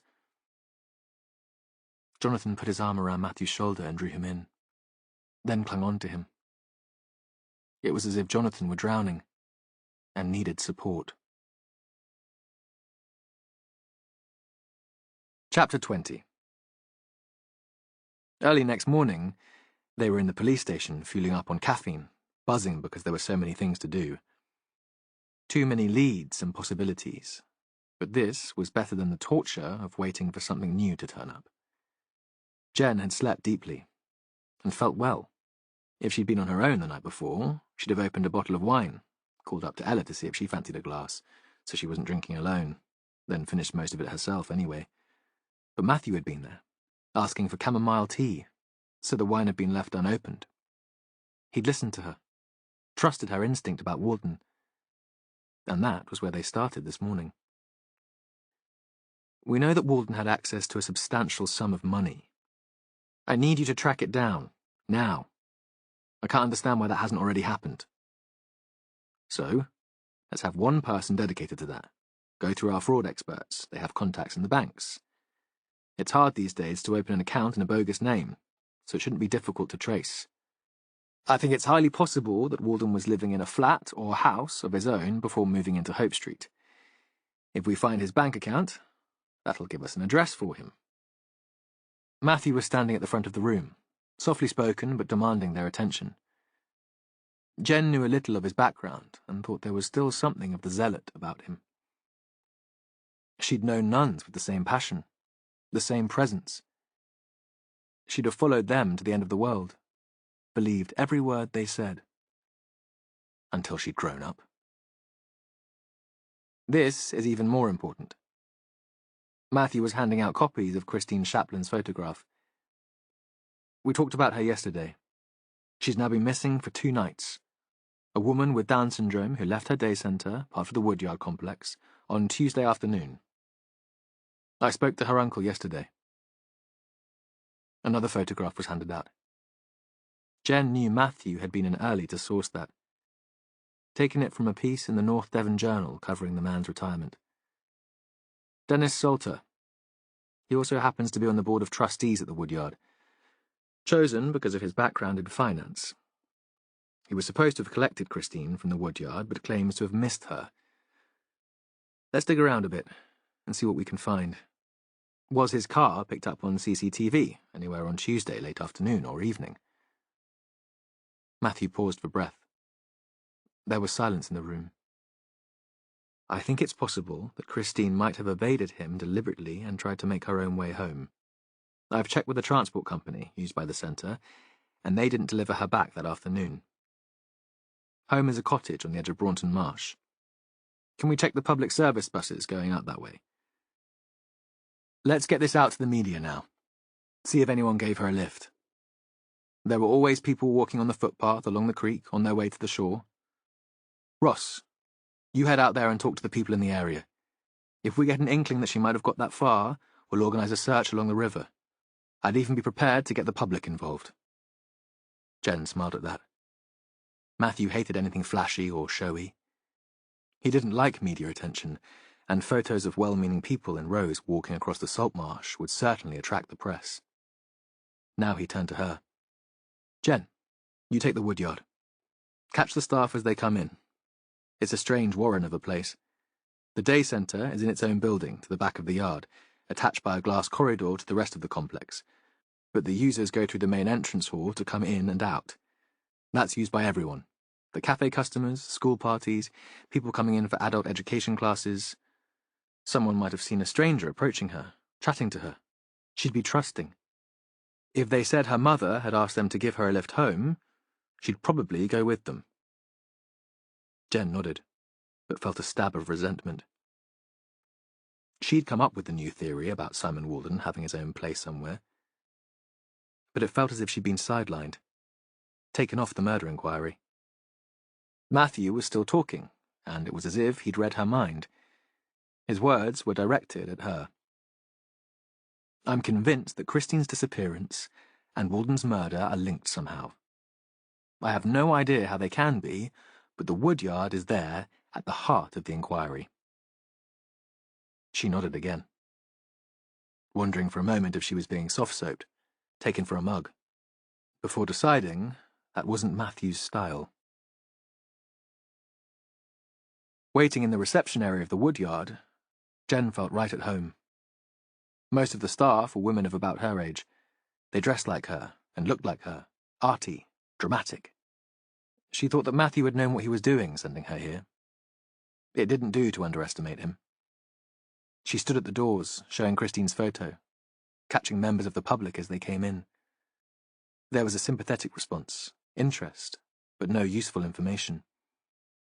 It was as if Christine had disappeared into thin air that afternoon. But as they drifted off to their classes, they were still discussing the missing woman. Word would get out. In the distance, Jen saw Gabby Henry approaching the building, and she was so focused on the woman that she almost missed the man who was walking past her. He was familiar, but for a moment she couldn't place him. He was small, balding, in late middle age, dressed more for a country walk than for a visit to an art centre, in corduroy trousers and boots. He carried a clipboard. In the end, it was the binoculars strung around his neck that gave him away. This was Colin Marsden, who lived with his wife in the tollkeeper's cottage on the way to Crow Point. Jen turned her head away, hoping he'd not see her, that he'd put her down as just another woman with untidy hair and eccentric clothes. She wanted to find out more about his connection to the Woodyard before talking to him. He walked past her and into the body of the building. Jen brought her attention back to Gabby. Today, the woman was dressed in black, a long black dress, black tights, and black biker boots. Slung across her body like a holster, a red leather bag. The signature red lipstick. Jen waved to her as soon as she came into the building. Gabby waved back and looked as if she was about to approach her, but seemed to think better of it, and disappeared into the crowd. Before Jen could follow her, her phone rang. A number she didn't recognize. Jen Rafferty? Sergeant Rafferty, it's Caroline Preece. You gave us your card, said to call if we had anything useful to tell you. Yes? Well, there's something I'd like to show you. I can't leave St. Cuthbert's. Is there any way you could come here? St. Cuthbert's was right in the middle of Barnstable, on a cobbled lane that ran onto a series of almshouses, black and white timbered, ancient, but still used for their original purpose of caring for the elderly. It was too narrow for cars, though pedestrians used the lanes to cross between two busy streets. The church itself was newer, Victorian, rather too grand for its setting, and it backed onto the road, shutting out the traffic noise. Beside it, and surrounded by grass, holding a couple of mature oaks, stood a former dame's school, of the same age as the almshouses. It had been used for many years as the church hall, but recently it had been renovated, and it housed the charity where Caroline Preece worked. Jen had always loved this part of the town. She'd felt she was stepping back in time. It was an oasis of peace. A skinny young man with bad skin stood outside the old school, smoking a roll-up cigarette. He took no notice of Jen. The doors were arched and locked. There was no bell. The young man finally looked up. "You'll need to go around the back." The building had been extended at the back, and was connected to the church by a new open cloister of stone and wood. The extension was beautifully done, but Jen wondered how it had slipped past planning rules. Surely the old school was listed. Perhaps Christopher Preece had influence with the council, or perhaps, because it wasn't immediately visible from the lane, it had been allowed through anyway. As Jen approached the door that led into the newer part of the building, a young man in a clerical collar emerged. He nodded to her and walked down the cloister and into the church. Jen supposed this was Edward, Caroline's curate. Inside, there was a reception space with a desk and a middle-aged woman staring at a computer screen. She looked up and smiled. "Can I help you?" "I'm here to see Caroline Preece. It's Jen Rafferty." "Of course. I'll let her know you're here." Caroline led her past rooms where it seemed various forms of group therapy were taking place. In one, women lay on the floor. Yoga, or some form of meditation. Jen liked the idea of yoga, but didn't have the patience for it. The building was deceptively spacious and light. There were posters on the walls, semi-religious imagery of rainbows and doves, slogans about taking power and loving the inner you. Here, it seemed hope and the possibility of redemption abounded. It made Jen feel like punching someone. Caroline's office was in the old school. It might once have been a small classroom, but her desk and the shelves and filing system were bright and new. It looked out over the courtyard and had a view of the trees. Two easy chairs faced a small coffee table on one side of the desk, and Caroline sat there and waited for Jen to join her. Jen supposed this was where she talked to her clients, to the desperate suicidal, the ill. "You wanted to see me?" Jen had planned to talk to Caroline anyway, but let her think Jen was doing her a favour by coming to her. Caroline brought out a Yale key on a ring attached to a plastic bird and set it on the table. "We found this yesterday. At least Gabby found it in some laundry Simon had left in the washing machine. I thought it might be important." It lay on the table between them. A vindication of Jen's theory, that Walden had a hideaway somewhere. She thought of it as a secret place, because he'd never mentioned it, had he? They'd all thought he'd been homeless, and they'd taken him in as a charity case. But it was worth checking again. "You've no idea what it might be for." "He never mentioned another place?" Caroline shook her head. "This bird. It's an albatross, isn't it? Like the tattoo on his neck. It must belong to Simon. Perhaps it's to his former home, his wife's house," Jen said, though she didn't believe for a moment that was true. "He could have kept it for sentimental reasons." "I don't think so." Caroline shook her head. "He always said he'd left his old life behind." Jen thought they'd get a photo of the key and the ring off to Kate just to check. "I was planning to see you," Jen said. "We need to talk again about Simon Walden." "Sure." Caroline blinked behind the big round specs. "Of course. Anything I can do to help." "When he turns up at the church that night, drunk, desperate, you had the impression that he was homeless?" "Yes." Caroline was unsure now, though. Jen could tell. Outside in the corridor, footsteps came and went as somebody paced. "Did he tell you he had nowhere to live?" "That night he was so confused and distressed that he didn't say much at all. Nothing that made sense." Caroline closed her eyes again, as if she were trying to remember. "We put him up in St. Cuthbert's because he wasn't safe to let out on his own. He was so full of self-disgust. He was clearly having suicidal thoughts. He said he'd be better dead. That was the end of October. Halloween. At a church, we don't recognize that as a festival." She pulled a face to show her distaste. "But yes, I remember there were kids trick-or-treating in Hope Street before I went out to the meeting." A pause. "Gabby encouraged them by dressing up as a witch, jumping out at them when they knocked at the door, trying to scare them." Another pause. "I suppose I assumed that he was homeless. He left the next morning with the worst kind of hangover, but the following week he came here again. He was waiting outside the door when I arrived at 9 o'clock. I brought him into my office for an assessment. I needed to get a medical history. He said he hadn't seen a doctor since he left the army." She looked up at Jen. "That was when I asked for his address. I told him I'd need it for the records." "And what did he say?" "He didn't answer," Caroline said. "Not really. I thought at the time he was embarrassed because he didn't have a place of his own. He didn't look as if he'd been rough sleeping for a long time, but I thought maybe he'd been sofa surfing, or he had a certain pride, so he'd found somewhere for a shower. Some guys go to the sports centre. He told me he'd left the hotel at the end of September, and that his accommodation there had gone with the job. The implication was that he hadn't found anywhere permanent since. I should have pushed him, perhaps. Found out where he'd been staying in the meantime. It seems he had money, and we think he could have been renting somewhere. Can you explain why he accepted a room in Hope Street, when he already had his own place?" There was silence except for the screeching of a gull outside the window, the relentless pacing of the person in the corridor. "Perhaps he was lonely," Caroline said.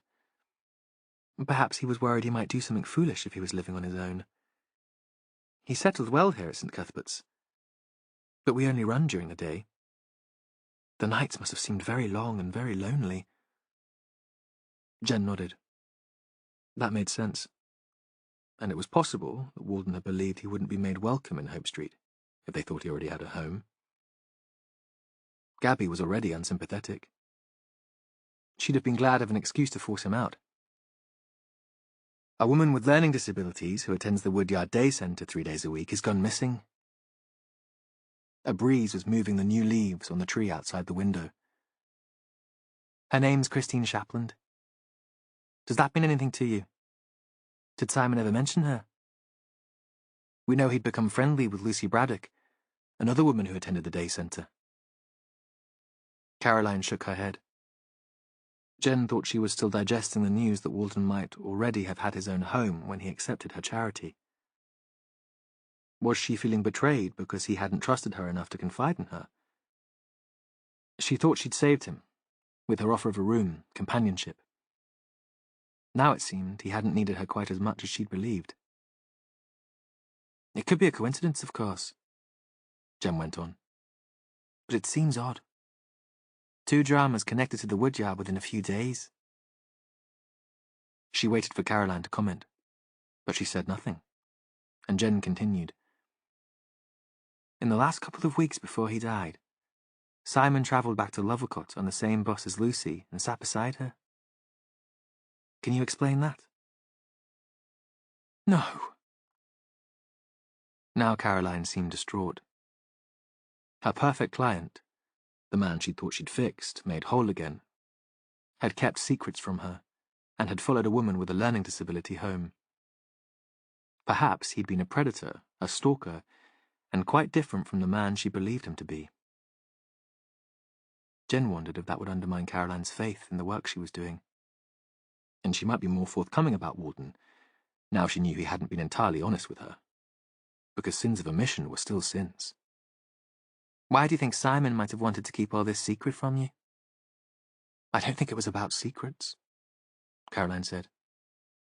He was a private person, that's all. He could just have been protecting his privacy. Jen was about to say that was rubbish, that he'd created a story about himself that was nowhere near the truth, when her phone rang. Ross. Sorry, I'll need to take this. She left the office and stood in the corridor. She could tell Ross was excited. And she knew he was out at the marsh, talking to the reserve volunteers and regular dog walkers, showing them Christine Chaplin's photo. Has someone seen the missing woman?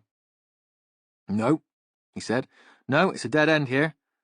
A complete waste of time. But I've just had a call from Barnstable. They found it. She thought she knew what he meant, but she asked just the same. What have they found? Simon Walden's place. So I was right.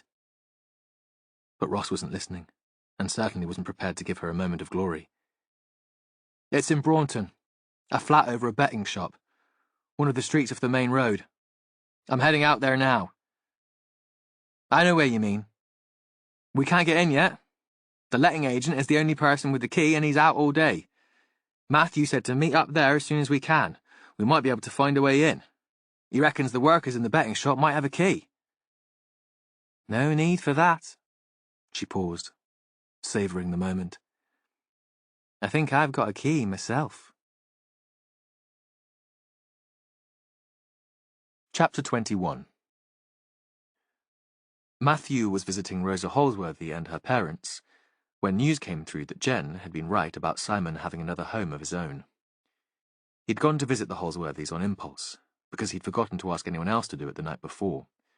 Besides, it was close to the police station, in the terrace of houses that had once looked out towards the cattle market that had long gone. And he was glad of the chance for a walk. Rosa was younger than Lucy Braddock, thinner, dark-haired, less mature. Matthew wouldn't have known she had a learning disability, apart from a vague look of anxiety in her eyes, the sense that the world was a mystery to her, and not somewhere she felt at ease. Her legs jiggled, as if she found it impossible to keep still. She flashed him a grin when she was introduced to him. You all right? As if she needed to make sure that everyone around her was settled, comfortable. As if she wanted to please them. Or it could have been a verbal tic. Her parents were both at home with her. Ron Holsworthy walked with a stick. Arthritis, his wife said. He's had it since he was a young man. He had to give up his job, and he's in terrible pain. The social took his benefit away. They say he could work if he tried. I do nights in an old folks' home. It must be a struggle. They were wary of him, and had only asked him in when he insisted. Matthew thought their whole life had been a struggle, against bureaucracy, doctors, social workers. They would have been suspicious of anyone in authority turning up on the doorstep. You took Rosa out of the woodyard. She never really liked it, Ron said.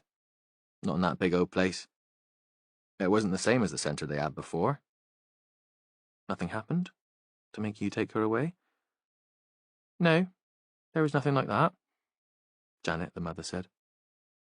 We'd just rather have her at home. She's company for Ron when I'm working, and she's a good girl. She looks after him, makes him a cup of tea, helps him to the bathroom when he needs to go. Matthew nodded. He could understand why the couple had decided to keep their daughter at home. She was as much a carer as someone who needed to be looked after.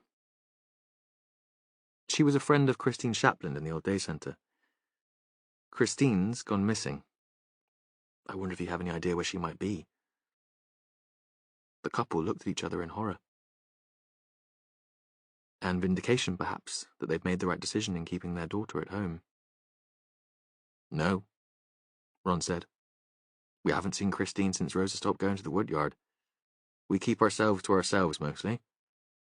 I hear from Morris Braddock occasionally, and he's been over for tea with his daughter.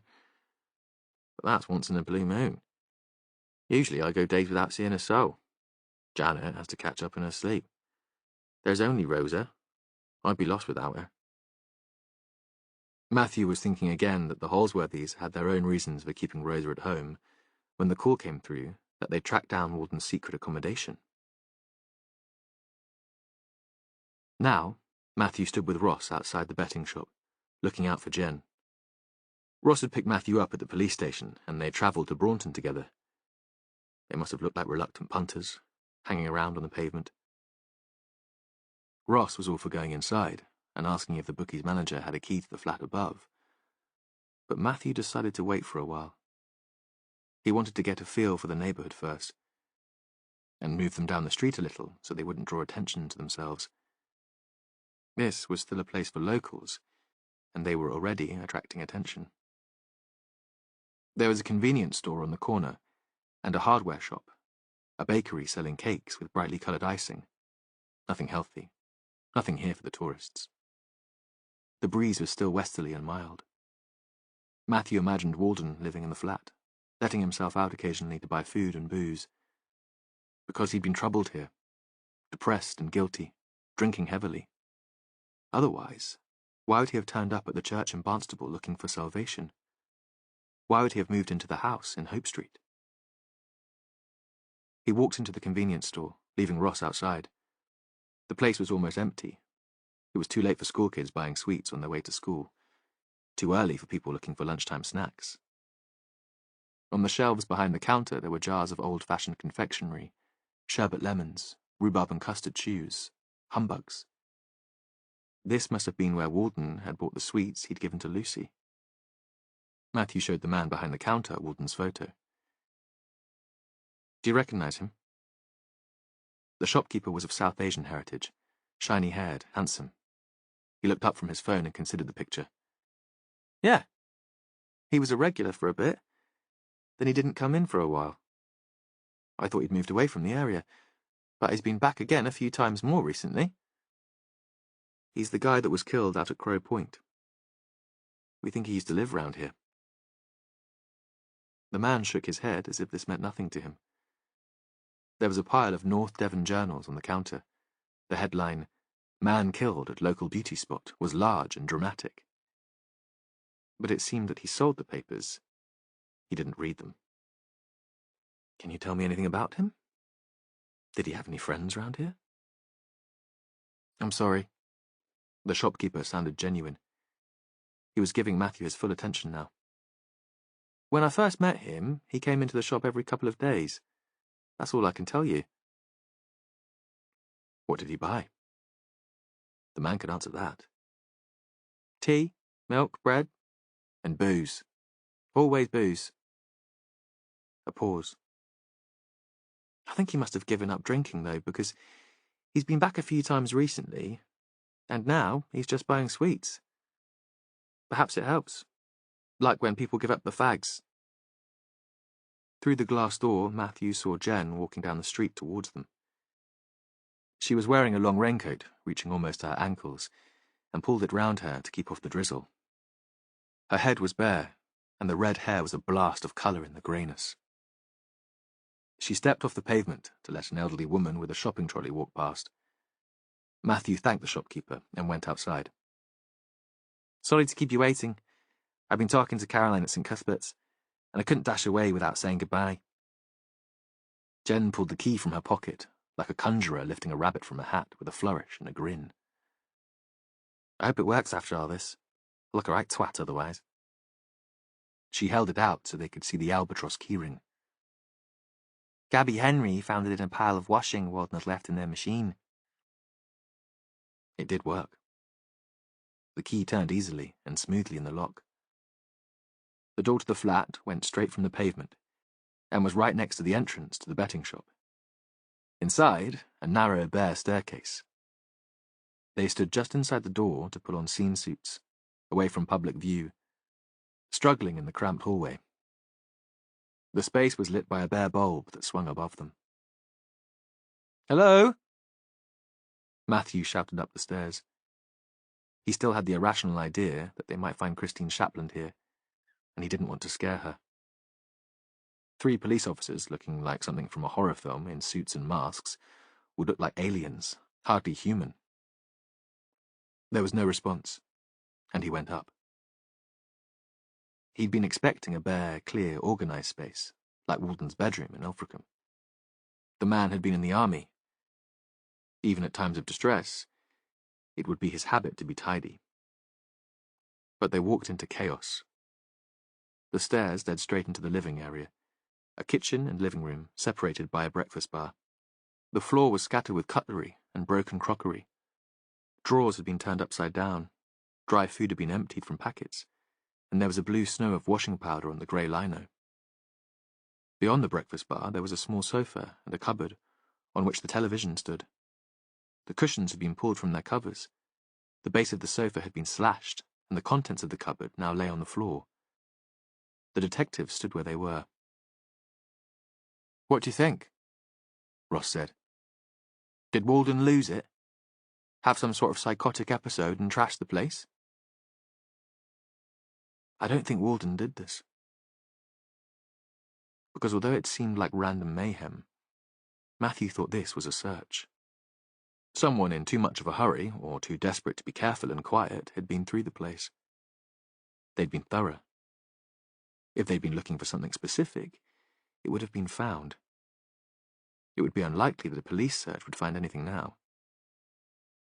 He tried to keep his thinking slow and methodical, but the senseless mess jangled his nerves and made it hard for him to think straight. He walked through to the bedroom, aware of Ross and Jen following. It suddenly hit Matthew that Walden would have hated this, the intrusion, the disorder. He hoped the man hadn't seen it before he was killed. That led on to the question of when the place had been ransacked. Surely after Walden's death, Matthew thought. There'd been no sign of a break-in.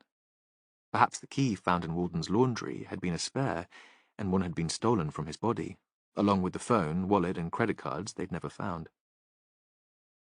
Unless the women in number 20 had been involved and were very, very clever, and Gabby had pretended to find the key in the washing machine after they'd already used it. Walden had kept all his photographs in his bedroom, but they'd been left untouched. It seemed the searcher had been looking for something bigger than a slip of paper that could be hidden behind an image. The glass hadn't been smashed. Another indication, Matthew decided, that this was a search, not an act of revenge or hatred. There were pictures of a woman in various stages of maturity, growing from a schoolgirl to a smart businesswoman, standing proudly in front of a restaurant. His wife? Jen nodded. "Yeah, that's her. Seems as if he was still a little bit in love." There were only 2 other photographs, one of an older couple and another of Walden in uniform, surrounded by a group of soldier friends. They had their arms around each other's shoulders, and they were laughing. Jen pointed to one of the men in the picture. "That's Alan Springer, the guy we spoke to in Bristol, the one who claims Walden owed him money." The rest of the room was a heap of clothing and bedding. In the small bathroom, the bath panel had been ripped off, and the lid of the cistern had been removed. There wasn't much else to damage there. "We'll lock it again and get the CSIs in." Matthew thought there was little point adding to the confusion by doing a search of their own. "I doubt the person who did this left their fingerprints behind, but it would be interesting to see if anyone else involved in the investigation has been in here." They stood outside while Ross called it in. It was proper rain now. Not a downpour, but deceptive, insidious. Matthew felt it seeping into his skin, down the neck of his shirt. He pushed open the door of the bookmakers and went inside. A middle-aged woman was behind the counter. A couple of men stood in front of the machines, and another was glued to a television showing a horse race. All glanced at him briefly, then turned back to what they were doing. except the woman at the counter. She turned towards him. "Hiya." He felt as if he'd wandered into a different and seductive world. Of course, the brethren had been hot on the sin of gambling, a vice on par with adultery, sodomy, and not wearing hats to meetings. It was warm in here and welcoming. As a child, he'd scuttled past the doors of betting shops, anxious that he might be drawn into temptation. Even now, he experienced something of the thrill of a guilty pleasure just by being inside. The manager had a badge that named her as Marion. He introduced himself, but didn't explain his true interest in the flat. The last thing he needed was her talking to the press. "It looks as if there's been a break-in upstairs. I wonder if you heard anything." "No." She was interested, but he thought she hadn't linked the tenant to the dead man at Crow Point. "You're not safe anywhere these days, are you? Did they take much?" "It's hard to say." He paused while the horse race came to an end and the punter tore up his slip in disgust. "So you didn't hear anything?" She shook her head. "I wasn't even sure if anyone was still renting. You never see anyone going up. I just thought they must be at work all day." "And no one hanging around outside?" She laughed. "Anyone hanging around outside would be my punters having a fag." He smiled back and was about to leave when she called him back. "Hang on. There was a letter for him. It arrived a couple of days ago. It was too big for the letterbox and it had to be signed for, so the postie brought it in here. One of the juniors was on and took it. If I'd been around, I'd have told them there was no point, because we never saw the tenant, and we didn't have a key." Another question answered. She disappeared into a room at the back and emerged with a large white envelope. He took it from her and left the warm, comfortable room. Ross and Jen were still on the pavement, miserable now. He put his hands on both of their shoulders, felt that their coats were sodden. "Come on. What are we waiting for?" They sat in his office. He made them coffee, because he'd never wanted to be the kind of boss who demanded that his minions wait on him, and anyway, he knew he'd never get a decent brew if he left it to them. He'd sent Ross and Jen ahead of him in her car, and had sat in the one Ross had been using in the car park at the end of the lane, until he got the text from the CSIs saying they were there and needed to be let in. Now he set the envelope, still unopened, on the desk between them. "This was left for Walden in the bookies. I've checked the postmark. It was sent just over a week ago." He took a paper knife and slit it across the top of the envelope, rather than pulling it open at the flap. These days, most envelopes were self-sealing, but if it had needed licking, there could be DNA in the saliva on the gum. The bulky content was an A4 brochure, glossy, explaining the services provided by a firm of solicitors called Morrish and Sanford, based in Exeter. With it was a letter on thick cream paper, written by Justin Kramer, one of the solicitors in the firm. "I write to confirm the appointment made today by telephone and enclose some details of our services. I look forward to discussing your concerns and to seeing you on March the 11th at 10:30 in our offices." The date of the appointment was less than a week away. There was no explanation of the concerns that had prompted Walden to contact the lawyer. Matthew was wondering why Walden would have needed a solicitor. Perhaps Walden had decided to buy a property with all his money. But why would he choose a solicitor in Exeter, at least an hour's drive away? Part of a fancy firm who provided potential clients with glossy brochures. Matthew was about to phone the number on the letter to find out, when Vicky, the young PC, who'd taken responsibility for the search for Christine Shapland, knocked on the office door. She looked flushed, excited. "I thought you'd like to know. There's been a sighting. A passenger on the Lovecock bus thinks he saw Christine. Might be nothing. He said it was just a glimpse as the bus went past. There's a patch of woodland near a pool. There was a big house there once, but it burned down years ago and nothing much is left. Someone was sitting there next to the water. It was too far away to see the face, but he recognized the clothes. Described them exactly." Chapter 22. The rain stopped as they drove towards Lovercott. The clouds ripped apart to let through shafts of sunlight when they climbed out of the vehicle. It was wet underfoot, though. Water dripped from the trees, and Jen's coat was still damp, after she'd stood outside Walton's flat in Braunton. She was starving, couldn't remember the last time she'd eaten.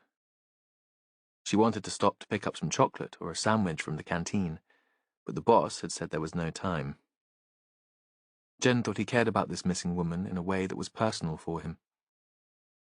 They'd parked by the side of the road, pulling the car right into the verge on the long grass so the traffic could still pass.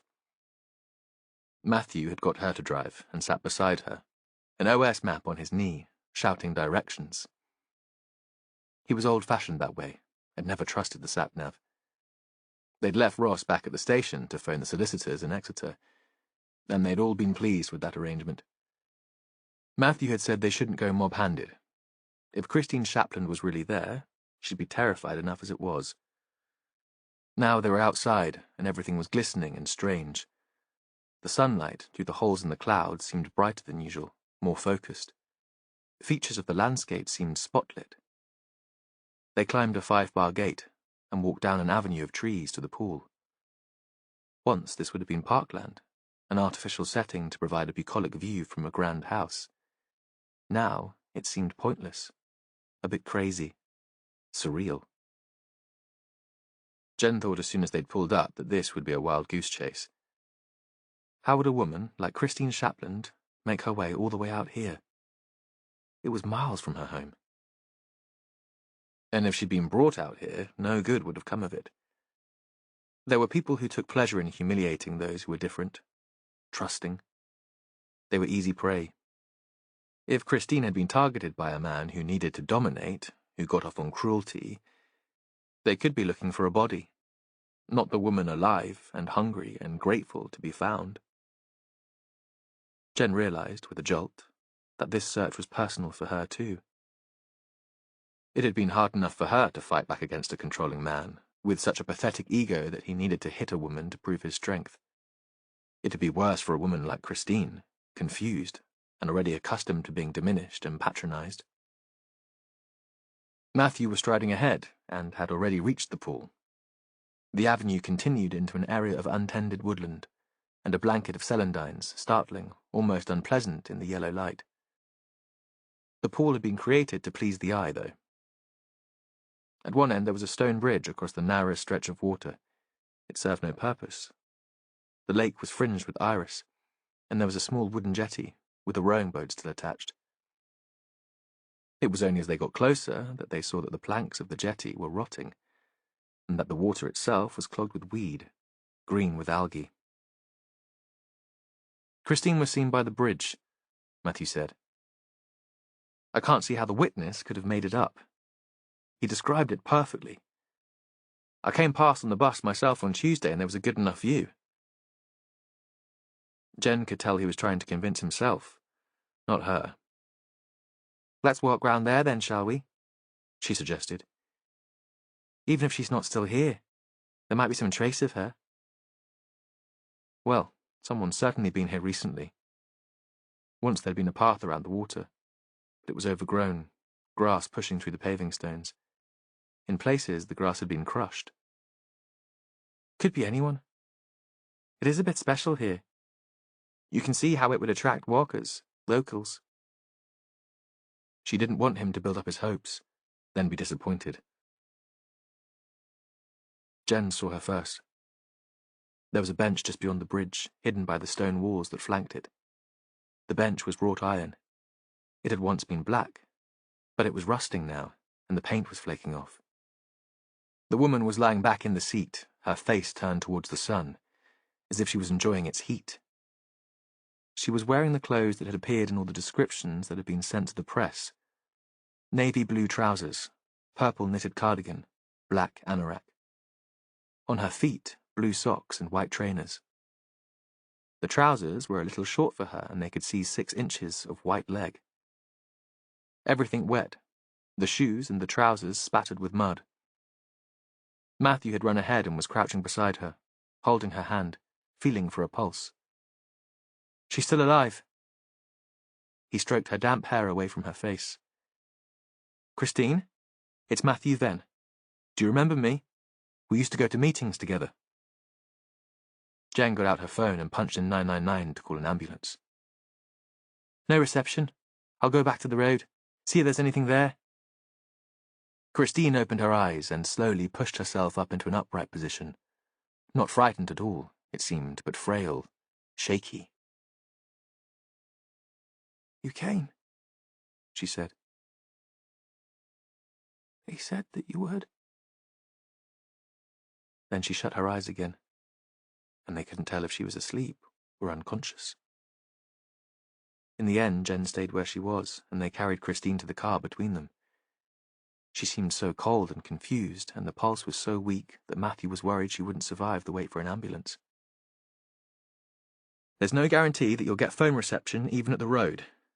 And if she was out here all night, she could get hypothermia." They laid her on the back seat, covered her with their jackets, switched on the heater and blasted out hot air. Jen drove back to Barnstable very fast while Matthew called 999 and asked for instructions. "We're to take her to A&E at the North Devon District Hospital," he said. "They'll be waiting for us." Jen wanted to ask him what Christine could have meant. "You came. They said that you would." Who could she have been waiting for? But there was no chance, because Matthew was turning away from her, checking on their passenger, making sure she was still breathing. Then he was on the phone again. "Mother? Is that you?" Jen knew this was a big deal because Matthew never spoke to his family, who belonged to a weird sect and had cast him out as an unbeliever. Matthew had told her that in a joking manner once when she'd asked him about them. Flip, as if he hadn't cared. But she knew that he had cared, by the way he always asked about her family. The looks of anxiety when she came into work hungover, or with tales of a new, unsuitable man.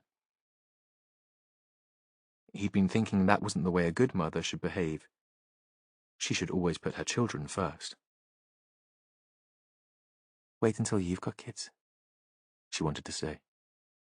"They drain your energy and personality, and sometimes you need time for yourself. I feel bad enough without you doing the guilt trip thing." Now she was driving like a maniac down these twisting, overgrown lanes, trying to listen in to the exchange between the boss and his mum, but pretending not to. Just as well she was a woman and good at multitasking, and just as well that Matthew's mother came from the generation who thought you had to shout into a phone to make herself heard, because Jen could make out every word, both sides of the conversation.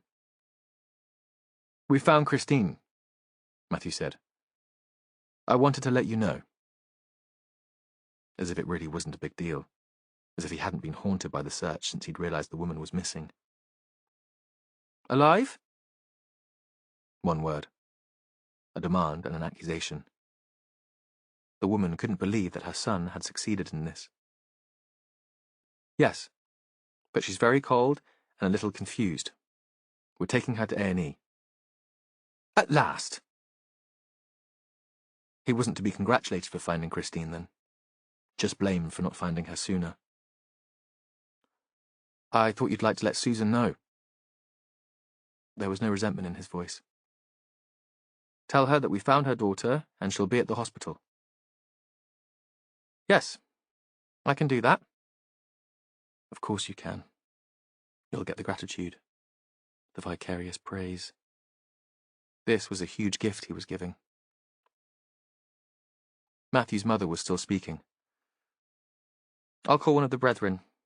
They'll pick her up and take her to the hospital. I can meet her there."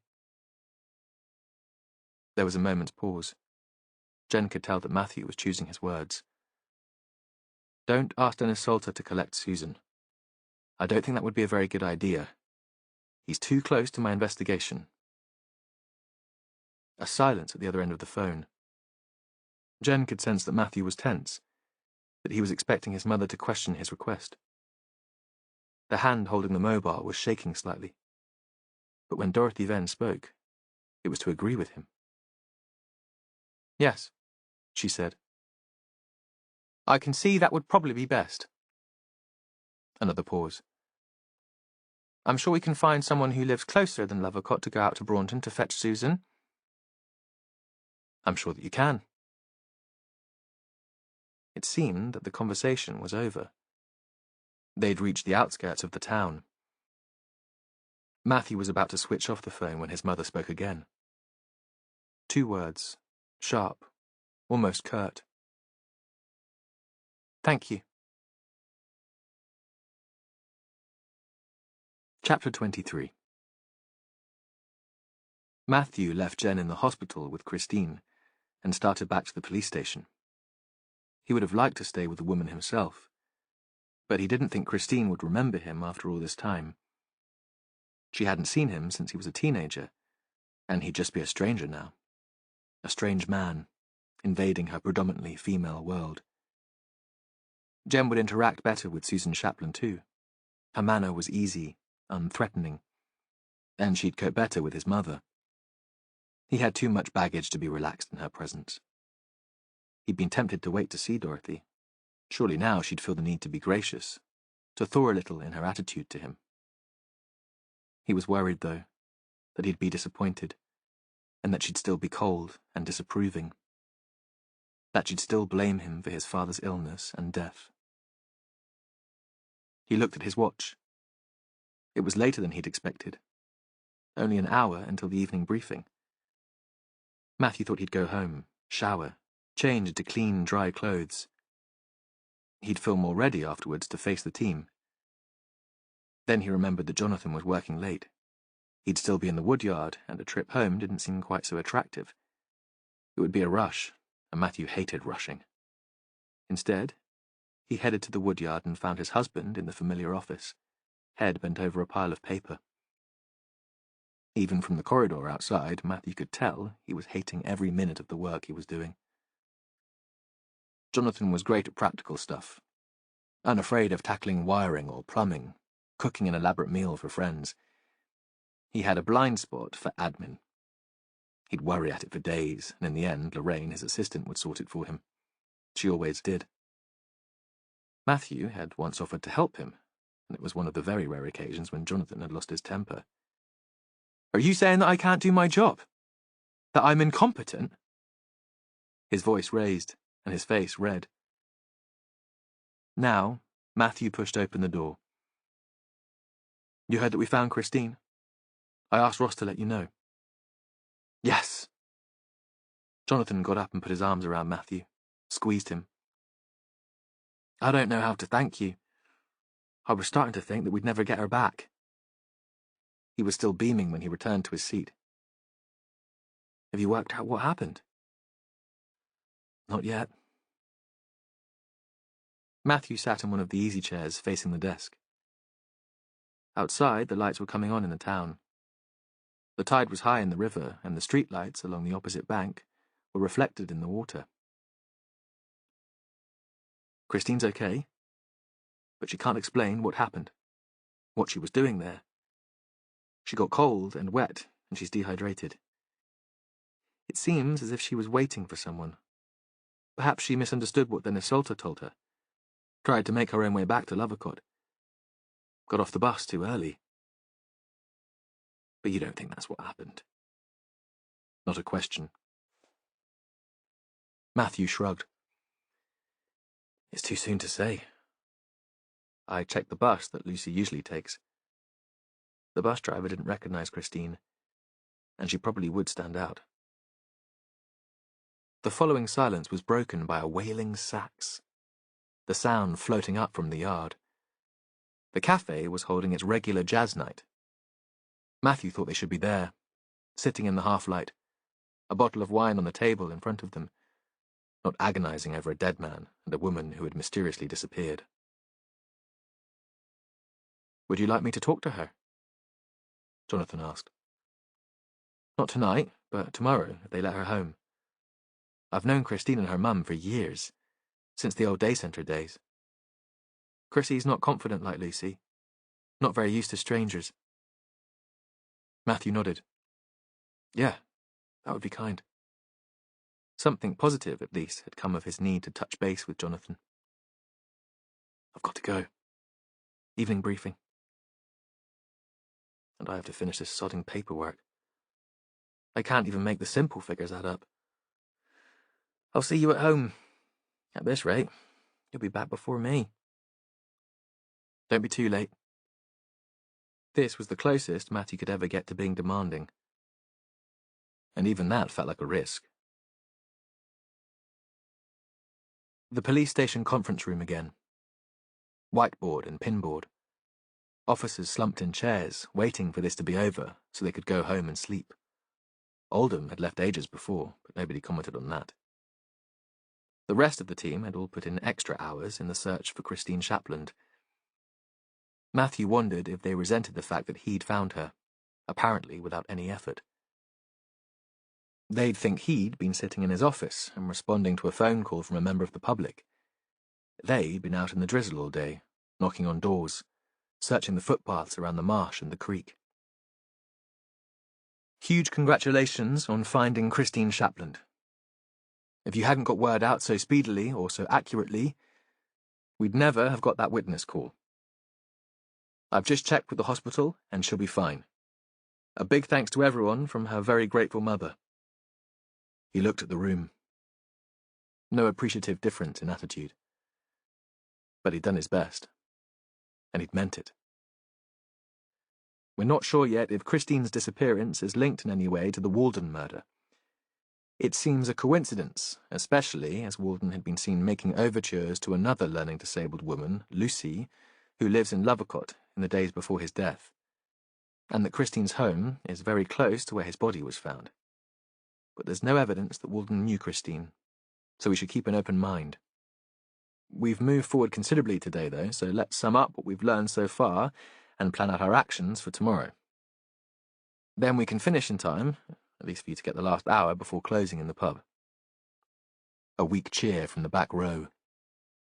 We've discovered that Walden had a place to live other than 20 Hope Street. A flat in Braunton. We have Jen Rafferty to thank for this.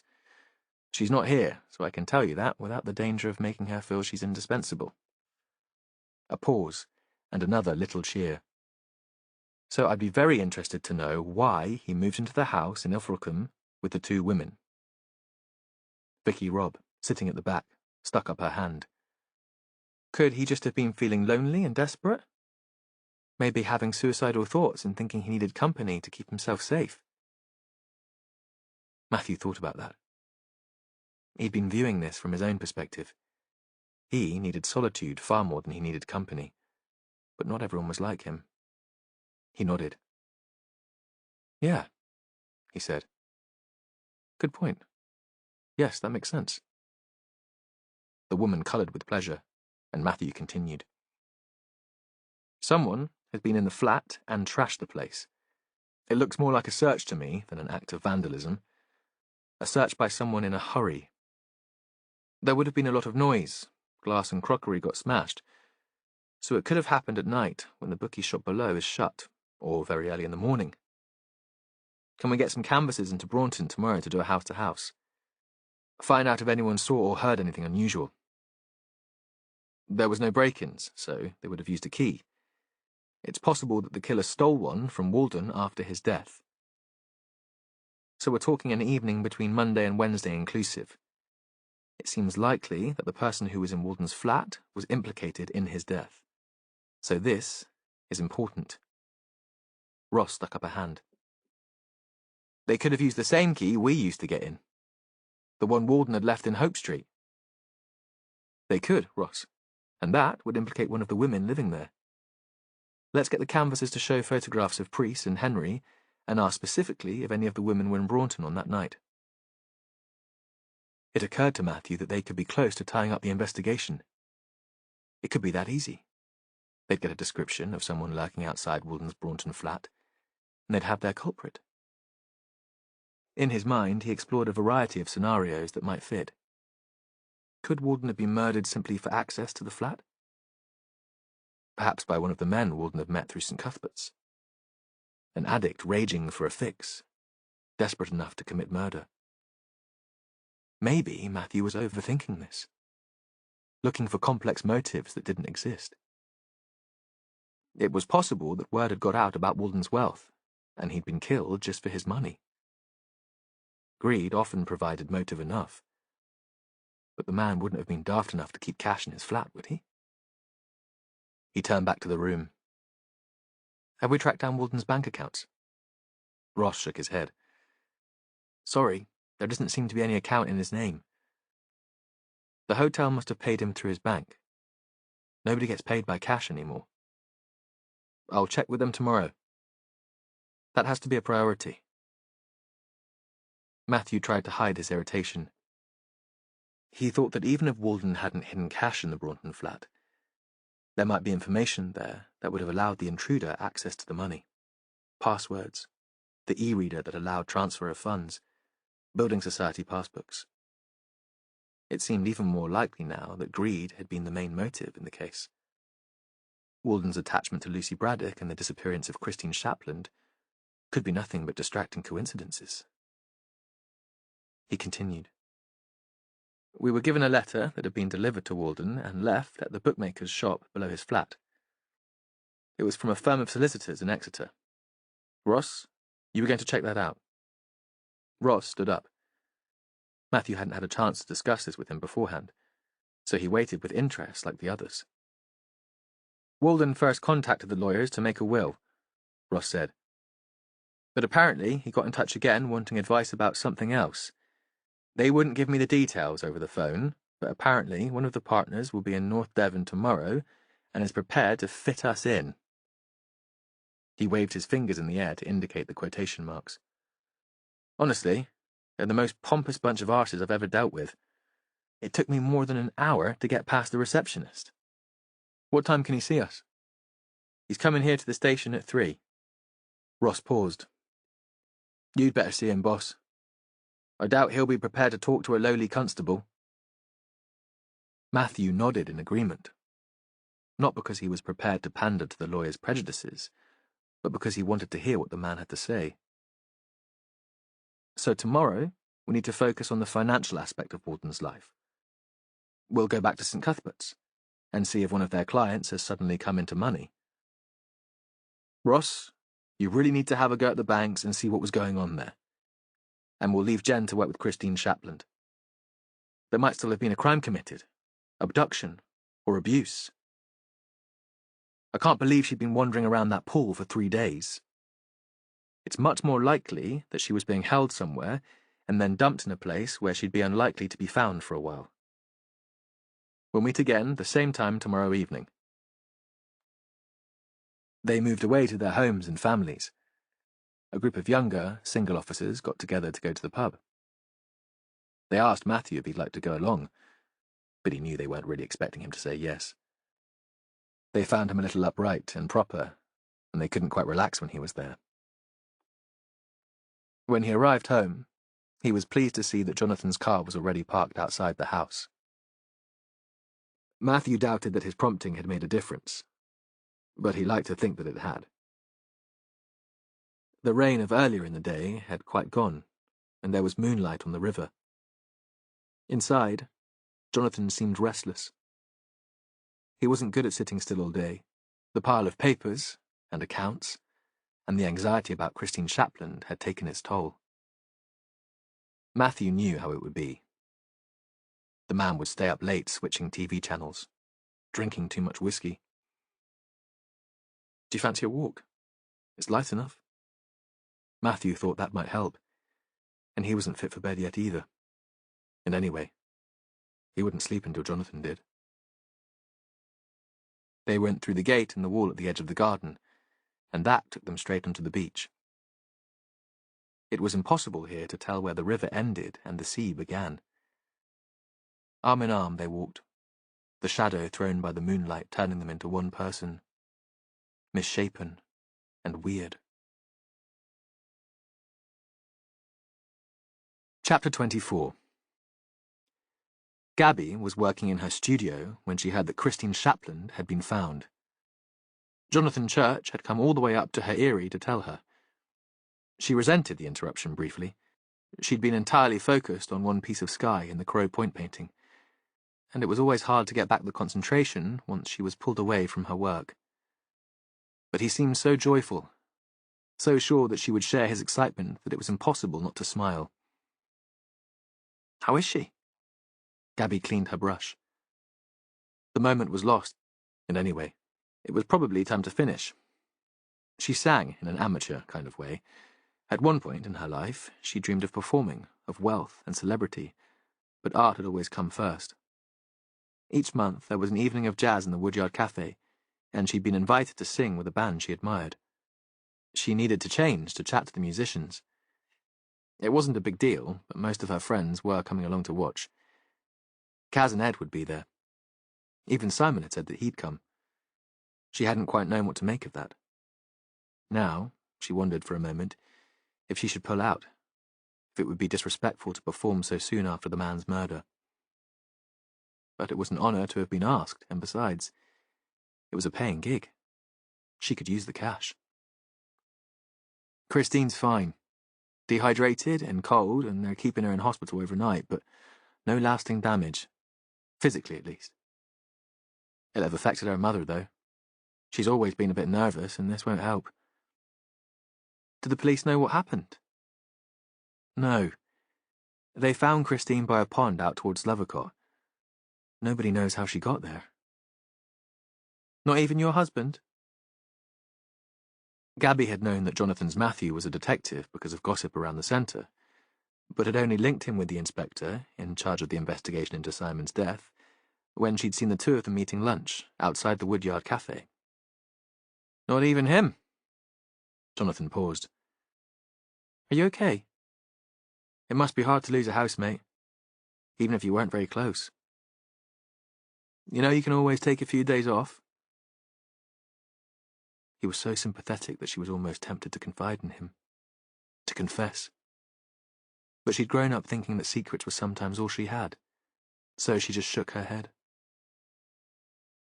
Nah, I'll be fine. I want to finish this. She stood aside so he could see the painting. He didn't speak for a moment, and when he did, his tone was unexpectedly serious. You do know this is terrific. I think we should talk about holding an exhibition of your work. See if we can get some of the London press down. Christopher Priest has contacts in the media, and he's always keen on anything that would put this place on the map. She looked up at him to see if he was just being kind. But he was still staring at her work. When she got to the cafe, Kaz and Edward were already there. She hadn't thought this would be quite Ed's thing, but perhaps Kaz was working her magic on him, making him more mellow. He drank a couple of glasses of wine and slid his arm around his girlfriend's shoulder. Gabby thought he seemed even more adolescent and needy than usual. Kaz had untied her hair and was wearing a little red dress and silver earrings. Gabby gave her a hug. You look gorgeous. Well, I had to make a bit of an effort for your first public performance. Gabby could tell the compliment had pleased her. The room was transformed for the evening with candles and fairy lights, and the music had already begun. They were sitting at the back, furthest from the stage, around a small table, and there was a bottle of cava and a bucket of ice. Everything, apparently, as normal. When the piece finished, there was a chance to talk for a while. Did you hear that the missing woman was found? Gabby said. Jonathan came up to the studio to tell me. Yes. Caroline's face was in shadow, so it was hard to tell what she was thinking. Dad phoned me. He thought I'd want to know. He must be pleased. Caroline didn't answer that. The detective who talked to us in Hope Street, Jen Rafferty, came to St. Cuthbert's today. I gave her the key you found in Simon's laundry. She seemed pleased to have it. Oh? Gabby wasn't sure what to make of that. Did your dad know anything about the investigation? Do they think Christine's abduction was linked to Simon's murder? I didn't ask Jonathan. He's married to the officer in charge of the case, so he wasn't going to tell me anything, even if they believe there's a link. Oh, Dad wouldn't know about any of that. Why would he? Gabby didn't think that was necessarily true. She saw Christopher Priest as a powerful man with fingers in lots of pies. Caroline was still talking.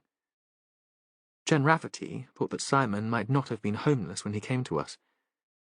She thought he might have had his own place. I don't think he would have kept that sort of secret. In the meetings at St. Cuthbert's, he was very open about other aspects of his life. Gabby reached out for the bottle and poured more Carver into her glass. You don't know that. Just because he sat round in a circle listening to other depressed people bearing their souls doesn't mean he was prepared to spew out every detail of his personal life. We all need secrets, just to keep sane, to feel that the world doesn't own us. She felt that her hand, holding the glass, was shaking a little. She drank, and then set it back on the table. Kaz didn't say anything. Perhaps she was remembering secrets of her own. When it was her turn to perform, Gabby got to her feet and walked through the shadowy room. She was suddenly so nervous that she wasn't sure her legs would carry her to the low stage. She'd changed in the studio before coming to the cafe, and was still in black, but in a slinky dress and heels. She took the proffered microphone and stood for a moment looking out at them. The audience faces were lit by candle flame from below, and they looked like masks, barely human. The band started the intro, and soon she was captured by the music, or escaping into it, singing of loss and love. As she finished, she looked to the back of the room where her group had been sitting. With surprise, she saw that Christopher Priest was there, standing behind his daughter. Gabby was touched that he'd come along to show his support. Kaz and Ed were holding hands, staring at each other, their faces caught in the candlelight in a way that Gabby suddenly found very moving. She handed back the microphone and began to make her way back to her seat. Only then did she realize that there were tears streaming down her face. Chapter 25. Jen Rafferty was in the hospital. It was evening, and the lights had been switched down. Christine had had a barrage of tests. She was fine, but the consultant had decided to keep her in overnight. The nurses at their station spoke in whispers. Jen was keeping vigil with Christine's mother and Matthew's mother, Dorothy Venn. Christine herself was deeply asleep, troubled only by an occasional loud snore which startled her for a moment, but never really woke her. The two older women sat on one side of the bed, on the easy chairs provided for patients and visitors, and Jen was on the other side on the hard orange plastic seat she'd dragged from the corridor. The curtains had been drawn around them. Despite the discomfort, Jen found herself drowsing. Matthew had said she should leave if it seemed that Christine would be unlikely to pass on any useful information. She could always come back in the morning. But Jen stayed out of inertia, and because she was earwigging on Susan and Dorothy's conversation. They seemed to have forgotten that she was on the other side of the bed. "I don't understand what Chrissy was doing all the way out there," Susan said. "It's not so far from your Grace and Dennis's place." Dorothy Venn was furthest away from Jen, and her face was in shadow, but her voice was clear. "Not as the crow flies. We used to walk from Lovercott up to the pond when we were children for the summer picnic with the brethren. You remember those picnics, Susan? What wonderful times we had. There was a three-legged race, and hide-and-seek, and our mothers had all baked. The fields were all covered in buttercups and clover. All pink and yellow." She paused, as if lost in her memory, before continuing more sharply.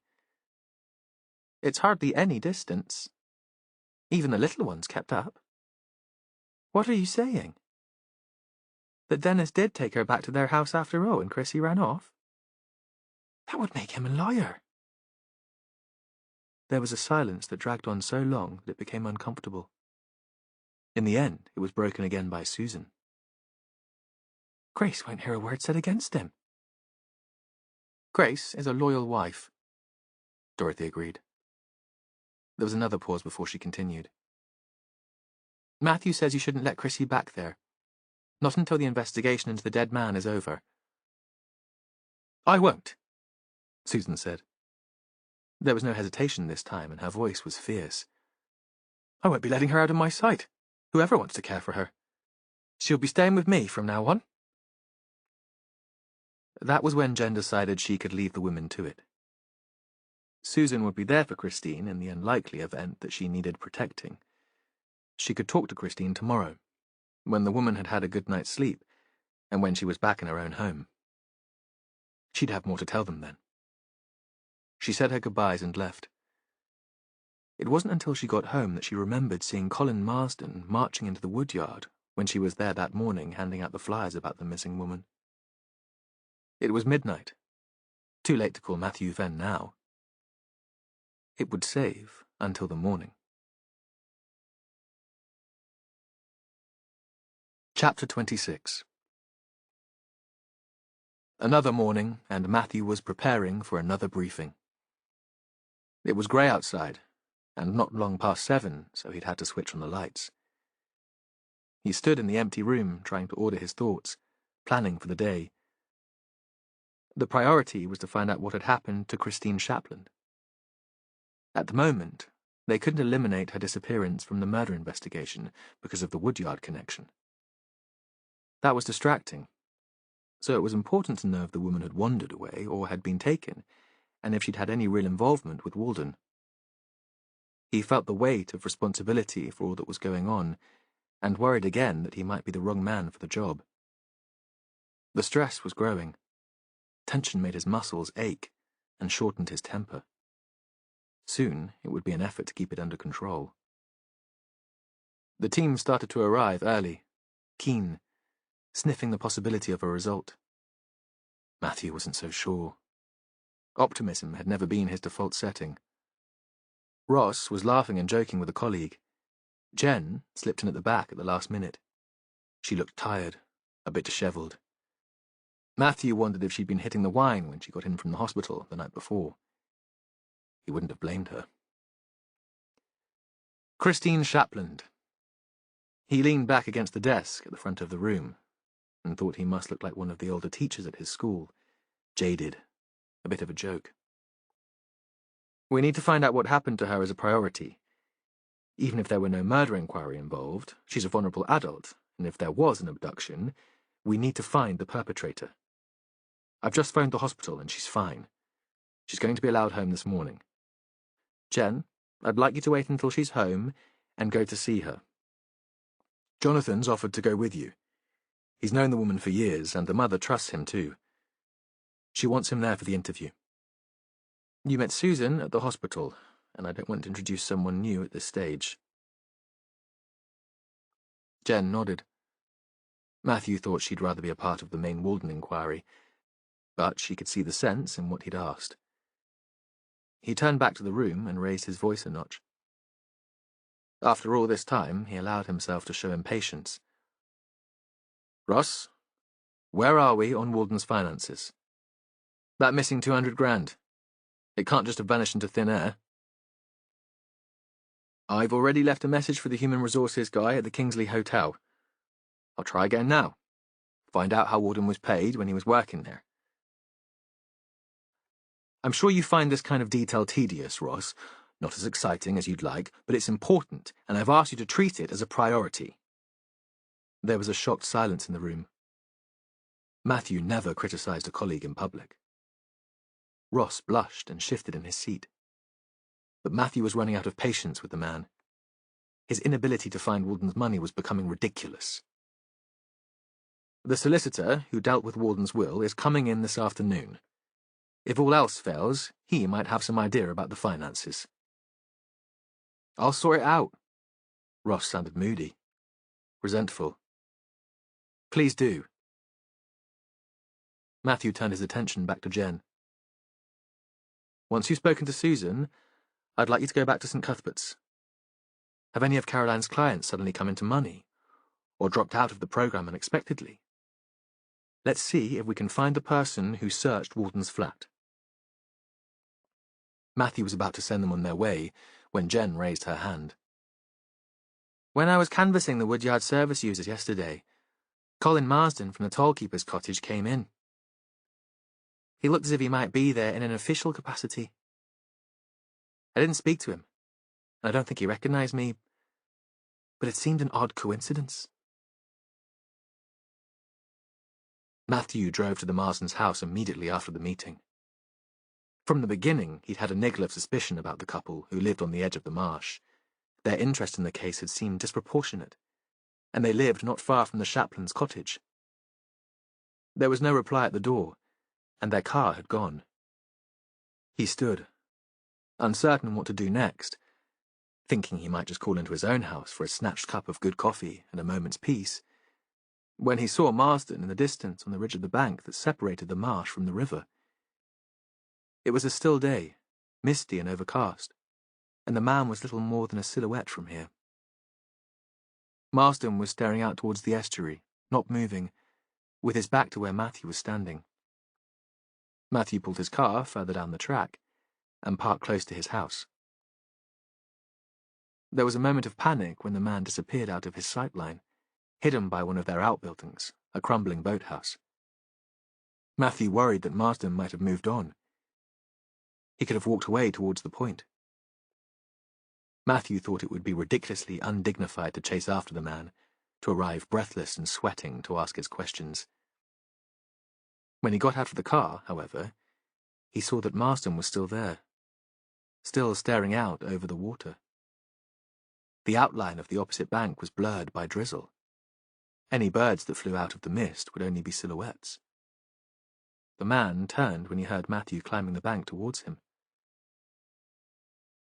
"I'm glad I saw you," Matthew said. "I went to your house, but nobody was in." "Hillary's at work." His focus was still on the shore. "That's okay. It was you I wanted to talk to." "Oh?" Now the man gave Matthew his full attention. "You were at the Woodyard Centre yesterday morning." "Yes, that's right.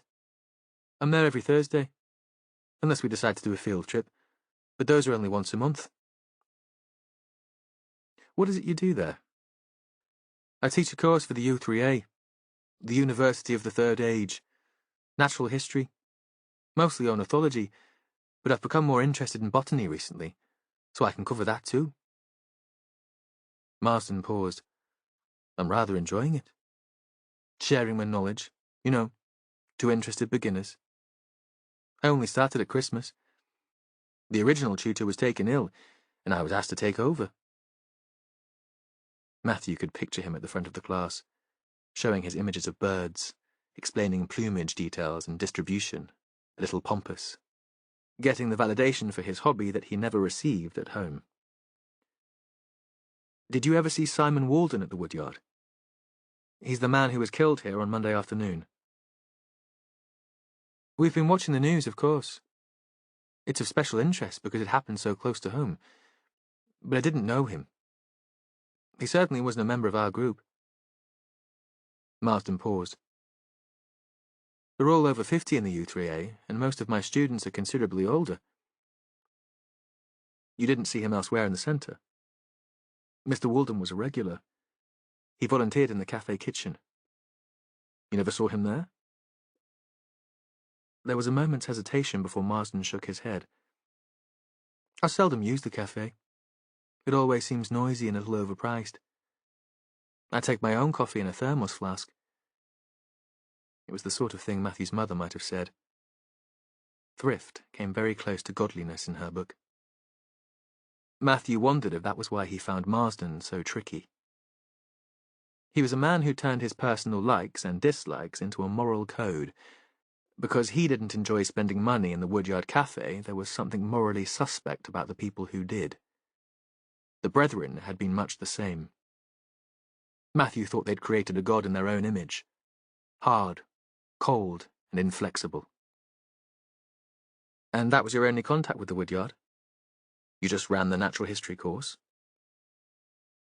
Matthew was looking out over the estuary.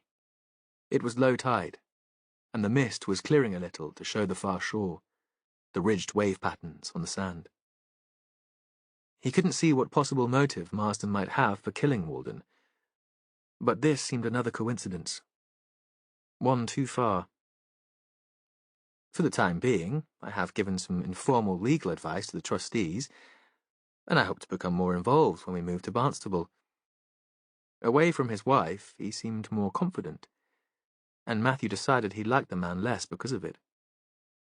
Pity had turned to active antipathy. I think they could possibly use my organisational skills, and Hilary's always telling me to find more useful ways of spending my time than birding. He turned towards Matthew Venn. Really, the administration there is a total shambles at the moment. If anyone came to do a proper audit, the place would probably be shut down. And you think you'd be able to help with that? Well, yes. Actually, it would be a challenge to sort out their systems. Their invoicing at the moment is a nightmare. All those different organisations renting rooms, employing staff. Different pots of money coming from social services and a variety of arts and welfare charities. I'm sure that the woodyard itself is missing out. The whole thing needs to be simplified.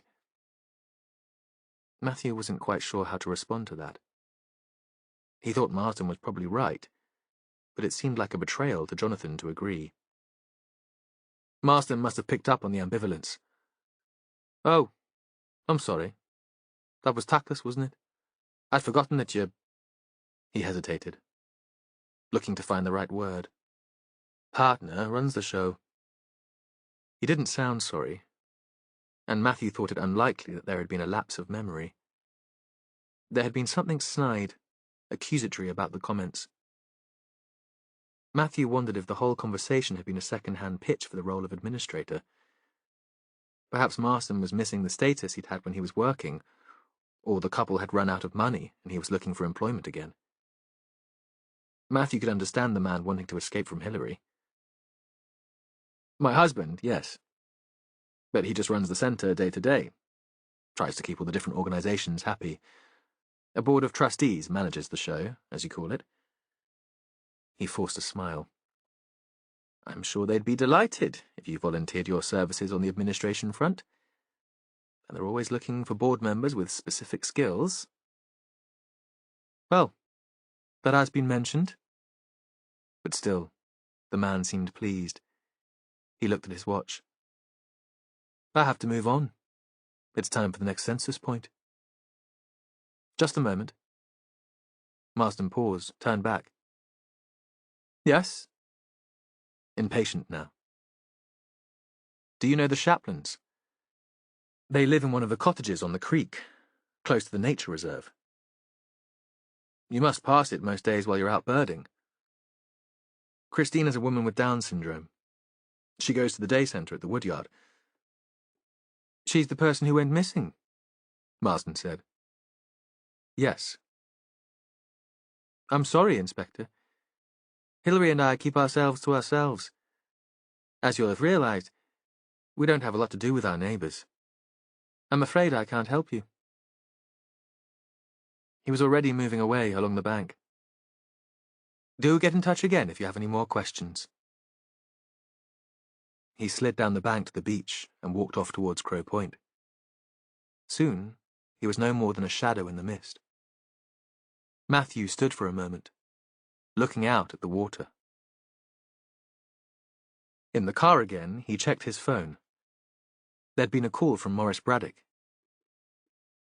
An awkward message as the man stumbled over his words. I wonder if you'd mind calling to see me. There's something I should have told you when you were here the other night. It's been troubling me. Matthew called him back. I got your phone message. How can I help? It's not something I feel I can talk about on the phone. I wanted Lucy to stay at home until all this has been cleared up, but she's as stubborn as her mother was and made sure I took her over. I dropped her at the woodyard, and I'm home now, but I could come back to Barnstable if you like. No, Matthew said. I'll come to you. Because he thought Maurice would speak more easily in his own home, and besides, when he was on the move, he felt he was making progress, on his way at least to achieving a result. They sat as they had done before in the kitchen, looking out on the long back garden with its neat vegetable plot and the chicken run at the end. The hens had been let out to forage. Tea was made and poured before Maurice started speaking. You were asking about Dennis and Grace Salter. Yes. The night before she went missing, Christine Chaplin was staying with them. Do you have something to tell me about them? Morris was clearly anxious, but Matthew saw something else on his face. Discomfort? Fear? It could simply be prejudice triggered by members of a small religious community who kept themselves apart, who held views that seemed odd and outdated. Matthew had experienced fear and ridicule from his peers when he was growing up. He knew how that felt. But it seemed that Morris's antipathy was based on more than the distrust of the other. Can you tell me anything about them? Matthew repeated. Anything that might help us find out who took Christine. This is difficult, Morris said, and I hate gossip. Everyone in Lovercourt says that Salter is a fine man. He has that way about him that makes you believe in him. Whenever he speaks, people listen. If I meet him in the street, he greets me as if I'm an old friend, as if I'm special. Matthew nodded. I knew him when I was a child. He always did have that skill. A kind of warmth, and empathy. I think that he hits his wife. Morris looked up, challenging Matthew to believe him. I know he hit her, at least once. Matthew tried to make sense of that. To match it with the Salter he knew. The man who greeted everyone with an embrace, arms wide open. The man who'd made him laugh and given him confidence as a teenager. The man who'd rejected him when he could no longer believe in Salter's version of God. Tell me about it. Morris was staring at him, still troubled, still reluctant to speak. Grace Salter turned up here one night when my Maggie was still alive, tears running down her face. No coat, though it was the middle of winter. Maggie sent me out. Why don't you have a drink in the Fleece, Mo? Don't come back until closing. So out I went. He flashed a quick smile at Matthew. I always did as I was told where Maggie was concerned. She knew best. And what had happened? I don't know, Morris said. Not in any detail, but the bruise was already coming out on her eye when I left the house, and there was dry blood on her nose. Maggie had promised Grace she wouldn't tell anyone, and she never did. I feel awkward talking about it to you now, as if I'm letting Maggie down. That's why I didn't say anything when you were here before. He paused. And because of Salter's reputation as a kind man, a good man, I wasn't sure I'd be believed. I do need to know as much as you can tell me. Matthew thought Maggie was still a part of the man's life. A voice in his ear, a hand on his shoulder. Although Matthew had lost his faith years before, he'd been brought up with a belief in the afterlife. Perhaps this was as near as it got. Influence beyond the grave. When I got back from the pub, Grace had gone. Maggie was as sad as I've ever seen her. I think she tried to persuade her to leave her husband, but it would have been hard for the woman. They belonged to this odd religious group, strict. Maybe if she'd left her man, she might have been forced to leave that too, and all her family. Oh yes, I know how that feels. And nobody else in Lovercourt knows about that night? Matthew thought in a place like this, there'd surely be rumours. Morris shook his head. I don't think anyone knew that Grace Salter ran away from her husband and came here. It was dark, so there wouldn't have been many people about. And I've never heard gossip about him being cruel to his wife. Grace always seems a shy sort of woman. Quiet. But Dennis has such a big personality. You can see that she might be overshadowed. I wonder if she's scared of him, though, and if she's so quiet because she doesn't dare speak. You did the right thing, Matthew said, telling me what you know. He thought this was all getting too complicated. There was too much coincidence. Too many people circling round each other without quite touching. They had no evidence that Simon Walden had known either Christine Shapland or Dennis Salter. The only connection was the woodyard. And again, that was too close to home. Chapter 27.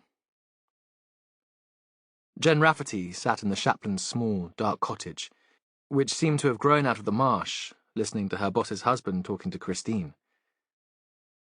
She'd met Jonathan a few times before, at a works Christmas do, and once at their house, when she'd picked Matthew up for an early shout. But Matthew liked to keep home and work life separate, and she'd never really got to know the man. Dorothy Venn, who'd stuck with Susan Shapland throughout the hospital visit, wasn't there. Matthew had said that he'd been rejected by his family long before his marriage, but Jen thought a gay relationship would be hard for a fundamental Christian to swallow. Perhaps the woman couldn't even bear to be in the same room as her son's husband. Outside, the mist was lying low over the creek, and damp seemed to ooze through the walls and into the room. There was a coal fire in the grate, and Jen felt she'd slipped back more than 50 years to when Susan Shapland was a young woman, and North Devon was a very different place. There was a pot of tea on a lace mat, and a plate of scones already buttered. Jonathan and Christine sat in chairs closest to the fire, and the man's voice was so low that at times Jen struggled to make out what they were saying. Christine was wearing jogging bottoms and a tracksuit top, grey with pink edging. Her cheeks were flushed from the flames. Despite the chill outside, Jonathan was still in his signature shorts and t-shirt. Jen wondered if he'd worn shorts to his wedding, and thought they made an odd pair. Matthew always suited and smart. Jonathan looking as if he'd just wandered in from the beach. She was sitting at the table, phone and notebook in front of her. She'd record the conversations and take notes too, because her impressions would be as useful as Christine's word. The main thing to say is that you're not in any trouble at all. Jonathan's voice was warm and easy, reassuring. You did nothing wrong. Nothing at all. We just want to find out what happened. That's what this chat is about. And because it's nice for me to escape from the woodyard for a bit and eat your mother's scones. Christine looked up at him, but there was no answer. She couldn't tell where this was leading. So, let's start at the beginning. You thought your Uncle Dennis was going to pick you up from the woodyard on Tuesday night. You stayed with him and your Auntie Grace on Monday, and he dropped you off that morning. Christine nodded. But when you left the woodyard on Tuesday afternoon, you didn't see him? Christine looked at her mother, who was sitting at the table next to Jen, crumbling a scone on her plate. You can tell him the truth, Susan said. The brethren will never find out. Jen saw that it mattered even now what the brethren thought of her. It will just be you and me now, girl. Someone came up in a car, Christine said. They told me they'd give me a lift back to Lothercott, that it had all been organised. Was that a man or a woman, Chrissy? Jonathan asked. A man. Can you tell me what he was like? She seemed thrown by that. Well, was he dressed like me? Shorts and a t-shirt? That made her laugh. No, he was smart, like Uncle Dennis at meetings. Susan jumped in. She means a jacket and tie. Did you know the man? Had you seen him before? If he was a friend of your uncle's, he might have been at meetings with you. Christine shook her head. I'd never seen him before. That's okay. You got into the car with the man. Were you in the front or the back? In the back. So, it was like you were in a taxi. Christine nodded. What happened then, Christine? Just tell us as if it was a story. Your story. Jonathan leaned back in the moth-eaten armchair, as if he had all the time in the world. Outside, the mist still lay over the water. It could have been a winter's evening. There was the white flash of a swan taking off from the creek, the sound of wing beats. "We got to a house," Christine said. Her speech wasn't quite clear, and Jen struggled to make out the words, but Jonathan knew exactly what she was saying. "Your uncle and auntie's house?" "No, not a big house like that." "A cottage, then? Like this? All the rooms on one floor?" Jonathan asked. Jen thought he had the patience of a saint. No way would she have been able to prize this information from the woman. She was fine in interviews where she could get inside the head of the witness and see the world through their eyes, but this was a very special skill. "All the rooms were on one floor," Christine said. "But we had to go up some stairs to get there."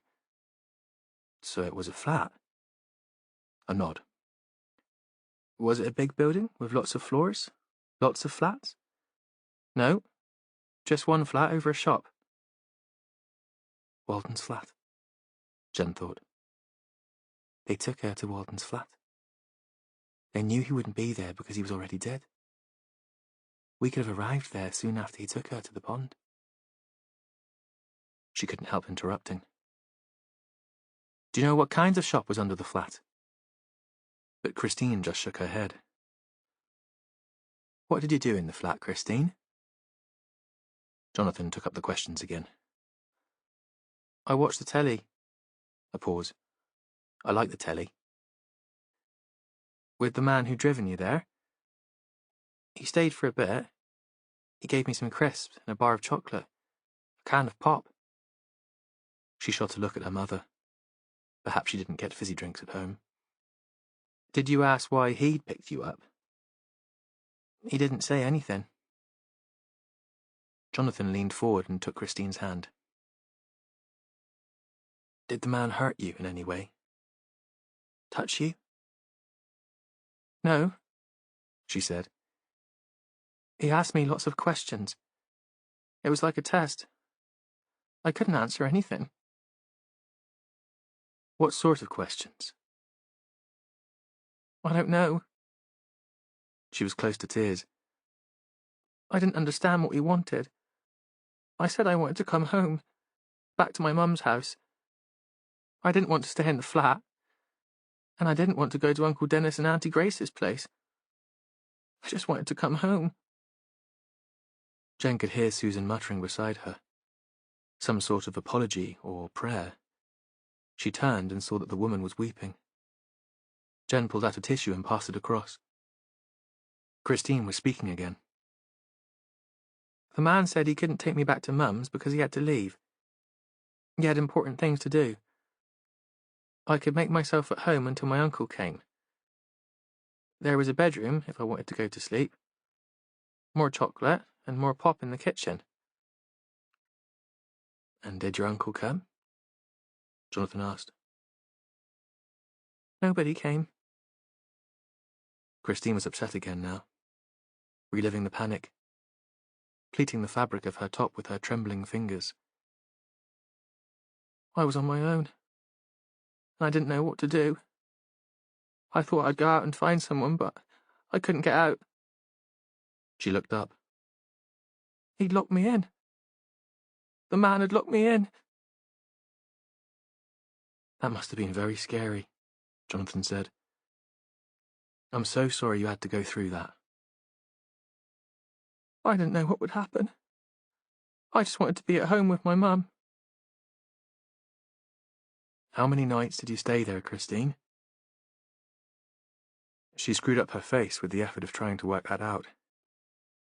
But panic was taking over again, and she was struggling to concentrate. "Did it get dark twice?" "I was there for a very long time." Jen thought she didn't really know. She'd been terrified and confused. Christine looked at them, and her words came out as a wail of pain. "Nobody came." "We were looking for you. Really, we were." Now Jonathan seemed as upset as she was. "We just couldn't find you." I ran out of chocolate and pop, and there was nothing to eat. There were people in the street below, men smoking and laughing, and I shouted to them, but I couldn't get the window open, so they didn't hear me. What happened next? The man came back. She was staring out at them, wanting them to understand now what she had been through. Were there people in the street when he came? No, she said. the street was quiet, empty. It was still dark. So, it was probably early in the morning. Now Jonathan seemed to be speaking to himself. And what did he do? He took me into the car and we went driving again. And then we went for a walk. What could you see on your walk? Could you see anything? Cows, she said. I don't like cows. What else? There were flowers. Yellow flowers. Then we came to some water and he said I should wait there. Somebody would come for me. She looked over to Jen. And you did come for me. But not for hours, Jen thought. If it was early morning when you left the flat, and late afternoon when we arrived.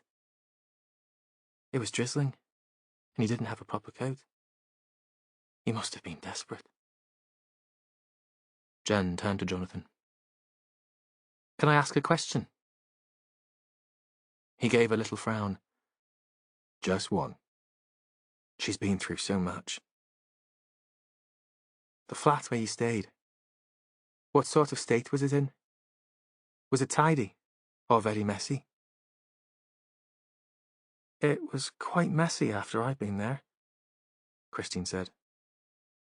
I didn't know where to put all my rubbish, but it was tidy when I got there. So, if Christine had been taken to the Braunton flat, it must have been trashed soon before Jen, Matthew, and Ross had got there, between the man in the suit leaving with Christine and the detectives turning up to search it. Had they hoped Christine could provide them with the information that they ended up looking for in such a panic? Was that what all the questions had been about? Jen would have liked to ask more about the questions, but she could see that Jonathan was right, and Christine had been through enough. She wouldn't be able to focus on any further questions. Susan moved over and sat on the arm of her chair and put her arms around her daughter. Don't you worry, my lover. Nothing like that will ever happen to you again. You'll stay here with me, and I'll keep you safe. Jen left Jonathan at the chaplain's cottage and drove back to Barnstable.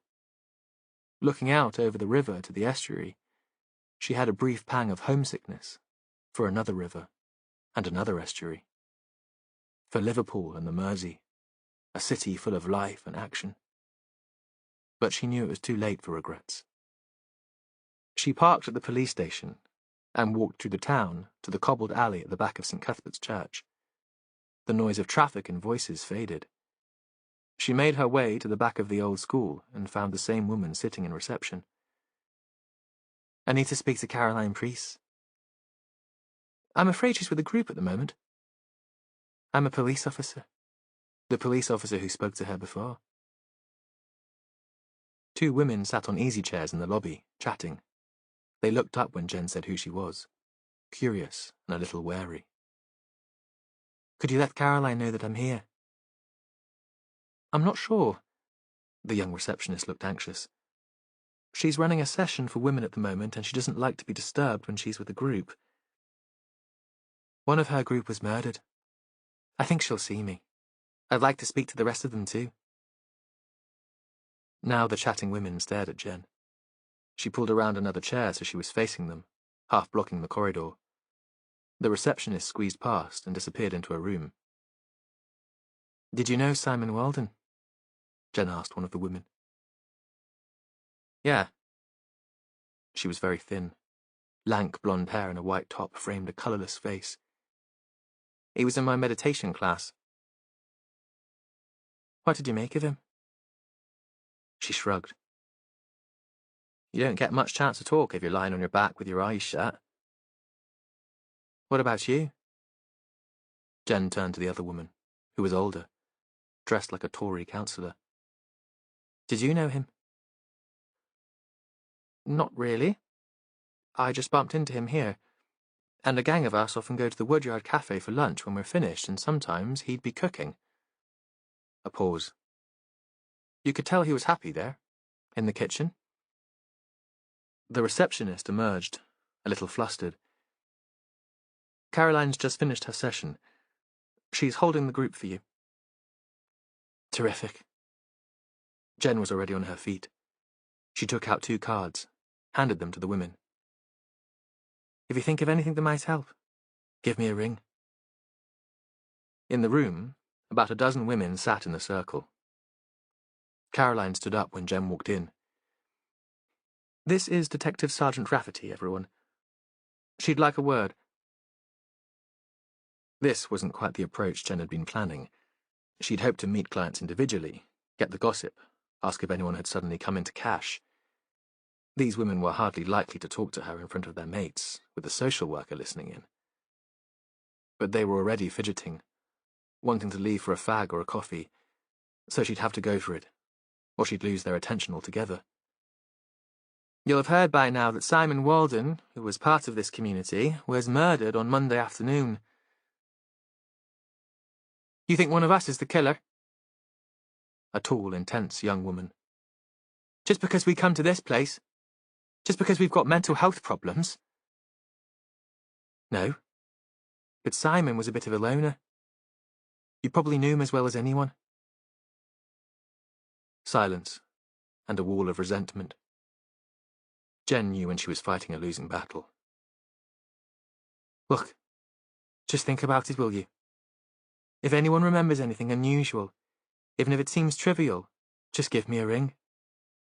I'm especially interested if you've noticed that any of your number has suddenly come into money. My name's Jen Rafferty, and this is my direct number and email address. She pinned her card onto a cork board next to the sort of motivational messages that her more hippy-dippy friends posted on Facebook.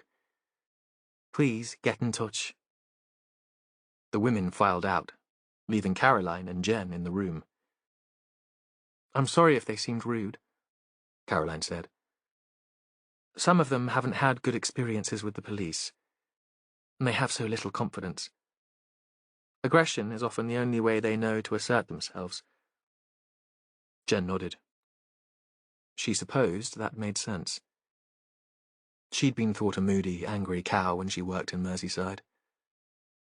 Work had been the only place she could fight back.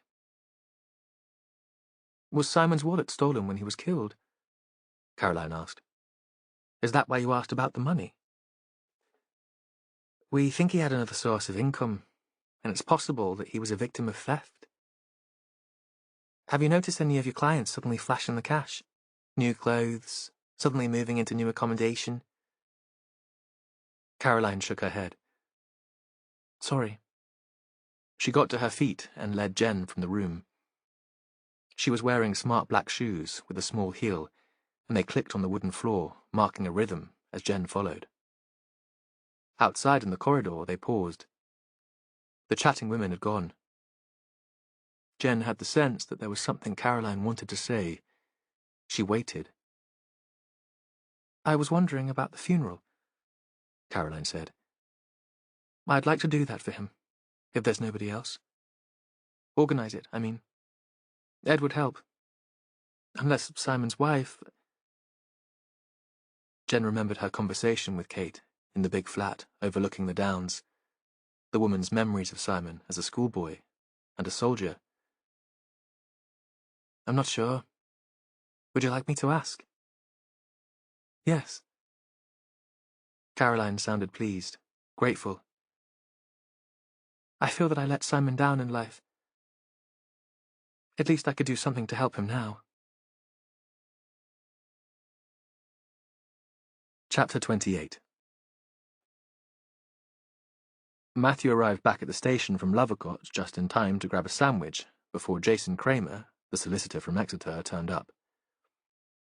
All the way back in the car, The detective had been thinking about Morris's account of Grace Salter landing at the Braddock house, desperate, bruised and bleeding. He'd been trying to work out if there could be another explanation for what might have happened. He still found it hard to reconcile his memories of the upright, principled man he'd admired when he was a boy with this new image of a bully and a wife-beater. Kramer arrived right on time. He was red-faced, jovial, and had spent the morning golfing and his lunchtime in the clubhouse. Matthew hoped he hadn't driven from the golf course into Barnstable after a liquid lunch. When they sat across his desk and started talking, however, he discovered that Kramer was quite sober and very sharp. Matthew decided that the jolly demeanour was a professional front, a ploy to make his opponents underestimate him. I saw that a man had been killed on the coast, but I didn't relate that incident to my client, though perhaps I should have done in the circumstance. How did you find out about my involvement with Mr. Walden? You'd sent a letter to one of his addresses. So I did, arranging an appointment. Can you tell me what he was consulting you about? Not in any detail. Kramer leaned back in his seat. Not because I'm being difficult, but because I wasn't clear in my own mind exactly what he wanted. Had you met him? No. We had 2 telephone conversations, and then I wrote to confirm an appointment for him to come into the office in Exeter. That was the letter we saw. Matthew took the letter, still in its plastic transparent envelope, and placed it on the desk. Kramer glanced at it. Yes. Did he give you any idea why he'd chosen to come to you, rather than a more local solicitor? This had been troubling Matthew since he'd first seen the letter. Walden didn't drive, and the train journey along the Tor Valley between Barnstable and Exeter was pretty but very slow. Kramer shrugged. Word of mouth, probably. That's how most people choose their lawyers. He gave a little chortle. And we are very good. Matthew wasn't sure that Walden mixed with many people who would recommend a lawyer based in the county town. You must have some idea of why he needed your advice, if you spoke twice on the phone. Really, I'm not so sure that I do. He came across as rather a strange chap, a bit intense. At first, it seemed a straightforward matter of writing his will. He had no living relatives, and he was considering a charitable donation. Do you know where he thought he might leave his money? To the Woodyard Centre. I looked it up. It's run by a charitable trust. You're quite right. If he didn't have huge assets, it would have made more sense for him to consult a firm of local solicitors. I did suggest that, and thought he'd taken my advice because I didn't hear from him for a while. Then he called back and asked if he could come to see me. He was insistent and told me it was urgent. He said that he was having second thoughts about the will, and that there was another, related matter that he thought I could help with. Kramer looked up and smiled. I explained our fee structure, thinking that might put him off. We do tend to charge a bit above the going rate. I suppose at that stage I had him down as a bit of a fantasist. North Devon seems to attract the weirdos, don't you think? Present company excluded, of course. What kind of fantasist? There was nothing specific, but I sensed a paranoia. He came across as the sort who might be into odd conspiracy theories. Kramer looked up sharply. But just because one's paranoid, it doesn't mean they're not out to get you. Isn't that the saying, Inspector? It seems that I misjudged the man, because somebody was certainly out to get him, and they clearly succeeded. There was a moment of silence. The image Matthew had created of Simon Walden seemed even more insubstantial, slippery, shifting with every conversation about him. There's nothing else you can tell me about your conversation? Nothing that might help me to understand why he was so anxious to see you? What had made him paranoid? Any detail would be useful. I'm sorry, Inspector. Nothing about the conversation. I was rather irritated that he demanded to speak directly to me without making the appointment through my secretary. It seemed that the paranoia had spread to his being reluctant to speak frankly on the telephone. Or perhaps Mr. Walden was phoning in a place where he might be overheard or interrupted. There was some background noise. What kind of background noise? Kramer shook his head, an indication of frustration. He would like to have helped. I'm sorry, Inspector. A murmur of voices. He could have been in the street or in a room. Beyond that, I couldn't tell. Matthew was about to let the man go, to thank him for his time, and let him get back to his friends in the golf club, to catch up with them for a gin and professional gossip, when Kramer put an envelope on the table. He had a sly grin, as if he was hoping to astonish and please. There is this, though. It arrived at the office on Tuesday morning, the day after Walden's body was found on the beach at Grow Point. He must have posted it on the morning of his death. It had already been opened. Inside was a handwritten note, and a building society cheque for £200,000, made payable to the solicitor's business name, Sandford and Marsh. The note read, "Please keep this safe for me. I'll explain when I see you." "It's been a busy week," Kramer said. "I didn't get around to asking my secretary to put it into the client's account. You do understand why I found Walden rather an unusual chap. Usually, we have to fight to get money from our customers. They don't send us large cheques in the post." Matthew looked again at the cheque. It had been made out by the Devonshire Building Society. When Kramer had left, Matthew sat for a moment at his desk. It was clear that Walden had experienced some sort of crisis in the weeks leading up to his death. Something that had led him to take the bus to Lovercourt with Lucy Braddock and go back to Kramer to firm up an appointment, and to send a large cheque to the lawyer. Matthew wondered what might have triggered the strange behaviour. Was it possible that Walden could have experienced some kind of psychotic episode, as the lawyer had implied? But the women in the Ilfracombe house hadn't mentioned that Walden had been less stable or rational in that time, and Caroline was a professional. She would certainly have picked up on anything unusual or dangerous. There was a knock on the office door, and Ross came in. He started speaking before he'd got into the room, eager, it seemed, to redeem himself in the eyes of his boss. "I found out where Walden kept his money." "Well, about time. But I think I know that already." Matthew said nothing. There was no need to rain on the man's parade, and anyway, Ross wasn't in listening mode. "Have you got the details there?" "Of course." Ross laid printed sheets on the desk between them and pulled up a chair. He was so close to Matthew that he could smell the gel on the slicked-up hair. "He actually had two accounts. A current account with NatWest, where his wages from the Kingsley Hotel were paid, and a savings account with—" Now Matthew couldn't help himself. "The Devonshire Building Society." "Yes." "How did you know?" Ross looked so disappointed that Matthew almost felt sorry for him. "I found out from Kramer, the solicitor." Matthew hardly noticed Ross's reaction to the news. He was too busy asking questions of his own in his head. Why had Walden felt the need to send Kramer all that money? Was it just a coincidence that Walden had deposited the cash, redeemed from his Bristol home and business, in the building society where Dennis Salter had once been manager?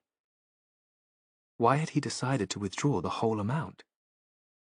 And what had happened to make him change his mind about leaving all his money to the Woodyard Centre in his will?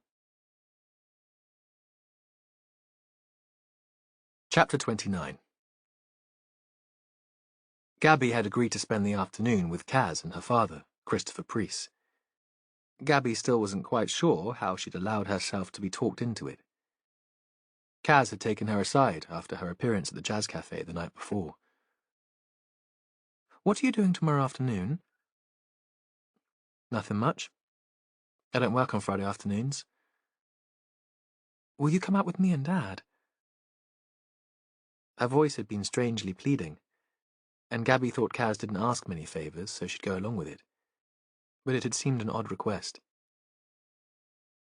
He's suggesting a walk, Kaz said, and a bar meal afterwards. You don't want some time on your own with him? They'd looked across at Christopher, who was standing at the bar, buying drinks for them all. Gabby had thought she wouldn't mind the man as a father. It's the anniversary of my mother's death, Kaz had said. I couldn't bear it if he got sentimental about her. He won't if you're there. Gabby had been made receptive by the response to her singing, and several glasses of kava. Okay, she'd said. Why not? She thought at the very least she'd get a free meal. Now, in the quiet house, drinking coffee together before leaving to meet the man, Kaz started talking about her mother's death for the first time in any detail. Gabby just listened. I was away from home, Kaz said. A retreat for the weekend with the church youth group. We'd all left our phones behind. It was part of the deal. The guy running the centre came to my room and told me my mother was dead. No other details. Not how she died. A friend drove me home, but I told her not to come in. Dad was there, waiting for me. He told me my mother had killed herself. She'd hanged herself. Kaz paused for a moment. I lost it. Started yelling, blaming him. Gabby found it hard to imagine Kaz, usually so controlled and contained, losing it. But her friend was still talking. I said some hateful stuff. I thought we were in this together, working to keep Mum safe. How could you let this happen?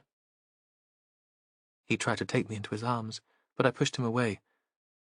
I know I should forgive him, but part of me can't quite. She looked up at Gabby, her eyes very big behind her glasses. It's 10 years, so perhaps we should make our peace. But I don't want to be on my own with him. Not on this particular day. Do you understand? Gabby wasn't quite sure that she did understand. Weren't Christians supposed to forgive? But she nodded anyway. They met Christopher in the National Trust car park with the view of the sea and the cliffs as they'd arranged. Because it was so early in the season, there were very few people, only a scattering of cars. There was a footpath leading down the cliff to the beach, and the air seemed very thin and light. This was my mother's favourite place, Kaz said. Christopher was there before them, and was already out of his car, staring out towards the island of Lundy, apparently lost in thought. He seemed surprised to see Gabby. Kaz couldn't have told him she'd be there, and Gabby thought that was unkind. But Christopher covered his shock well. What do you both fancy? He said. A walk over the headland, then a pub supper? He was dressed like a country gent, in a check shirt and round-neck jersey. Sure. Cool, Kaz said. Gabby thought she seemed cool too, to the point of iciness. Gabby still wasn't sure why Kaz had wanted her there. As a witness to their reconciliation? To keep matters civil? Whatever the reason, she felt that somehow she was being used. The cloud and fog had lifted, and spring had returned again. The low sun turned everything warm and gold. Kaz started talking as soon as they took the path onto the point. There was the honey smell of gorse. I have such wonderful memories of my mum here. She was well then, easy, relaxed. We came to the beach together while you were working, Dad. Kaz turned to Gabby. Dad was in full business mode then, doing his deals, developing his plans. Christopher walked on in silence, and Kaz continued. I loved exploring the rock pools, and do you remember, when she brought me a little surfboard, I was so excited. I do remember. Do you, Dad? I wasn't sure you took much notice of what we were doing those days. You seem to have other things on your mind. Again, Gabby wondered why Kaz was being so cruel, and why she'd felt the need for an audience. Perhaps I should go back, she said. Leave you two to it. No. Now Kaz was being the bossy big sister again. Please, Gabby, I need you here for this. They walked on for a while in silence. I have this picture of my mother, Kaz went on. I was in the sea on the beach, down there, and Mum was watching. She had bare feet, and her trousers were rolled up to her knees, a loose white shirt and brown arms, and sunglasses hiding most of her face. She was laughing. Gabby looked at Christopher, waiting for him to respond, but his face was impassive, almost quizzical, as if he wasn't quite sure what was going on either. She felt so uncomfortable that it almost made her feel faint. There was something dizzying about the sound of the water way below them and the wheeling gulls. When Christopher did speak to Kaz, at last, it was about Simon Walden. Have the police spoken to you again? Do you know if they're any closer to finding the killer? I saw the red-haired woman, Sergeant Rafferty, at St. Cuthbert's, Kaz said. She was asking if any of our clients had come into money. She didn't explain why. Gabby wondered if Kaz would mention the key she'd found in Simon's washing, but she said nothing about that. In fact, Kaz didn't have the chance to say anything else at all, because Christopher Priest stopped suddenly and turned towards his daughter, blocking her way along the path. You do know that everything I do is for you. That you matter more to me than anything in the world. A pause. I'd do anything for you. Gabby watched with a mixture of fascination and extreme embarrassment. What was going on here? That sounded almost like a confession. Christopher moved away from the footpath and sat on the grass. Gabby, who had never seen Priest as anything other than immaculately turned out, thought he'd get stains on his trousers. He turned to his daughter. I did love your mother. You do know that. I know that you loved her at first, Kaz said. Before she was ill. Before it got hard. Another silence, broken by the sound of waves and the long call of gulls. Did you love her towards the end, then? Christopher turned towards Kaz, and it sounded like genuine interest, not any kind of accusation. When she was so angry and unpredictable. She was my mother! Of course I loved her! The words came out as a cry, at the same pitch as the gull's screech. Really? Is that true? Did you love Becca when she turned up at your school? What did she tell your teachers? That she needed to take you with her because it was the end of the world and you both needed to be here at the beach to be safe from the disaster. It didn't seem as if you loved her when I turned up to take her home. You looked horrified. Because she looked truly crazy, didn't she? With that wild hair, and the velvet dress that she always wore when she was going through a crisis, weeping in the corner of the headmaster's office. Kaz didn't answer. Neither of them was taking any notice of Gabby now. It was as if she wasn't there. I did try to help her, to understand what she was going through, Christopher said at last. But you're right. It was too hard in the end. I escaped into my work. I told myself I needed to earn enough money to look after you both, to provide care for your mother. And with the other women? Kaz shouted at him. Was that how you escaped too? He looked as if he'd been slapped. But still he kept his voice even, so quiet that Gabby struggled to hear it above the sound of the gulls and the waves. What about you, Caroline? Didn't you have your own means of escape? At first it was the pony club, and then it was the church. You always liked your form of entertainment to be organized, a hierarchy, a ritual, so you didn't have to think too hard for yourself. Caroline seemed on the verge of tears, but Gabby couldn't bring herself to intervene. She felt a horrible fascination watching the encounter unfold. "I'm sorry," Christopher said. "That was unfair. You were young, and of course you wanted some structure in your life. There wasn't much at home, and it wasn't your responsibility to look after Becca. That was down to me." He paused.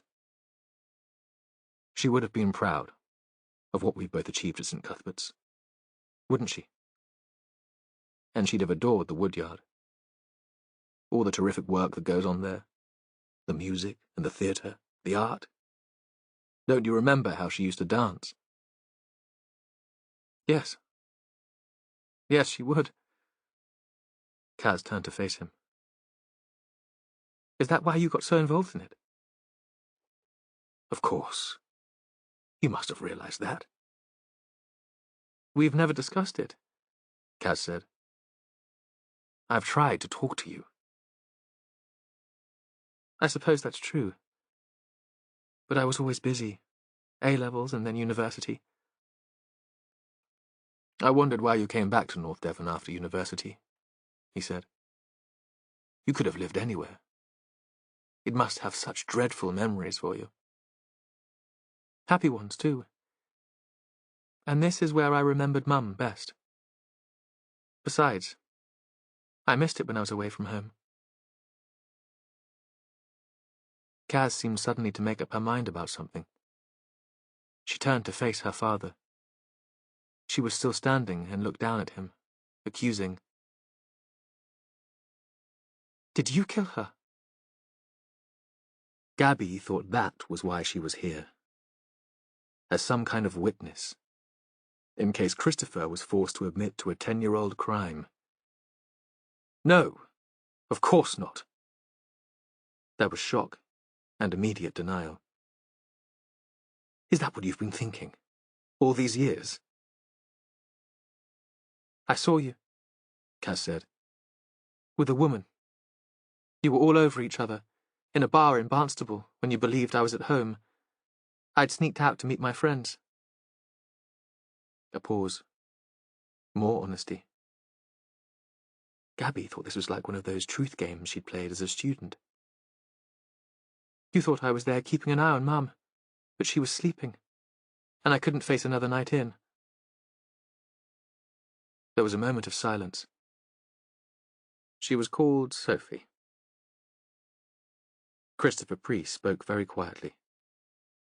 "I thought she was beautiful. She worked with me. She had a law degree, and dealt with all our contracts.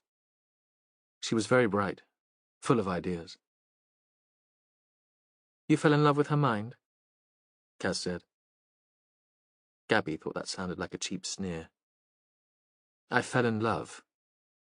But there's no way I would have killed your mother to be with her." "Did Mum know? You weren't exactly discreet." He shook his head. "I don't think so. She wasn't seeing any of her friends by then. Who would have told her?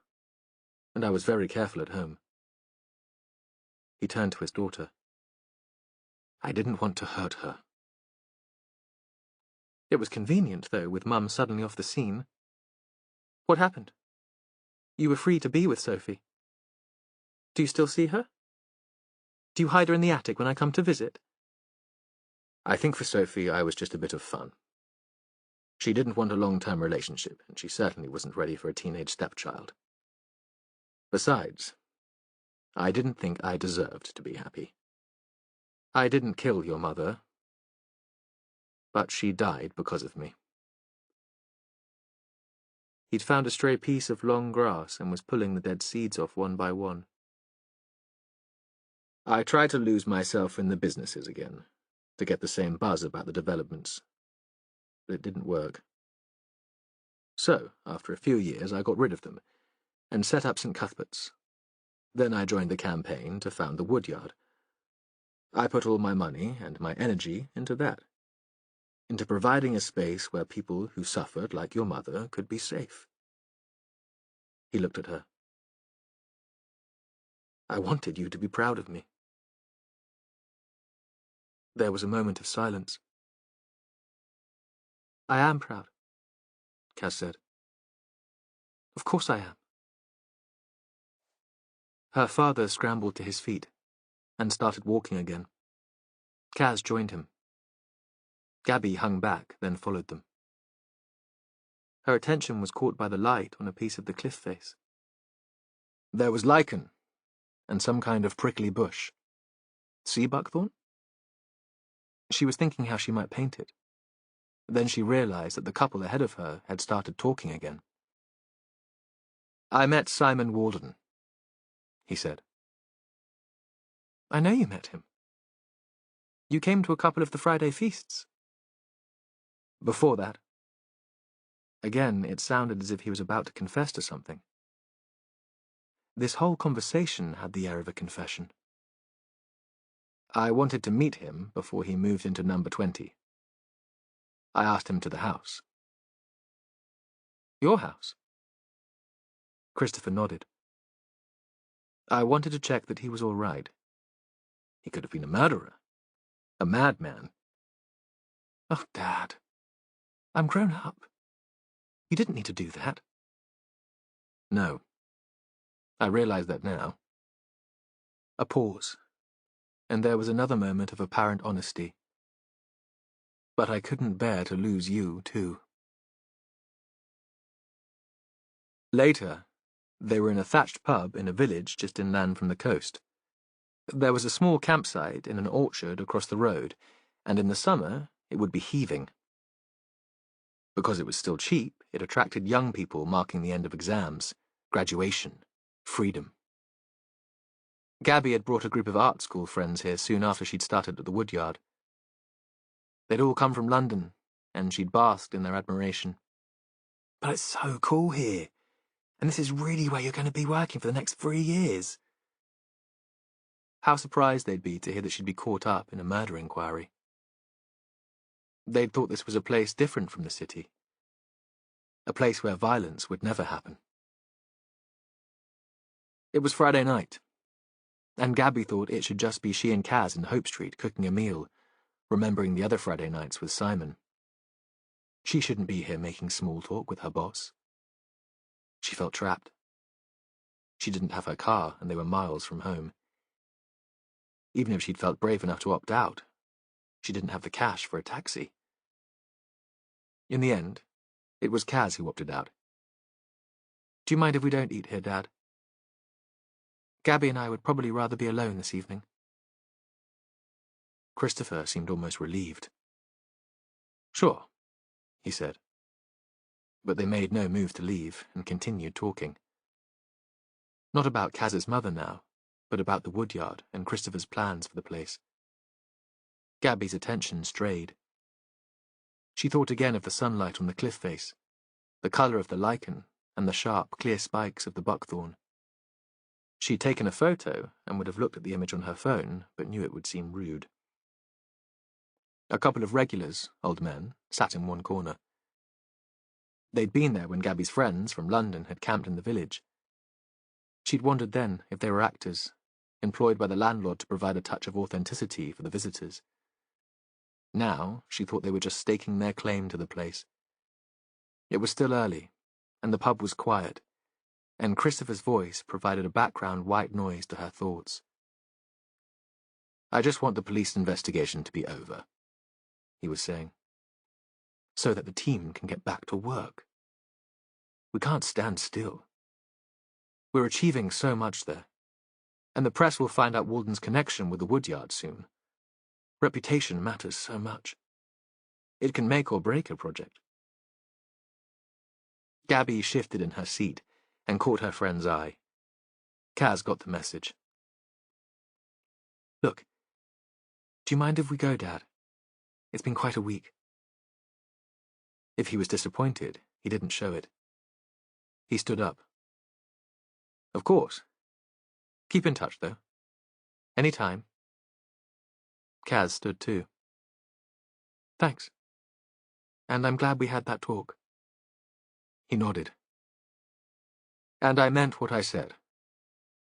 I'd do anything for you. He put cash on the table, and although he just ordered coffee, he left it, and walked with them, out to the car park.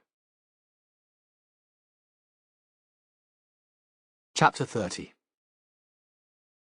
By the time Matthew left the police station, it was 6 o'clock. Jonathan might already be home, opening a beer, preparing a meal. Matthew had a vague memory that friends had been invited for dinner, and thought perhaps he should put off seeing Dennis Salter until the following day. Jonathan was tolerant and understood the demands of his work, but this might be one step too far. Then he remembered Morris Braddock's description of Grace Salter, battered and humiliated, and he texted Jonathan to say he'd probably be late, and they should eat without him. As he started the car and began the now familiar drive to Labbercott, Matthew was honest enough to recognize that he probably wouldn't have enjoyed the dinner anyway. Merrill and Joe were Jonathan's friends, people he'd known for years. Matthew was only just being introduced to his husband's circle. These women were potters who worked in a craft collective on the edge of Exmoor. They were political activists, with a deep distrust of the police. When he parked outside the house on the square, it was dark. In the Golden Fleece opposite, people were gathering for some sort of celebration. Young women in tight, skimpy dresses, and older ones in long, sequined frocks. Men in various forms of formal wear, one unexpectedly in a kilt. There was a lot of laughter. Someone walked in carrying a bunch of silver balloons with the number 60 printed on them. A birthday party, then. The sort of party he would hate. He knew he was allowing himself to be distracted because he didn't want to face the Salters, but he got out and rang the doorbell. A hall light was switched on. Matthew saw it through the long sash window next to the door, which was half opened by Grace. Her backlit face was gaunt, all angles and planes. The grey eyes stared out at him. Yes? It's Matthew Venn. I was hoping to speak to you. Is it about Christine? We were so pleased she'd been found. She didn't move to allow him inside, and there wasn't much expression in her voice. No real sense of pleasure. Matthew thought there was something of the robot about her. Is Dennis there? No, she said. He's away at a meeting. He's on the board of governors of the primary school here. Perhaps I could come in and speak to you. I'm not sure. He might be a while. She stood her ground, pale, thin and angular, in the doorway. What is it, Grace? Does Dennis not like you to speak to people when he's not here? What is it he's frightened of? At that, she did let him in. They sat again in the large, formal room at the front of the house. There was no heating, and he felt a chill as he walked inside. From the kitchen there came the sound of canned laughter. She'd been listening to a comedy on the radio. Should I make you some tea? She couldn't settle, and was on her feet again. That would be lovely. He felt cruel, because he seemed to be causing her such distress. She stayed in the kitchen for such a long time that he thought she must be hiding from him.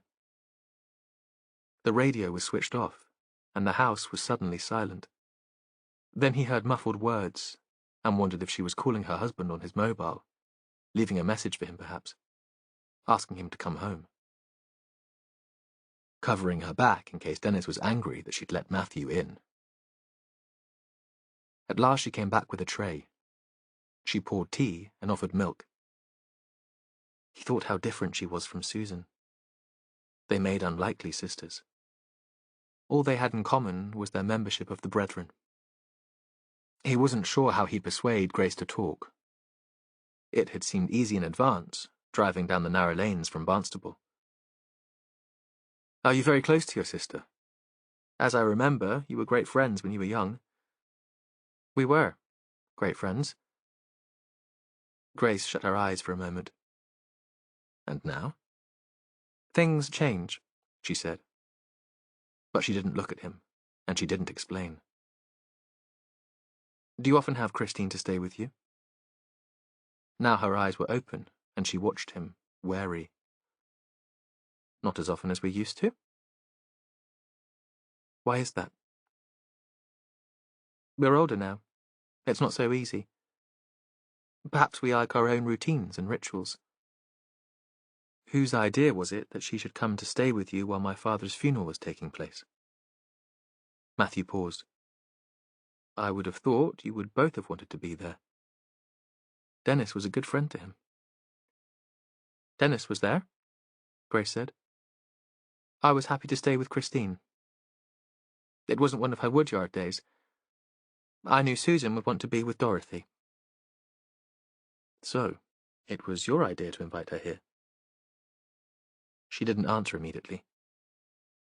Really? I can't remember. She looked across the table at him. I'm not sure that it does any good, asking all these questions. Christine is safe, and nothing else matters. They stared at each other. Matthew wondered if her statement was a coded plea for him not to interfere. Perhaps she worried that Dennis would take out his fury at Matthew's intrusion on her.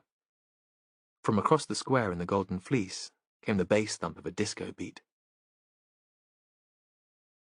I need to ask about Dennis. Matthew thought he should talk about this now, before the man returned from his meeting. I've heard rumors that he can't manage his anger. That in the past, he hit you. You know Dennis. Her voice was flat, and completely without emotion. He wouldn't do anything like that. He's a good man. A good man who allowed his learning disabled niece to be kidnapped and held against her will for 2 nights. He was distracted, listening to the cricket. Then he got a call from one of the brethren who needed him. Are you sure? Outside in the square there was a high-pitched squeal of laughter. Are you sure he wasn't behind the kidnap? That he didn't know about it, at least? Don't be ridiculous. Matthew remembered that Grace had taught before her marriage. His mother, very impressed, had told him that she'd ended up as a head teacher of an infant school. She had spoken those words as if he was a silly 4-year-old, with a mixture of sharp exasperation and amusement. Does he hit you, Grace? We can help you. Find you somewhere else to live. Don't be ridiculous, she said again. You might have broken your mother's heart by leaving the brethren, by setting up home with a man, but you still must know how things work. Some things aren't possible. I'm lucky to be married to Dennis. He needs me. She looked directly at him. Her voice was firm and strong. I want to stay married to Dennis. Matthew saw that she was telling the truth. She wanted to stay married. In her small world, being Dennis's wife gave her status, security, a sense of purpose that she'd relinquished when she stopped working. She'd probably convinced herself that she would reform him, or that his outbursts of temper were her fault. Or Dennis had convinced her, brainwashed her into submission. Matthew found it hard to believe that the night she'd turned up at the Braddocks' house, beaten and desperate, had been an isolated incident. There was the sound of a key being turned in the lock, and Dennis was there, already the centre of attention in the room, with his big lion's head and his mane of white hair. His arms once more wide open in welcome. A ritual that seemed meaningless now, a form of affectation. Matthew could tell that his own presence was no surprise. He'd been right. Grace had been on the phone to her husband to warn him. Matthew, how good to see you. What wonderful news that our niece has safely returned to her mother. A blessing and a joy. She was locked up for 2 nights, Matthew said. Imprisoned, we think in a flat in Braunton. That's a very serious offence.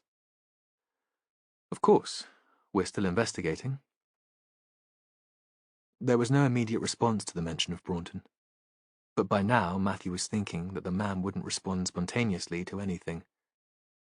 His life was a performance, and his face nothing but a mask. Now he threw his arms wide again. Of course. You must. She was released not very far from here, close to Lovercott Pond, Matthew went on. According to my mother, you used to have Brethren summer picnics up there.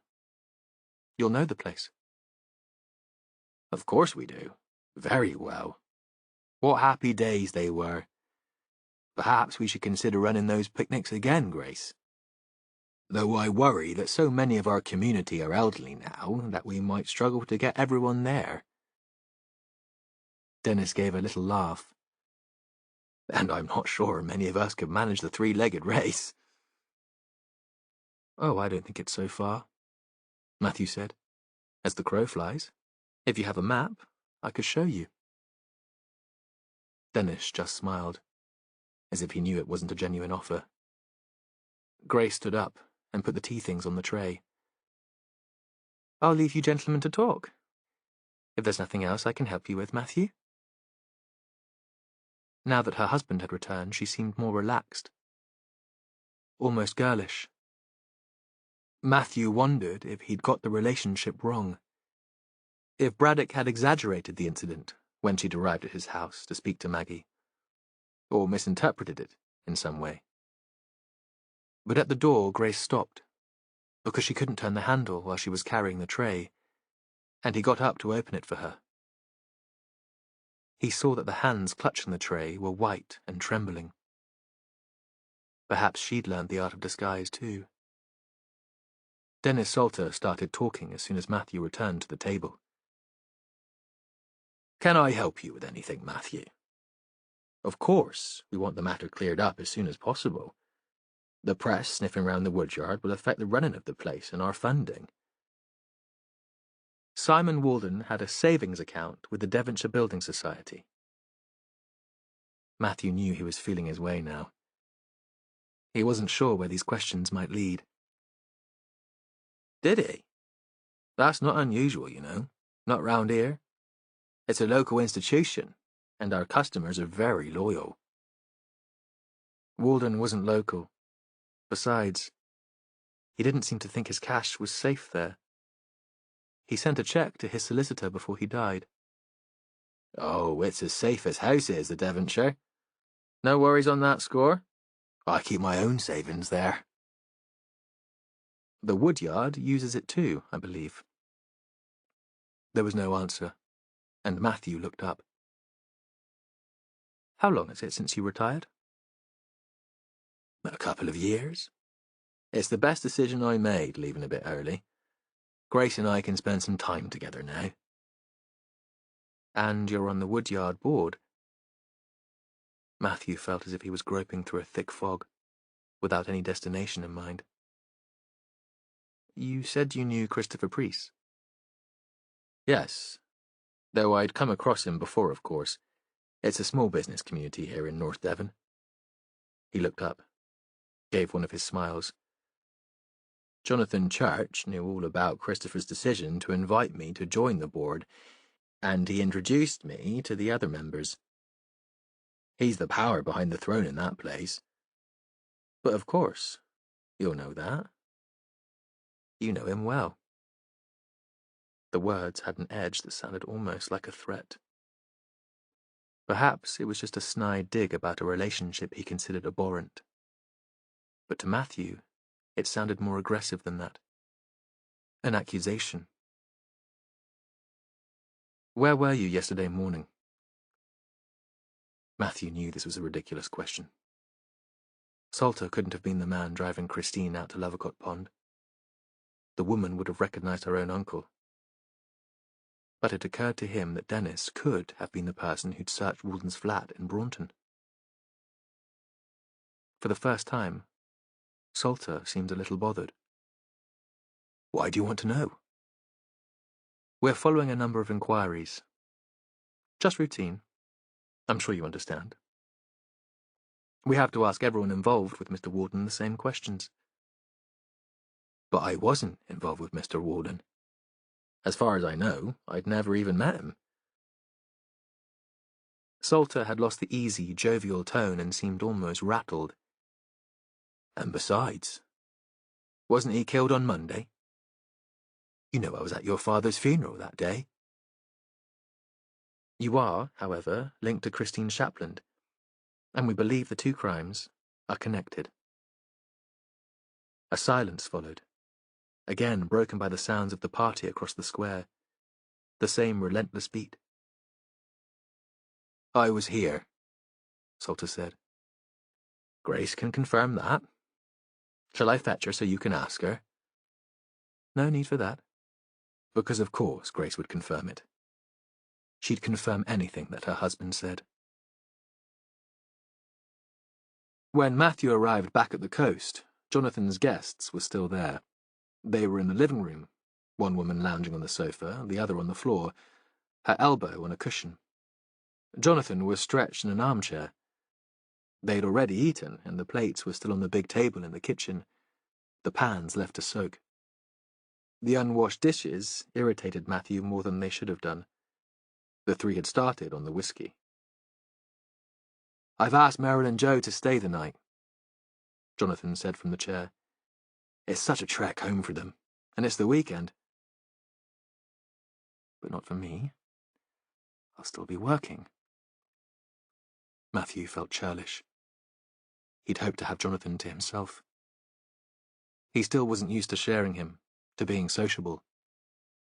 Matthew had few friends in the town, and Jonathan's could have filled the Queen's Theatre in Barnstable.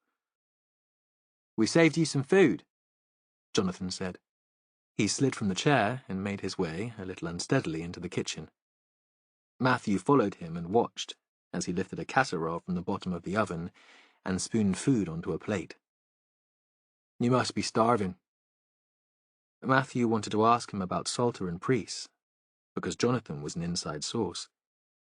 He'd know them better than anyone else attached to the investigation. But the doors had been left open, and the women were still having a shouted conversation with Jonathan about some film that they were planning to see.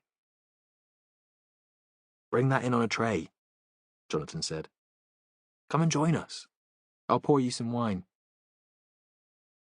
Matthew had planned to stay where he was, to eat in peace in the kitchen with the door firmly shut. But he followed Jonathan back into the living room and sat in a chair by the fire. "Yeah," he said. "Why not?" Chapter 31.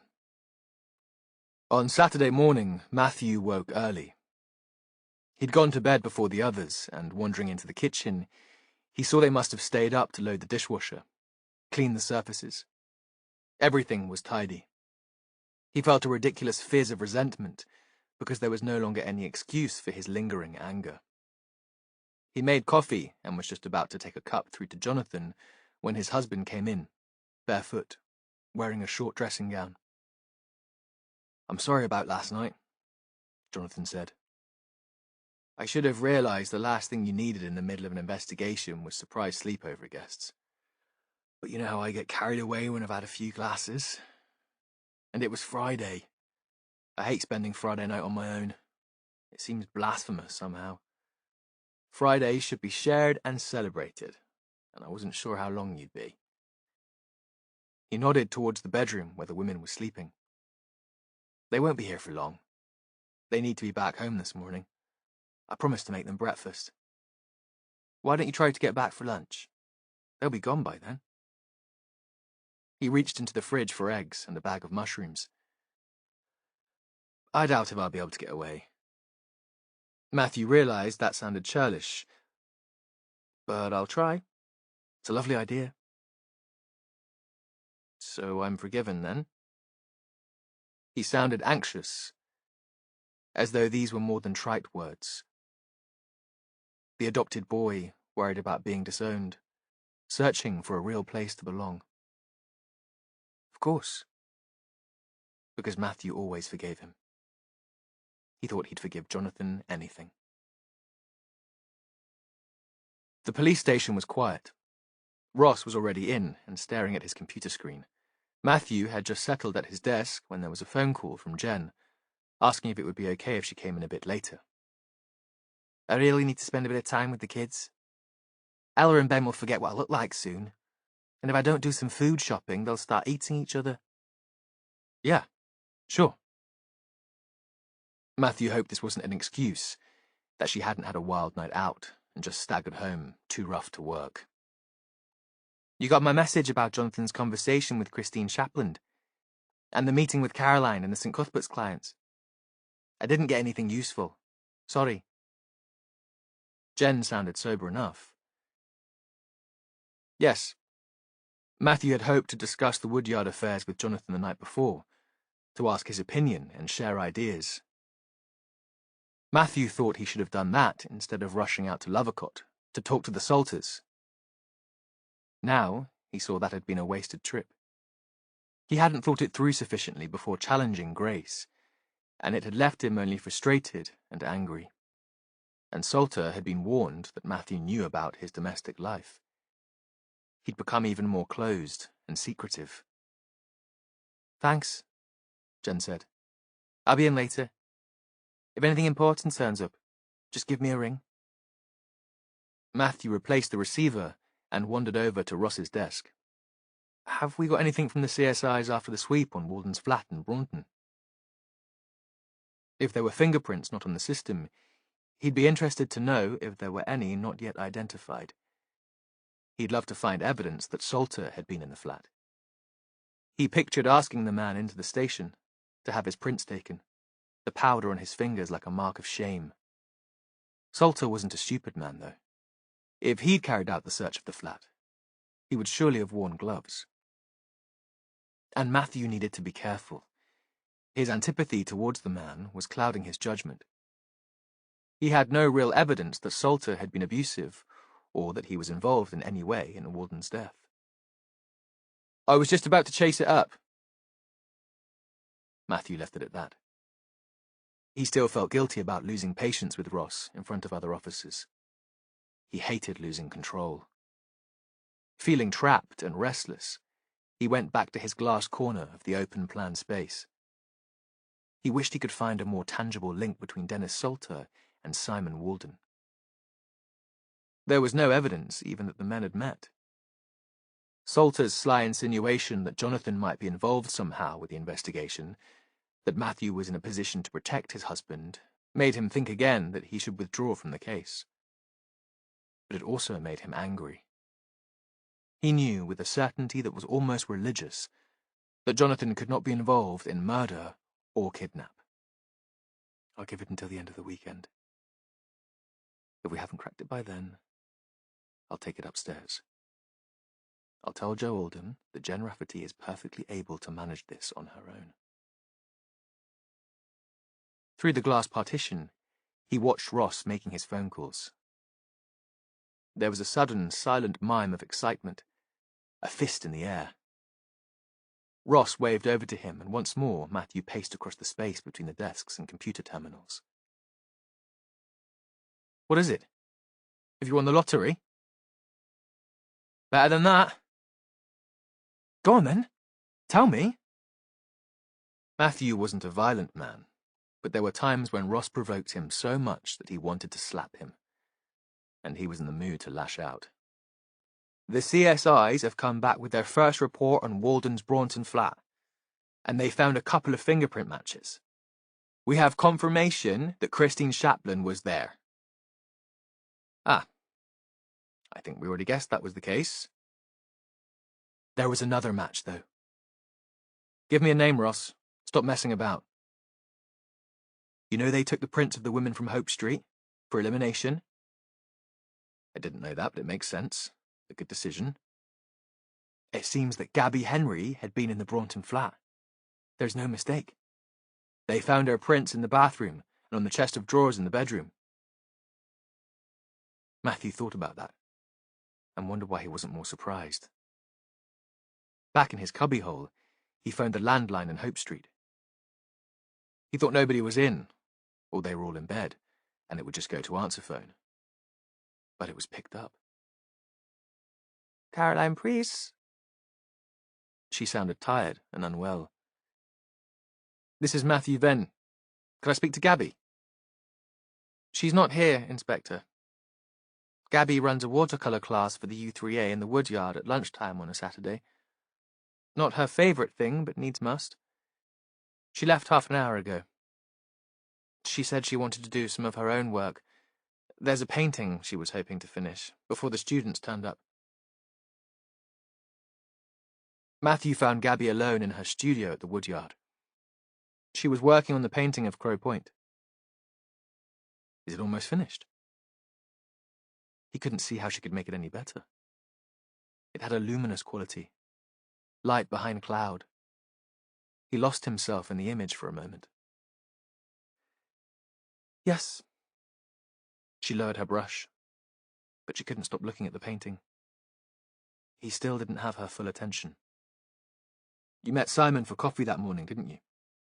At least, he had coffee and a bacon sandwich, and you had herbal tea. She set her brush on the shelf at the bottom of the easel, and now she did turn to face him. How did you find out? He shrugged. Routine policing. Only then did he see the green jacket hanging on a hook on the back of the door. A witness saw you together in the cafe in Braunton and described what you were wearing. She didn't reply, and he continued. Were you in a relationship? I'm not sure that's what you'd call it. But you visited his flat in Braunton. You knew he had somewhere else to live. She didn't answer. We know that you went there, he said. We found your fingerprints. Still, she stared back at Matthew in silence. Did you kill him? No, she said, provoked at last to respond. No, of course not. Well, you've done a pretty good job of hindering our investigation, and you admit to being in the area at the time. A pause. You must see how it looks, Gabby. You lied. No, she said. I didn't lie, but I didn't tell you everything I knew. They stood, still staring at each other. I should take you to the police station, he said. Caution you. Question you with the solicitor present. She pushed her hair away from her face. He saw she had a small smudge of paint on her cheek. It was green, the same shade as her coat. Please don't. I need this residency. I know I whine about it, but without it, I'd never survive. They can't sack you for helping the police with their inquiries. We're not talking about Jonathan here. He's cool. We're talking the Board of Trustees. Local business people. Mostly men. And politicians. Again, mostly men. They don't see the point of art. They'd rather rent out this space as a craft workshop to someone who wants to make cheap tat for the tourists. That way they could charge a fee.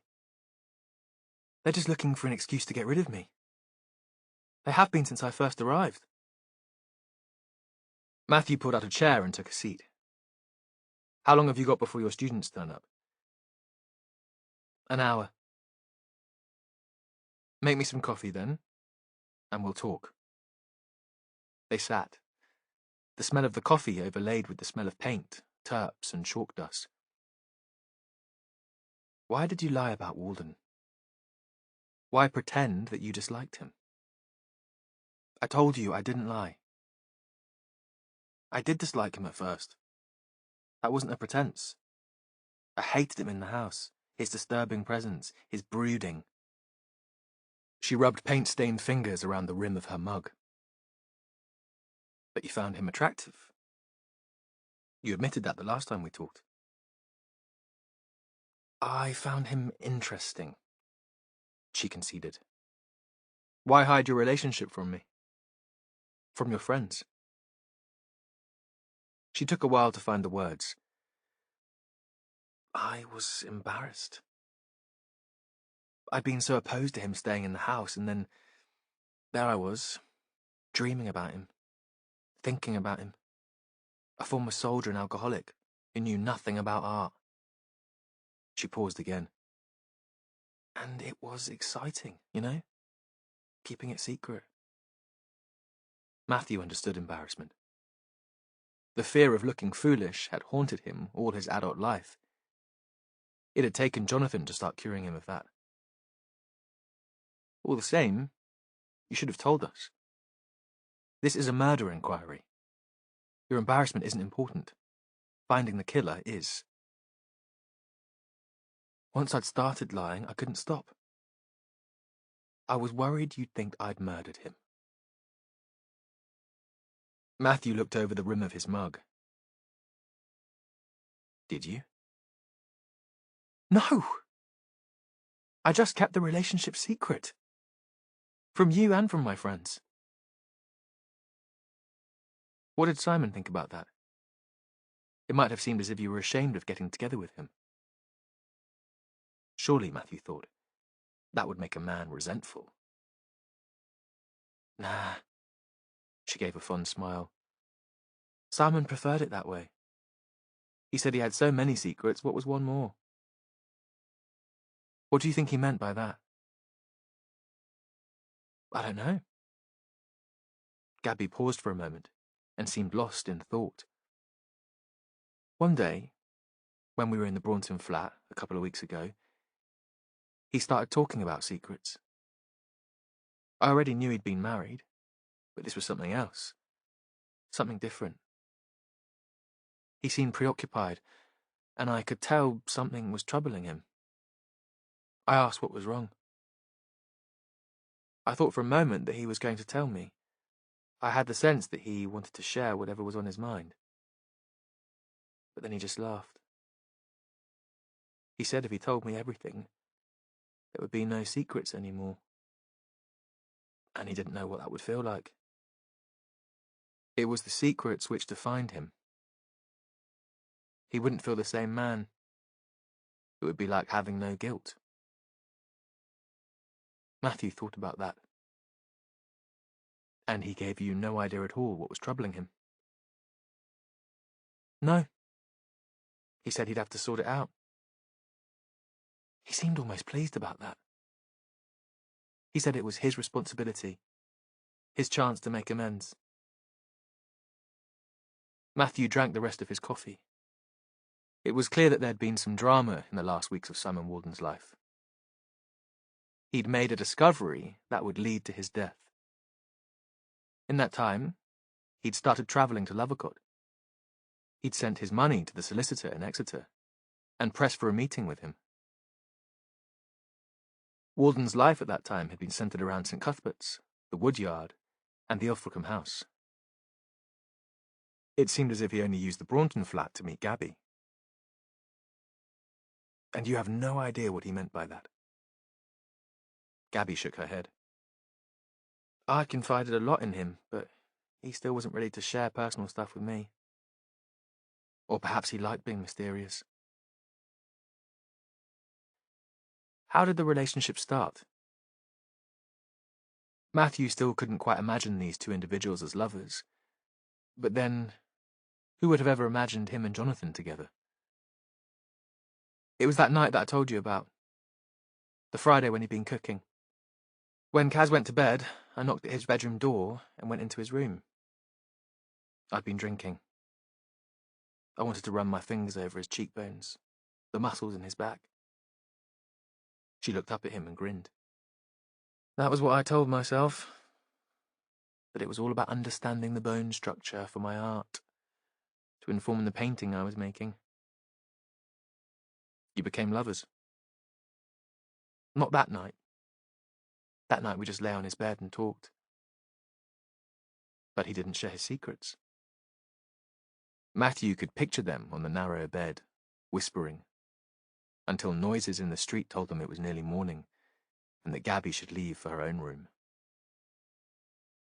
No. Like I said, I did most of the talking. About the places I'd lived in London, about my mother and her bullying bastard men, about never feeling I quite belonged. Simon listened. He was a brilliant listener. When did he take you to his flat in Braunton? Not until recently. About 3 weeks ago. Then we went a few times. Gabby smiled, challenging him to disapprove. Making love in the afternoon when he didn't have a session at the woodyard, and I wasn't teaching. Did Simon explain why he had the place? Why he'd felt the need to keep it secret from the rest of you? From the people like Caroline at St. Cuthbert's who'd helped him? No. Though I did ask him why he'd come to live with us when he had his own place. Gabby seemed pleased to talk now. It must have been hard, Matthew thought, to grieve for Walden in private, in secret. Even if she'd been the one to stab him in a rage of jealousy, or rejection. Because though Matthew liked the woman, he couldn't rule her out as the killer. She continued. He said that isolation had been killing him. He'd brooded. Felt as if he was drowning in the guilt. If he'd stayed on his own much longer, he'd have drunk himself to death. He needed the support of the St. Cuthbert's group therapy, and he didn't think Caroline would be so sympathetic if he had his own place and a bit of money behind him. She gave another crooked smile. I told him I wouldn't have been very sympathetic either. Did he ever talk about his finances? We've discovered that he had considerable savings, but he seems to have distrusted the building society where he kept his cash. Or it's possible that he had plans for it. She shook her head. We weren't on those sorts of terms. We were never going to be sharing bank accounts or dragging each other around IKEA. It was fleeting, intense, and we both knew it wouldn't last. Neither of us would have suited domestic bliss. Soon it would burn itself out.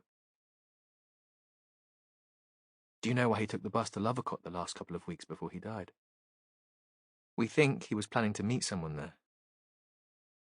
Was that you? No. Are you saying he had another woman? There's no evidence of that. Would you have been surprised? She gave a sad little laugh. I'd have been hurt. Jealous. But no, not surprised. I don't think anything he did would have surprised me. Can you talk me through the day of his death? She leaned back in her chair so the light from the long window caught her face, and he saw how tired she looked, how much older. As you said, we met for coffee.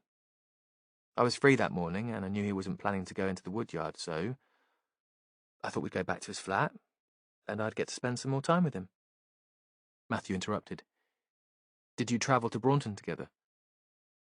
She shook her head. No. He got an early bus, and I came in later. He said he had things to see to. Besides... Her voice tailed away. He completed the sentence. Besides, you had to keep up the pretense that you hated each other. It was all part of the drama. Yeah, something like that. Now it seems like a kind of madness. Pointless. We wasted time we could have had together. So what happened that day after you met for coffee? Matthew was aware of time passing. Soon, eager middle-aged students would be knocking on the studio door, demanding Gabby's time. I drove out to the coast and spent time looking for the right landscape to paint. I did some drawings and took photos. Lost track of time. I had a group at the woodyard in the evening, and only just got back in time to meet Kaz in the cafe for an early supper before the students turned up. She looked up. I didn't see Simon again after that meeting in the cafe.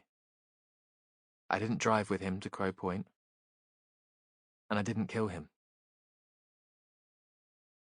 Matthew wanted to believe her. He thought Marsden would have seen her car if she'd driven Walden to the point. which didn't mean she hadn't parked elsewhere and walked around the shore to meet her lover. She could have killed him then. What about Simon? What were his plans? Oh, he was going to save the world.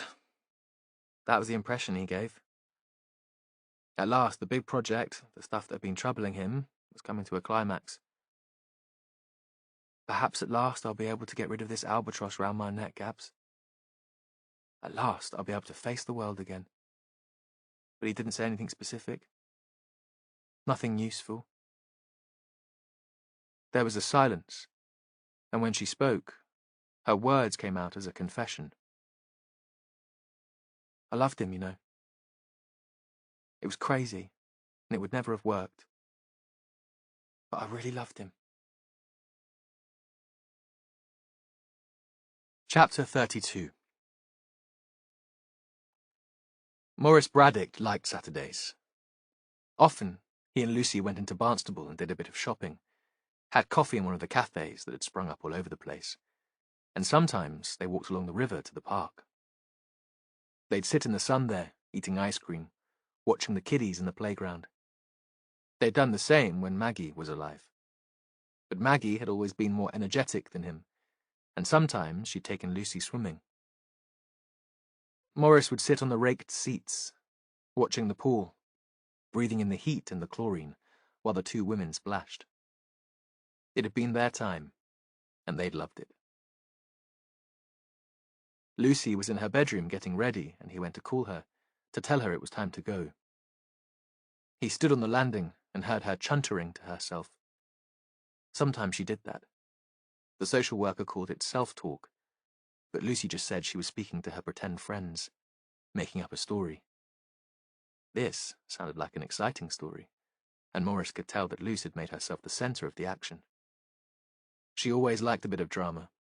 She'd loved being in the school plays when she was a kiddie. He and Maggie had sat in the front row cheering, not caring what the other parents made of it. In the car, on the way into town, he tried to talk to Lucy about Christine Shapland. You see, maid, you've got to be careful. She was lucky. They found her just in time. But there are bad people out there, so you know the rules, don't you? You don't go with anyone, even if it's someone you know. You stick close to me. But he could tell that Lucy wasn't really listening. She was nodding away to the music on the car radio. She loved radio too. It was sunny again, breezy.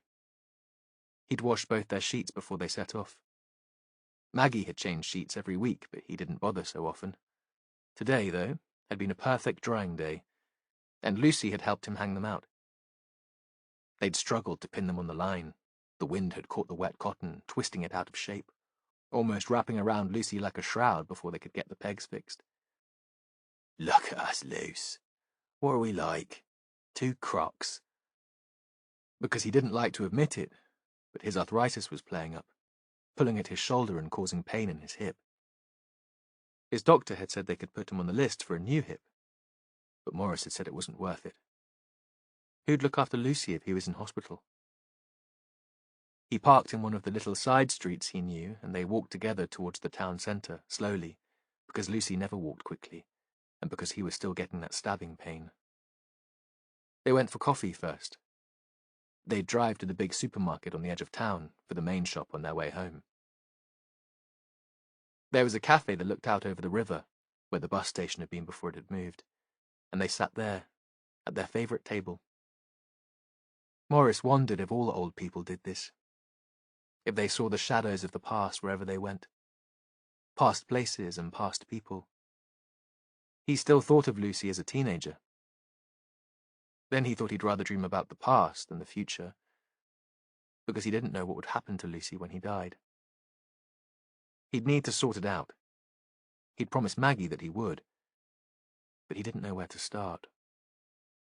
When all this business at the woodyard was over, he'd talk to Jonathan and see what he suggested.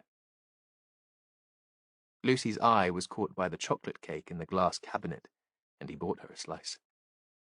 He thought she deserved it. Her friend going missing, the man she knew from the bus having been murdered. And anyway, he could deny her nothing. The cafe was getting busy. Lucy smiled and waved at everyone as they came in, as if they were old friends. Back out in the street, they wandered past the shops. Lucy liked looking at the clothes. Morris thought she was like one of those birds that were attracted by bright and shiny things. She loved deep colours and wild patterns. Occasionally, they bumped into people they knew and stopped to chat. They were near the end of the high street on their way back to the car when Morris saw Pam, the woman who used to work in the butcher's shop where he'd spent his working life. Again, he found himself slipping back into the past, sharing memories and anecdotes. Pam was elderly now, a widow, but just as fierce and funny. She'd kept in touch with most of his colleagues and brought him up to date. Some had died, some were in care homes, some were fighting fit and full of life. "It's just a lottery what happens to us, isn't it?"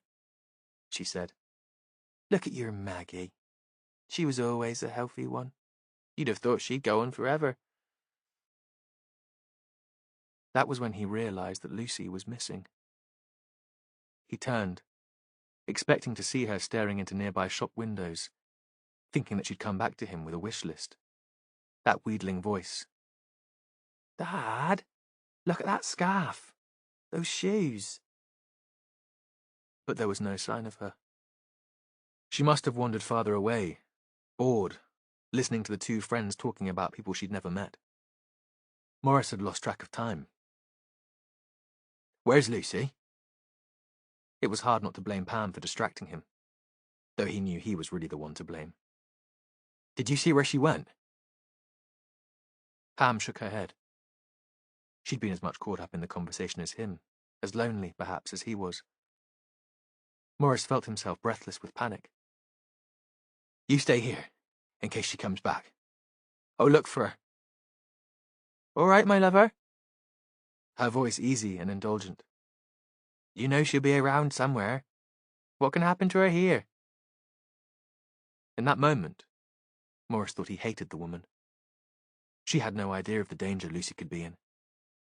He moved as fast as he could down the street, pushing open shop doors, shouting to the people inside, not caring that he looked like some sort of madman. Then, there she was. He saw the dark hair and the purple cardigan. She was staring into the window of a jeweller's, lusting, no doubt, over a silver pendant or a ring with a coloured stone. "Lucy," he said. "Maid, you've got no idea how scared I've been. Don't ever go off like that again." The woman turned and smiled. She'd heard the anxiety in his voice, but not his exact words. It wasn't Lucy. It was a stranger who looked nothing like her at all. Later, back in his own home talking to Matthew Venn, Jonathan's man, he couldn't explain what might have happened. "She was there with me, and then she just disappeared." "You're sure Lucy was with you when you started talking to Pam?" Venn was patient. He didn't ask Morris to hurry, or make him feel bad about what had happened. But Morris was aware of time passing, the clock ticking. The longer these questions took, the less time there'd be to find Lucy before it got dark. He tried to focus on the question, to be honest. "I saw Pam across the road and I hurried over to catch her before she moved on. She hadn't noticed me, you see, until I went over to her. I didn't want to miss her." He didn't say that he'd always had a bit of a crush on Pam, even when he was married. Nothing said between them, and certainly nothing done. But it had been there all the same. A connection. "Perhaps I left Lucy behind then. I thought she'd followed me, but she might have been looking at the shops and not seen me go." "What would she have done, do you think, if she'd turned around and seen you weren't there?" "I don't know." Now Morris was nearly in tears and struggling to hold himself together. "I always have been there for her." "Does she have a mobile phone?" "Yes. I got her one a while ago. She'd been mithering for one. She loves it. Texts me when she gets on the bus on her way home and uses it to keep in touch with some of her pals. But she didn't have it with her today. I told her not to bring it. I told her she could give her full attention to her old dad for a change. Can I see it? Of course. It'll be in her room. I'll fetch it.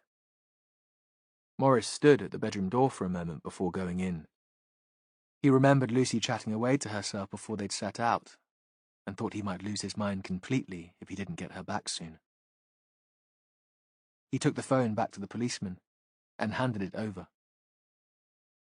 You find her, he said. Just you find her. Chapter 33. Jen Rafferty had been enjoying her time at home with the kids.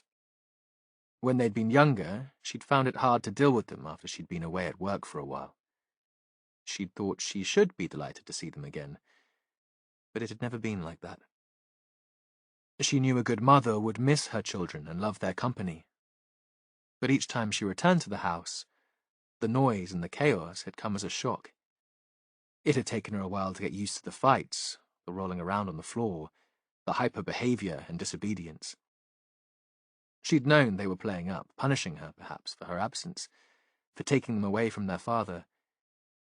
In the end, the children would calm down, become easier to manage again, but those first few hours of renewed contact had been a nightmare. At work, she was in control. At home, it had seemed she had no control at all. Now, it was easier. If she was honest, it was easier because she didn't see so much of the children. They were more independent. They spent a lot of time in their rooms, sleeping until midday if left to themselves. She wasn't so overwhelmed by their demands. They were better company, too. She could share jokes with them. They found the same things funny. She liked them as people, as well as loving them because they were her children. Today, she prized them out of bed by 10 and drove them to Insto for brunch. A treat. The tiny cafe did the best sausage sandwiches in the world and the very best coffee. Insto was where the two rivers met, and across the wide stretch of water she could see Crow Point, where the dead man had been found. The view gave her a new perspective, not just on the landscape, but the case. Although she determined to give Ella and Ben her full attention, she found her mind wandering back to that first afternoon of the investigation, to the assumptions they'd made about Walden, the complexities that had since emerged. It was midday, and she'd just arrived home when her phone rang. Matthew. You're not going to tell me you want me there yet, boss? She was still relaxed after the meal, after larking around with her kids. I was thinking I'd spend an hour taming my garden before coming into the station. We've got another missing person. Lucy Braddock. She seems to have disappeared into thin air. Barnstable High Street full of shoppers on a Saturday morning. There was something close to despair in his voice. Morris is in bits. Where do you need me? Not joking now. I'm with Morris in Lovercott. I thought it was best to bring him back here. Ross has got a recent photo. Can you join him in the town centre? Someone must have seen her. She'd stand out, be noticed. Talk to shopkeepers and passers-by. The kids had already disappeared back to their respective bedrooms. She shouted up that she had to go into work. They called back, but seemed unbothered. It was lunchtime in the town. Jen ended up walking from home, because she thought it would be quicker, and she could look out for Lucy on the way. According to Matthew, Lucy and Morris had planned to go to the park for ice cream when they finished shopping, and if she'd lost sight of her dad, the woman might have continued on her way there, alone.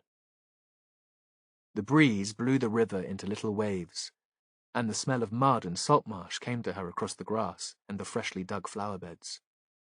A fusion of the wild and the tamed. Jen thought that summed up this part of Devon. She stood for a moment, looking into the playground where parents were pushing children on swings, or staring at their phones while their offspring amused themselves. That would have been her, she thought, the bad parent. Today, it was mostly dads. Maybe they were single fathers, spending time with their kids, or just thoughtful men, giving the mothers a couple of hours to catch their breath. There must be some thoughtful men in the world. No Lucy.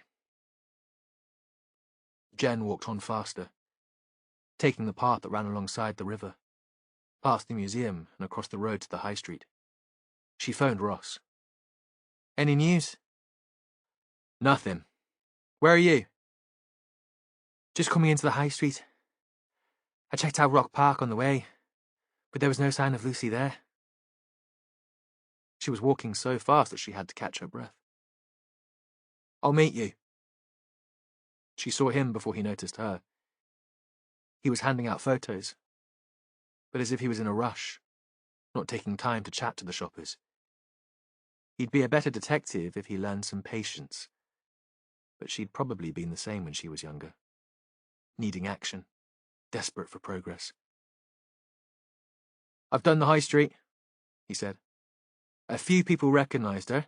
They'd seen her with her dad, but nobody saw her on her own, and there was no sign of a scuffle. So what do we think happened? Jen was remembering a time when Ella was 3, just refusing the pushchair. They'd been in a busy shop in Liverpool, and the girl had disappeared, vanished, as if she'd been part of a magician's trick. Jen had been frantic, imagining her daughter snatched and terrified. Imagining, too, her husband's reaction to the lack of care. Because it would have been her fault, and she'd have to pay. A shop assistant had found the girl in one of the changing rooms, wearing a hat she'd taken from one of the shelves. It was so big that it almost hid her face. She was standing on a chair and staring into the mirror. There'd been a rush of relief, and Jen had been crying and laughing at the same time. She'd never told Robbie. It would just have been another excuse for his fury. Nobody had seen Ella go, although she'd been wearing a bright green dress and she had a mass of red curls. People's attention had been focused on shopping or talking to their friends. Now, Jen thought, an elephant could wander down the middle of Barnstaple High Street and not everyone would notice. I don't know, Ross said. Maybe it was someone she knew, someone she trusted. Maybe. Jen wasn't so sure.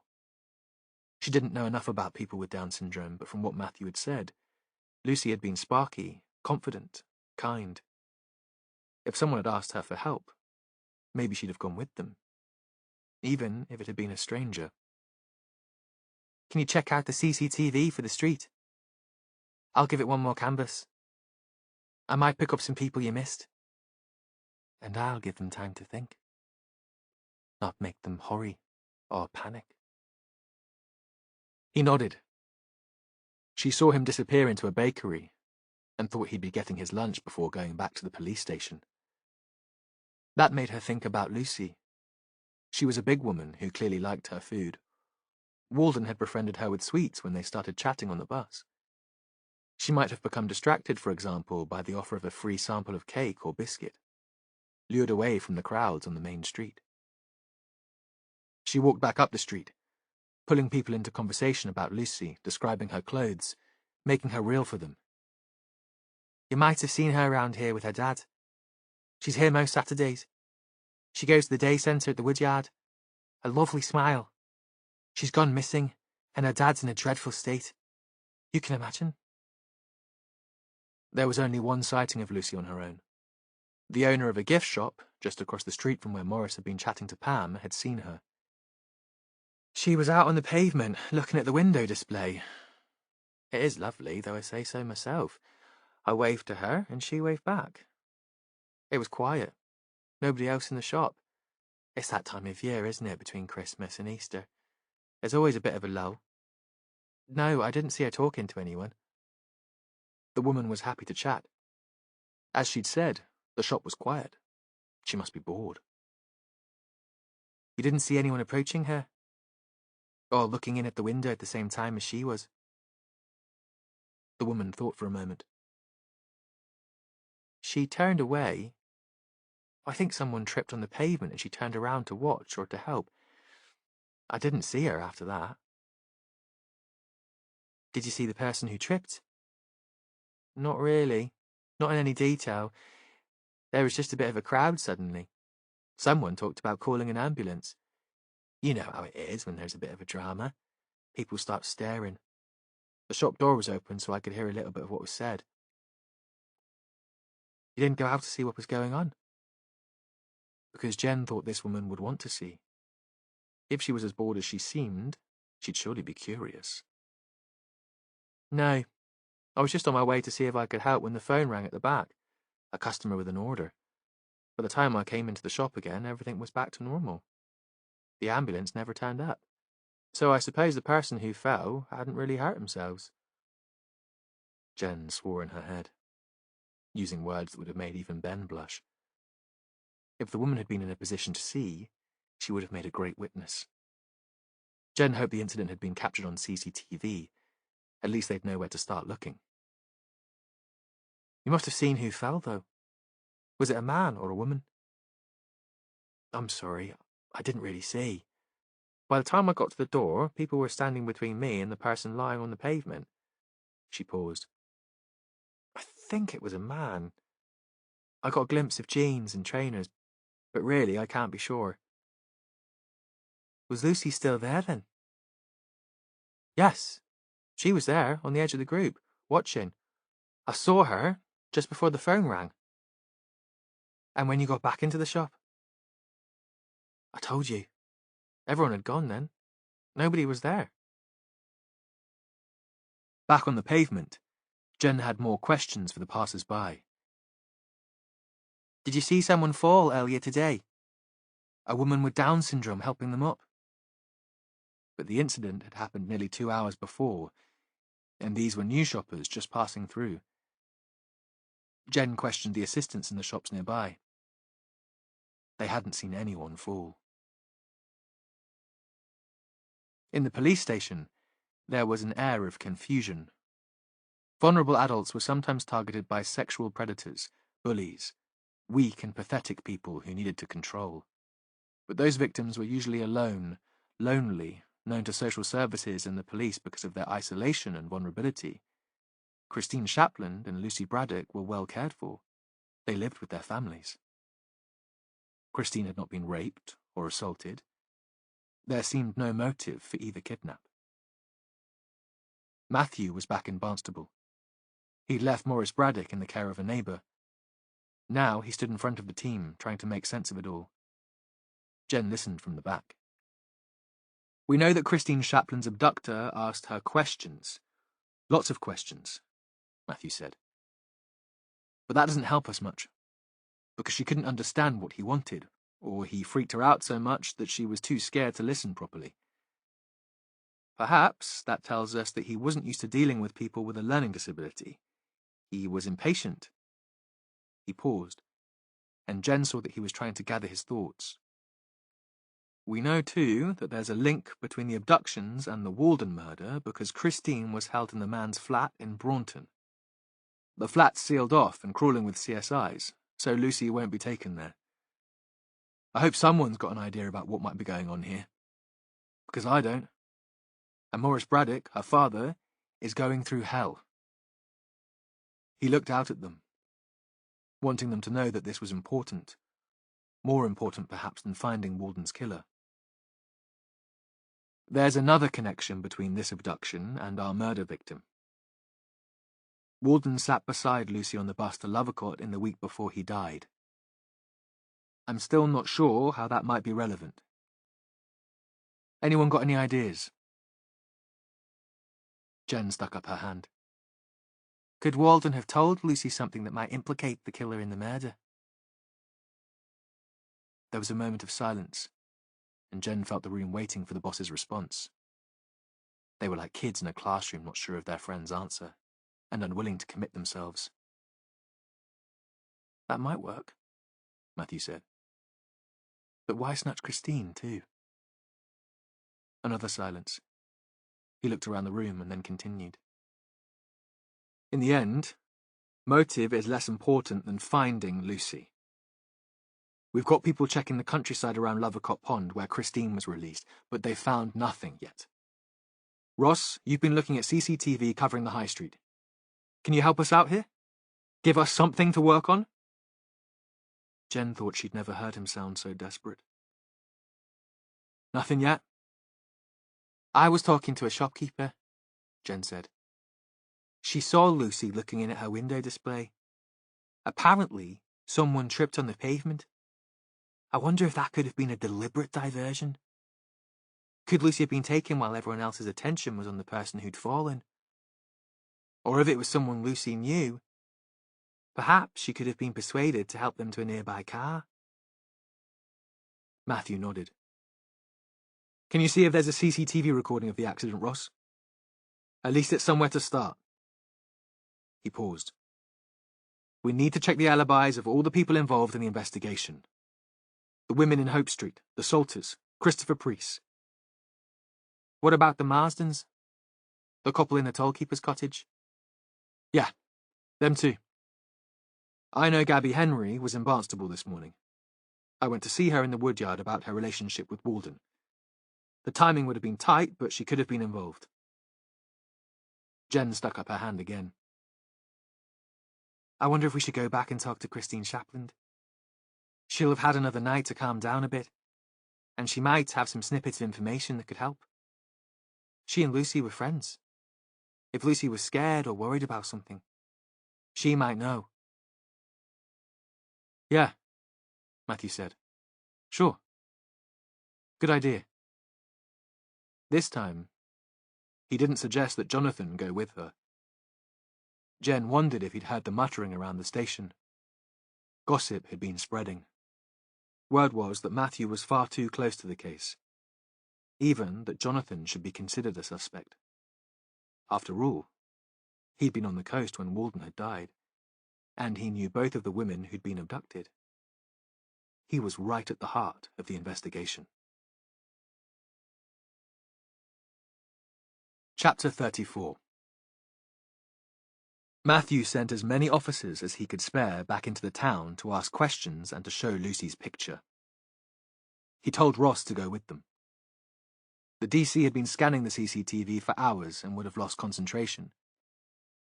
It would need a fresh pair of eyes, and someone with more patience than Ross to pick up any detail. He knew he'd have to repair his relationship with the man, but this wasn't the time. Matthew had already been on the phone to Jonathan. Can you think where Lucy might be? I've phoned Rosa's family and they haven't seen her. But is there another friend who lives close to the town centre? If she suddenly found herself alone, Lucy might have looked elsewhere for help. He'd called Jonathan for moral support, as much as for practical information. He couldn't believe in the coincidence of Lucy disappearing too. He didn't expect her to be at a friend's house waiting to be found. Jonathan had always been there for him, ready with sympathy and encouragement in the middle of difficult cases. But this time, he'd been the person who needed to provide the support. Even over the phone, he could sense Jonathan's shock, his horror. This can't be seen as your fault, Matthew said. It had nothing to do with the woodyard. Lucy was out with her father. It's not about that. She's brilliant, funny and confident, and I've known her for years. Only then did Jonathan answer Matthew's question. She might go to the woodyard. That might be her safe place. I'll go there now, get all the staff out. We'll start a search. He was always better when he had something positive to do. In contrast, Matthew locked himself in his tiny office and tried to think his way through Lucy's disappearance, to shut out the background noise of his own suspicion and anxiety. This wasn't about him. It was about Lucy Braddock.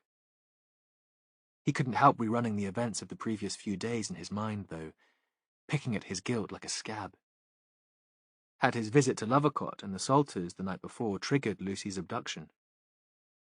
The decision to go there had been more about his own ego than the investigation, about setting the ghosts of his childhood to rest. Should he have known that Lucy might be in danger? Then he thought this self-indulgent wallowing in endless possibilities would do no good, and he got back on the phone. Christopher Preece answered immediately. Preece? Could you tell me where you were at about 11 this morning? I'm sorry? Another woman with a learning disability has disappeared. I'm asking everyone who had a tenuous link to Simon Walden or the Woodyard to account for their movements. I was here, Preece said. On my own. You won't mind if I send an officer to look at your premises? Take a statement. Matthew, who was usually so measured and polite, didn't care now about offending the businessman, Caroline's father. Of course not, if you think it'll help. There was a pause. Who is it that's gone missing? Lucy Braddock, the woman whom Simon Walden seems to have befriended in the last days of his life. Another silence. I'll stay in until your officer gets here, Preece said. And do get in touch if there's anything else I can do. Matthew's next call was to Hope Street.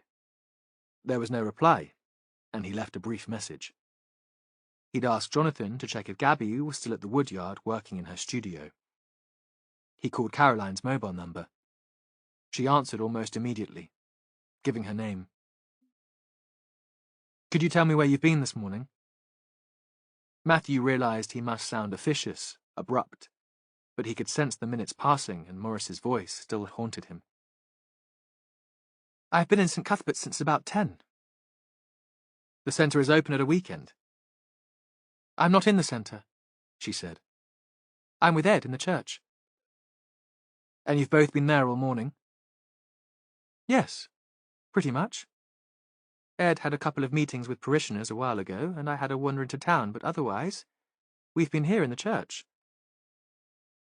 What time were you in Barnstable? About midday. She paused. What is this all about? He supposed the more people who knew now, the better. That way, there'd be more people looking out for the woman. Lucy Braddock, another woman with Down syndrome, disappeared late this morning from Barnstable High Street. I don't suppose you saw her while you were in town? No, she said, then immediately. Do you think she was abducted like Christine Shapland? I'm not sure. Because what else could he say? Look, if there's anything Ed or I can do, searching or anything, do let us know. She paused. Ed used to help out at the day centre. He's very fond of the people there. I know he'd want to be involved. Next phone call was to the tollkeeper's cottage. There was no reply, and that surprised him. The light had faded now. It was surely too dark for Colin to be bird-watching, and Matthew didn't see the Marsdens as a sociable couple. He couldn't imagine them out for dinner with friends, for example, or sharing a few pints with mates in the pub. He tried the mobile number Marsden had given him, and that went straight to voicemail. He told himself there was nothing sinister about the silence. Of all the people orbiting the Woodyard and this investigation, the Marsdens had no motive. Colin might run a natural history course for the older students at the Woodyard, might have been consulted once about some legal matter by the board, but he'd never met Simon Walden. And Matthew couldn't see how he'd have bumped into Christine or Lucy.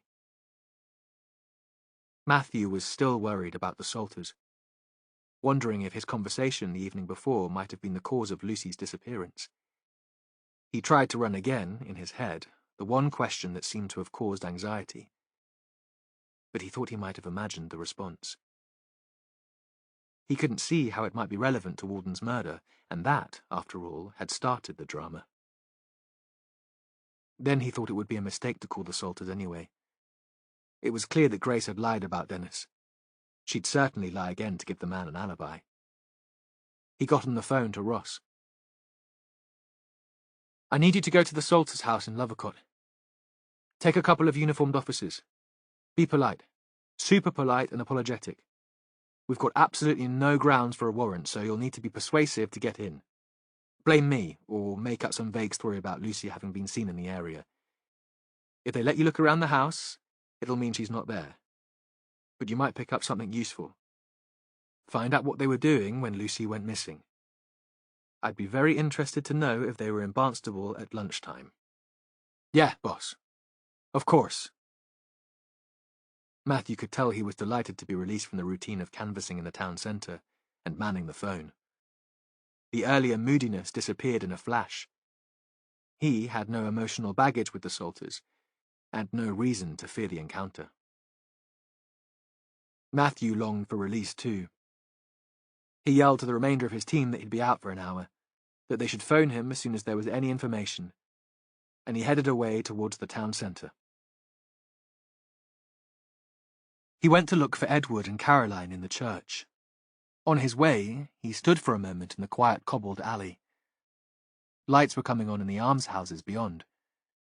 Through an uncurtained window, he saw an elderly couple sitting together on a sofa, watching television. The old man turned and gave his wife a peck on a wrinkled cheek. She smiled and took his hand. Matthew thought he'd never seen such affection between his parents. Wondered again about Mary Branscombe, the farmer he'd visited with his father when he'd been a child. He hoped his father had found love there. There'd been some sort of meeting in the church, and the couple were just clearing up, folding chairs. Matthew had bumped into a middle-aged man and 3 teenagers on his way in, but Ed and Caroline were alone now. They hadn't heard him come in, and had paused for a moment and were talking. Matthew stood at the door and looked inside. The brethren had worshipped in dusty halls and gloomy living rooms. This was a church in the evangelical tradition, and here there was colour. Banners on the walls, more rainbows and doves, all with the message of peace and redemption. Bowls of flowers. At the back, in one corner, a box of toys to keep bored children amused during the service. Edward Craven was tall and thin, faintly reptilious. He wore jeans and an open-necked shirt. Matthew would have put him down as a social worker too, if he hadn't known he was a cleric. Their conversation seemed earnest, important, but Matthew was too far away to hear what they were saying, and as soon as he started walking up the nave, they heard his footsteps, fell silent, and turned to face him.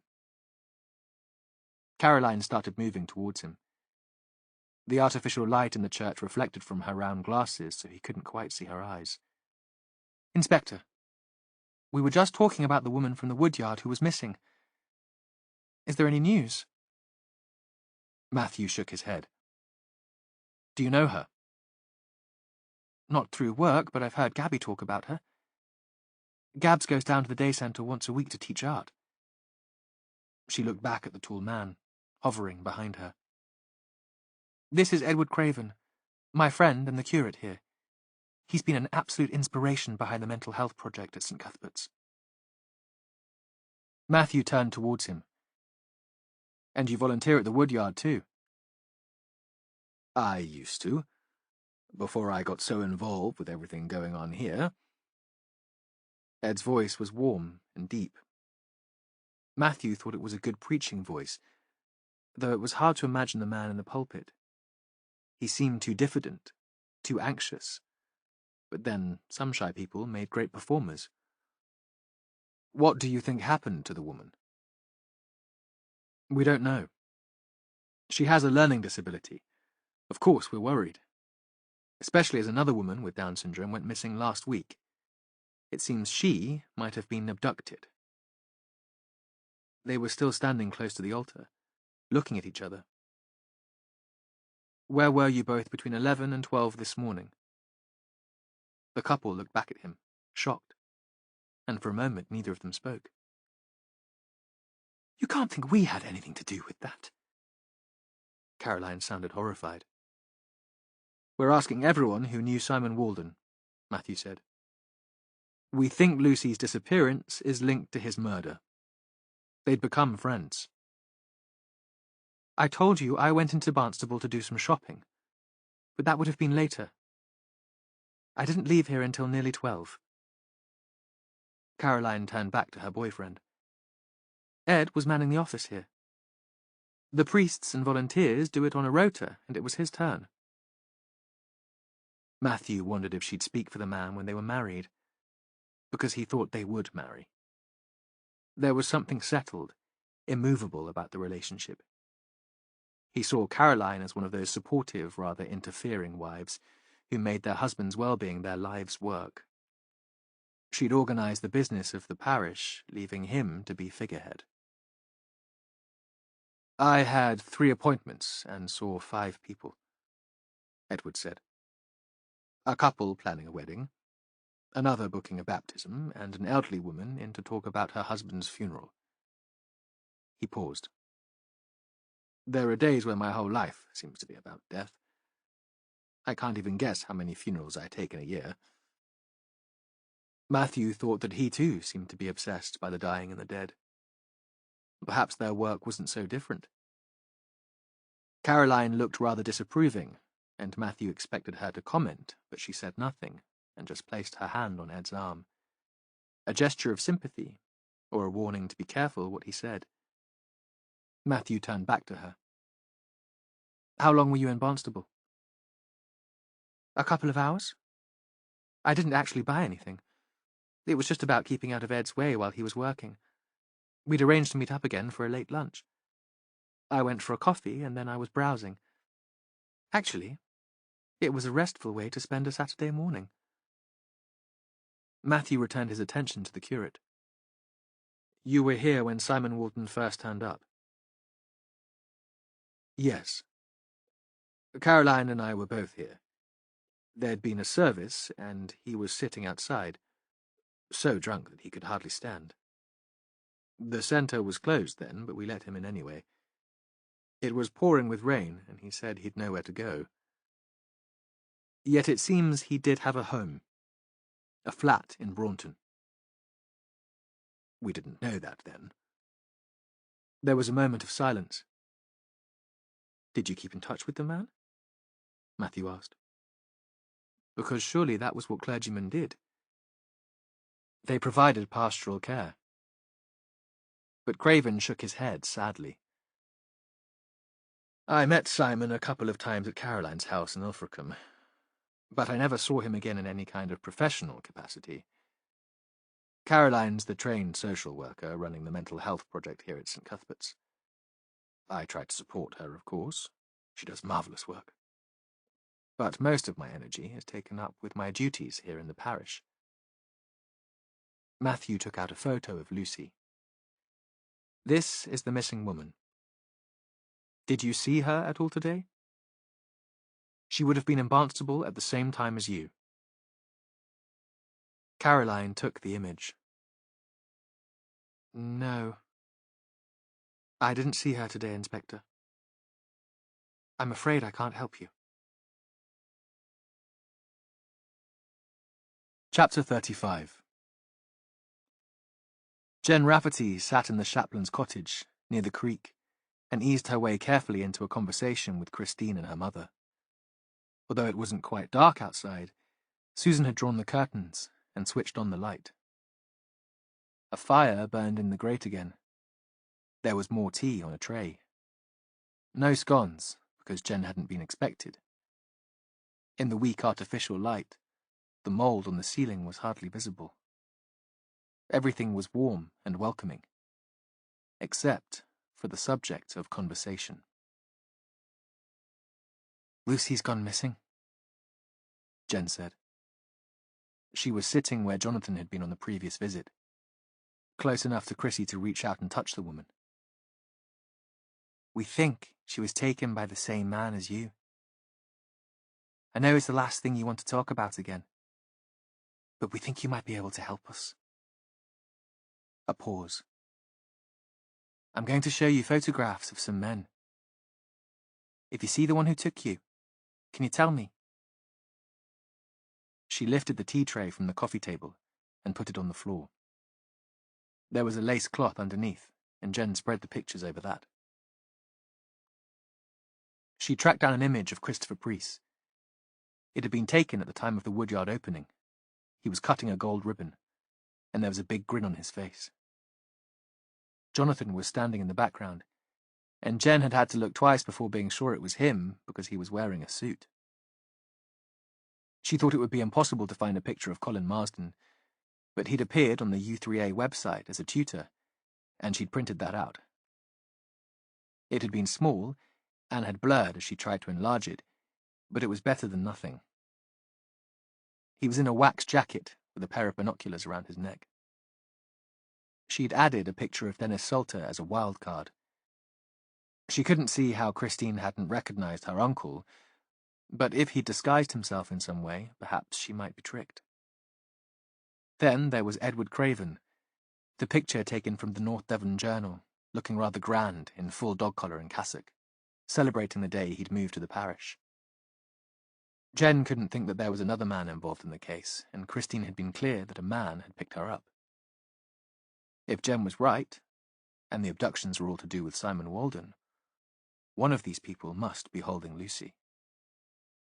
It occurred to her that perhaps she should have thrown a bigger picture of Jonathan Church into the mix. But surely, if he'd been the abductor, Christine would have known him, and besides, it would have felt like a betrayal to Matthew. Jen wished the light was better, less shadowy, but it seemed that Susan was thrifty when it came to the strength of the bulbs she bought. Jen held up each photo in turn for Christine to look at, tilting it to catch the best of the light. Watching Christine looking at the pictures, Jen thought she seemed focused and concentrated. She'd lost the panic of the previous day. "Can you help me, Christine? Do you recognize any of these men?" "That's my Uncle Dennis." "Yes, it is. Well done." Christine beamed at the praise. Susan shot a look towards Jen.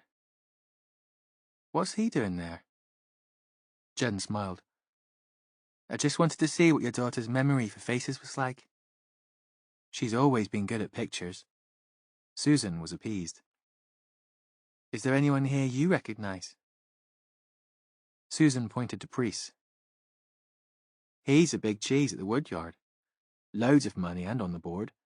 A generous man. Without him, the place wouldn't have been set up."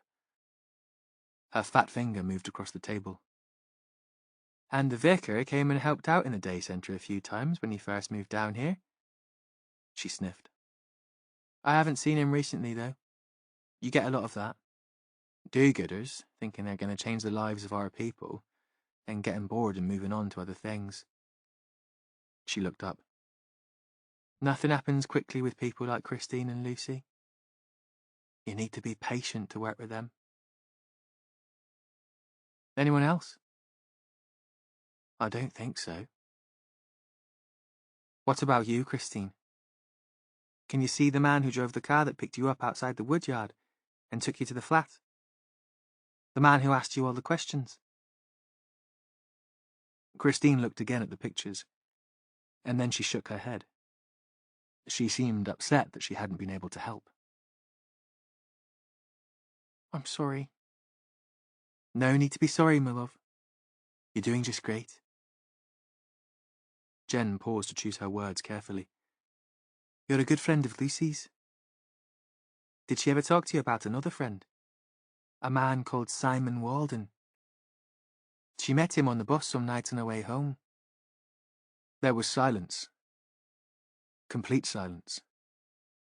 The main road was too far away for there to be traffic noise. "Lucy said she was going to help him," Christine said. "In something important." "What was that, my love? How was Lucy going to help him?"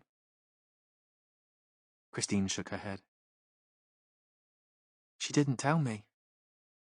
She said it was a secret." "Lucy didn't give you any idea at all? It might help us to find her." Christine looked up. "She said she was going to help him to save the woodyard." She shivered, although the room was very warm. Susan came up and put her arm around her. "She's been shivering all day. It must be the shock after all she's been through. Here you are, my lover. Let me get you a cardie. We'll keep you cosy." She pulled a knitted jacket from the back of her chair and wrapped it around her daughter, as if it was a blanket. Jen looked at the cardigan. It was purple. Morris had said Lucy had been wearing a purple cardigan when she'd gone missing. Doesn't Lucy Braddock have a cardigan a bit like this? Yes, Susan said. Exactly the same. We all went on an outing to Plymouth with the Woodyard just before Christmas to do a bit of shopping, and they both got one. Did Christine have it on when she was snatched from the centre? Jen tried to remember what the woman had been wearing when they'd found her at Lovercott Pond. Her clothes had been wet then, patched with mud, almost unrecognisable, but surely she'd been wearing this. Yes, I was going to bin it, but Chrissy loves it so much. They said they were like twins, her and Lucy, so in the end I put it straight in the machine and it came out like new. It's not real wool, see, so no damage and a hottish wash. Jen left them sitting together, warm and snug, and went to sit in her car to phone Matthew. I think it could have been a case of mistaken identity. The car driver had been told to pick up a woman with Down syndrome wearing a purple cardigan from the centre and got Christine, not Lucy. He said to Christine that he'd been told to give her a lift back to Lovercott. Both women would have been going there. But Christine doesn't look much like Lucy. Lucy's hair is longer.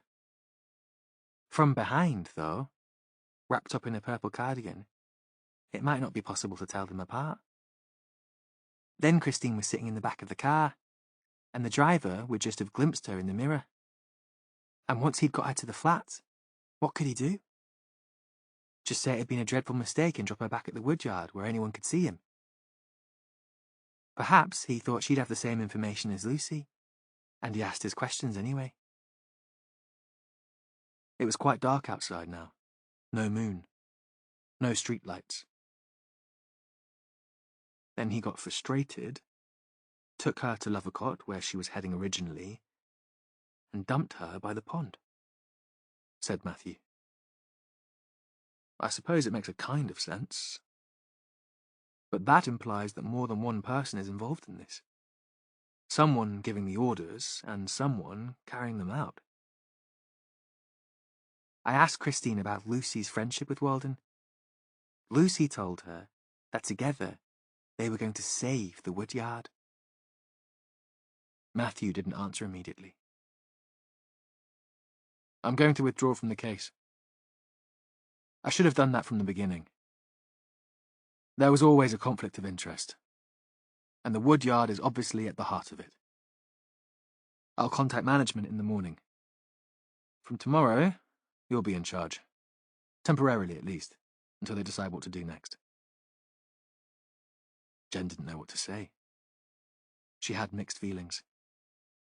She'd never headed up such an important case, and it had been her ambition since she joined the service. But this was Matthew. A good man, and a good detective. We'd better crack it tonight, then, hadn't we, boss? I'm coming into the station, and I'll see you there. Chapter 36. Ross and Jen arrived back at the station at about the same time. The day had been so full of events that it felt late to Matthew, as if it could be nearly midnight. In fact, Saturday night had just started in Barnstable, and from the police station he heard music and voices, revellers on their way to restaurants and bars. Jonathan phoned. We've searched every inch of the Woodyard. No sign of Lucy. Matthew wanted to talk to him about what Lucy had said regarding Walden's secret plan to save the centre. Do you know what this is about? Why does the Woodyard need saving? But he thought he'd already involved Jonathan too much in the case. Matthew had always seen the point of rules, the need for order. That was why he'd joined the police. The decision had been his own small attempt to save the world from the chaos that he felt was about to engulf them all when he'd lost his faith. Life without the laws of the Brethren had seemed random and without meaning. He couldn't see how every individual following their own path, selfish, weak, could form any kind of decent society. The law provided structure, its own morality, a safety net. Now, he couldn't pass on information about an ongoing inquiry to someone who might be involved, and who was certainly close to people who were. It's going to be a late night. Don't worry, Jonathan said. Just find her. I'll be waiting for you. Ross burst in, swinging the door almost off its hinges. Like a bored teenager, he could never keep his frustration to himself. The Salters weren't bloody there. No sign of them. What a waste of a trip. No sign of Lucy either. We went all the way around the house, but there was no lights on. I looked through the downstairs windows, but it was almost dark by then. Impossible to tell if she'd been there. Ross paused.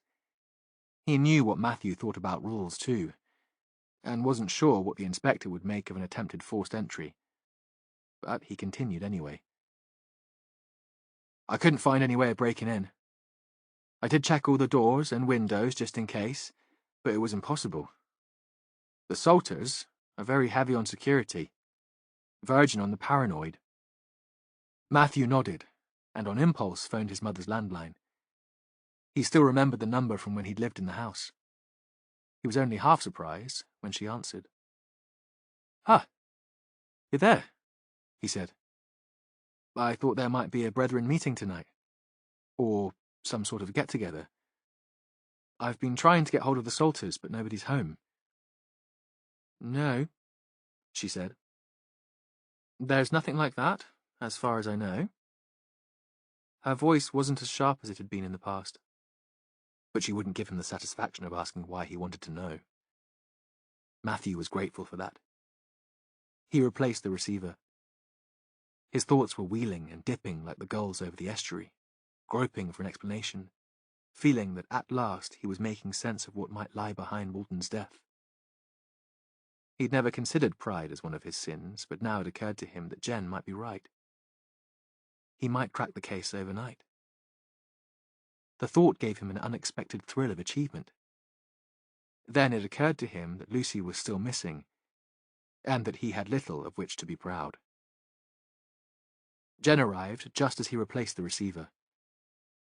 I've told the kids it'll be an overnighter, but that's no excuse for them to have a party.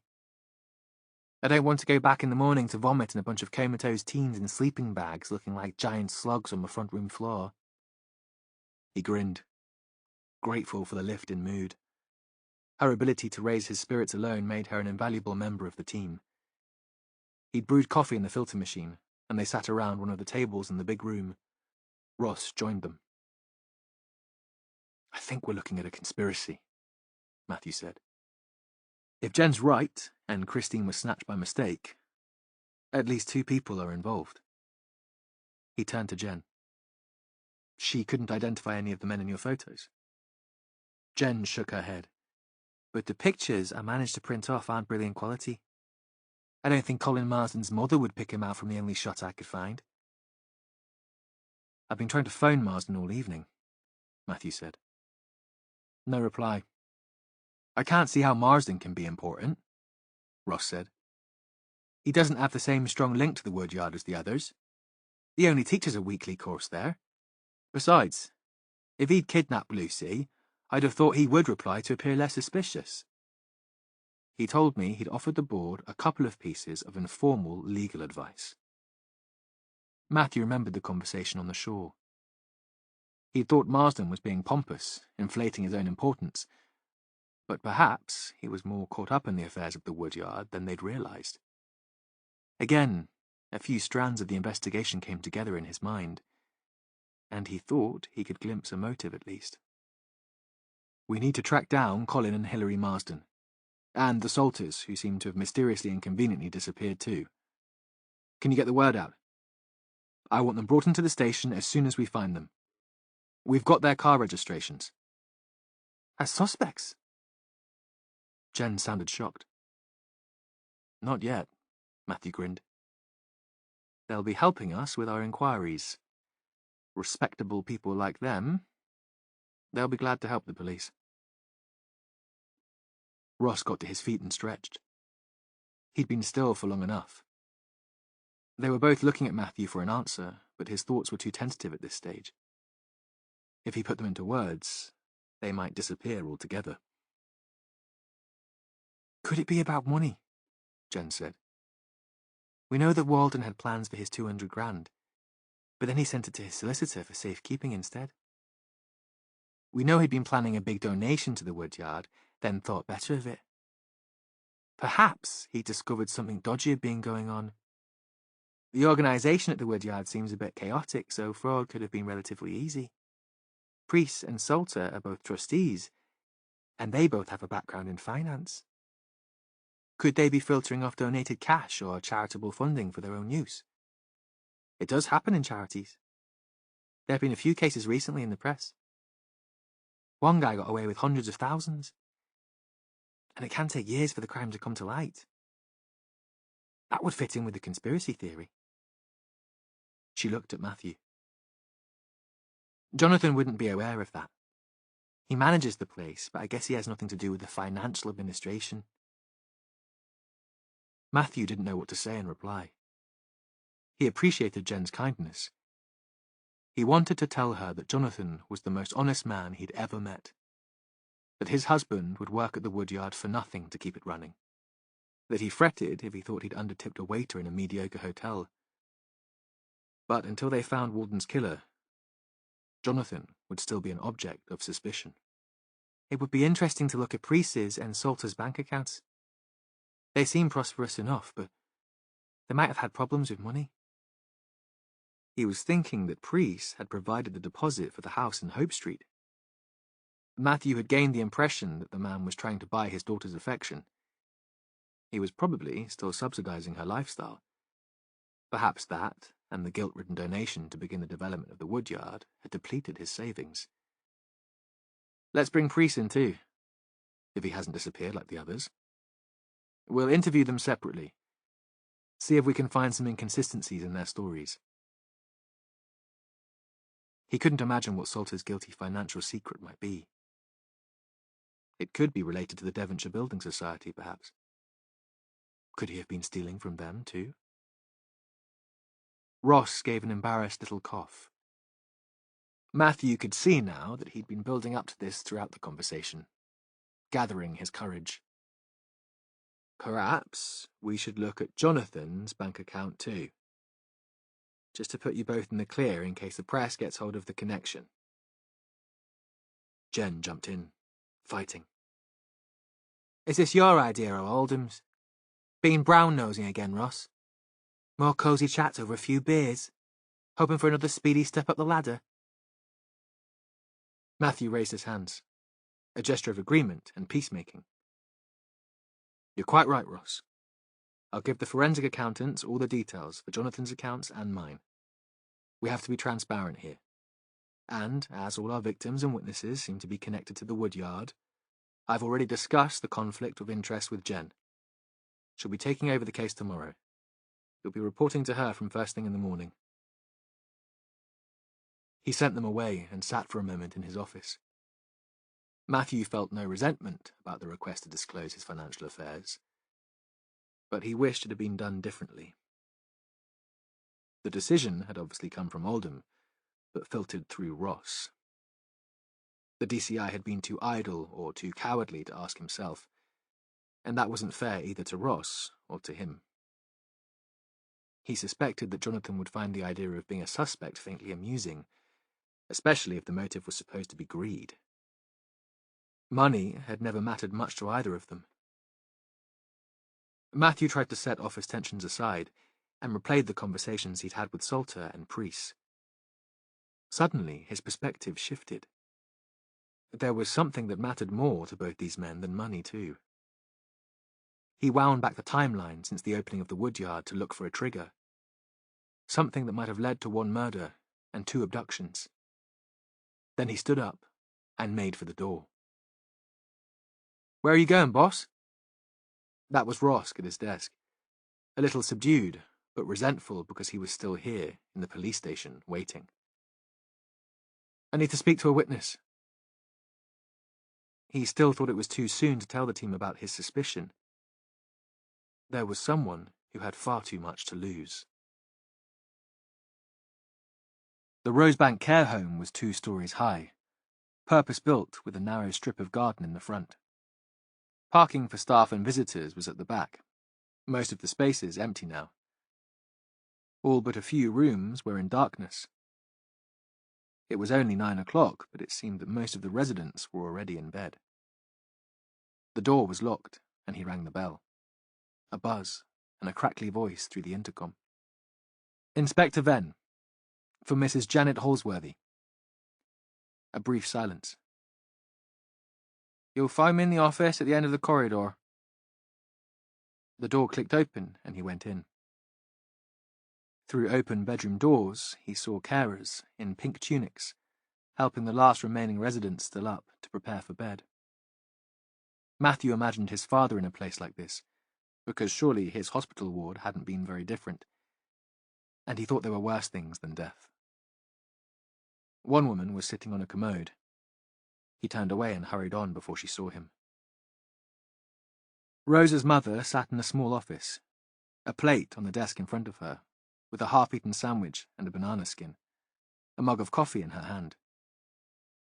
"I haven't got long," she said. "I'm just on a break." But it seemed there was no fight left in her. She waited while he took the chair on the other side of the desk. "I need to know about Rosa," he said. "One man's dead, and her friend, Lucy Braddock, is missing." She nodded. He thought she was very tired. She must scarcely sleep, working all night, and looking after her husband and daughter during the day.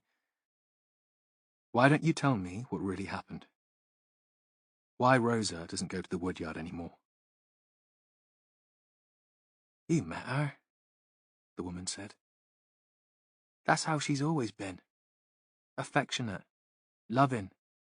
She'd hold the hand of a stranger. When she was a girl, she'd climb onto the knee of anyone who smiled at her. We tried to teach her that wasn't a good thing to do. That she should sit with her legs together if she was wearing a skirt. That not everyone wanted to be cuddled. But she didn't understand. How could she? She was innocent." Matthew didn't speak. "When the day centre moved to the woodyard, we thought she'd be safe. The same staff went with them. We liked Jonathan. He wasn't so hands-on, but he was still in charge." Another period of silence. "There was a visitor. Someone who came and took advantage of her.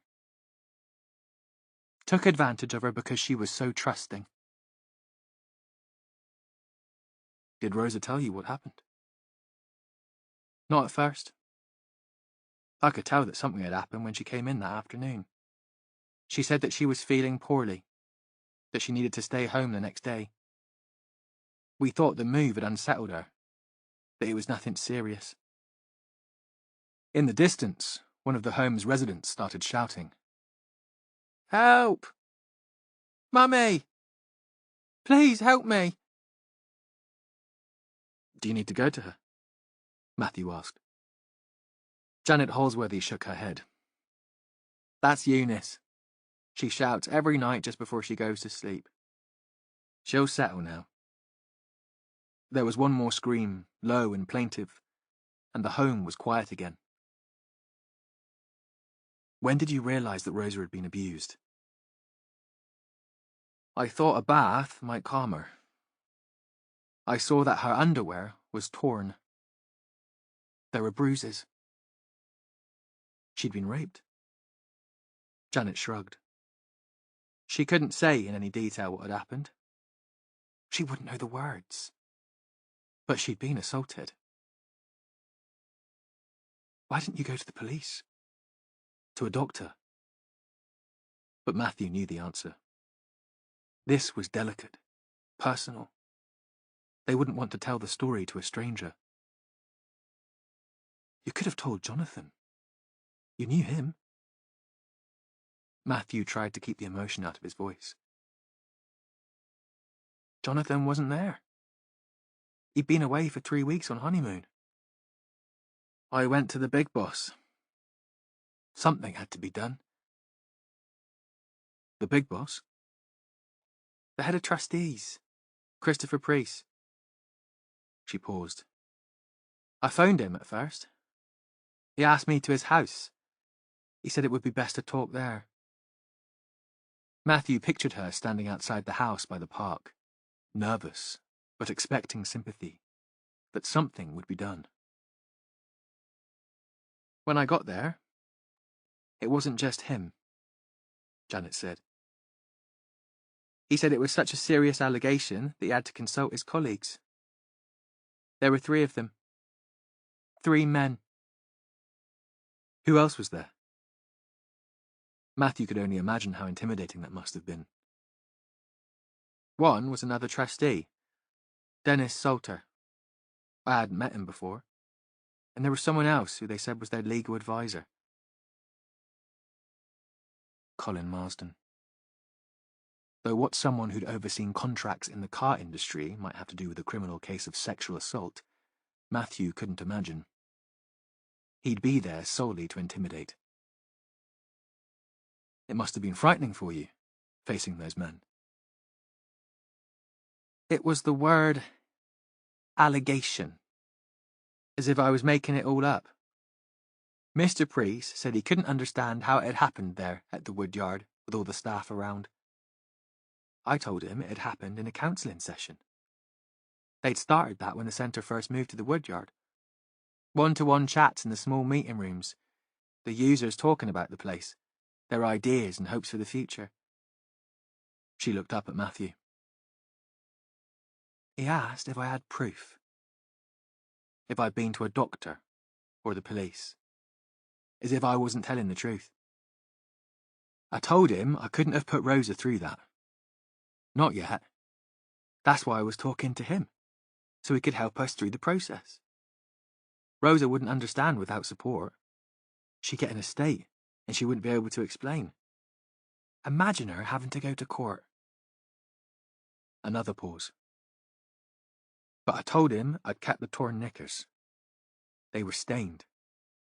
I didn't tell him about the skirt, though, and the fact the skirt was stained too. I kept that.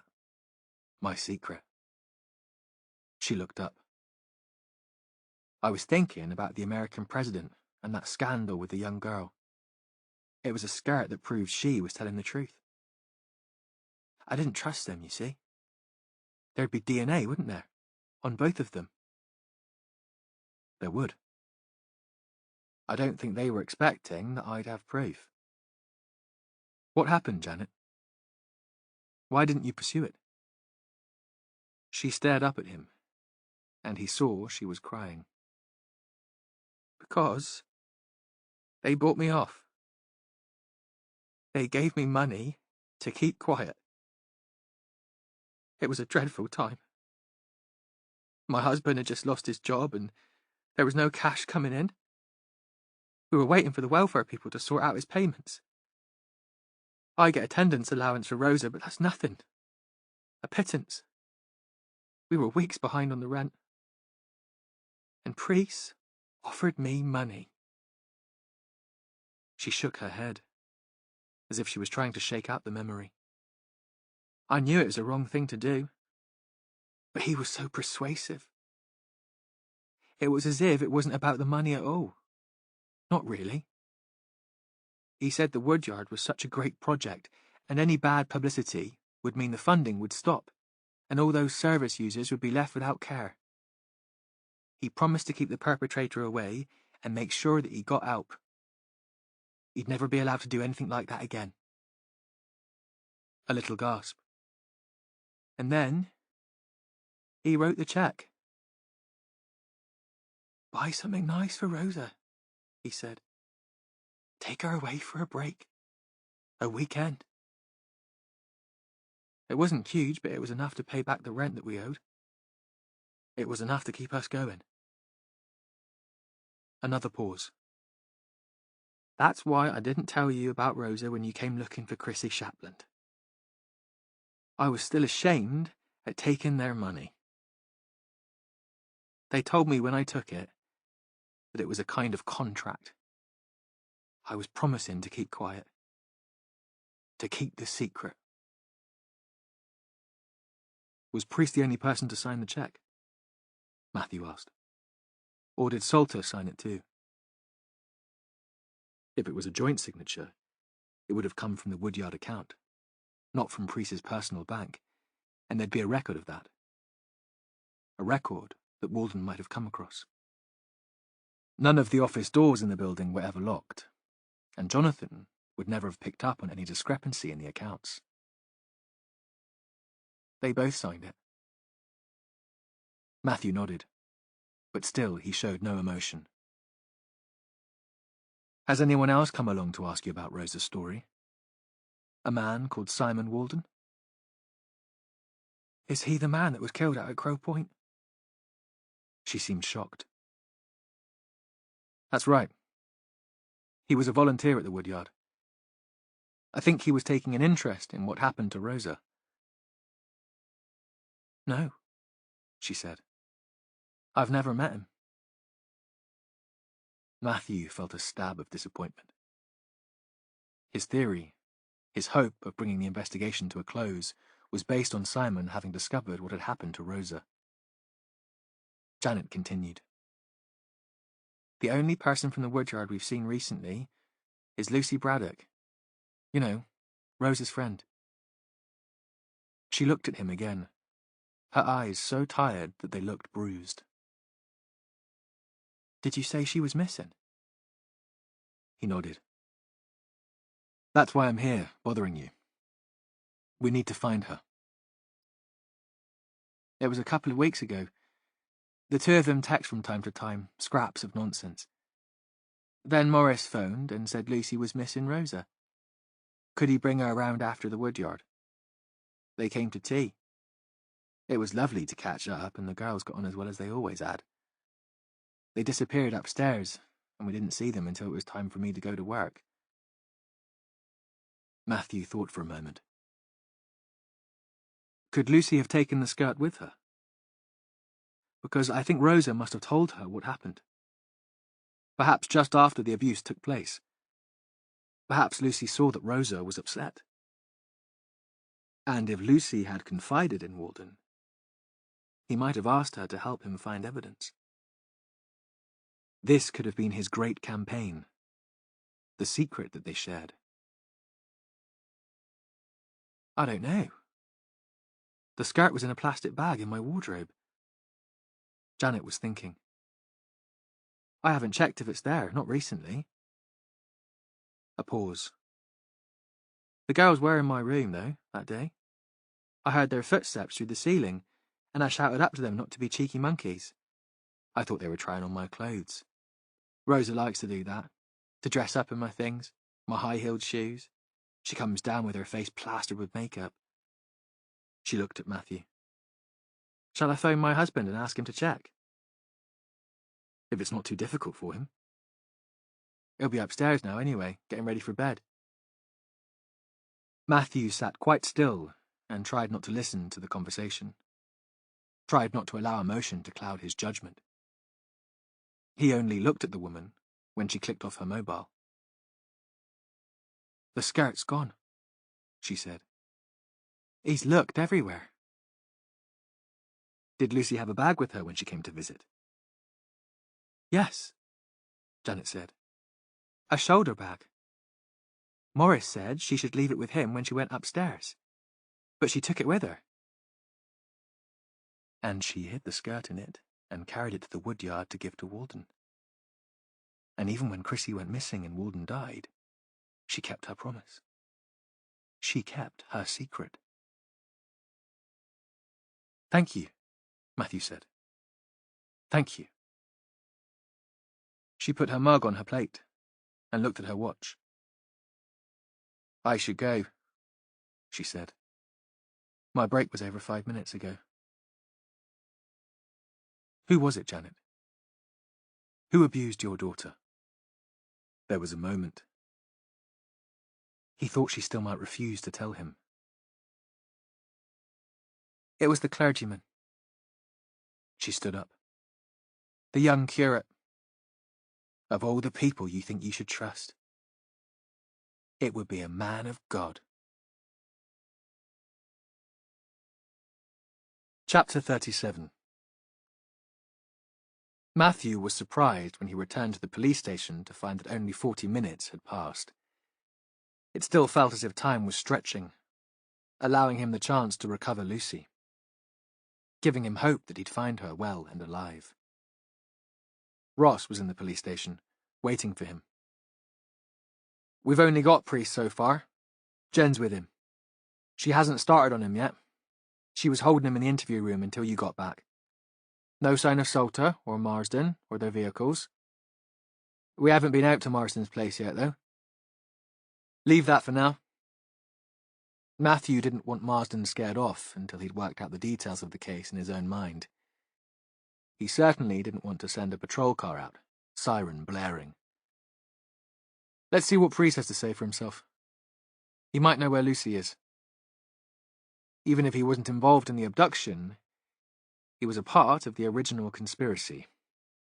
He described his conversation with Janet Halsworthy. Why would they do that? Cover up the sexual assault on a vulnerable woman? Ross looked sick. Because their reputations are dependent on the success of the Woodyard. Because they're powerful, entitled men. And they could. And then the cover-up became more toxic than the original assault. They were all involved, and they all had a lot to lose. But Priest is Caroline's father, and Caroline is Craven's girlfriend. Perhaps he was protecting her reputation too. Should we get Craven in? Yes. Let's lean on him about Lucy Braddock. The rest can wait until morning. Christopher Priest looked unflustered, but he'd done tricky business deals in the past, and he'd been used to presenting a cool face to the world. Jen sat opposite him, waiting. If she'd been hoping to ratchet up the tension with her silent presence, it seemed that she'd failed. We know about Rosa Halsworthy. Matthew had just come into the room and was still standing. I'm sorry. We know that you paid off her parents to stop them pressing criminal charges against one of your volunteers. Ah, Priest said. He gave his slow politician's smile. I'm afraid that's not quite how I remember it. How do you remember it? The woman's parents were reluctant to put their daughter through the anxiety of a trial. There'd be the issue of consent. As I understand it, Rosa had the reputation within the day centre of being a little... He paused. Promiscuous. She's a woman with a learning disability, and she was assaulted by an adult whom she trusted, whom her parents trusted, in what they considered to be a place of safety. Matthew felt himself growing angry. The tension that had been building all day was turning to fury. Priest looked up at him, and affected surprise. I'd have thought you'd be as unwilling as we were to have any complaint made public. That you'd be grateful for the position we took. Your husband also holds a position of authority within the establishment, although he was away at the time and was never consulted. Matthew forced himself to stay calm. Priest was playing games, trying to wind him up. Lucy Braddock, another of the day centre users, went missing this afternoon. Do you have any idea where she might be? We're extremely concerned. I'm afraid I can't help you, Inspector. The man leaned back in his chair. His arms were folded. Matthew took a seat next to Jen Rafferty. Your daughter supports your work at the Woodyard. Did you tell Caroline about the assault on Rosa? Or did she already know? Did she ask you to make the scandal involving her boyfriend go away? No, of course not. He seemed a little rattled now. It was a management decision, nothing to do with her. Do you think she would have approved of the way the matter was handled? Matthew thought he could play dirty too. There was a moment of silence. Possibly not, Inspector. But Caroline is young and idealistic. She probably doesn't understand that if news of what happened became public knowledge, especially if there was a court case concerning Craven, all public and most private funding for St. Cuthbert's mental health centre would dry up. He's a curate at the church that sponsors her work. She'd be without a job. And her friend Gabby would find herself unemployed too, because the incident happened at the Woodyard Centre, and that's dependent on charitable donations too. Matthew leaned forward across the table. His voice was clipped and precise. You do realise that if you dealt with Mrs. Halsworthy's complaint appropriately at the time, Simon Walden would still be alive. 2 women would have been saved the trauma of abduction. Events have run out of control, Mr. Priest. They're still running out of control, and I hold you responsible. Please think about that. A pause. Now, is there anything more you can tell me? He thought he might have got through to the man. There was a moment of silence. Then Priest spoke again.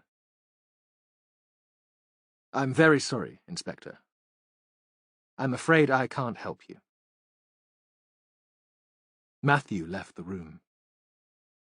He needed to clear his head, to get fresh air, space to think. He stood outside for a moment. On the wooded mound of Castle Hill, against the background noise of Saturday night partying, someone was playing the guitar. The sound, plaintive, floated across the concrete towards him. Back in the open-plan office, there was still no news of the Salters or the Marsdens. Ross looked up from his desk. They've got Craven, though. They're bringing him in now. His phone rang. Ross picked it up. It's probably Morris, Matthew said. He's desperate. He was phoning all afternoon when I was here. Ross spoke briefly, a few words of thanks, then replaced the receiver. Matthew could tell from the man's face and from the overheard conversation that Morris hadn't been the caller. That this was important. There's been a 999 call, Ross said. The woman who rang gave her name as Lucy. No other name, and she rang off before the emergency handler could take more details. She didn't even have a chance to say what service she wanted. But the guy in the call centre had seen all the publicity about the missing woman. He thought we should know. Matthew was thinking that when this was all over, he'd track that man down and send him a bottle of very good scotch. He must have a record of the phone number. Yes, it was a landline, and he's already found the name and address. Come on, Ross! Is it someone known to us? For the second time that day, Matthew wanted to strangle the man for holding back information. Colin Marsden, Ross said. Tollkeeper's cottage. Chapter 38. They pulled Jen out of the interview room and left Priest alone with a uniformed officer. Matthew thought they'd need a woman with them. On the drive to the coast, he was swamped with guilt and couldn't escape thoughts of the mistakes he'd made earlier in the day. He should have sent a team out to the tollkeeper's cottage earlier. He'd been misled, obsessed with the Salters. The cottage was close to where Walden had died, and it should have been an obvious place to look. He was overwhelmed with admiration for Lucy, too. Somehow, she'd managed to get to a phone and to call 999. He thought she must have been interrupted. He hoped she'd cut the call herself, that her captors hadn't realised what she was doing. If they had, it would be unlikely that she'd still be in the cottage. Ross was driving. He was in an unmarked car, no lights, no siren, but taking them down the narrow roads like a maniac. In other circumstances, Matthew would have told him not to be so ridiculous, but now, in his head, he was urging him on to more speed. At the toll gate, they slowed down. Go through, Matthew said. He slipped Ross some coins. Park near my house. They won't be so suspicious then. We haven't given priests any opportunity to make a phone call, so they might not realise we're after them. Jonathan and I have visitors all the time. We can walk back. The curtains in the cottage were drawn. The Marstons' car was still there. It was possible that the couple was still in the building, that Lucy was there too. At Spindrift, all the lights were on, and Jonathan's vehicle was in the drive. Matthew thought how good it would be to be in the house. Just the two of them, in the long room by the fire. This nightmare over. The detectives walked back towards the toll gate in silence, using the torches they'd brought from the station until their eyes got used to the gloom. An owl flying low over the marsh was caught in the beam. At the cottage, Matthew sent Ross to the back door and then rang the bell. No reply. There was a crack in the curtains, and he looked into the front room. It was much as it had been, when they'd visited on the day of Walden's death. A bit cluttered, books and files on the shelves, a couple of dirty mugs on the low table. Nobody inside this time, though. He rang the bell again, but harder, leaning on the button. There was still no reply, and leaving Jen at the front door, he walked around the rest of the house, trying to look inside whenever he came to a window. Ross was still waiting at the back door. "This frame is completely rotten." His voice was so low that Matthew had to bend towards him to hear. "We'll have no problem forcing an entrance if we need to." All the other curtains were shut tight, and Matthew made his way back to Jen. She was peering through into the living room and waved him towards the gap in the curtains. "Look. Wasn't Lucy wearing that when she went missing?" Across the threadbare armchair was thrown a purple cardigan. He led her to the back of the house and to Ross, who was still waiting for them, pacing, impatient for action. "She's definitely been in there." Jen's voice was high-pitched, panicky. Ross put his shoulder to the door. There was the creak of splintered wood, and it fell inside, almost intact. Matthew pulled the door out of the way. "Hello? Police!" The back door led straight into the kitchen. The kettle was warm but not hot. Dirty plates on the draining board. In the bin, remains of takeaway fish and chips. Jen had moved through to the living room and was looking at the cardigan. She showed Matthew the label of the cheap high street chain where Susan had said they'd been shopping in Plymouth. "I'm sure this is Lucy's." On the hall table there was a phone, a landline. Matthew pressed the redial button and got through to emergency services. "That confirms that she made the call from here." He shouted up the stairs. "Hello? Lucy?" Silence. Matthew went up. He told the others to stay where they were. He'd already be contaminating any possible scene. There was a narrow landing with a bathroom ahead. A stained enamel bath. Surely a man who'd been a lawyer would be able to afford better accommodation than this.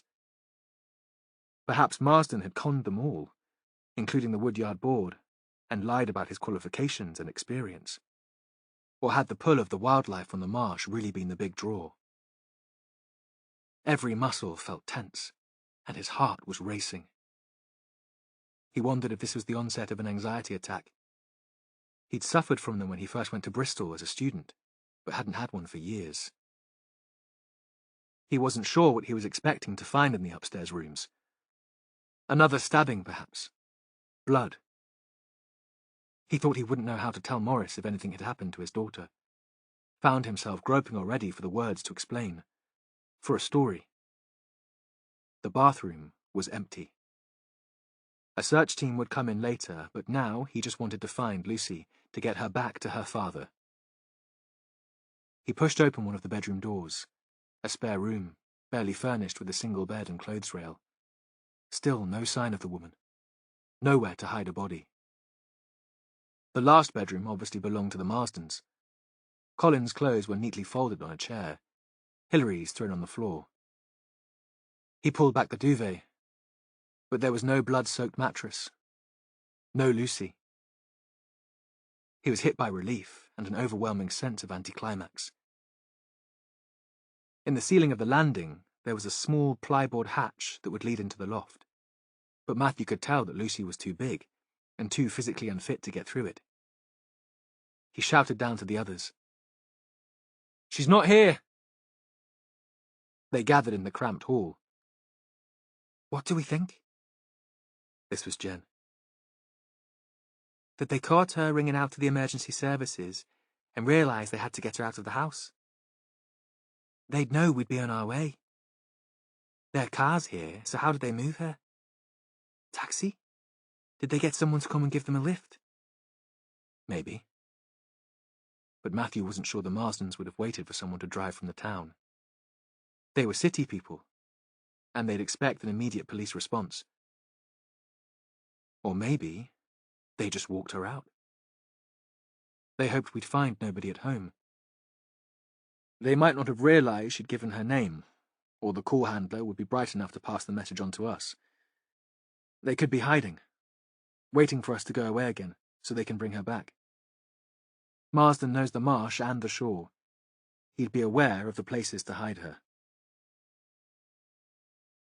They separated. Jen and Ross went inland, following the road that ran along the marsh. That was the more likely place for the couple to have taken Lucy. She would find it hard to walk quickly over soft sand, and they'd want her to move quickly. Matthew headed to the shore towards Crow Point. That was his territory. He thought he'd known it as well as Marsden. It was where Simon Walden had been found dead. There was a half moon, covered most of the time by cloud, misty, hardly giving any light. Matthew climbed the bank of the dunes. Home lay to his right, brightly lit. He thought he could smell wood smoke.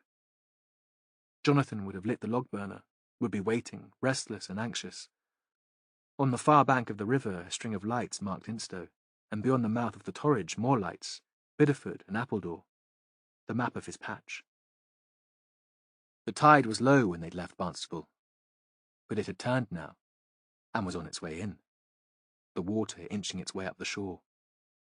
He could make out the thin line of foam, white against a grey beach where the waves were breaking, but little else. He checked his phone to make sure he had signal, that Jen and Ross would be able to call as soon as they had news. He was starting to think that this was fruitless, and he should already have called in more officers through headquarters and the Coast Guard rescue team. This search was going to take more than 3 people. Behind him, he heard a rustle in the dunes. Shifting sand.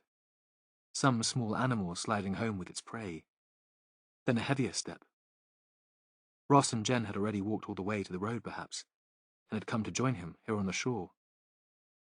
Or maybe they'd found Lucy, but there was no phone signal where they were, so they'd come to tell him. He turned to call to them, though he thought they should be able to see his silhouette on the ridge of the dunes, even in this light. But before he could shout, there was another sound. Then a sharp pain. Then everything went black. Chapter 39. Jen moved along the dark lane, only aware of Ross because she could hear his footsteps. She'd never lived in a place without streetlights, without the background white noise of traffic, and wondered how Matthew and Jonathan could bear the silence. It made her panicky, so stressed that she could feel her heart racing. She'd hated playing hide-and-seek as a child, the tension of waiting in some dark corner to be caught, and now her imagination was running wild. She pictured Lucy in the dark, terrified, at the mercy of strangers.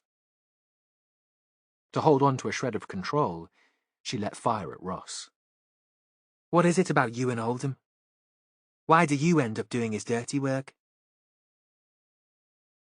They were walking each side of the narrow road away from the toll gate towards Braunton, occasionally shining the light from the torches into the ditches, shouting Lucy's name, hearing their voices echo away into the empty space. "My dad worked with him. They both joined the force as cadets." Your dad was a cop. Jen had never heard about that. Ross didn't speak much about his family, only about the gorgeous Melanie. He didn't stick it out for long. He couldn't hack it. Ended up working for Routledge. You know, the store in town. He ran the menswear department. Ross spoke as if that was something to be ashamed of. Jen nodded. Routledge had still been running, just, when she'd moved to Barnstable, but times had been hard for retail since the recession, and it had long gone. Joe Oldham was still a mate, though, even after Dad left the force, still around.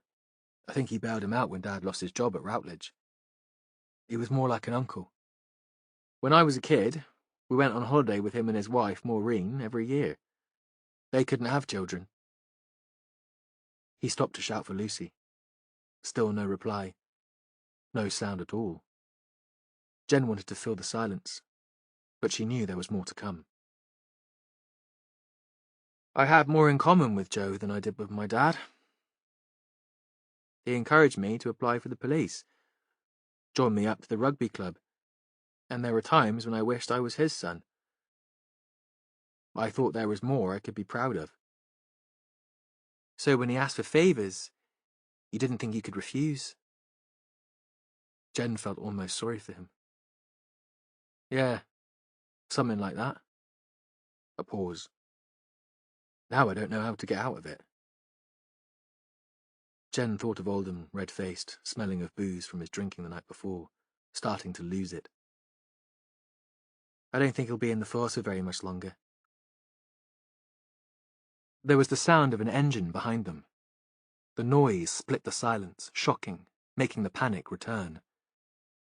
A car must have been parked right off the road, hidden by a spinney of trees, and now it tore down the lane behind them, going so fast that they had to scramble out of the way.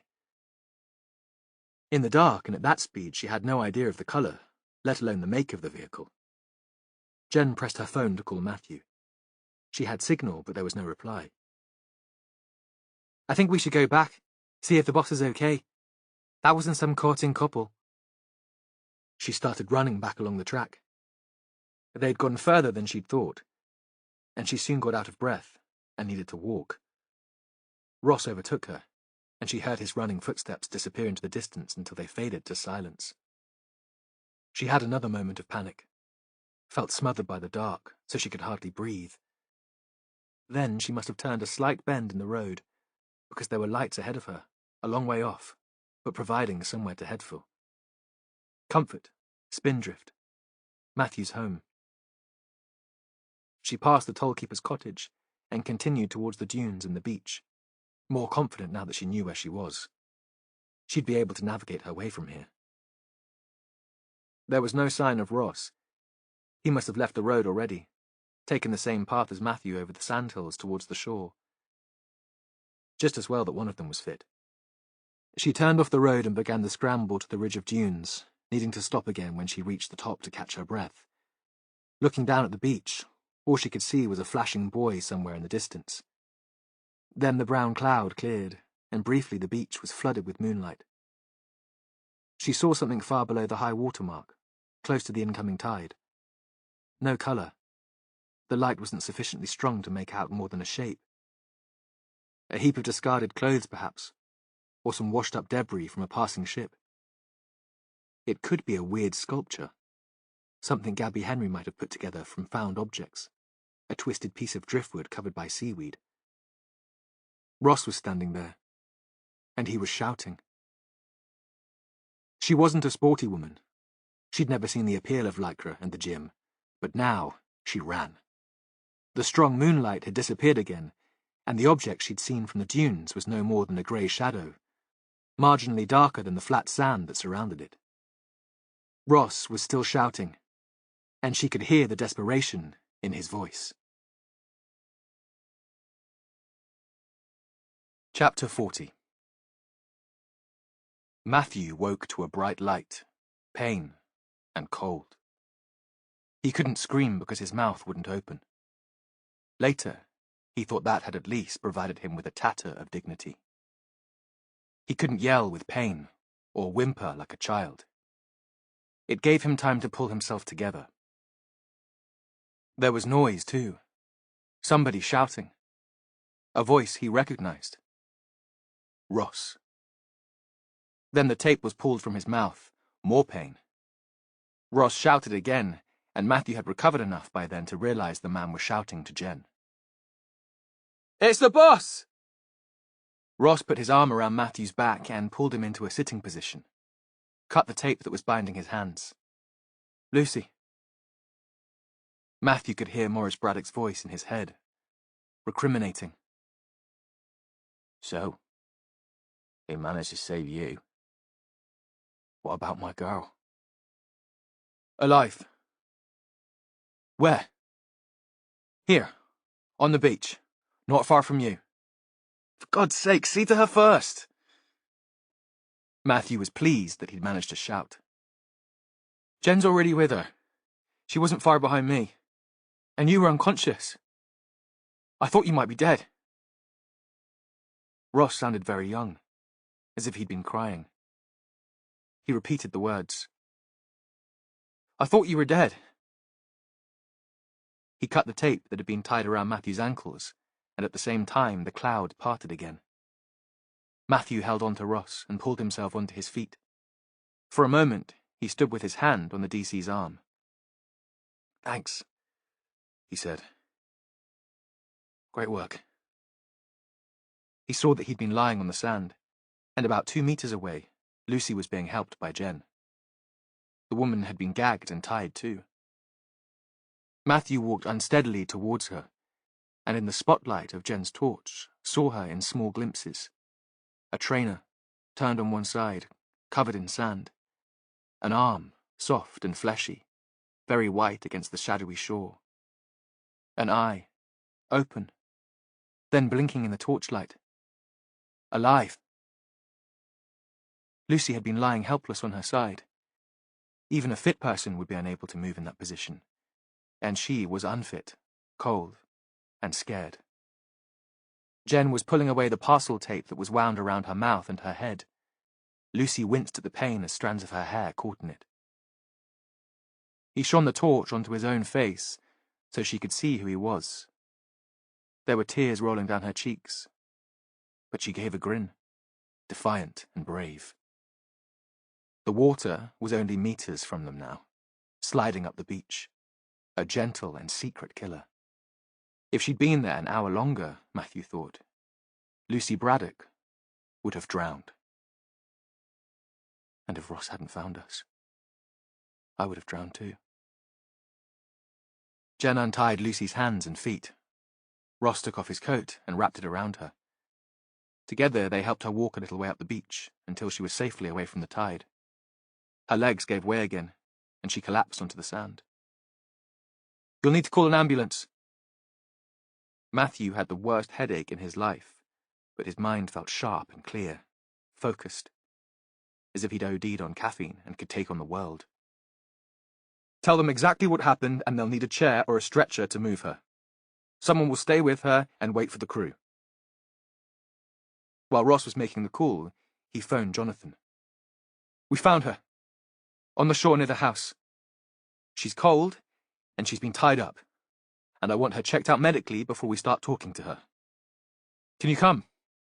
Stay with her until the ambulance crew gets here. Ross and Jen are here, but I don't want to leave her with strangers. We've moved her up the beach a bit out of the way of the tide, but we'll need help to get her over the bank. I don't want Morris to see her like this." He could hear that Jonathan was already moving. Matthew imagined him grabbing his coat and hurrying out. While he was waiting, he made the call to Morris.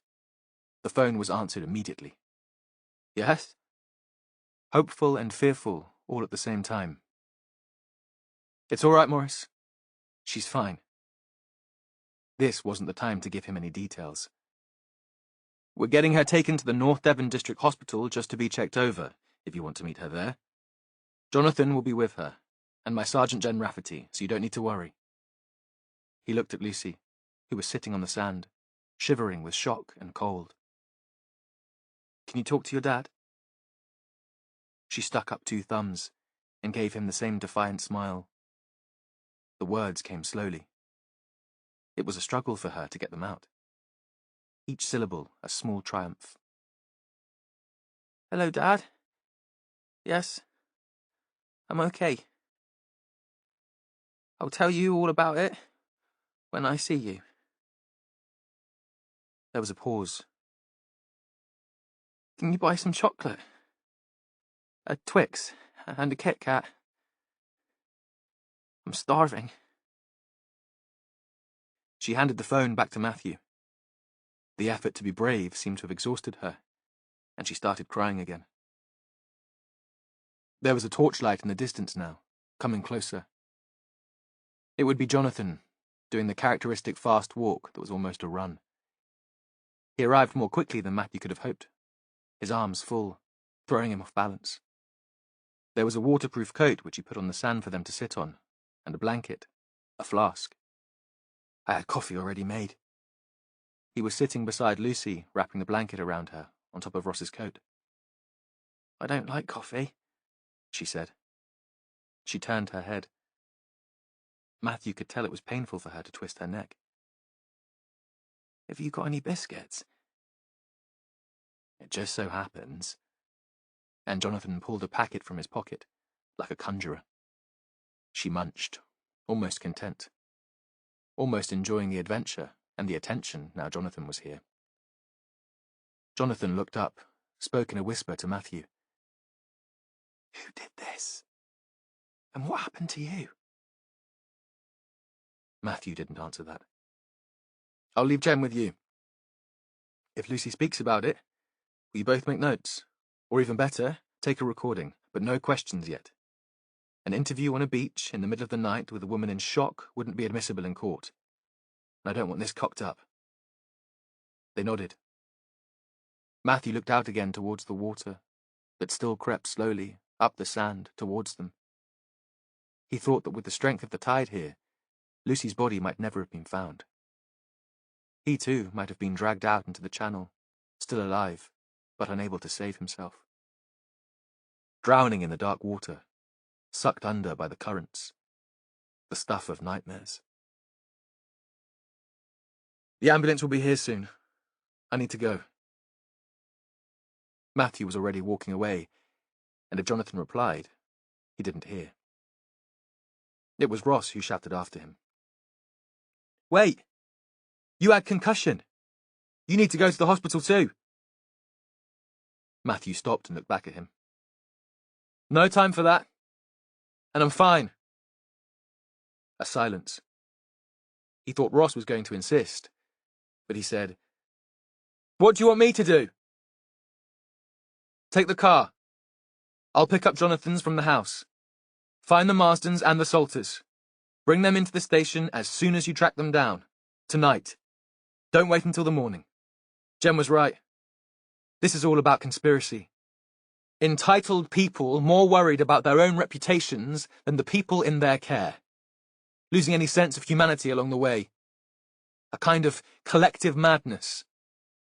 They're all involved to some degree." He'd reached the top of the bank and could see the flashing lights of the ambulance. "Where are you going?" "To speak to a witness." On the track, he stopped to point the ambulance crew in the right direction. The toll keeper's cottage was still in darkness. Matthew took a moment to check that nobody was there, then made his way to Spindrift, to his home. There was still the strange clarity that felt almost like a dream.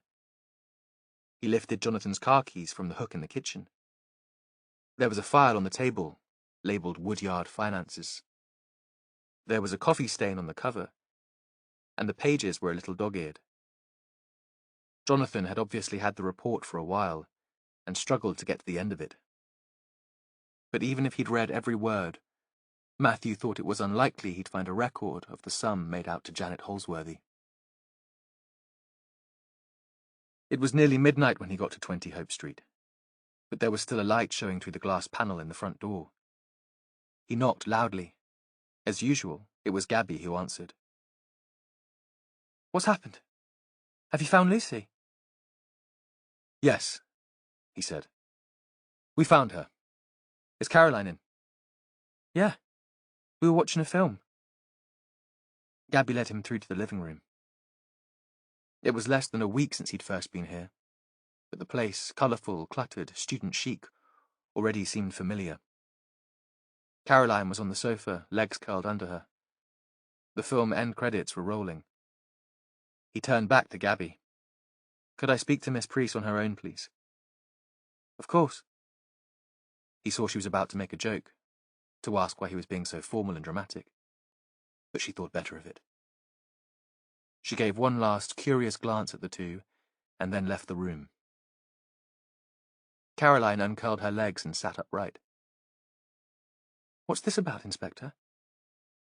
She took off her glasses and polished the lenses with the edge of her cardigan, then replaced them, the only sign that she might be nervous. "You knew that your boyfriend had assaulted a vulnerable woman." This wasn't a question. Matthew was sure Craven would have told her. He would have left the day centre immediately afterwards, run to her, and confessed. That was the relationship they had. "I don't think assault is the right word." So, she was prepared to fight. Good. He was in the mood for confrontation. "What word would you use?" Silence. At last she spoke. "He will never do anything like that again." "Can you be sure?" "Yes." She was confident that she could fix Edward Craven, that she had the power to reform him. Where had that arrogance come from? Her religious faith? A guilty and doting father who told his only daughter that she could achieve anything she wanted? You did know that Simon Walden had found out what had happened, that he was threatening to go public. He'd been planning to leave a will in the Woodyard's favour, but he changed his mind. He saw that as condoning the cover-up, and he was consulting a lawyer about the next step to take. He had proof. Her face was white, stony. "Edward didn't kill Simon." "How do you know?" There was a moment's silence. "Because Ed was as shocked as I was when he found out Simon was dead. And because he'd have told me. He can be a fool, a bit pathetic, but he doesn't lie." The eyes behind the round spectacles were almost fanatical. Matthew saw that Edward Craven would be her mission in life. She'd be there, waiting for him when he came out of prison. She thought she could cure him, and she'd make sure he was dependent on her forever. Caroline stared up at him. "What would you do, Inspector? If someone you loved made one stupid mistake? If there was one instant when he lost control? Wouldn't you want to protect him?" He didn't answer that. He didn't like to think about it. He wasn't quite sure how he'd answer. "Somebody tried to drown Lucy Braddock tonight." "I've told you, Inspector, Ed isn't a killer." She was rattled, Matthew could tell. "But I think he could have been part of her abduction. And he was certainly responsible for the capture of Chrissy Shapland. Because the men in charge would want him tied into the plan.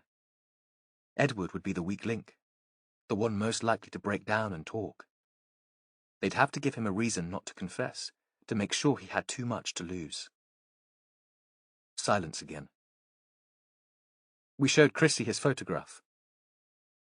Of course, Chrissy hadn't recognized Edward Craven. In the photograph, he'd been dressed in a cassock, and she would have been looking at the strange clothes, not at the man's face. "He was scared," Caroline said. "They bullied him. They said it was vital to find the evidence Simon had been holding, the evidence that could lead to Edward's arrest. They told him that Lucy was the key to finding it. He'd already assaulted a woman with a learning disability, but they put another in danger." Perhaps it was the blow to his head, but Matthew felt his mind fizzing with rage. Not just about Craven and the person who'd knocked him out on the dune, but the group of powerful men who'd been so thoughtless about the results of their actions. She wasn't in danger. Caroline was almost shouting now. Matthew ignored her and continued talking.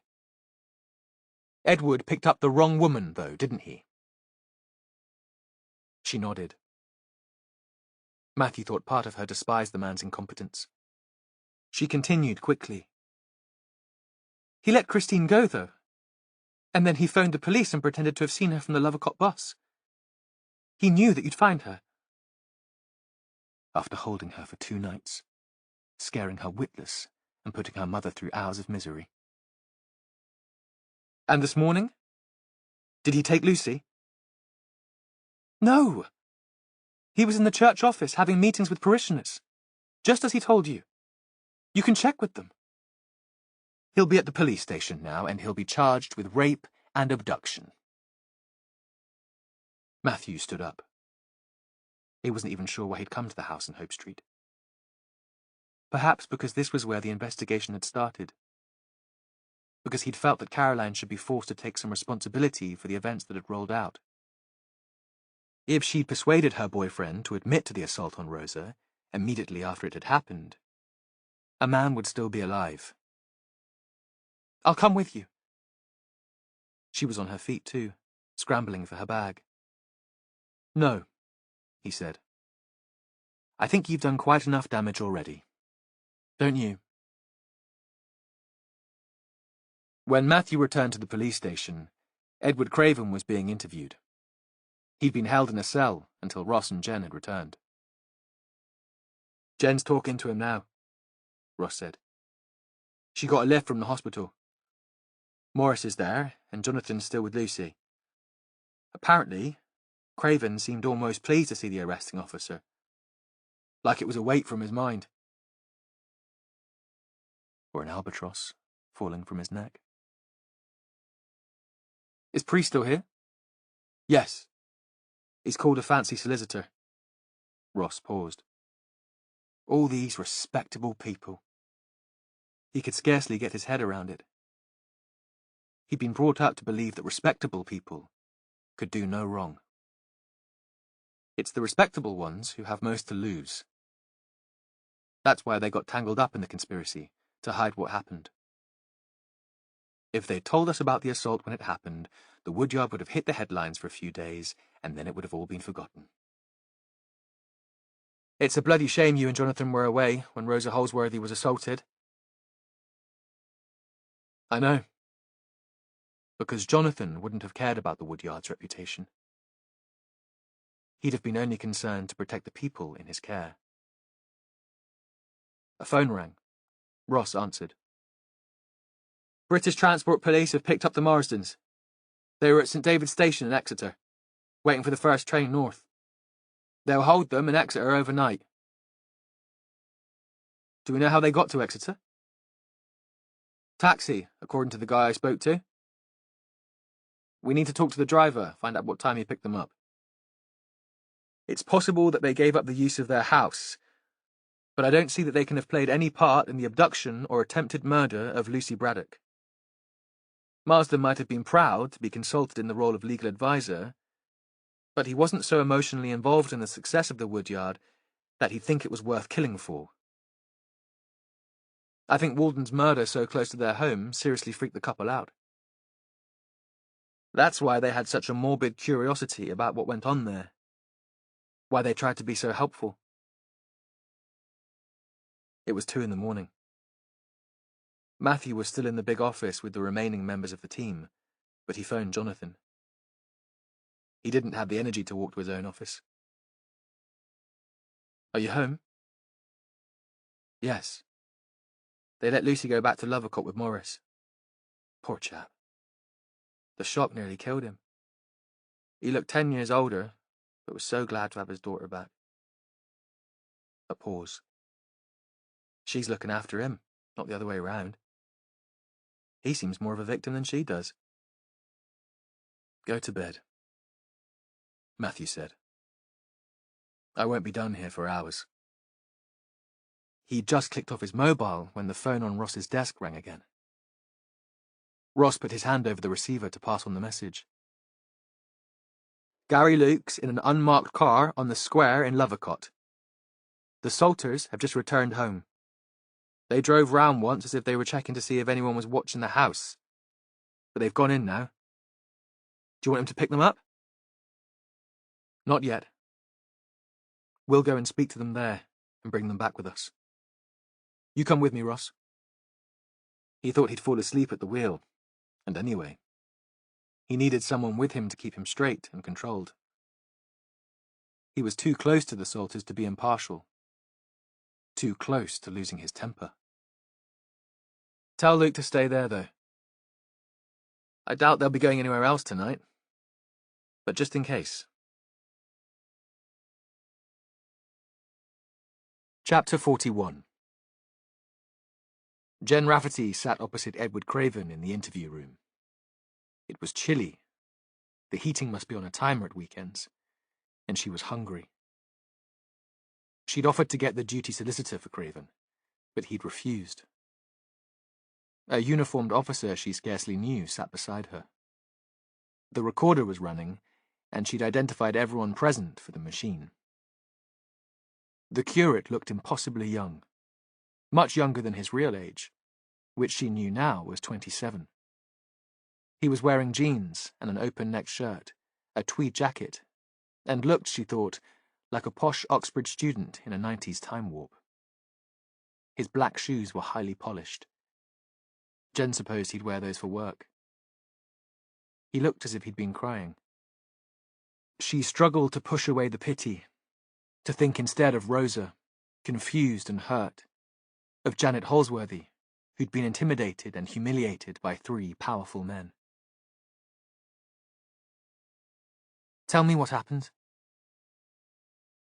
She'd learned from Matthew that open questions work best with suspects like Craven. Jonathan was away on holiday. What he called a honeymoon.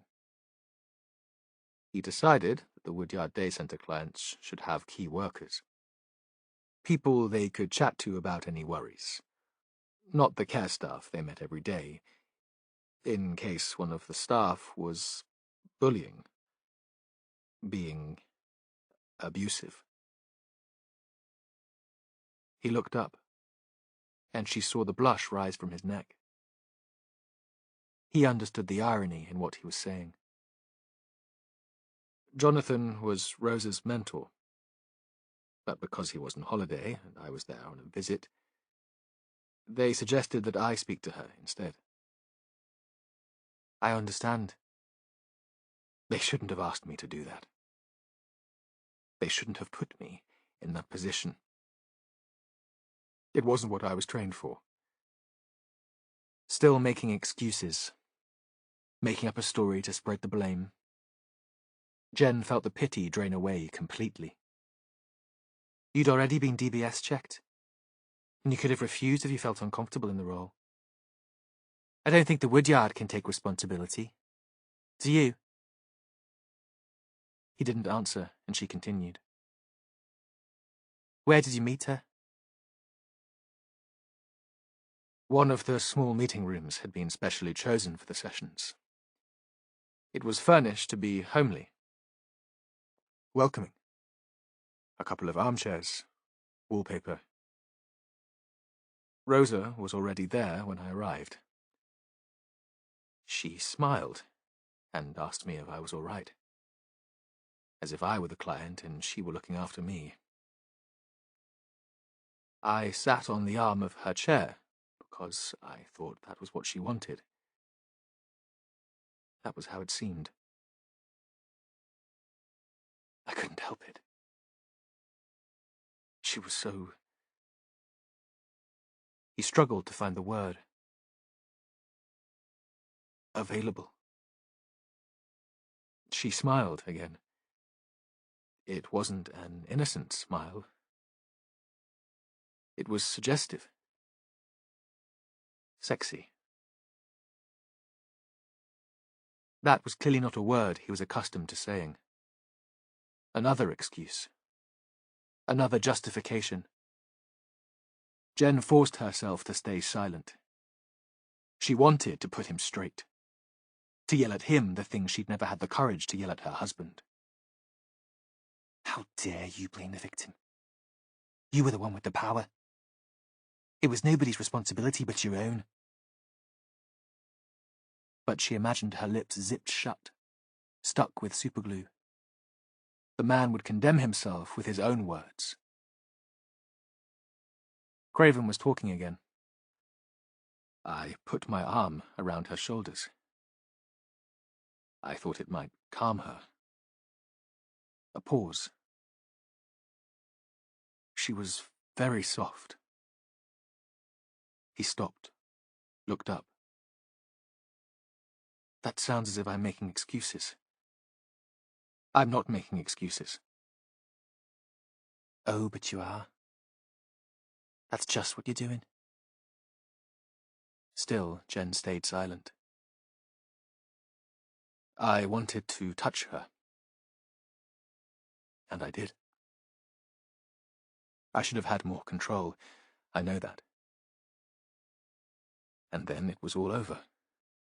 Very quickly. And I felt so ashamed and disgusted.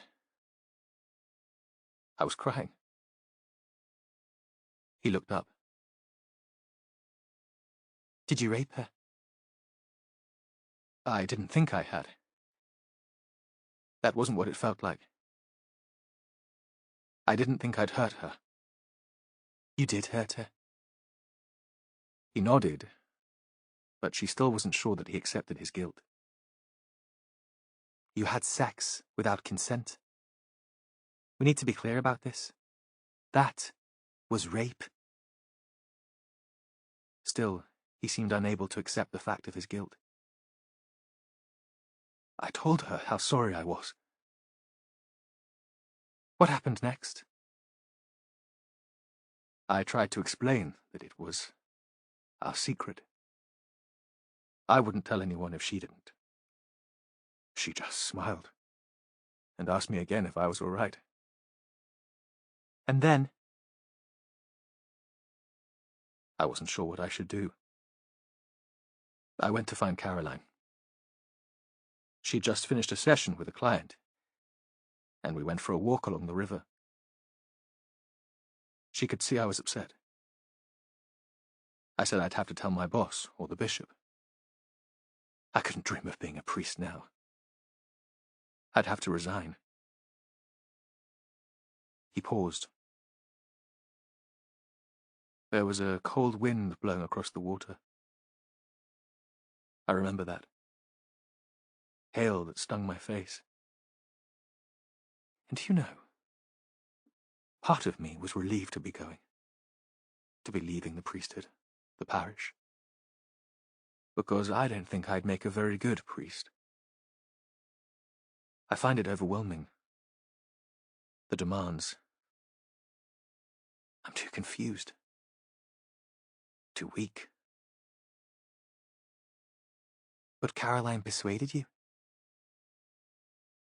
She said it was my duty to stay. I had so much to give. And you've always done what Caroline told you.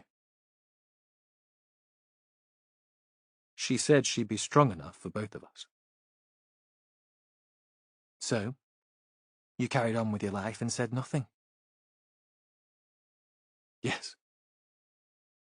He looked up at her.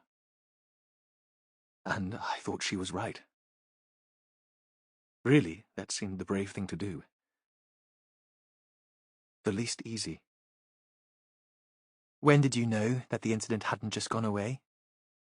The Rose's mother had found out? Christopher Priest asked to see me. He called me to his house.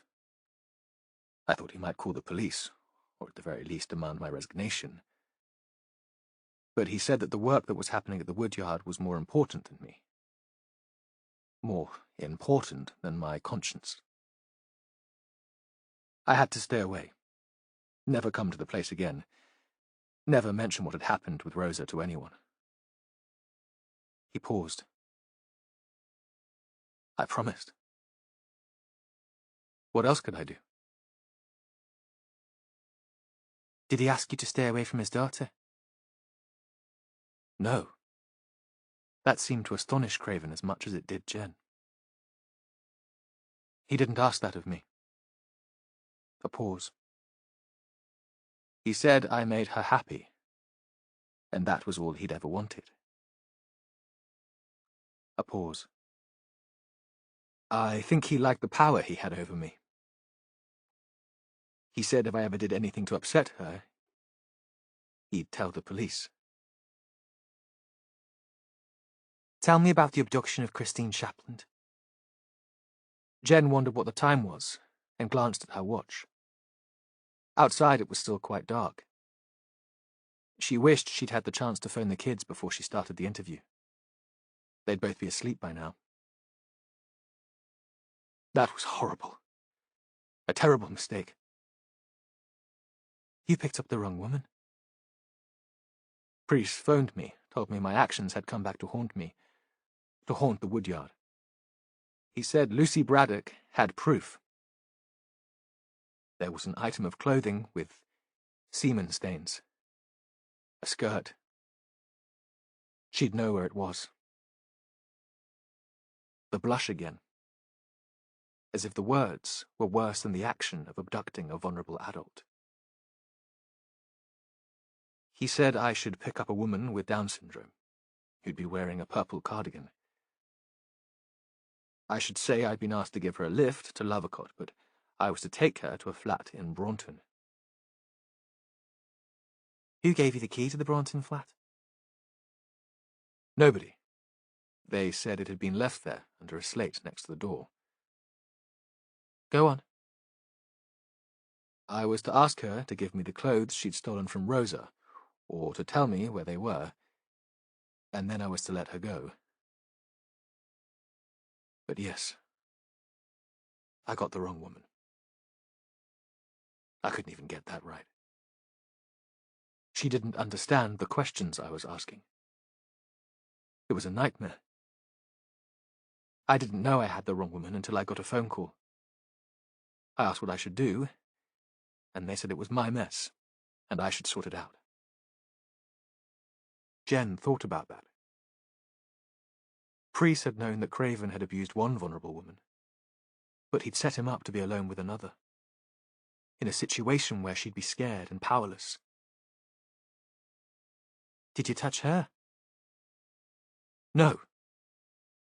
The question seemed to horrify him. Of course not. I was scared and I just wanted it to be over. I was panicking. I left her in the flat with food and drink. I knew Priest would be angry if he didn't get what he wanted, but it was horrible. Such a mess. I just wanted to run away, but I couldn't do that. He looked up. It was almost as if he wanted Jen's approval. I did the right thing in the end. Again, she forced herself not to respond, to keep her voice even. You took Christine to Simon Walden's flat. He'd already died by then. She paused for a beat, looked straight into his eyes. Did you kill him? No! Craven was spluttering in his panic. No, I didn't know who the flat belonged to. I was just following orders. I didn't know that Walden had anything to do with Rosa. As far as I knew, he was a homeless man with mental health problems. Someone who turned up drunk to the church and whom we'd helped. Someone Caroline had taken pity on. Another of her lame ducks. Someone like you. Jen thought about that. But really, you had nothing in common with Simon Walden. He was on the side of the angels. Someone searched Walden's flat after you dropped Christine at Lovercott. Was that you? No. Now he was crying. Jen couldn't tell if they were tears of fear or frustration. They certainly weren't tears for Simon Walden. Where were you this afternoon? I was with Caroline this morning. Then I had a series of meetings with parishioners. people who wanted to organize baptisms and funerals. Their names and phone numbers will be in the office. You can call them.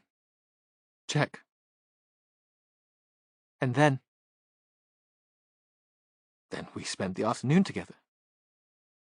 He paused. Really, I couldn't go through that again. The stress of picking up the woman and asking questions that she didn't seem to understand. You don't know what it was like. I was on the verge of a breakdown. I still dream about it. And I expect she does too. Someone tried to kill Lucy Braddock this evening, Jen said. That wasn't me! He screamed the words, and she saw that he was unraveling, that his control and his reason were slipping away. She knew that she should stop the interview before she pushed him over the edge. She didn't believe that he'd killed Walden or attempted to drown Lucy. He didn't have the courage or the strength to have hit Matthew so hard on the head that he was knocked out. They had his phone, and that should give them some idea of his movements. She looked at her watch. Interview terminated at 2 a.m. She stood up. She felt unclean, desperate for a shower. Suddenly, she didn't want to be in the same room as him. He looked at her, suddenly calm. You hate me. Now everyone will hate me.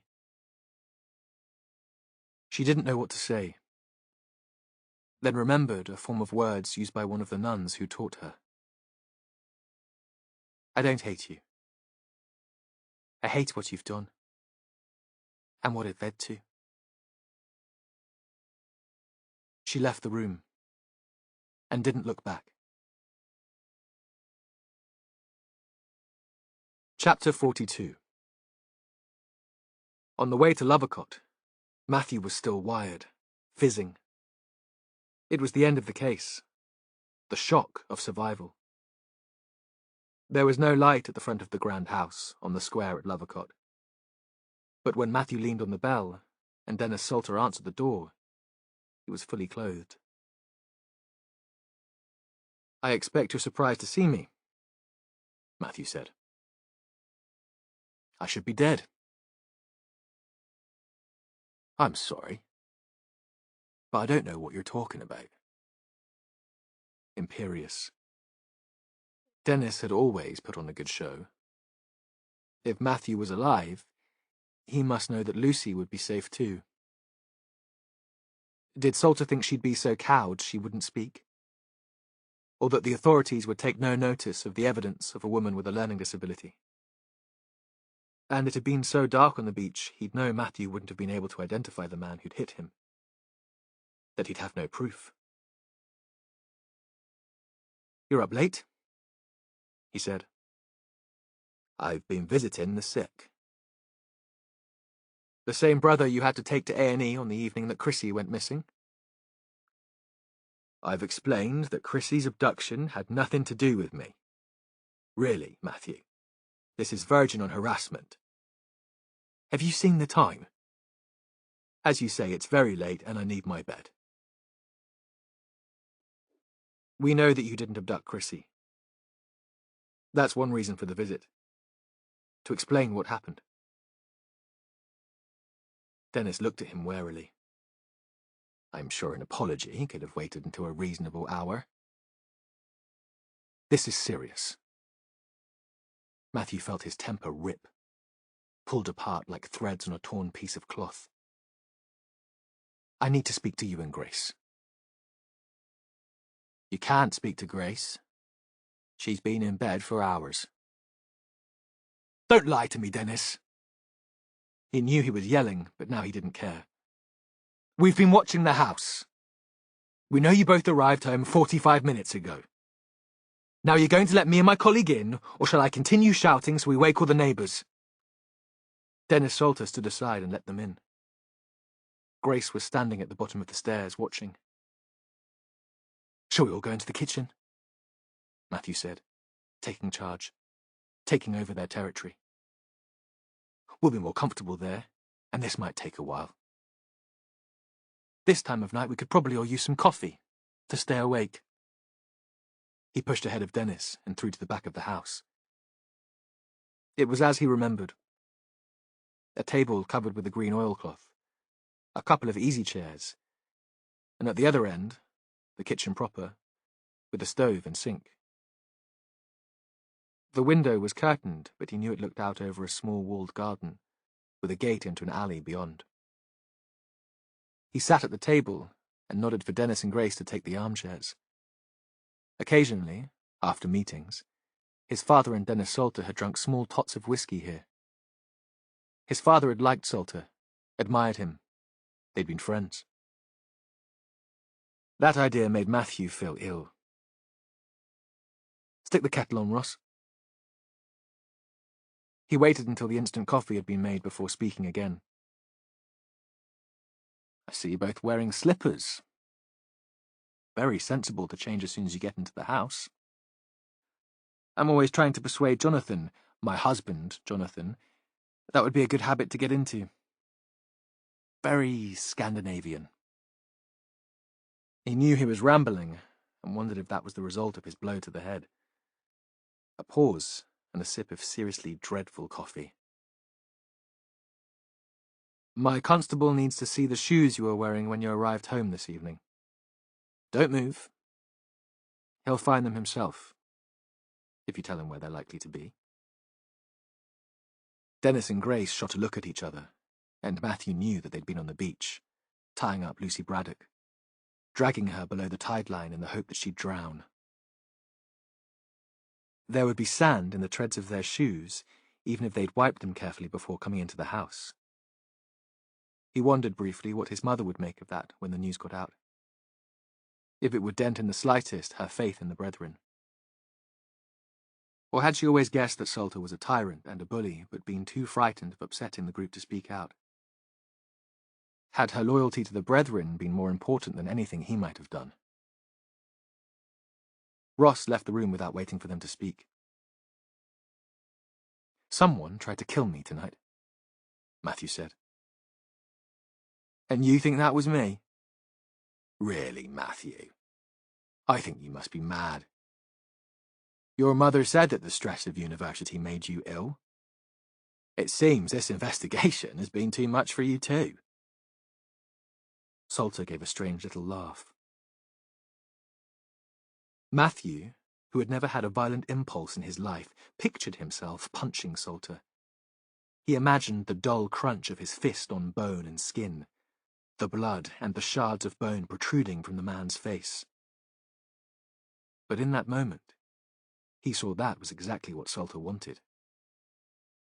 He wanted to make Matthew crazy. Who would believe the allegations of a violent psychotic and a woman with Down syndrome? Was that how he'd controlled Grace all her life? With the threat that people would think she was mad if she spoke out against him? Let me tell you a story.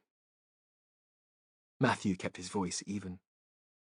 The impulse to violence had passed. But he still felt charged, light-headed. That he had the power of the storyteller, the preacher. The couple in front of him gave him their full attention. They were hooked. Once upon a time, a good man arrived in Barnstable. He was sad and lost, and thought he'd found salvation when he moved in with two young women. One was his project worker, and one worked at the Woodyard Centre. He'd been weighed down by guilt because he'd killed a child in a road accident. But he started to turn his life around. He started to suspect that an abuse had taken place in the Woodyard. Perhaps he overheard a conversation between the perpetrator and his girlfriend when he first turned up at the church, and they thought he was too drunk to understand what they were saying. Perhaps all his information came from the woman with Down syndrome he befriended in the Woodyard Cafe. He looked up. This is a true story. So you must tell me where I go wrong. He was aware of Ross coming back into the room. He held a pair of women's trainers in one hand and men's walking boots in the other. He slipped them into a large evidence bag and took off his gloves. He gave a brief nod to show there was sand on the soles. The Salters were still staring at Matthew, almost entranced, waiting for him to continue. Simon Walden carried out his own investigations. Nobody took too much notice of him. Who was he? A homeless alcoholic who'd made a mess of his life. But he wanted to do something important, to make things right. What would you call that, Dennis? Atonement? A need for redemption? He looked at Salter, but still there was no response. In the weeks before his death, Simon started to travel here, to Lovercott, on the bus. At first, I thought that was to give him a chance to chat to Lucy. He'd recruited her to help him, because she was a friend of Rosa Holsworthy, the victim in the assault. And I'm sure they did chat through plans. But that wasn't why he was making the trip. Each evening he'd get off the bus and sit in the pub over the square from here, the Golden Fleece. The landlady thought he was in love, waiting for a woman. And each evening he'd be disappointed when the woman failed to show, and he'd just get the bus back to Barnstable. Matthew saw that Ross was giving him his full attention too. Some of this story was new to him. And Simon was waiting for a woman. But not for a lover. He paused and turned to Grace. How did he even know you existed? Oh, Dennis talks about me, Grace said. There was an edge to her voice. I'm part of the reason he's so admired. The devoted wife at home. The wife with mental health problems he has to take care of. I'm part of the story. How did you first meet? He came here, she said, when he knew Dennis was at a trustees' meeting. Dennis stared into the room. His face showed no emotion at all. And he asked for your help, didn't he, Grace? He didn't realize how cruel Dennis could be, how controlling he was. He treated you like a strong woman, able to make your own decisions. He thought that once you knew what was going on, that Priest and Dennis had covered up the sexual assault of a vulnerable woman, you'd be ready to act. I said I couldn't tell him anything, Grace said. That there was nothing I could do. But he didn't give up, did he? He said he'd be in the Fleece every evening until you were ready to talk to him. And the week before he died, you plucked up enough courage to go over there. Did you tell him what you knew? We went for a walk, she said. Out to the pond where you found Chrissy. It still felt like winter then, just before the good weather came. There was thin ice on the water, frost on the trees. She paused. I couldn't be seen talking to him in the pub. Someone would tell Dennis. They think so highly of him here in Lovercott. They think he's a great man, a kind man. Again she allowed emotion, a sneer, into her voice. And you told Simon what you knew? She nodded. I told him. She paused. Simon was a good man. He wanted to do the right thing. Did Dennis find out that you'd spoken to him? Is that why Simon Walden had to die? There was a silence. No traffic outside. No birdsong. Then Dennis's voice, affable and persuasive as always. You can't trust what Grace says, Matthew. You know that. She's always been emotionally frail and given to strange fancies. I told Dennis, Grace said. He was here when I came back, and he wanted to know where I'd been. I can't lie to him. He knows when I'm not telling the truth. I don't have my own life anymore. He said I'd done a wicked thing, telling him our business. The man could wreck all the great work at the woodyard. If he died, it would be a form of sacrifice. It would serve the greater good. I didn't kill Simon Walden. Dennis was still confident and easy. You know that, Matthew. I was celebrating your father's life at his funeral, in front of your mother and many of their friends. I spent all morning with your mother. I felt that she needed my support. A pause. As you weren't there to give it. In different circumstances, if you were a more attentive son, you might have been at the service to vouch for me. Matthew didn't say that he had been there, at the Chapel of Rest at least, and that he'd said goodbye to his father in his own way. But you didn't need to kill Simon Walden, did you, Dennis? You just had to let Grace know that it would be convenient if he died. As she said, you control her, like a puppet master. Like the king who let it be known that he wanted Thomas Becket killed in Canterbury, you set up the train of events that led to murder without getting your hands dirty yourself. Because your wife doesn't have her own life anymore. She hasn't for years. She's so terrified of you that she'll do whatever you want. Matthew turned to the woman, his voice gentle. What did you do, Grace? How did it work? She turned away from her husband and started speaking. Simon had given me his mobile number. I called him and told him that I'd found something that would incriminate the trustees. A copy of the cheque they'd given to Rosa's mother. We arranged to meet. Why did you choose Crow Point? I used to go there with my parents. They had a little boat that they kept at Instow. We had picnics there when I was a girl. I thought it would be a good place to die. I would like to die there, listening to the wind and the waves. How did you get there? I drove there in Dennis's car. He'd got a lift to the funeral with a friend. I can drive, although I seldom do these days. I'm a capable woman. A pause. I was a capable woman. What about Christine? That was the day before she was snatched, so she was here with you. She wasn't at the woodyard that day. I left her at home, watching television. Grace's voice was very calm. She was happy enough, and I knew it wouldn't take long. I'd be back before Dennis was home. So you drove to Braunton. What happened next?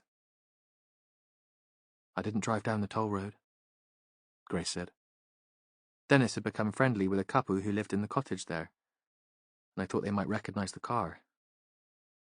I parked at the other side of the point, the seaward side, behind the dunes at Braunton Burrows, and I walked from there. Simon was waiting for me. I saw him in the distance. He was looking out.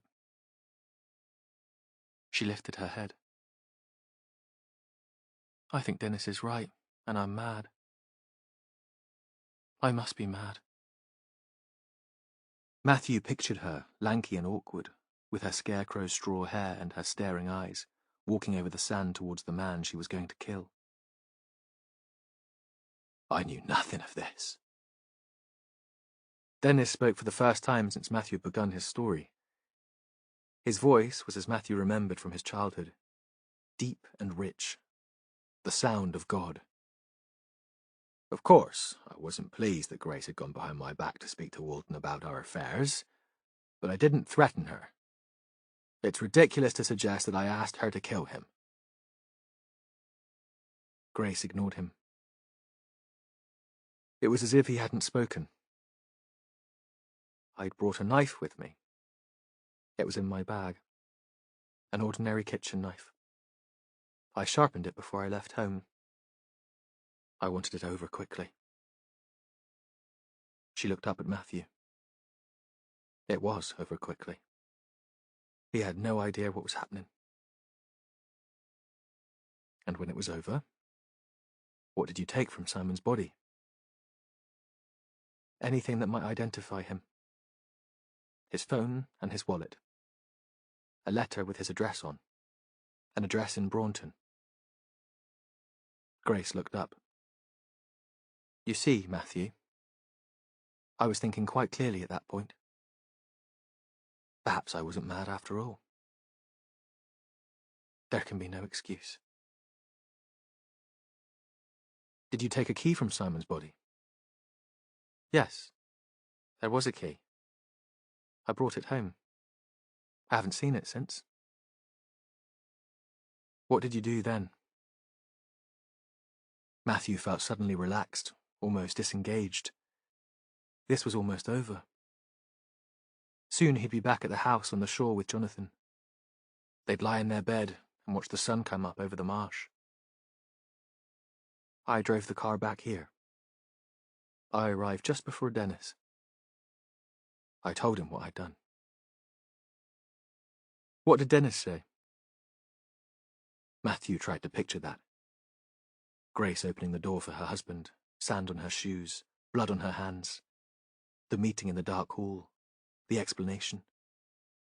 And all the time Christine Chaplin had been in the kitchen at the back of the house, watching television. Had the man been pleased? Or horrified? He said that we should pray. There was another silence, deep and dense. Matthew couldn't bring himself to ask what they'd prayed for. Forgiveness? Walden's soul? Or that they wouldn't be found out? Where have you been this evening? Matthew made the words conversational, a polite inquiry to cover his anger. We were out to dinner with friends. Dennis would take over now. This was dangerous for him. In Lucy Braddock's attempted murder, he was at least as involved as his wife, and he would have constructed a story. Perhaps he'd convinced himself, in part, that it was true. But then Matthew had blundered in, climbing the dune.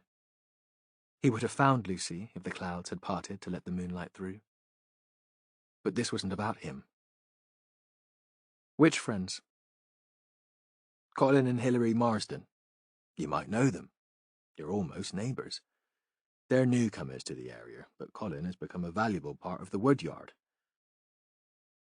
Matthew nodded. It was too soon to tell him that the Marstons had been picked up in Exeter.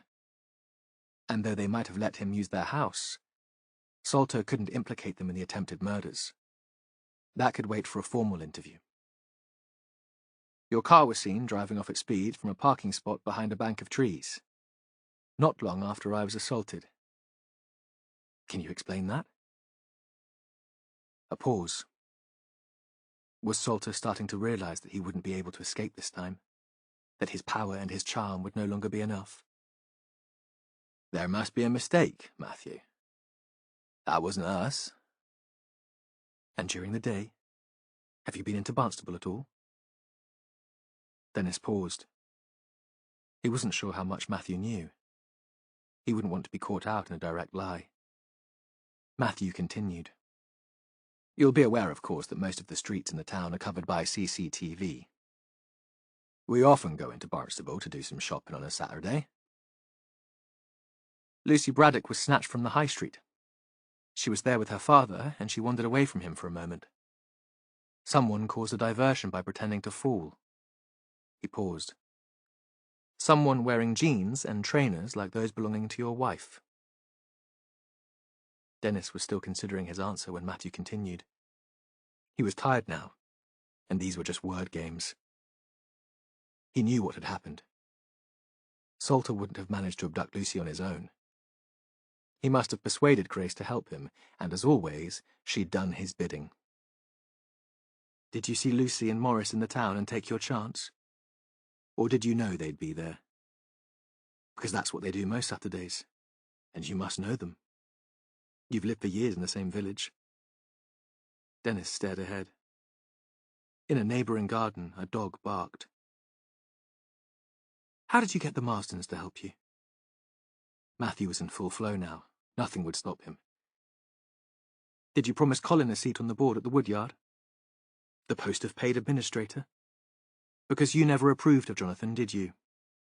Or did you give them some story about Lucy being a danger to herself? Or tell them that she'd killed Simon Walden? They'd believe anything of a woman with Down syndrome. Whatever the excuse, they let you use their house to hold her.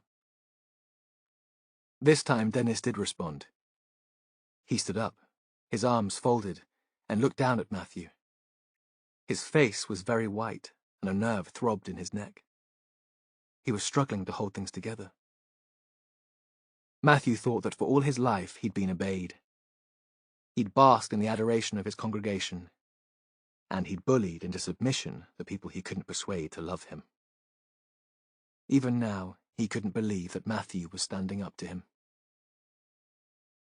This is highly irregular. You can't talk to me like this in my own home and without a solicitor present, making wild accusations. It's the middle of the night. Matthew stood too. You're quite right, Mr. Salter. We need to do this at the police station and under caution. Detective Constable May will read you both your rights. You're being arrested for the attempted murder of Lucy Braddock and the murder of Simon Walden. Ross, call the police van to take them in.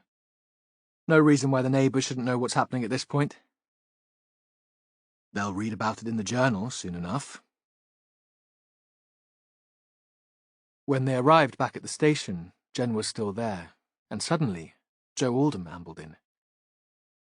It was so unusual for him to be around after hours that Matthew wondered if the concussion was hitting him at last, that the boss was an hallucination.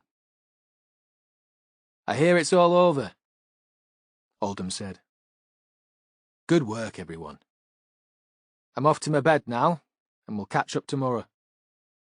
He took a half bottle of whiskey and 3 plastic tumblers from his briefcase, set them on the table, then wandered out again, a confused and amiable bear lost in the forest. They gathered in Matthew's office with a small tot of whiskey each. Jen perched on his desk, and Ross leaning against the door. All of them, it seemed, too tired to bear their own weight. You should have gone home, Matthew said to Jen. She shook her head. I wanted to see it through to the end. To see you bring them in. We've got enough, haven't we, to convict? The Salters and Craven? Certainly. Lucy still had Rosa's skirt hidden in a drawer in her bedroom. Morris found it this evening. I'm not sure about Priest and the Marstons. They could say that what they did in covering up the assault on Rosa Holsworthy wasn't criminal.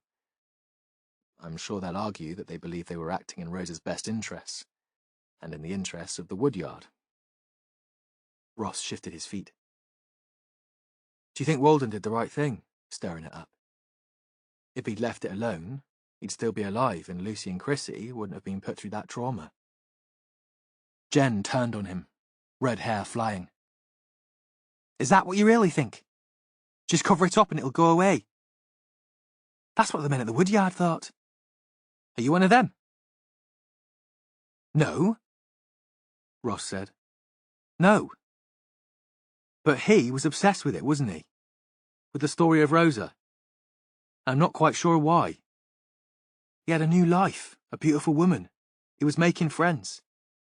He'd get a job as a chef somewhere in the season if he was as good a cook as everyone makes out. I'm not sure why he let that obsession take over his life.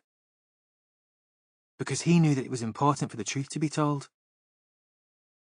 Jen turned back to the room. And because of the guilt he'd carried around with him since he killed a child in the road accident. I looked into the incident again. It was something his ex-wife said when she was talking to us about it. A child like that. So helpless. And the ambiguous response of the parents when they learned of Walden's death. She paused. The child had brain damage. She was severely learning disabled and she only had months to live. It was personal for him. He was already obsessed. Chapter 43. When Matthew arrived home, it was morning. A still spring day.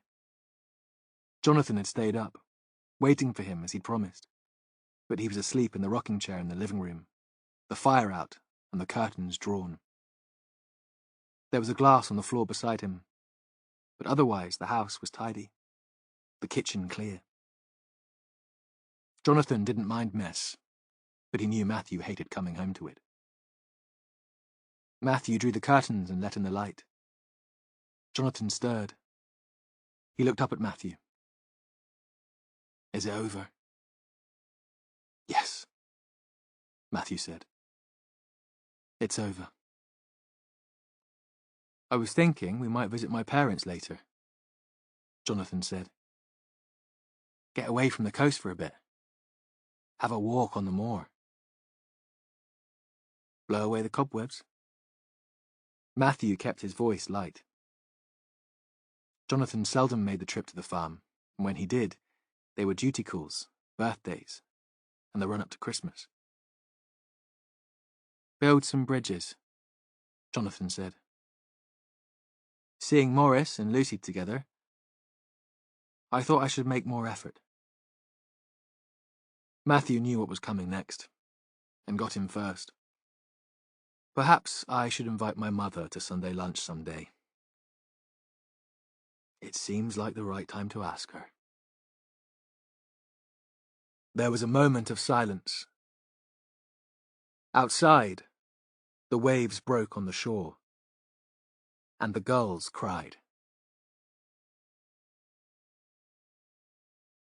Thank you for listening to this audio production of The Long Call by Anne Cleeves, read by Ben Aldridge, published by Macmillan, an imprint of Pan Macmillan, a division of Macmillan Publishers International Limited. Text copyright Anne Cleeves 2019. Recording copyright Macmillan Publishers International Limited 2021. The right of Anne Cleeves to be identified as the author of this work has been asserted by her in accordance with the Copyright, Designs and Patents Act 1988. All rights reserved. Directed by Joseph Degnan. Recording, production and post-production by the Strathmore Studios, Clerkenwell, London. Sound editing by Ross Berman.